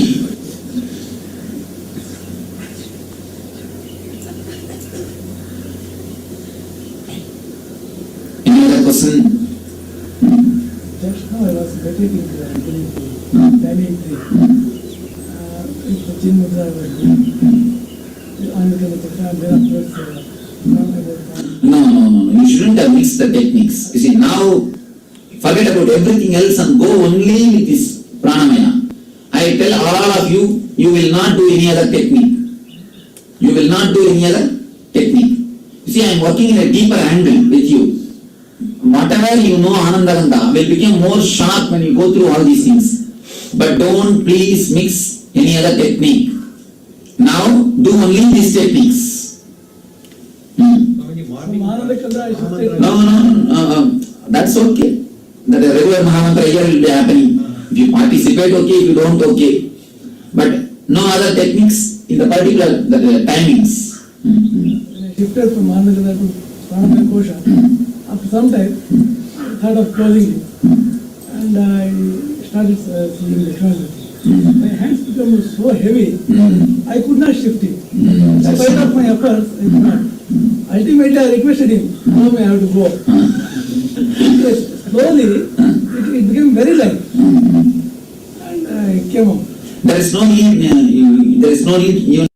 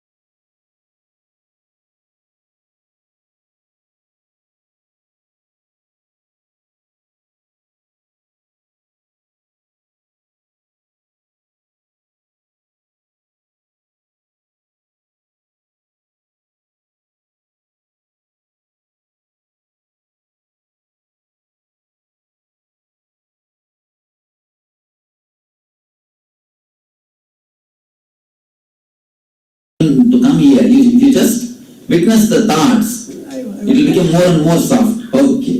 Anyhow, but continuously witness. Yes. After laying down also, the consciousness is only on breath. The middle, when we get up also, the same. It means you are successful. Even while walking, that is why. Achieving vipassana is nothing but having the breath watch in dream state. Already you have entered. You entered vipassana. When it is done systematically, with a clear understanding, especially this diagram is, I think, some unique gift. This diagram explains practically all the questions. All the basic questions are answered just by this time shaft and this diagram. Practically over. When such clarity happens to you, straight away all your energies are concentrated into the technique, especially in the right technique. Step by step, when you go in, simply things are achieved. Nice. You see, you achieve the state of Upassana and you achieve the state of Vipassana. Upassana means having Darshana, the Devata. You have Darshana Dakshinamurti. He achieved the breath watching state in the dream. Both are great achievements. Generally, how long it takes. And they say, if you chant any Devata's mantra for 12 years, only then you will have the vision. And if you do 12 years of breath watching, only then you will achieve the Vipassana. Things are simply happening. That's nice. Next. when I'm watching the breath, I get very relaxed, and the breath slows right down, becomes very, very small, and it's hard to see the 4 points. I can't see the change. No, again, make your witness more sharp. Let the witnessing consciousness become more sharp. But it always happens only as a 4 cycle. Either 4 or no cycle. It totally stops. It becomes a straight line. Not even a straight line, just a point. So then you have to only improve your consciousness. Go on, go on.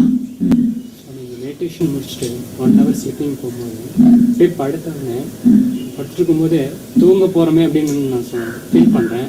என்ன சொல்லி தூங்குறது நீ விட்னஸா இருந்து பாருப்பா அப்படின்னு சொல்றீங்க. அப்ப இருந்து விட்னஸா இருந்து பாக்குறேன். That's nice. Witness.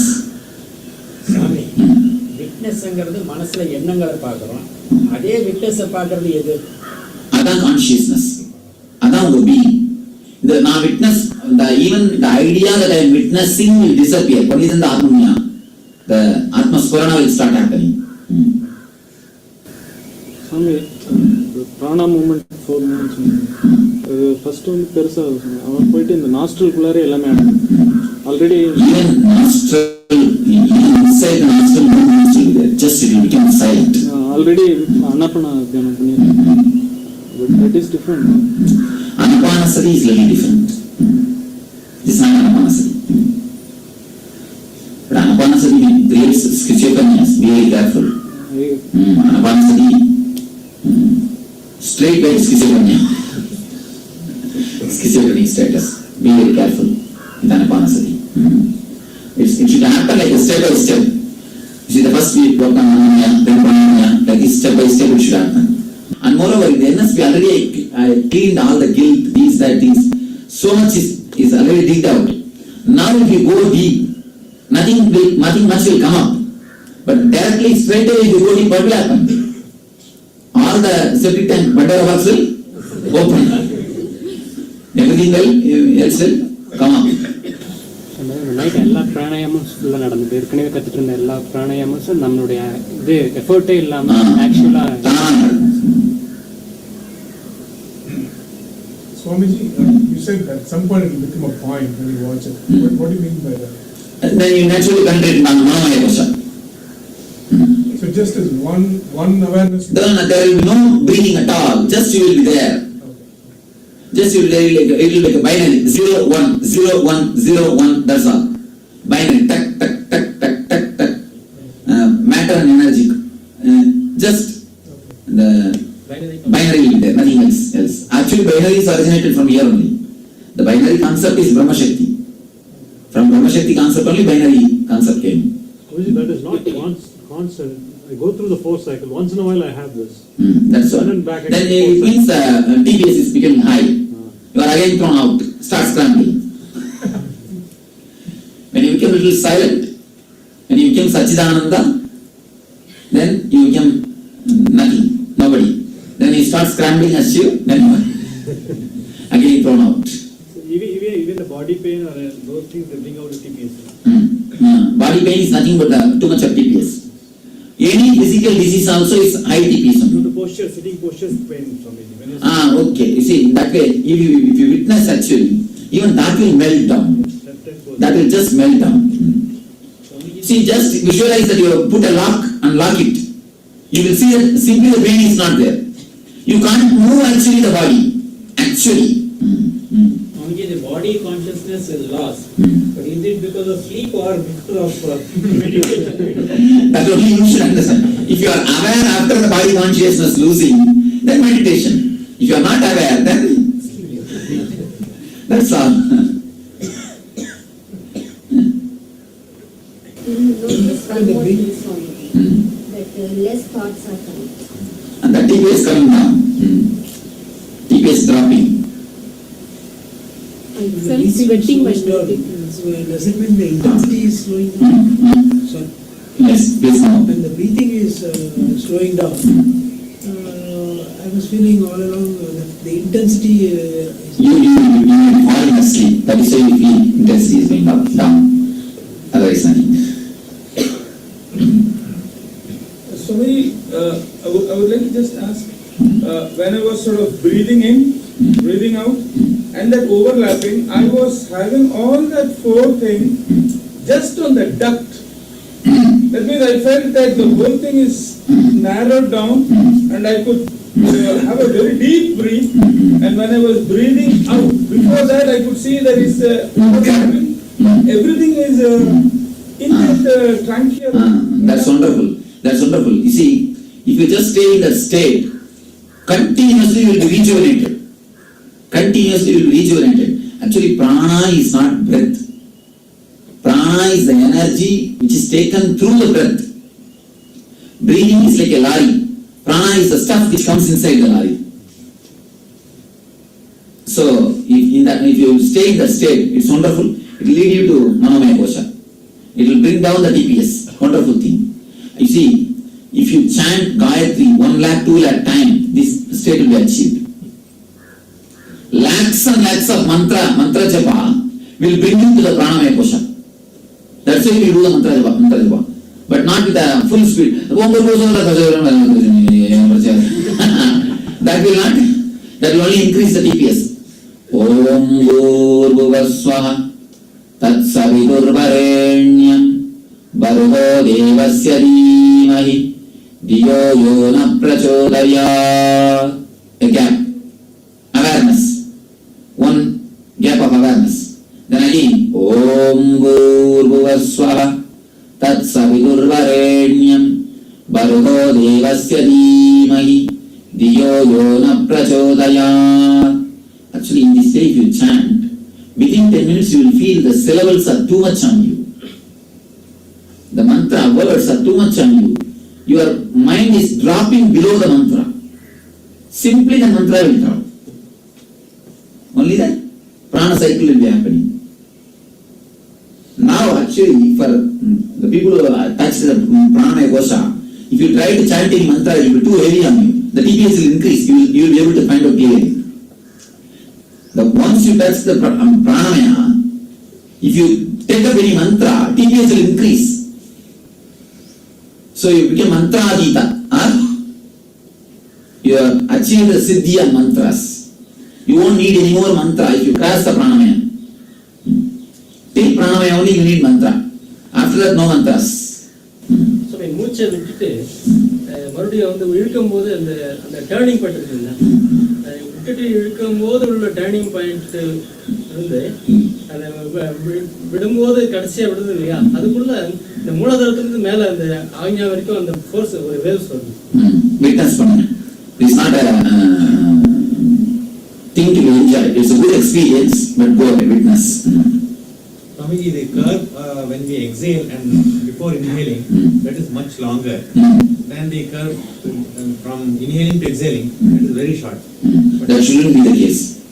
Because continuously witness, that shouldn't be the case, because this gap should be small and that gap should be more. Only then you will have long life. So that shouldn't be the case. Continue to witness, it will become automatically, it adjusts itself. Turning gap must be more. You see, the outside to inside turning, must be less. Inside to outside turning should be more. Only then the life will be longer. Your life thing will be longer. These are all very intrinsic yogic secrets. Actually, just by holding the hand of a person, you can tell how long you will live.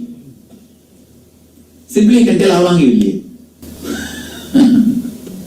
when TPS is more, when you practice this meditation. Yes. When a TPS is more, just see, now we are working so deeply. By tomorrow evening, I will create a result for you in the 0 TPS. It's a great result. Then you don't need to do anything else. You do only the Anandamaya Kosa technique. Anandamaya Kosa technique will be more deeper. By now you will have a track and reach the Anandamaya. So whenever you are in the high TPS, 100 or something, whenever you are in the high TPS, the moment you remember this Anandamaya Kosa technique, simply you will be dropped. You will drop into the Anandamaya Kosa. Simply the TPS will drop. The very remembrance. That's what. Just smriti. Smarana is more than enough.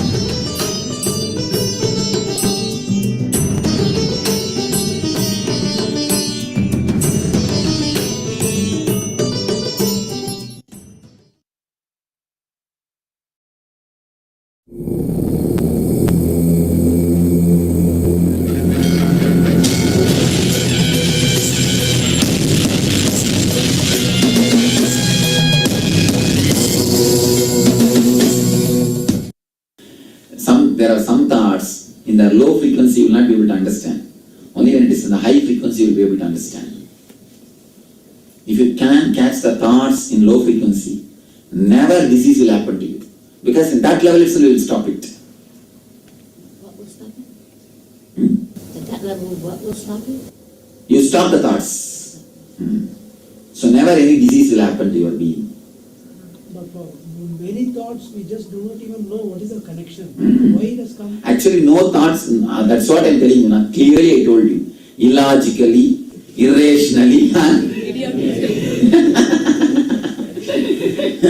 your movements between the past and the future, which is illogical, irrational and idiotical, is what we call thoughts.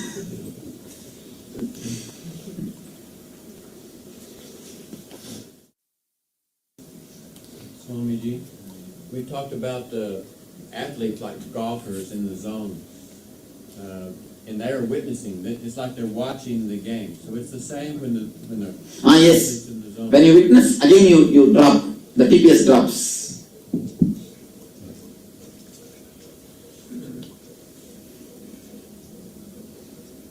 Even the runners, when they witness they are running, they penetrate the time shaft. In which case they are given extra energy. So that's the. Swamiji, is there a natural variation in TPS between person to person? No. Mental setup to mental setup. By nature you don't have TPS at all. By nature you are 0 TPS. Only by creation you have all this TPS. It's you who creates the TPS.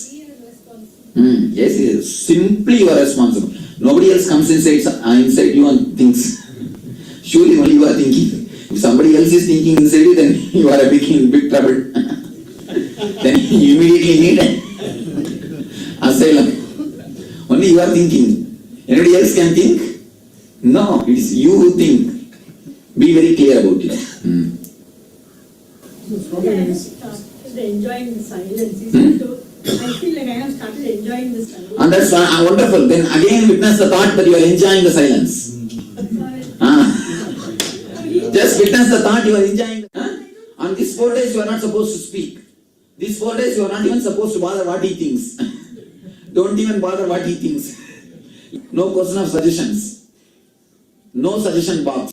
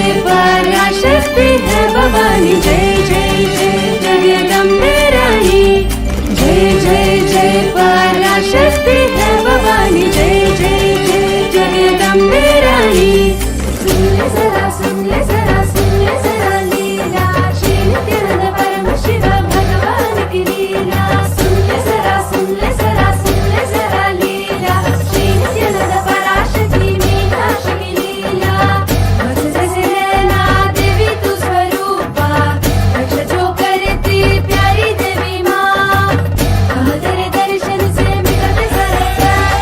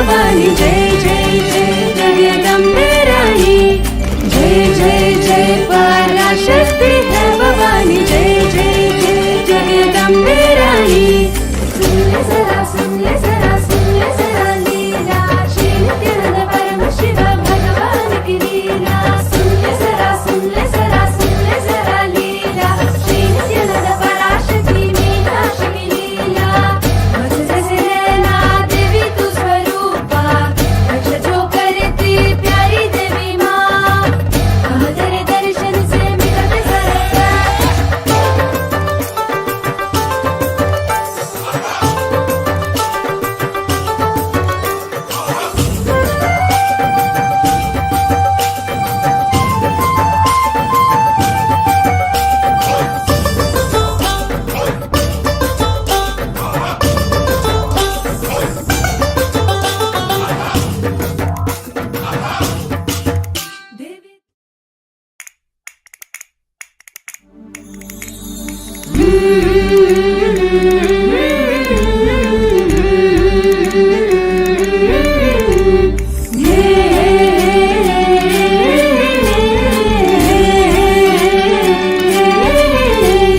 जय जय जय पराशक्ति है भवानी जय जय जय जगदम्बे रानी जय जय जय पराशक्ति है भवानी जय जय जय जगदम्बे रानी सुन ले जरा लीला श्री नित्यानंद परम शिव भगवान की लीला सुन ले जरा लीला श्री नित्यानंद पराशक्ति मीनाक्षी की लीला मत जैसे नैना देवी तू स्वरूपा रक्ष जो करती प्यारी देवी माँ हम तेरे दर्शन से मिटते सरकार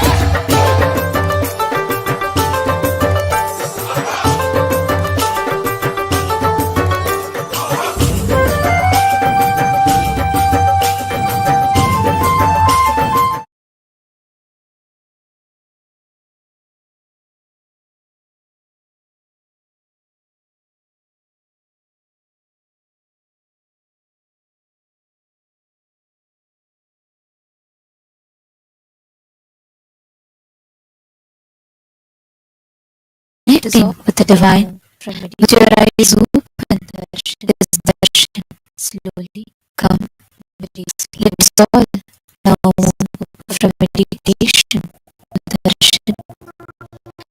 Slowly, very slowly.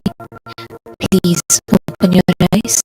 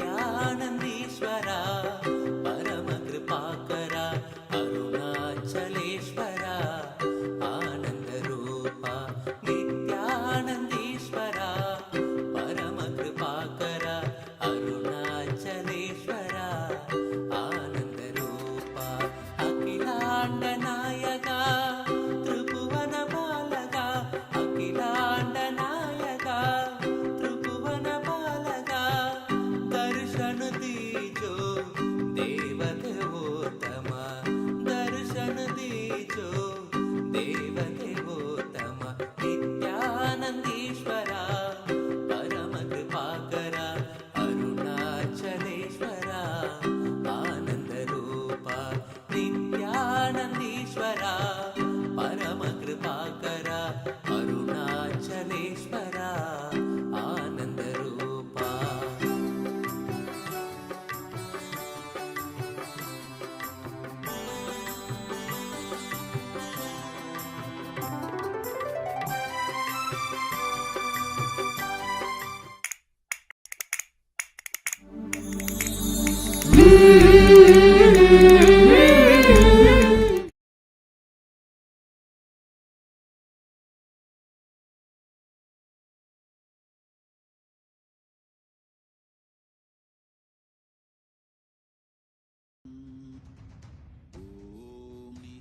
नित्यानन्द परमशिवोऽहम्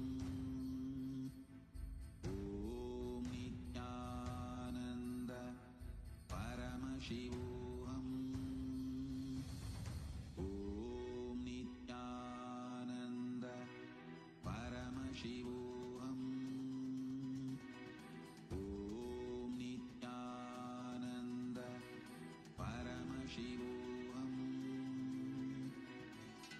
ॐ नित्यानन्द परमशिवोऽहम् ॐ नित्यानन्द परमशिवोऽहम् ॐ नित्यानन्द परमशिवोऽहम् ॐ नित्यानन्द परमशिवोऽहम् ॐ नित्यानन्द परमशिवोऽहम् ॐ नित्यानन्द परमशिवोऽहम् ॐ नित्यानन्द परमशिवोऽहम् ॐ नित्यानन्द परमशिवोऽहम्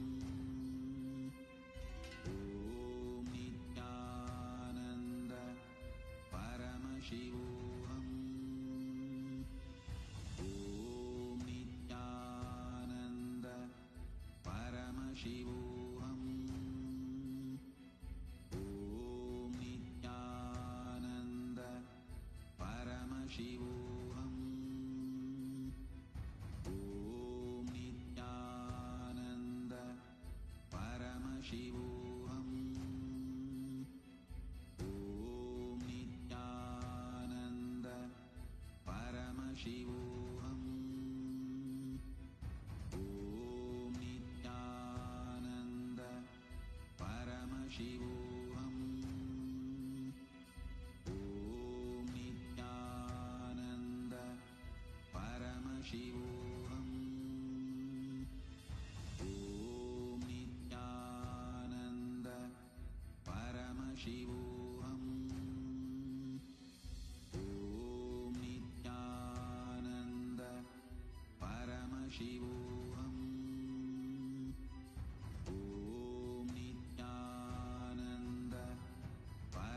Paramashivoham.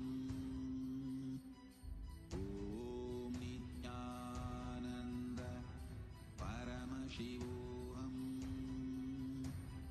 Om Nithyananda Paramashivoham. Om Nithyananda.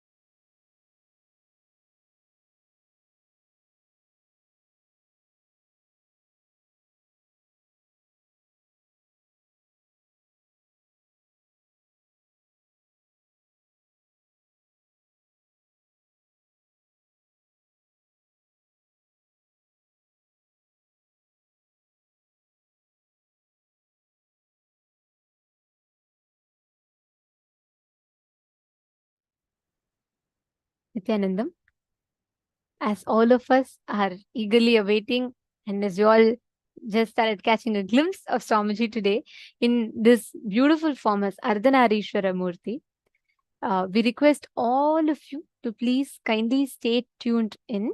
There's a small technical glitch which is being attended to, and the darshan will be resuming. We will be receiving the darshan.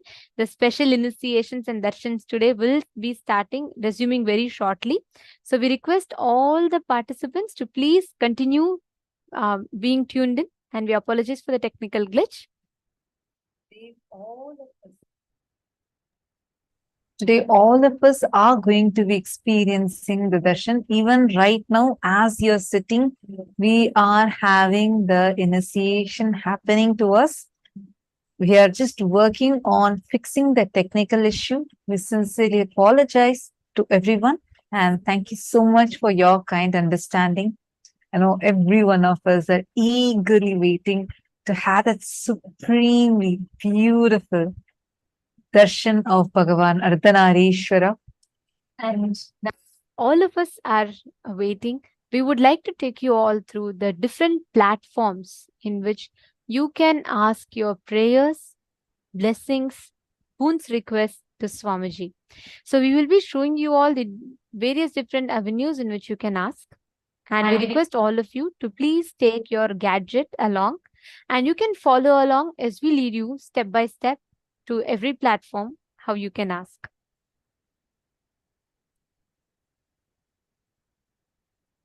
YouTube. The first being YouTube. You all can head to Kailasa's SPH Nithyananda, the official YouTube channel, and you all can go to the live stream section of the channel, go to the topmost live stream, and you all can comment and in the comment section of the live stream.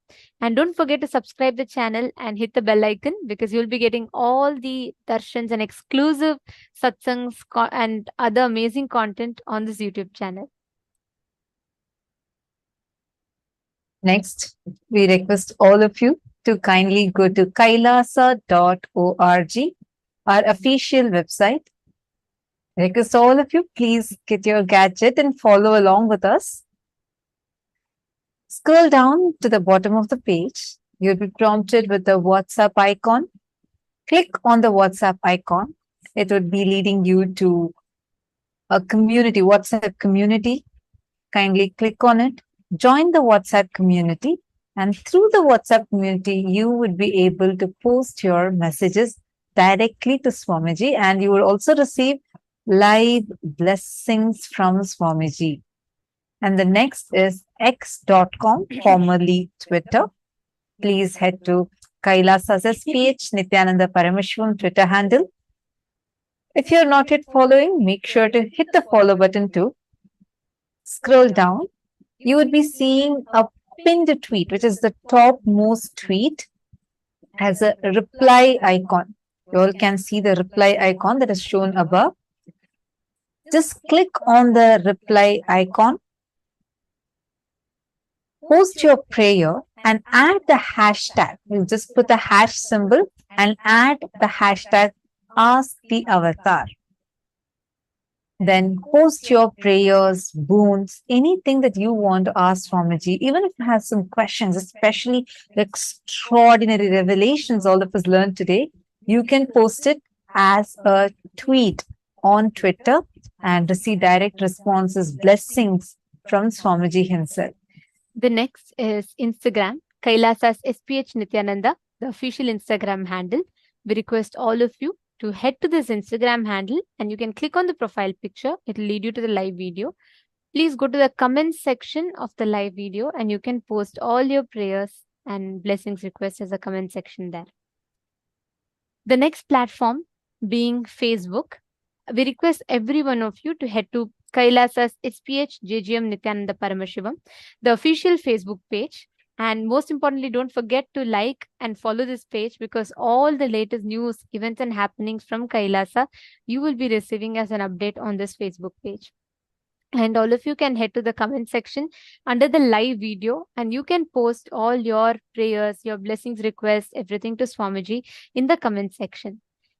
We request all the participants right now, as you're all watching, we request each of you to head to the live video.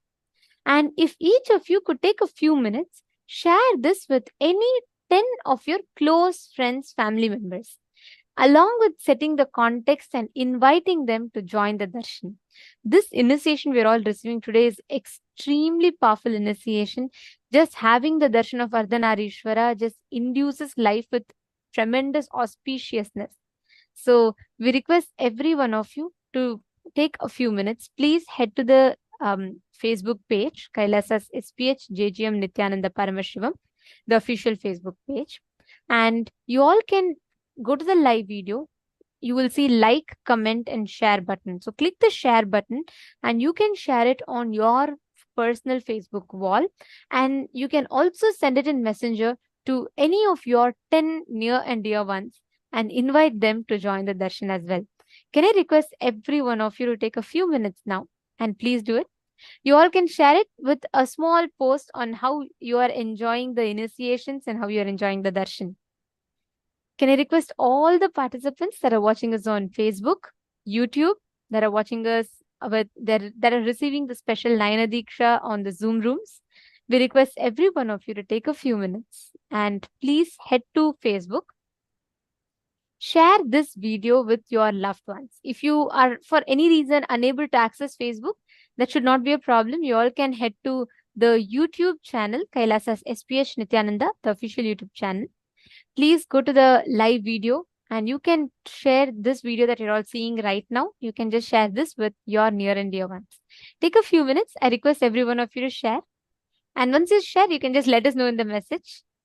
And all those participants who are here sitting with us, especially those who have attended today's full day program, I request all of you, we have like 10 different Zoom rooms, plus we are live on various social media platforms, including Facebook, YouTube, Instagram, and across different handles within these platforms itself.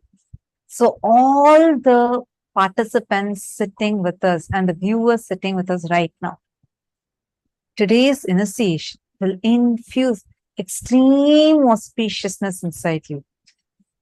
Today in the session, Swamiji very beautifully described how when Devi Sita walked in to the palace for the Swayamvara, kings from so many greater kingdoms, everybody had gathered there. And her own father, King Janaka, is sitting on the throne.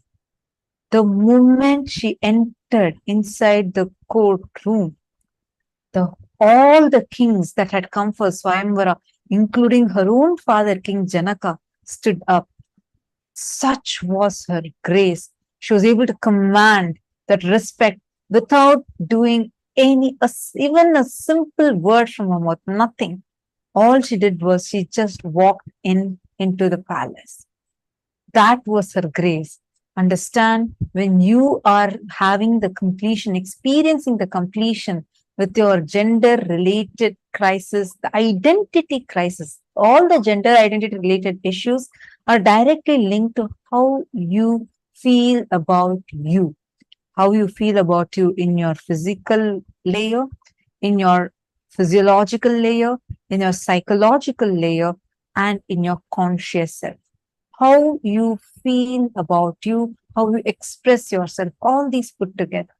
When you experience completion in this, you will just manifest tremendous grace, extreme grace. And that is what Bhagavān Ardhanarishwara represents. That's why we all saw the divine grace is exuding from Swamiji as Bhagavān Ardhanarishwara. And all of you can share. If you have small children, if you know youth, college going kids, please share this live video with them, and they all can also join the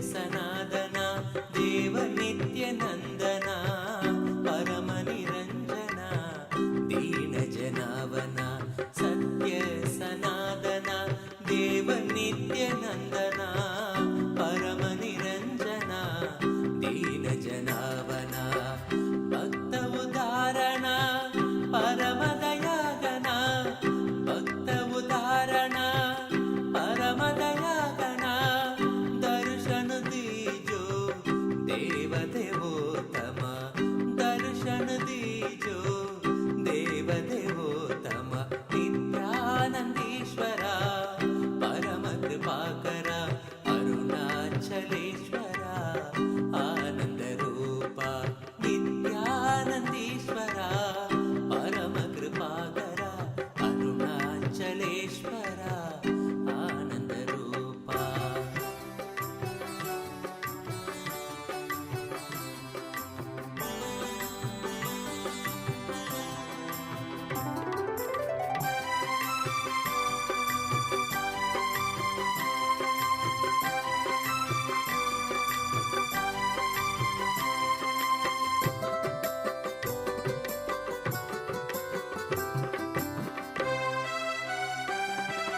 Devaki नंदना सकल लोक जीवना भक्त जनार्दना पतित पावना देवकी नंदना सकल लोक जीवना भक्त जनार्दना पतित पावना हे जगत वंदना पाप विमोचना हे जगत वंदना पाप विमोचना दर्शन दीजो देव देवोत्तम दर्शन दीजो देव देवोत्तम नित्यानंदीश्वरा परम कृपाकरा अरुणाचलेश्वरा आनंद रूपा नित्यानंदीश्वरा परम कृपाकरा अरुणाचलेश्वरा आनंद रूपा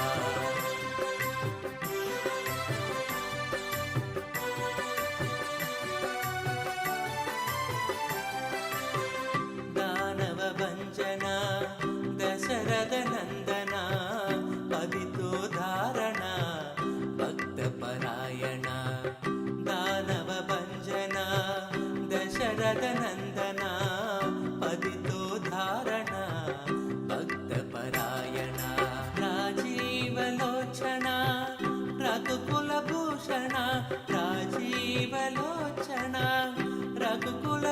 भाषण दर्शन दीजो देव देवोत्तम दर्शन दीजो देव देवोत्तम नित्यानंदीश्वरा परम कृपाकरा अरुणाचलेश्वरा आनंद रूपा नित्यानंदीश्वरा परम कृपाकरा अरुणाचलेश्वरा आनंद रूपा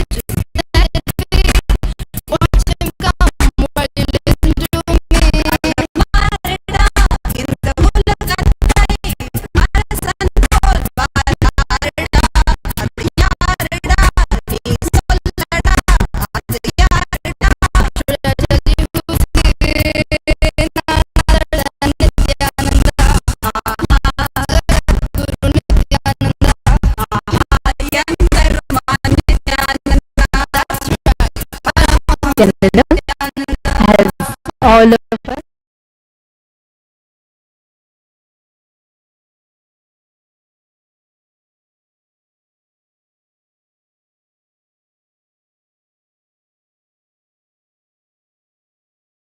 Hindus together, and to give the awareness for Hindus to start deciding for Hinduism, the global Hindu diaspora to start deciding for Hinduism.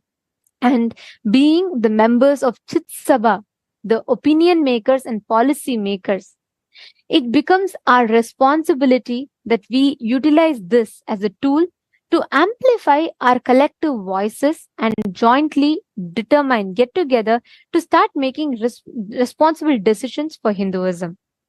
So we encourage and urge all the members of Chit Sabha to come together and let us start taking responsibility to reach out this voting to more number of people.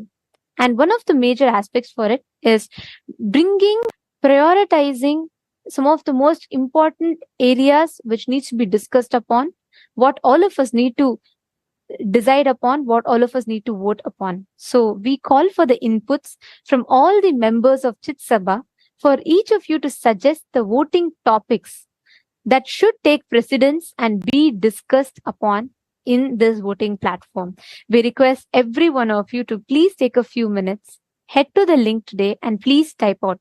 You can bring any areas that you would like to address. You can suggest your questions. You can suggest which options that you would like to bring upon for the Hindus to discuss. Please take a few minutes and we request every one of you to head to the link and please post your suggestions. Now, let us all continue enjoying the darshan and receiving the powerful initiation today.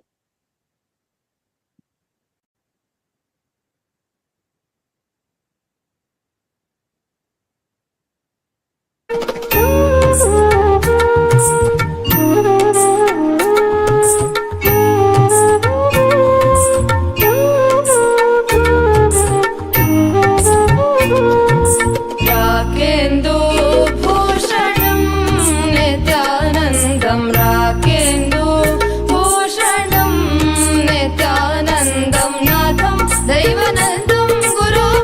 Bhakti, Smarami Rakendu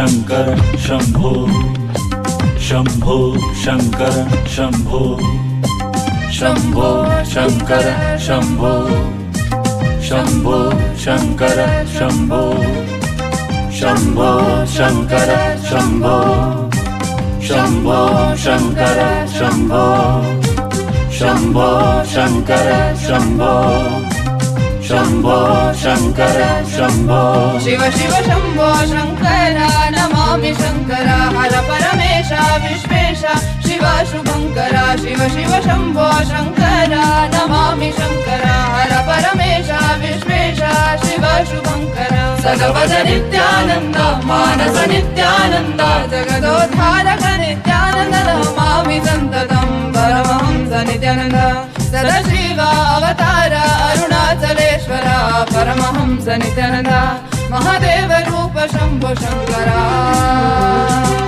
Shambho Shankar Shambho Shambho Shankar Shambho Shambho Shankar Shambho Shambho Shankar Shambho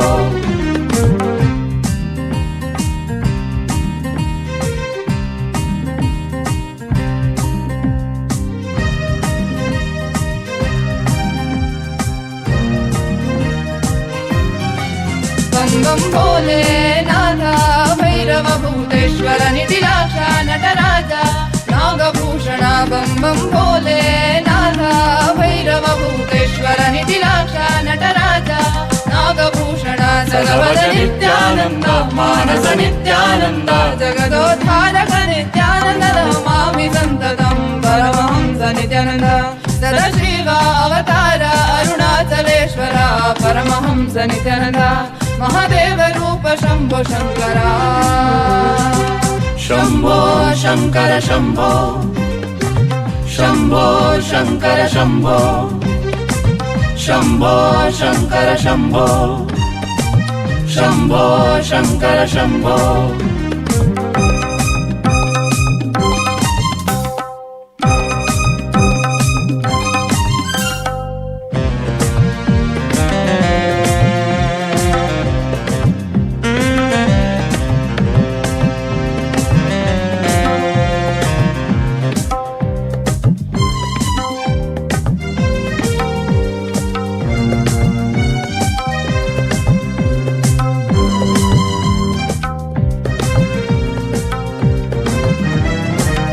Vishwarupa Veerabhadra वरद विश्वनाथ पिनकहस्ता प्रियभक्ता प्रणवरूप परमेश्वरा डम डम डमरु डमरु हस्ता नाद सा सा सा पानी सा सा सा नि सा रे रे रे सा रे गा गा गा गा रे रे रे पानी सा सा सा सा सा सा पानी सा सा सा नि सा रे रे रे सा रे गा गा गा गा रे रे रे पानी सा सा सा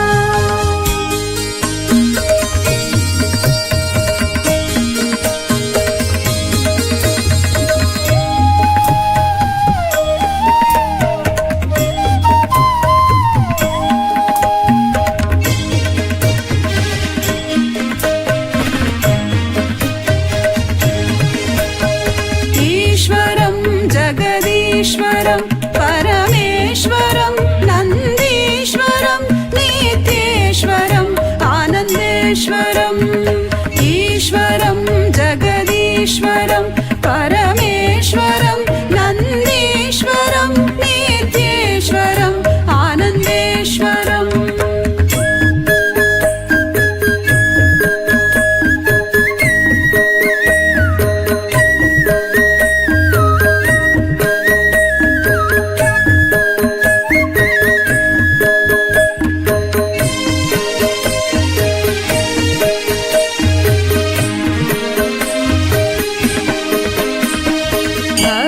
संरक्षण कृत अवतारम् उचित समय प्रकटित अवतारम् धर्म संरक्षण कृत अवतारम् उचित समय प्रकटित अवतारम् चतुर्थत्व उपदेशित दैवम् अद्वैतामृत अनु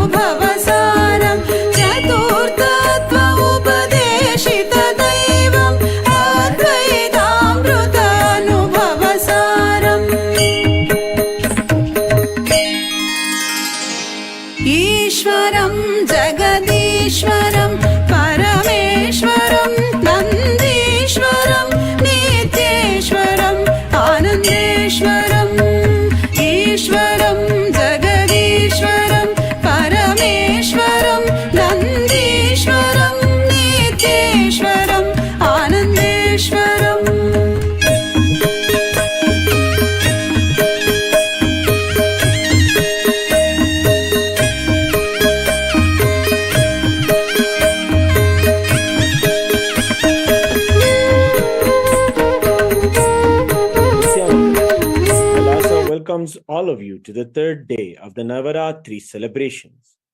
In the Sripura Utsava Mandapam, the presiding deity of Devi Paramashiva Shakti is gracing us in the Kamakshi Alankaram.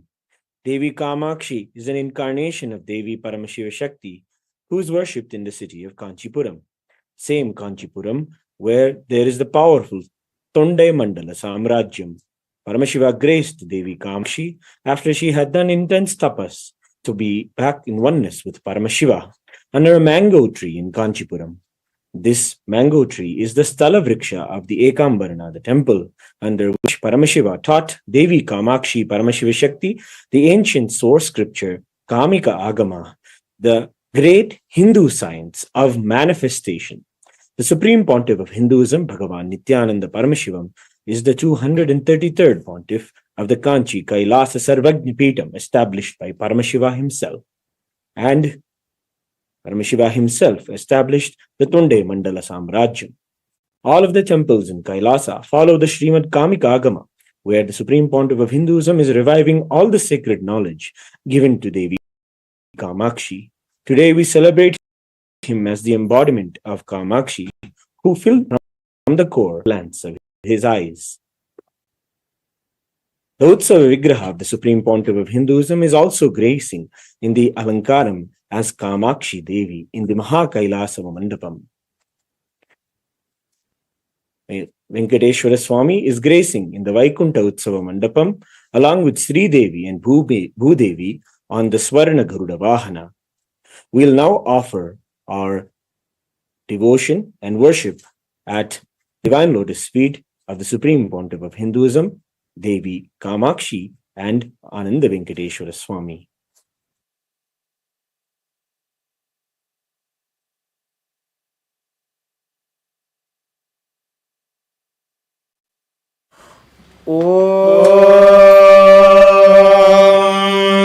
क्षीरोदन्वत्प्रदेशे श्रुतिमणिविलसत्सैकतेर्मौक्तिकानाम् मालाक्लुप्तासनस्तस्फटिकमणिनिभैर्मौक्तिकैर्मण्डिताङ्गः शुभ्रैरभ्रैरदभ्रैरुपरि विरचितैर्मुक्तबीजोषवर्षैः आनन्देन पुनीयादरिनलिनगदा शङ्खपाणिर्मुकुन्दः अरुणाम् करुणातरङ्गिताक्षीम् धृतपाशाङ्कुशपुष्पचापहस्ताम् अनिमादिभिरावृताम् मयूखैः अहमित्येव भावये भवानीम् अथ धूपः ॐ दशाङ्गम् गुग्गुलोपेतम् सुगन्धम् च सुमनोहरम् आघ्रेयः सर्वदेवानाम् धूपोऽयम् प्रतिगृह्यताम् श्री नित्यानंदेश्वरी परमशिव शक्ति नमः। श्री आनंद वेंकटेश्वर स्वामिने नमः। श्री सर्वदेव देवी स्वरूपाय भगवते श्री नित्यानंद परमशिवाय नमः। धूपमाघ्रापयामि। अथ दीपः ॐ साज्यं त्रिवर्ति संयुक्तं वह्निना योजितं मया ग्रहणमङ्गलं दीपं त्रैलोक्यतिमिरापहम्। श्री नित्यानंदेश्वरी परमशिव शक्ति नमः। श्री आनंद वेंकटेश्वर स्वामी नमः। श्री सर्वदेव देवी स्वरूपाय भगवते श्री नित्यानंद परमशिवाय नमः। दीपं संदर्शयामि। अथ नैवेद्यम् ॐ अमृतोद्भवे अमृतवर्षिणी अमृतं श्रावय श्रावय स्वाहा। श्री नित्यानंदेश्वरी परमशिव शक्ति नमः। श्री आनंद वेंकटेश्वर स्वामिने नमः। श्री सर्वदेव देवी स्वरूपाय भगवते श्री नित्यानंद परमशिवाय नमः। नैवेद्यं निवेदयामि। नैवेद्यानन्तरमाचमनं समर्पयामि।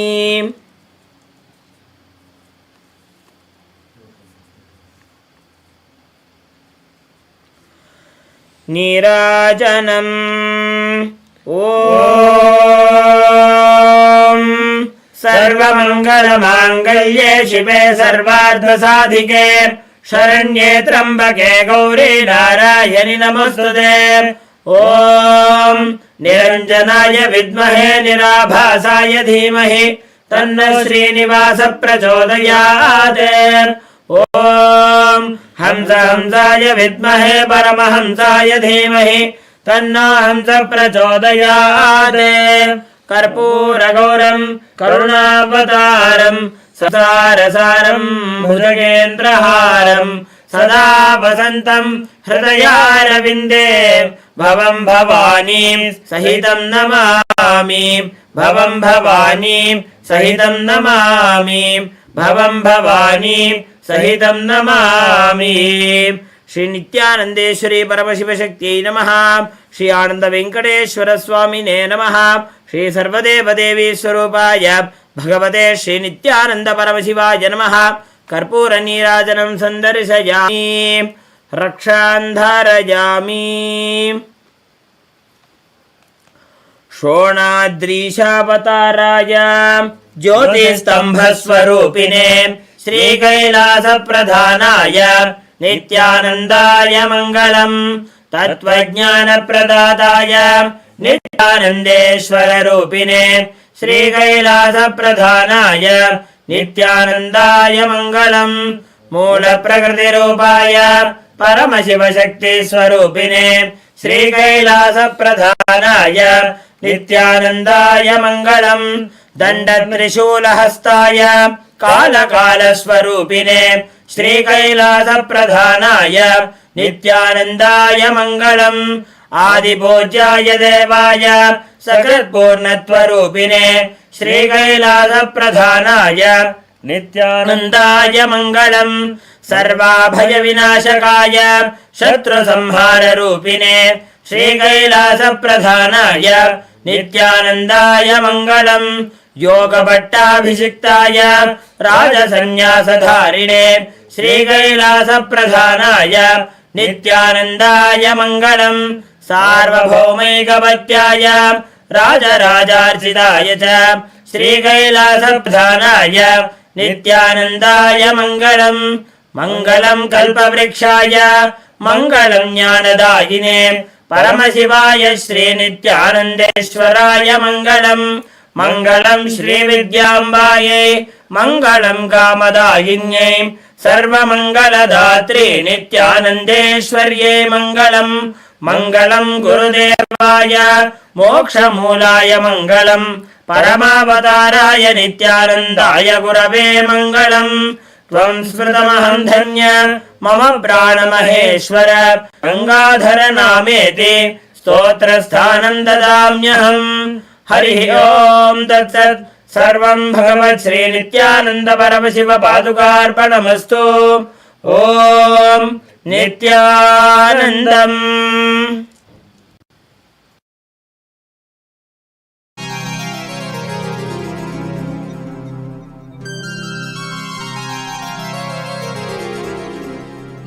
मृत्युञ्जयाय रुद्राय नीलकण्ठाय शम्भवे अमृतेशाय शर्वाय नित्यानन्दाय ते नमः। नित्यानन्दाय ते नमः। नित्यानन्दाय ते नमः।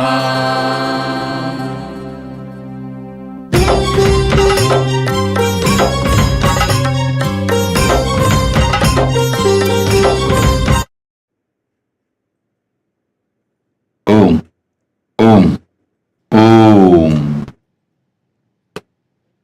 As the ultimate manifestation of Paramashiva's Ardhanarishwara Murti,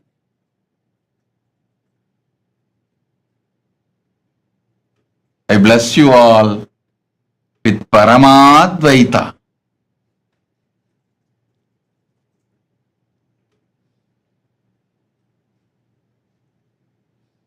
I am here now to awaken the ultimate gender, Ardhanarishwara, in all of you, infusing Paramashiva's very own DNA in your root center through the 56 Matrika, Akshara Matrika, the sound energies.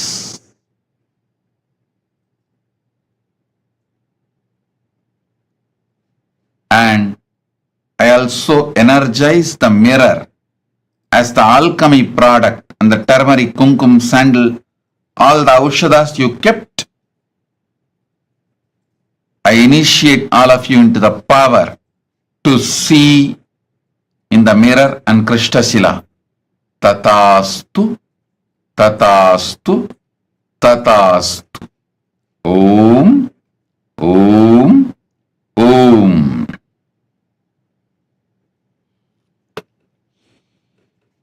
Shankar Samba Sadashiv जय जय शंकर सांब सदाशिव हर हर शंकर सांब सदाशिव नंदी वाहना नमः शिवाय नागाभरणा नमः शिवाय नंदी वाहना नमः शिवाय नागाभरणा नमः शिवाय नरजन पालक नमः शिवाय नमो नमो नित्यानंदाय नरजन पालक नमः शिवाय नमो नमो नित्यानंदाय शंकर शिव शंकर शंकर अभयंकर शंकर शिव शंकर शंकर अभयंकर शंभो शिव शंभो हर शंभो हर शंभो शंभो शिव शंभो हर शंभो हर शंभो शंभो शिव शंभो हर शंभो हर शंभो शंभो शिव शंभो हर शंभो हर शंभो शंभो शिव शंभो हर शंभो हर शंभो शंभो शिव शंभो हर शंभो हर शंभो शंभो शिव शंभो हर शंभो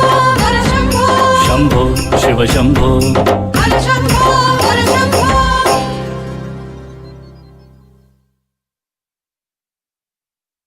नम तननम तननम तननम नम तननम तननम तननम नम तननम तननम तननम नम तननम तननम तननम शंकरम अभयंकरम शशिशेखरम परात्परम शंकरम अभयंकरम शशिशेखरम परात्परम नित्यशुद्ध निरंजनम निराकारमेकांबरम नित्यशुद्ध निरंजनम निराकारमेकांबरम पशुपतिं भवपाशबन्ध विमोचनम नित्यानंदं जीवन्मुक्तिप्रदायकम् पशुपतिं भवपाशबन्ध विमोचनम् नित्यानन्दं जीवन्मुक्तिप्रदायकम् नित्यानन्दं जीवन्मुक्तिप्रदायकम्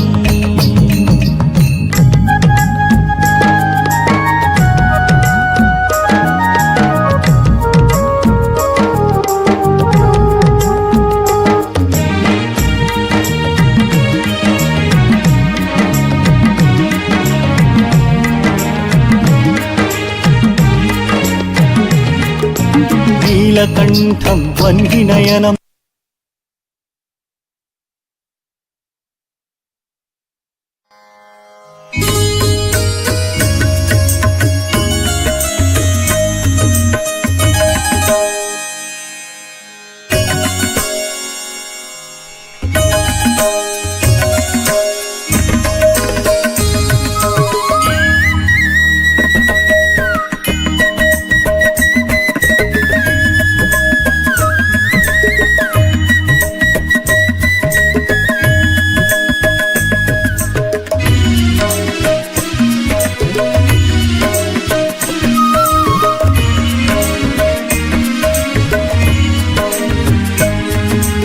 नित्योऽहं शिवोऽहं नित्यानन्दोऽहं नित्योऽहं शिवोऽहं नित्यानन्दोऽहं नित्योऽहं शिवोऽहं नित्यानन्दोऽहं नित्योऽहं शिवोऽहं नित्यानन्दोऽहं नित्योऽहं शिवोऽहं नित्यानन्दोऽहं नित्योऽहं शिवोऽहं नित्यानन्दोऽहं नित्योऽहं शिवोऽहं नित्यानन्दोऽहं नित्योऽहं शिवोऽहं नित्यानन्दोऽहं नित्योऽहं शिवोऽहं नित्यानन्दोऽहं नित्योऽहं शिवोऽहं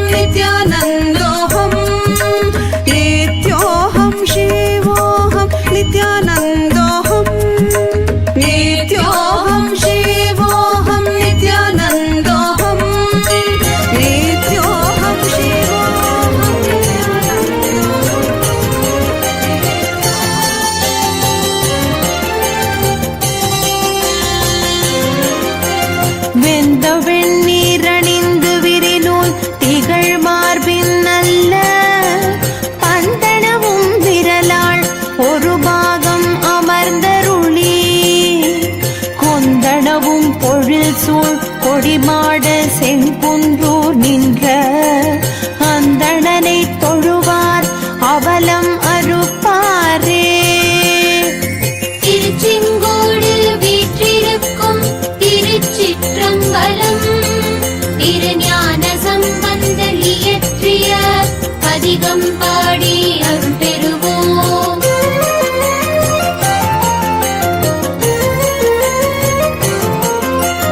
அலைபலி தன் புனலோடரவன் சடை கணிந்தாகம் மலைமகள் கூருடையான் மலையார் கிளவாழை குலைமலி தன் பொழில் சூழ் கொடிமாட செங்குன்றூர் நின்ற தலைமகனை தொழுவார் தடுமாற்றருப்பாரே. திருச்செங்கோடு வீற்றிருக்கும் திருச்சிற்றம்பலம் திருஞான சம்பந்தர் இயற்றிய பதிகம் பாடி அருள் பெறுவோம்.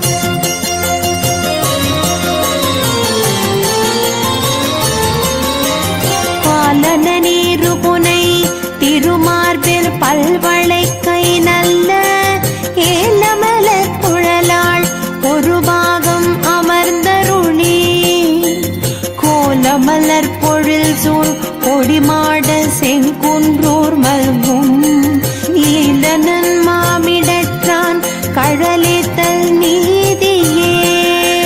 திருச்செங்கோடு வீற்றிருக்கும் திருச்சிற்றம்பலம்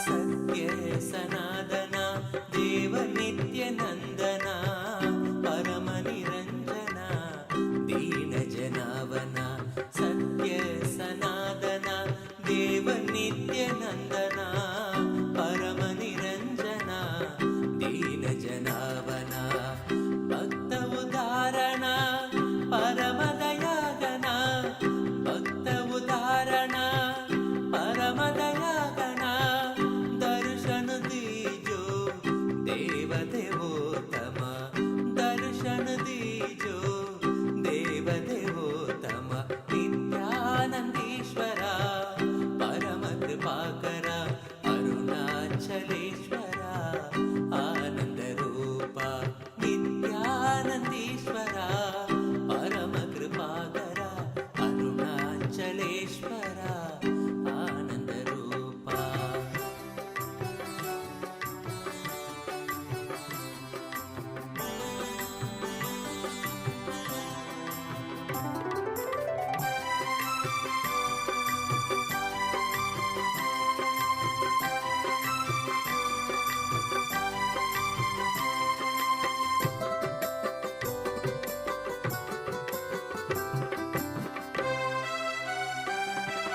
देवकी नंदन सकल लोक जीवन भक्त जनार्दन पतित पावन देवकी नंदन सकल लोक जीवन भक्त जनार्दन पतित पावन हे जगत वंदना पाप विमोचना हे जगत वंदना पाप विमोचना दर्शन दीजो देव देवोत्तम दर्शन दीजो देव देवोत्तम नित्यानंदीश्वर परम कृपाकर अरुणाचलेश्वर आनंद रूप नित्यानंदीश्वर परम कृपाकर अरुणाचलेश्वर आनंद रूप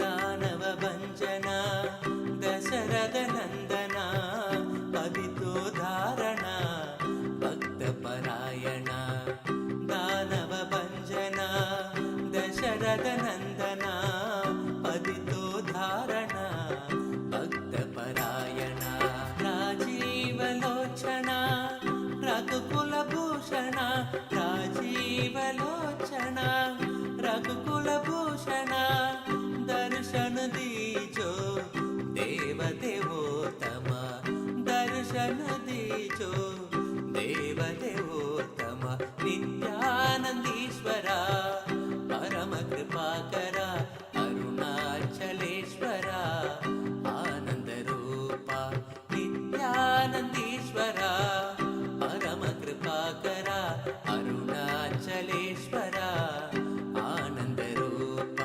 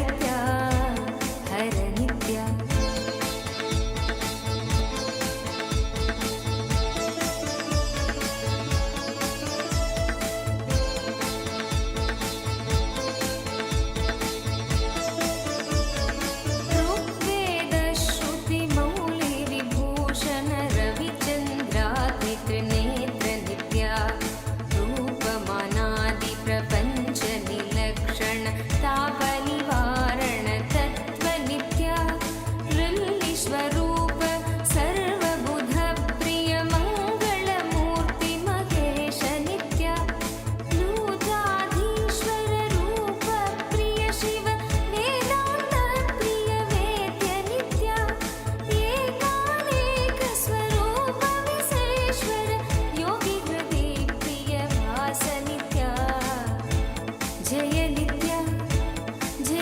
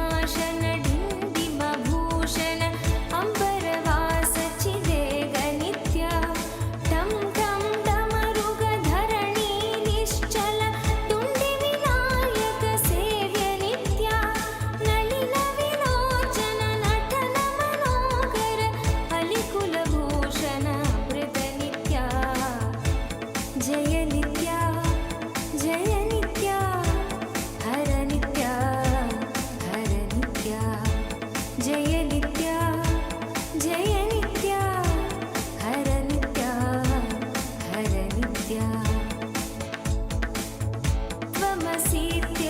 त्वमसीत्यदिवाक्यस्वरूप नित्यानन्द महेश नित्या स्थावर जङ्गम भुवन विलक्षण भावुकमुनिवर सेव्य नित्या दन्ति विनाशन धनित मनोभव चन्दन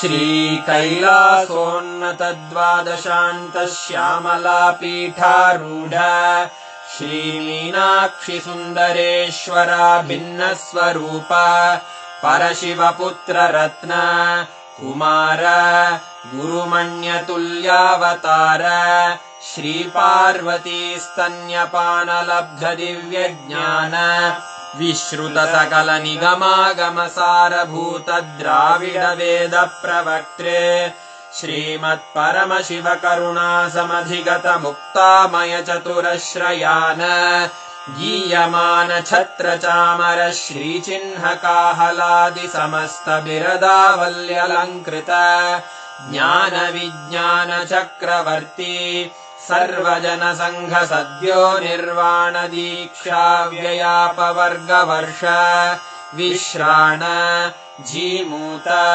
परमतकलभकेसरी शैवसिद्धान्तस्थापनाचार्य श्रीराजाधिराजपाण्ड्यमहाराज गुरु क्षपणशाक्यादिमहान्धकारनिवारणज्ञानभानु वीक्षणानर्हार्हध्वजोच्छेदनपूर्वक श्रीमद्वृषभध्वजस्थापक शैवसमयकर्त्रे सर्वज्ञपीठारूढ श्रीजगद्गुरु श्रीज्ञानसम्बन्धदेशिकस्वामि वागीशसुन्दरमाणिक्यवाचकस्वामिनाम् अवतारभूत श्रीज्ञानसम्बन्धस्वामि पुनरुद्धृत श्यामलापीठ सर्वज्ञपीठ त्रिनवत्युत्तरद्विशततम गुरुमहासन्निधान अरुणगिरियोगीश्वर परम्परागत अरुणाचल सर्वज्ञपीठ गुरुमहासन्निधान कैलास परम्परागत काञ्ची कैलास सर्वज्ञपीठ त्रयस्त्रिंशदुत्तरद्विशततम गुरुमहासन्निधान नित्योत्सव नित्यमङ्गल नित्यकल्याण नित्यरजित कैलास परम्परागत आदिकैलास नित्यानन्दपीठ महासंस्थान महासिंहासनपीठकर्तः साक्षात् श्रीपरमशिव समुद्भूत कैलास परम्परागत वैवस्वतमनु इक्ष्वाकु हरिश्चन्द्र भगीरथ श्रीरामचन्द्र शूरसेन इत्यादि अनवच्छिन्न सार्वभौम चक्रवर्ति परम्परागत चतुष्षष्टि योगिनी मण्डित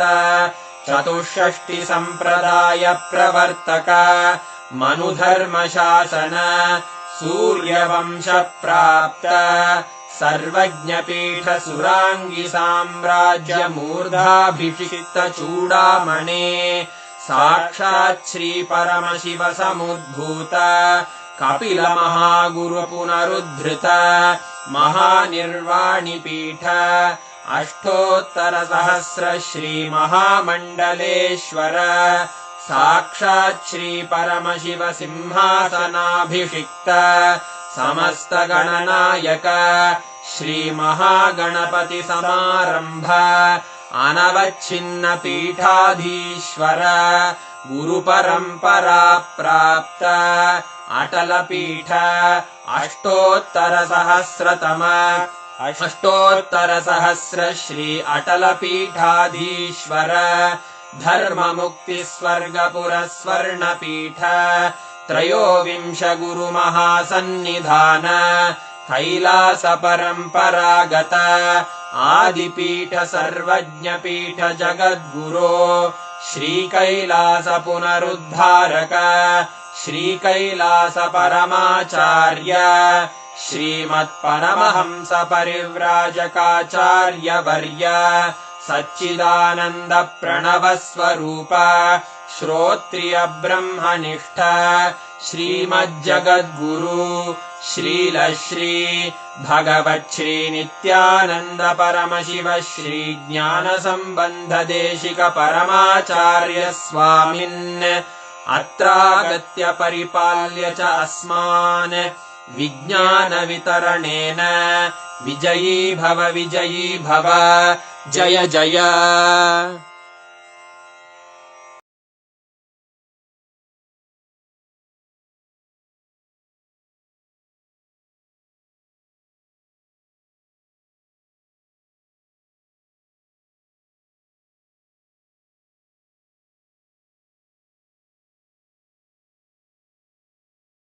And on that, you will see these appearing. And actually, you will be able to very clearly see it. The same clarity with which you see us on the screen, with that same clarity, you will be able to see on the mirror and on the Krishna. The science is very simple. You would just have to connect intensely to Swamiji, manifest that space, that Paramadvaita in you. Keep the Krishna in front of you, keep the mirror in front of you. You may start seeing it as lines, patterns, and different shapes, sizes it may appear. What you need to do is you have to make sure that you're not trying to visualize it. See, don't try to mentally visualize. Don't try to picturize something on it. The power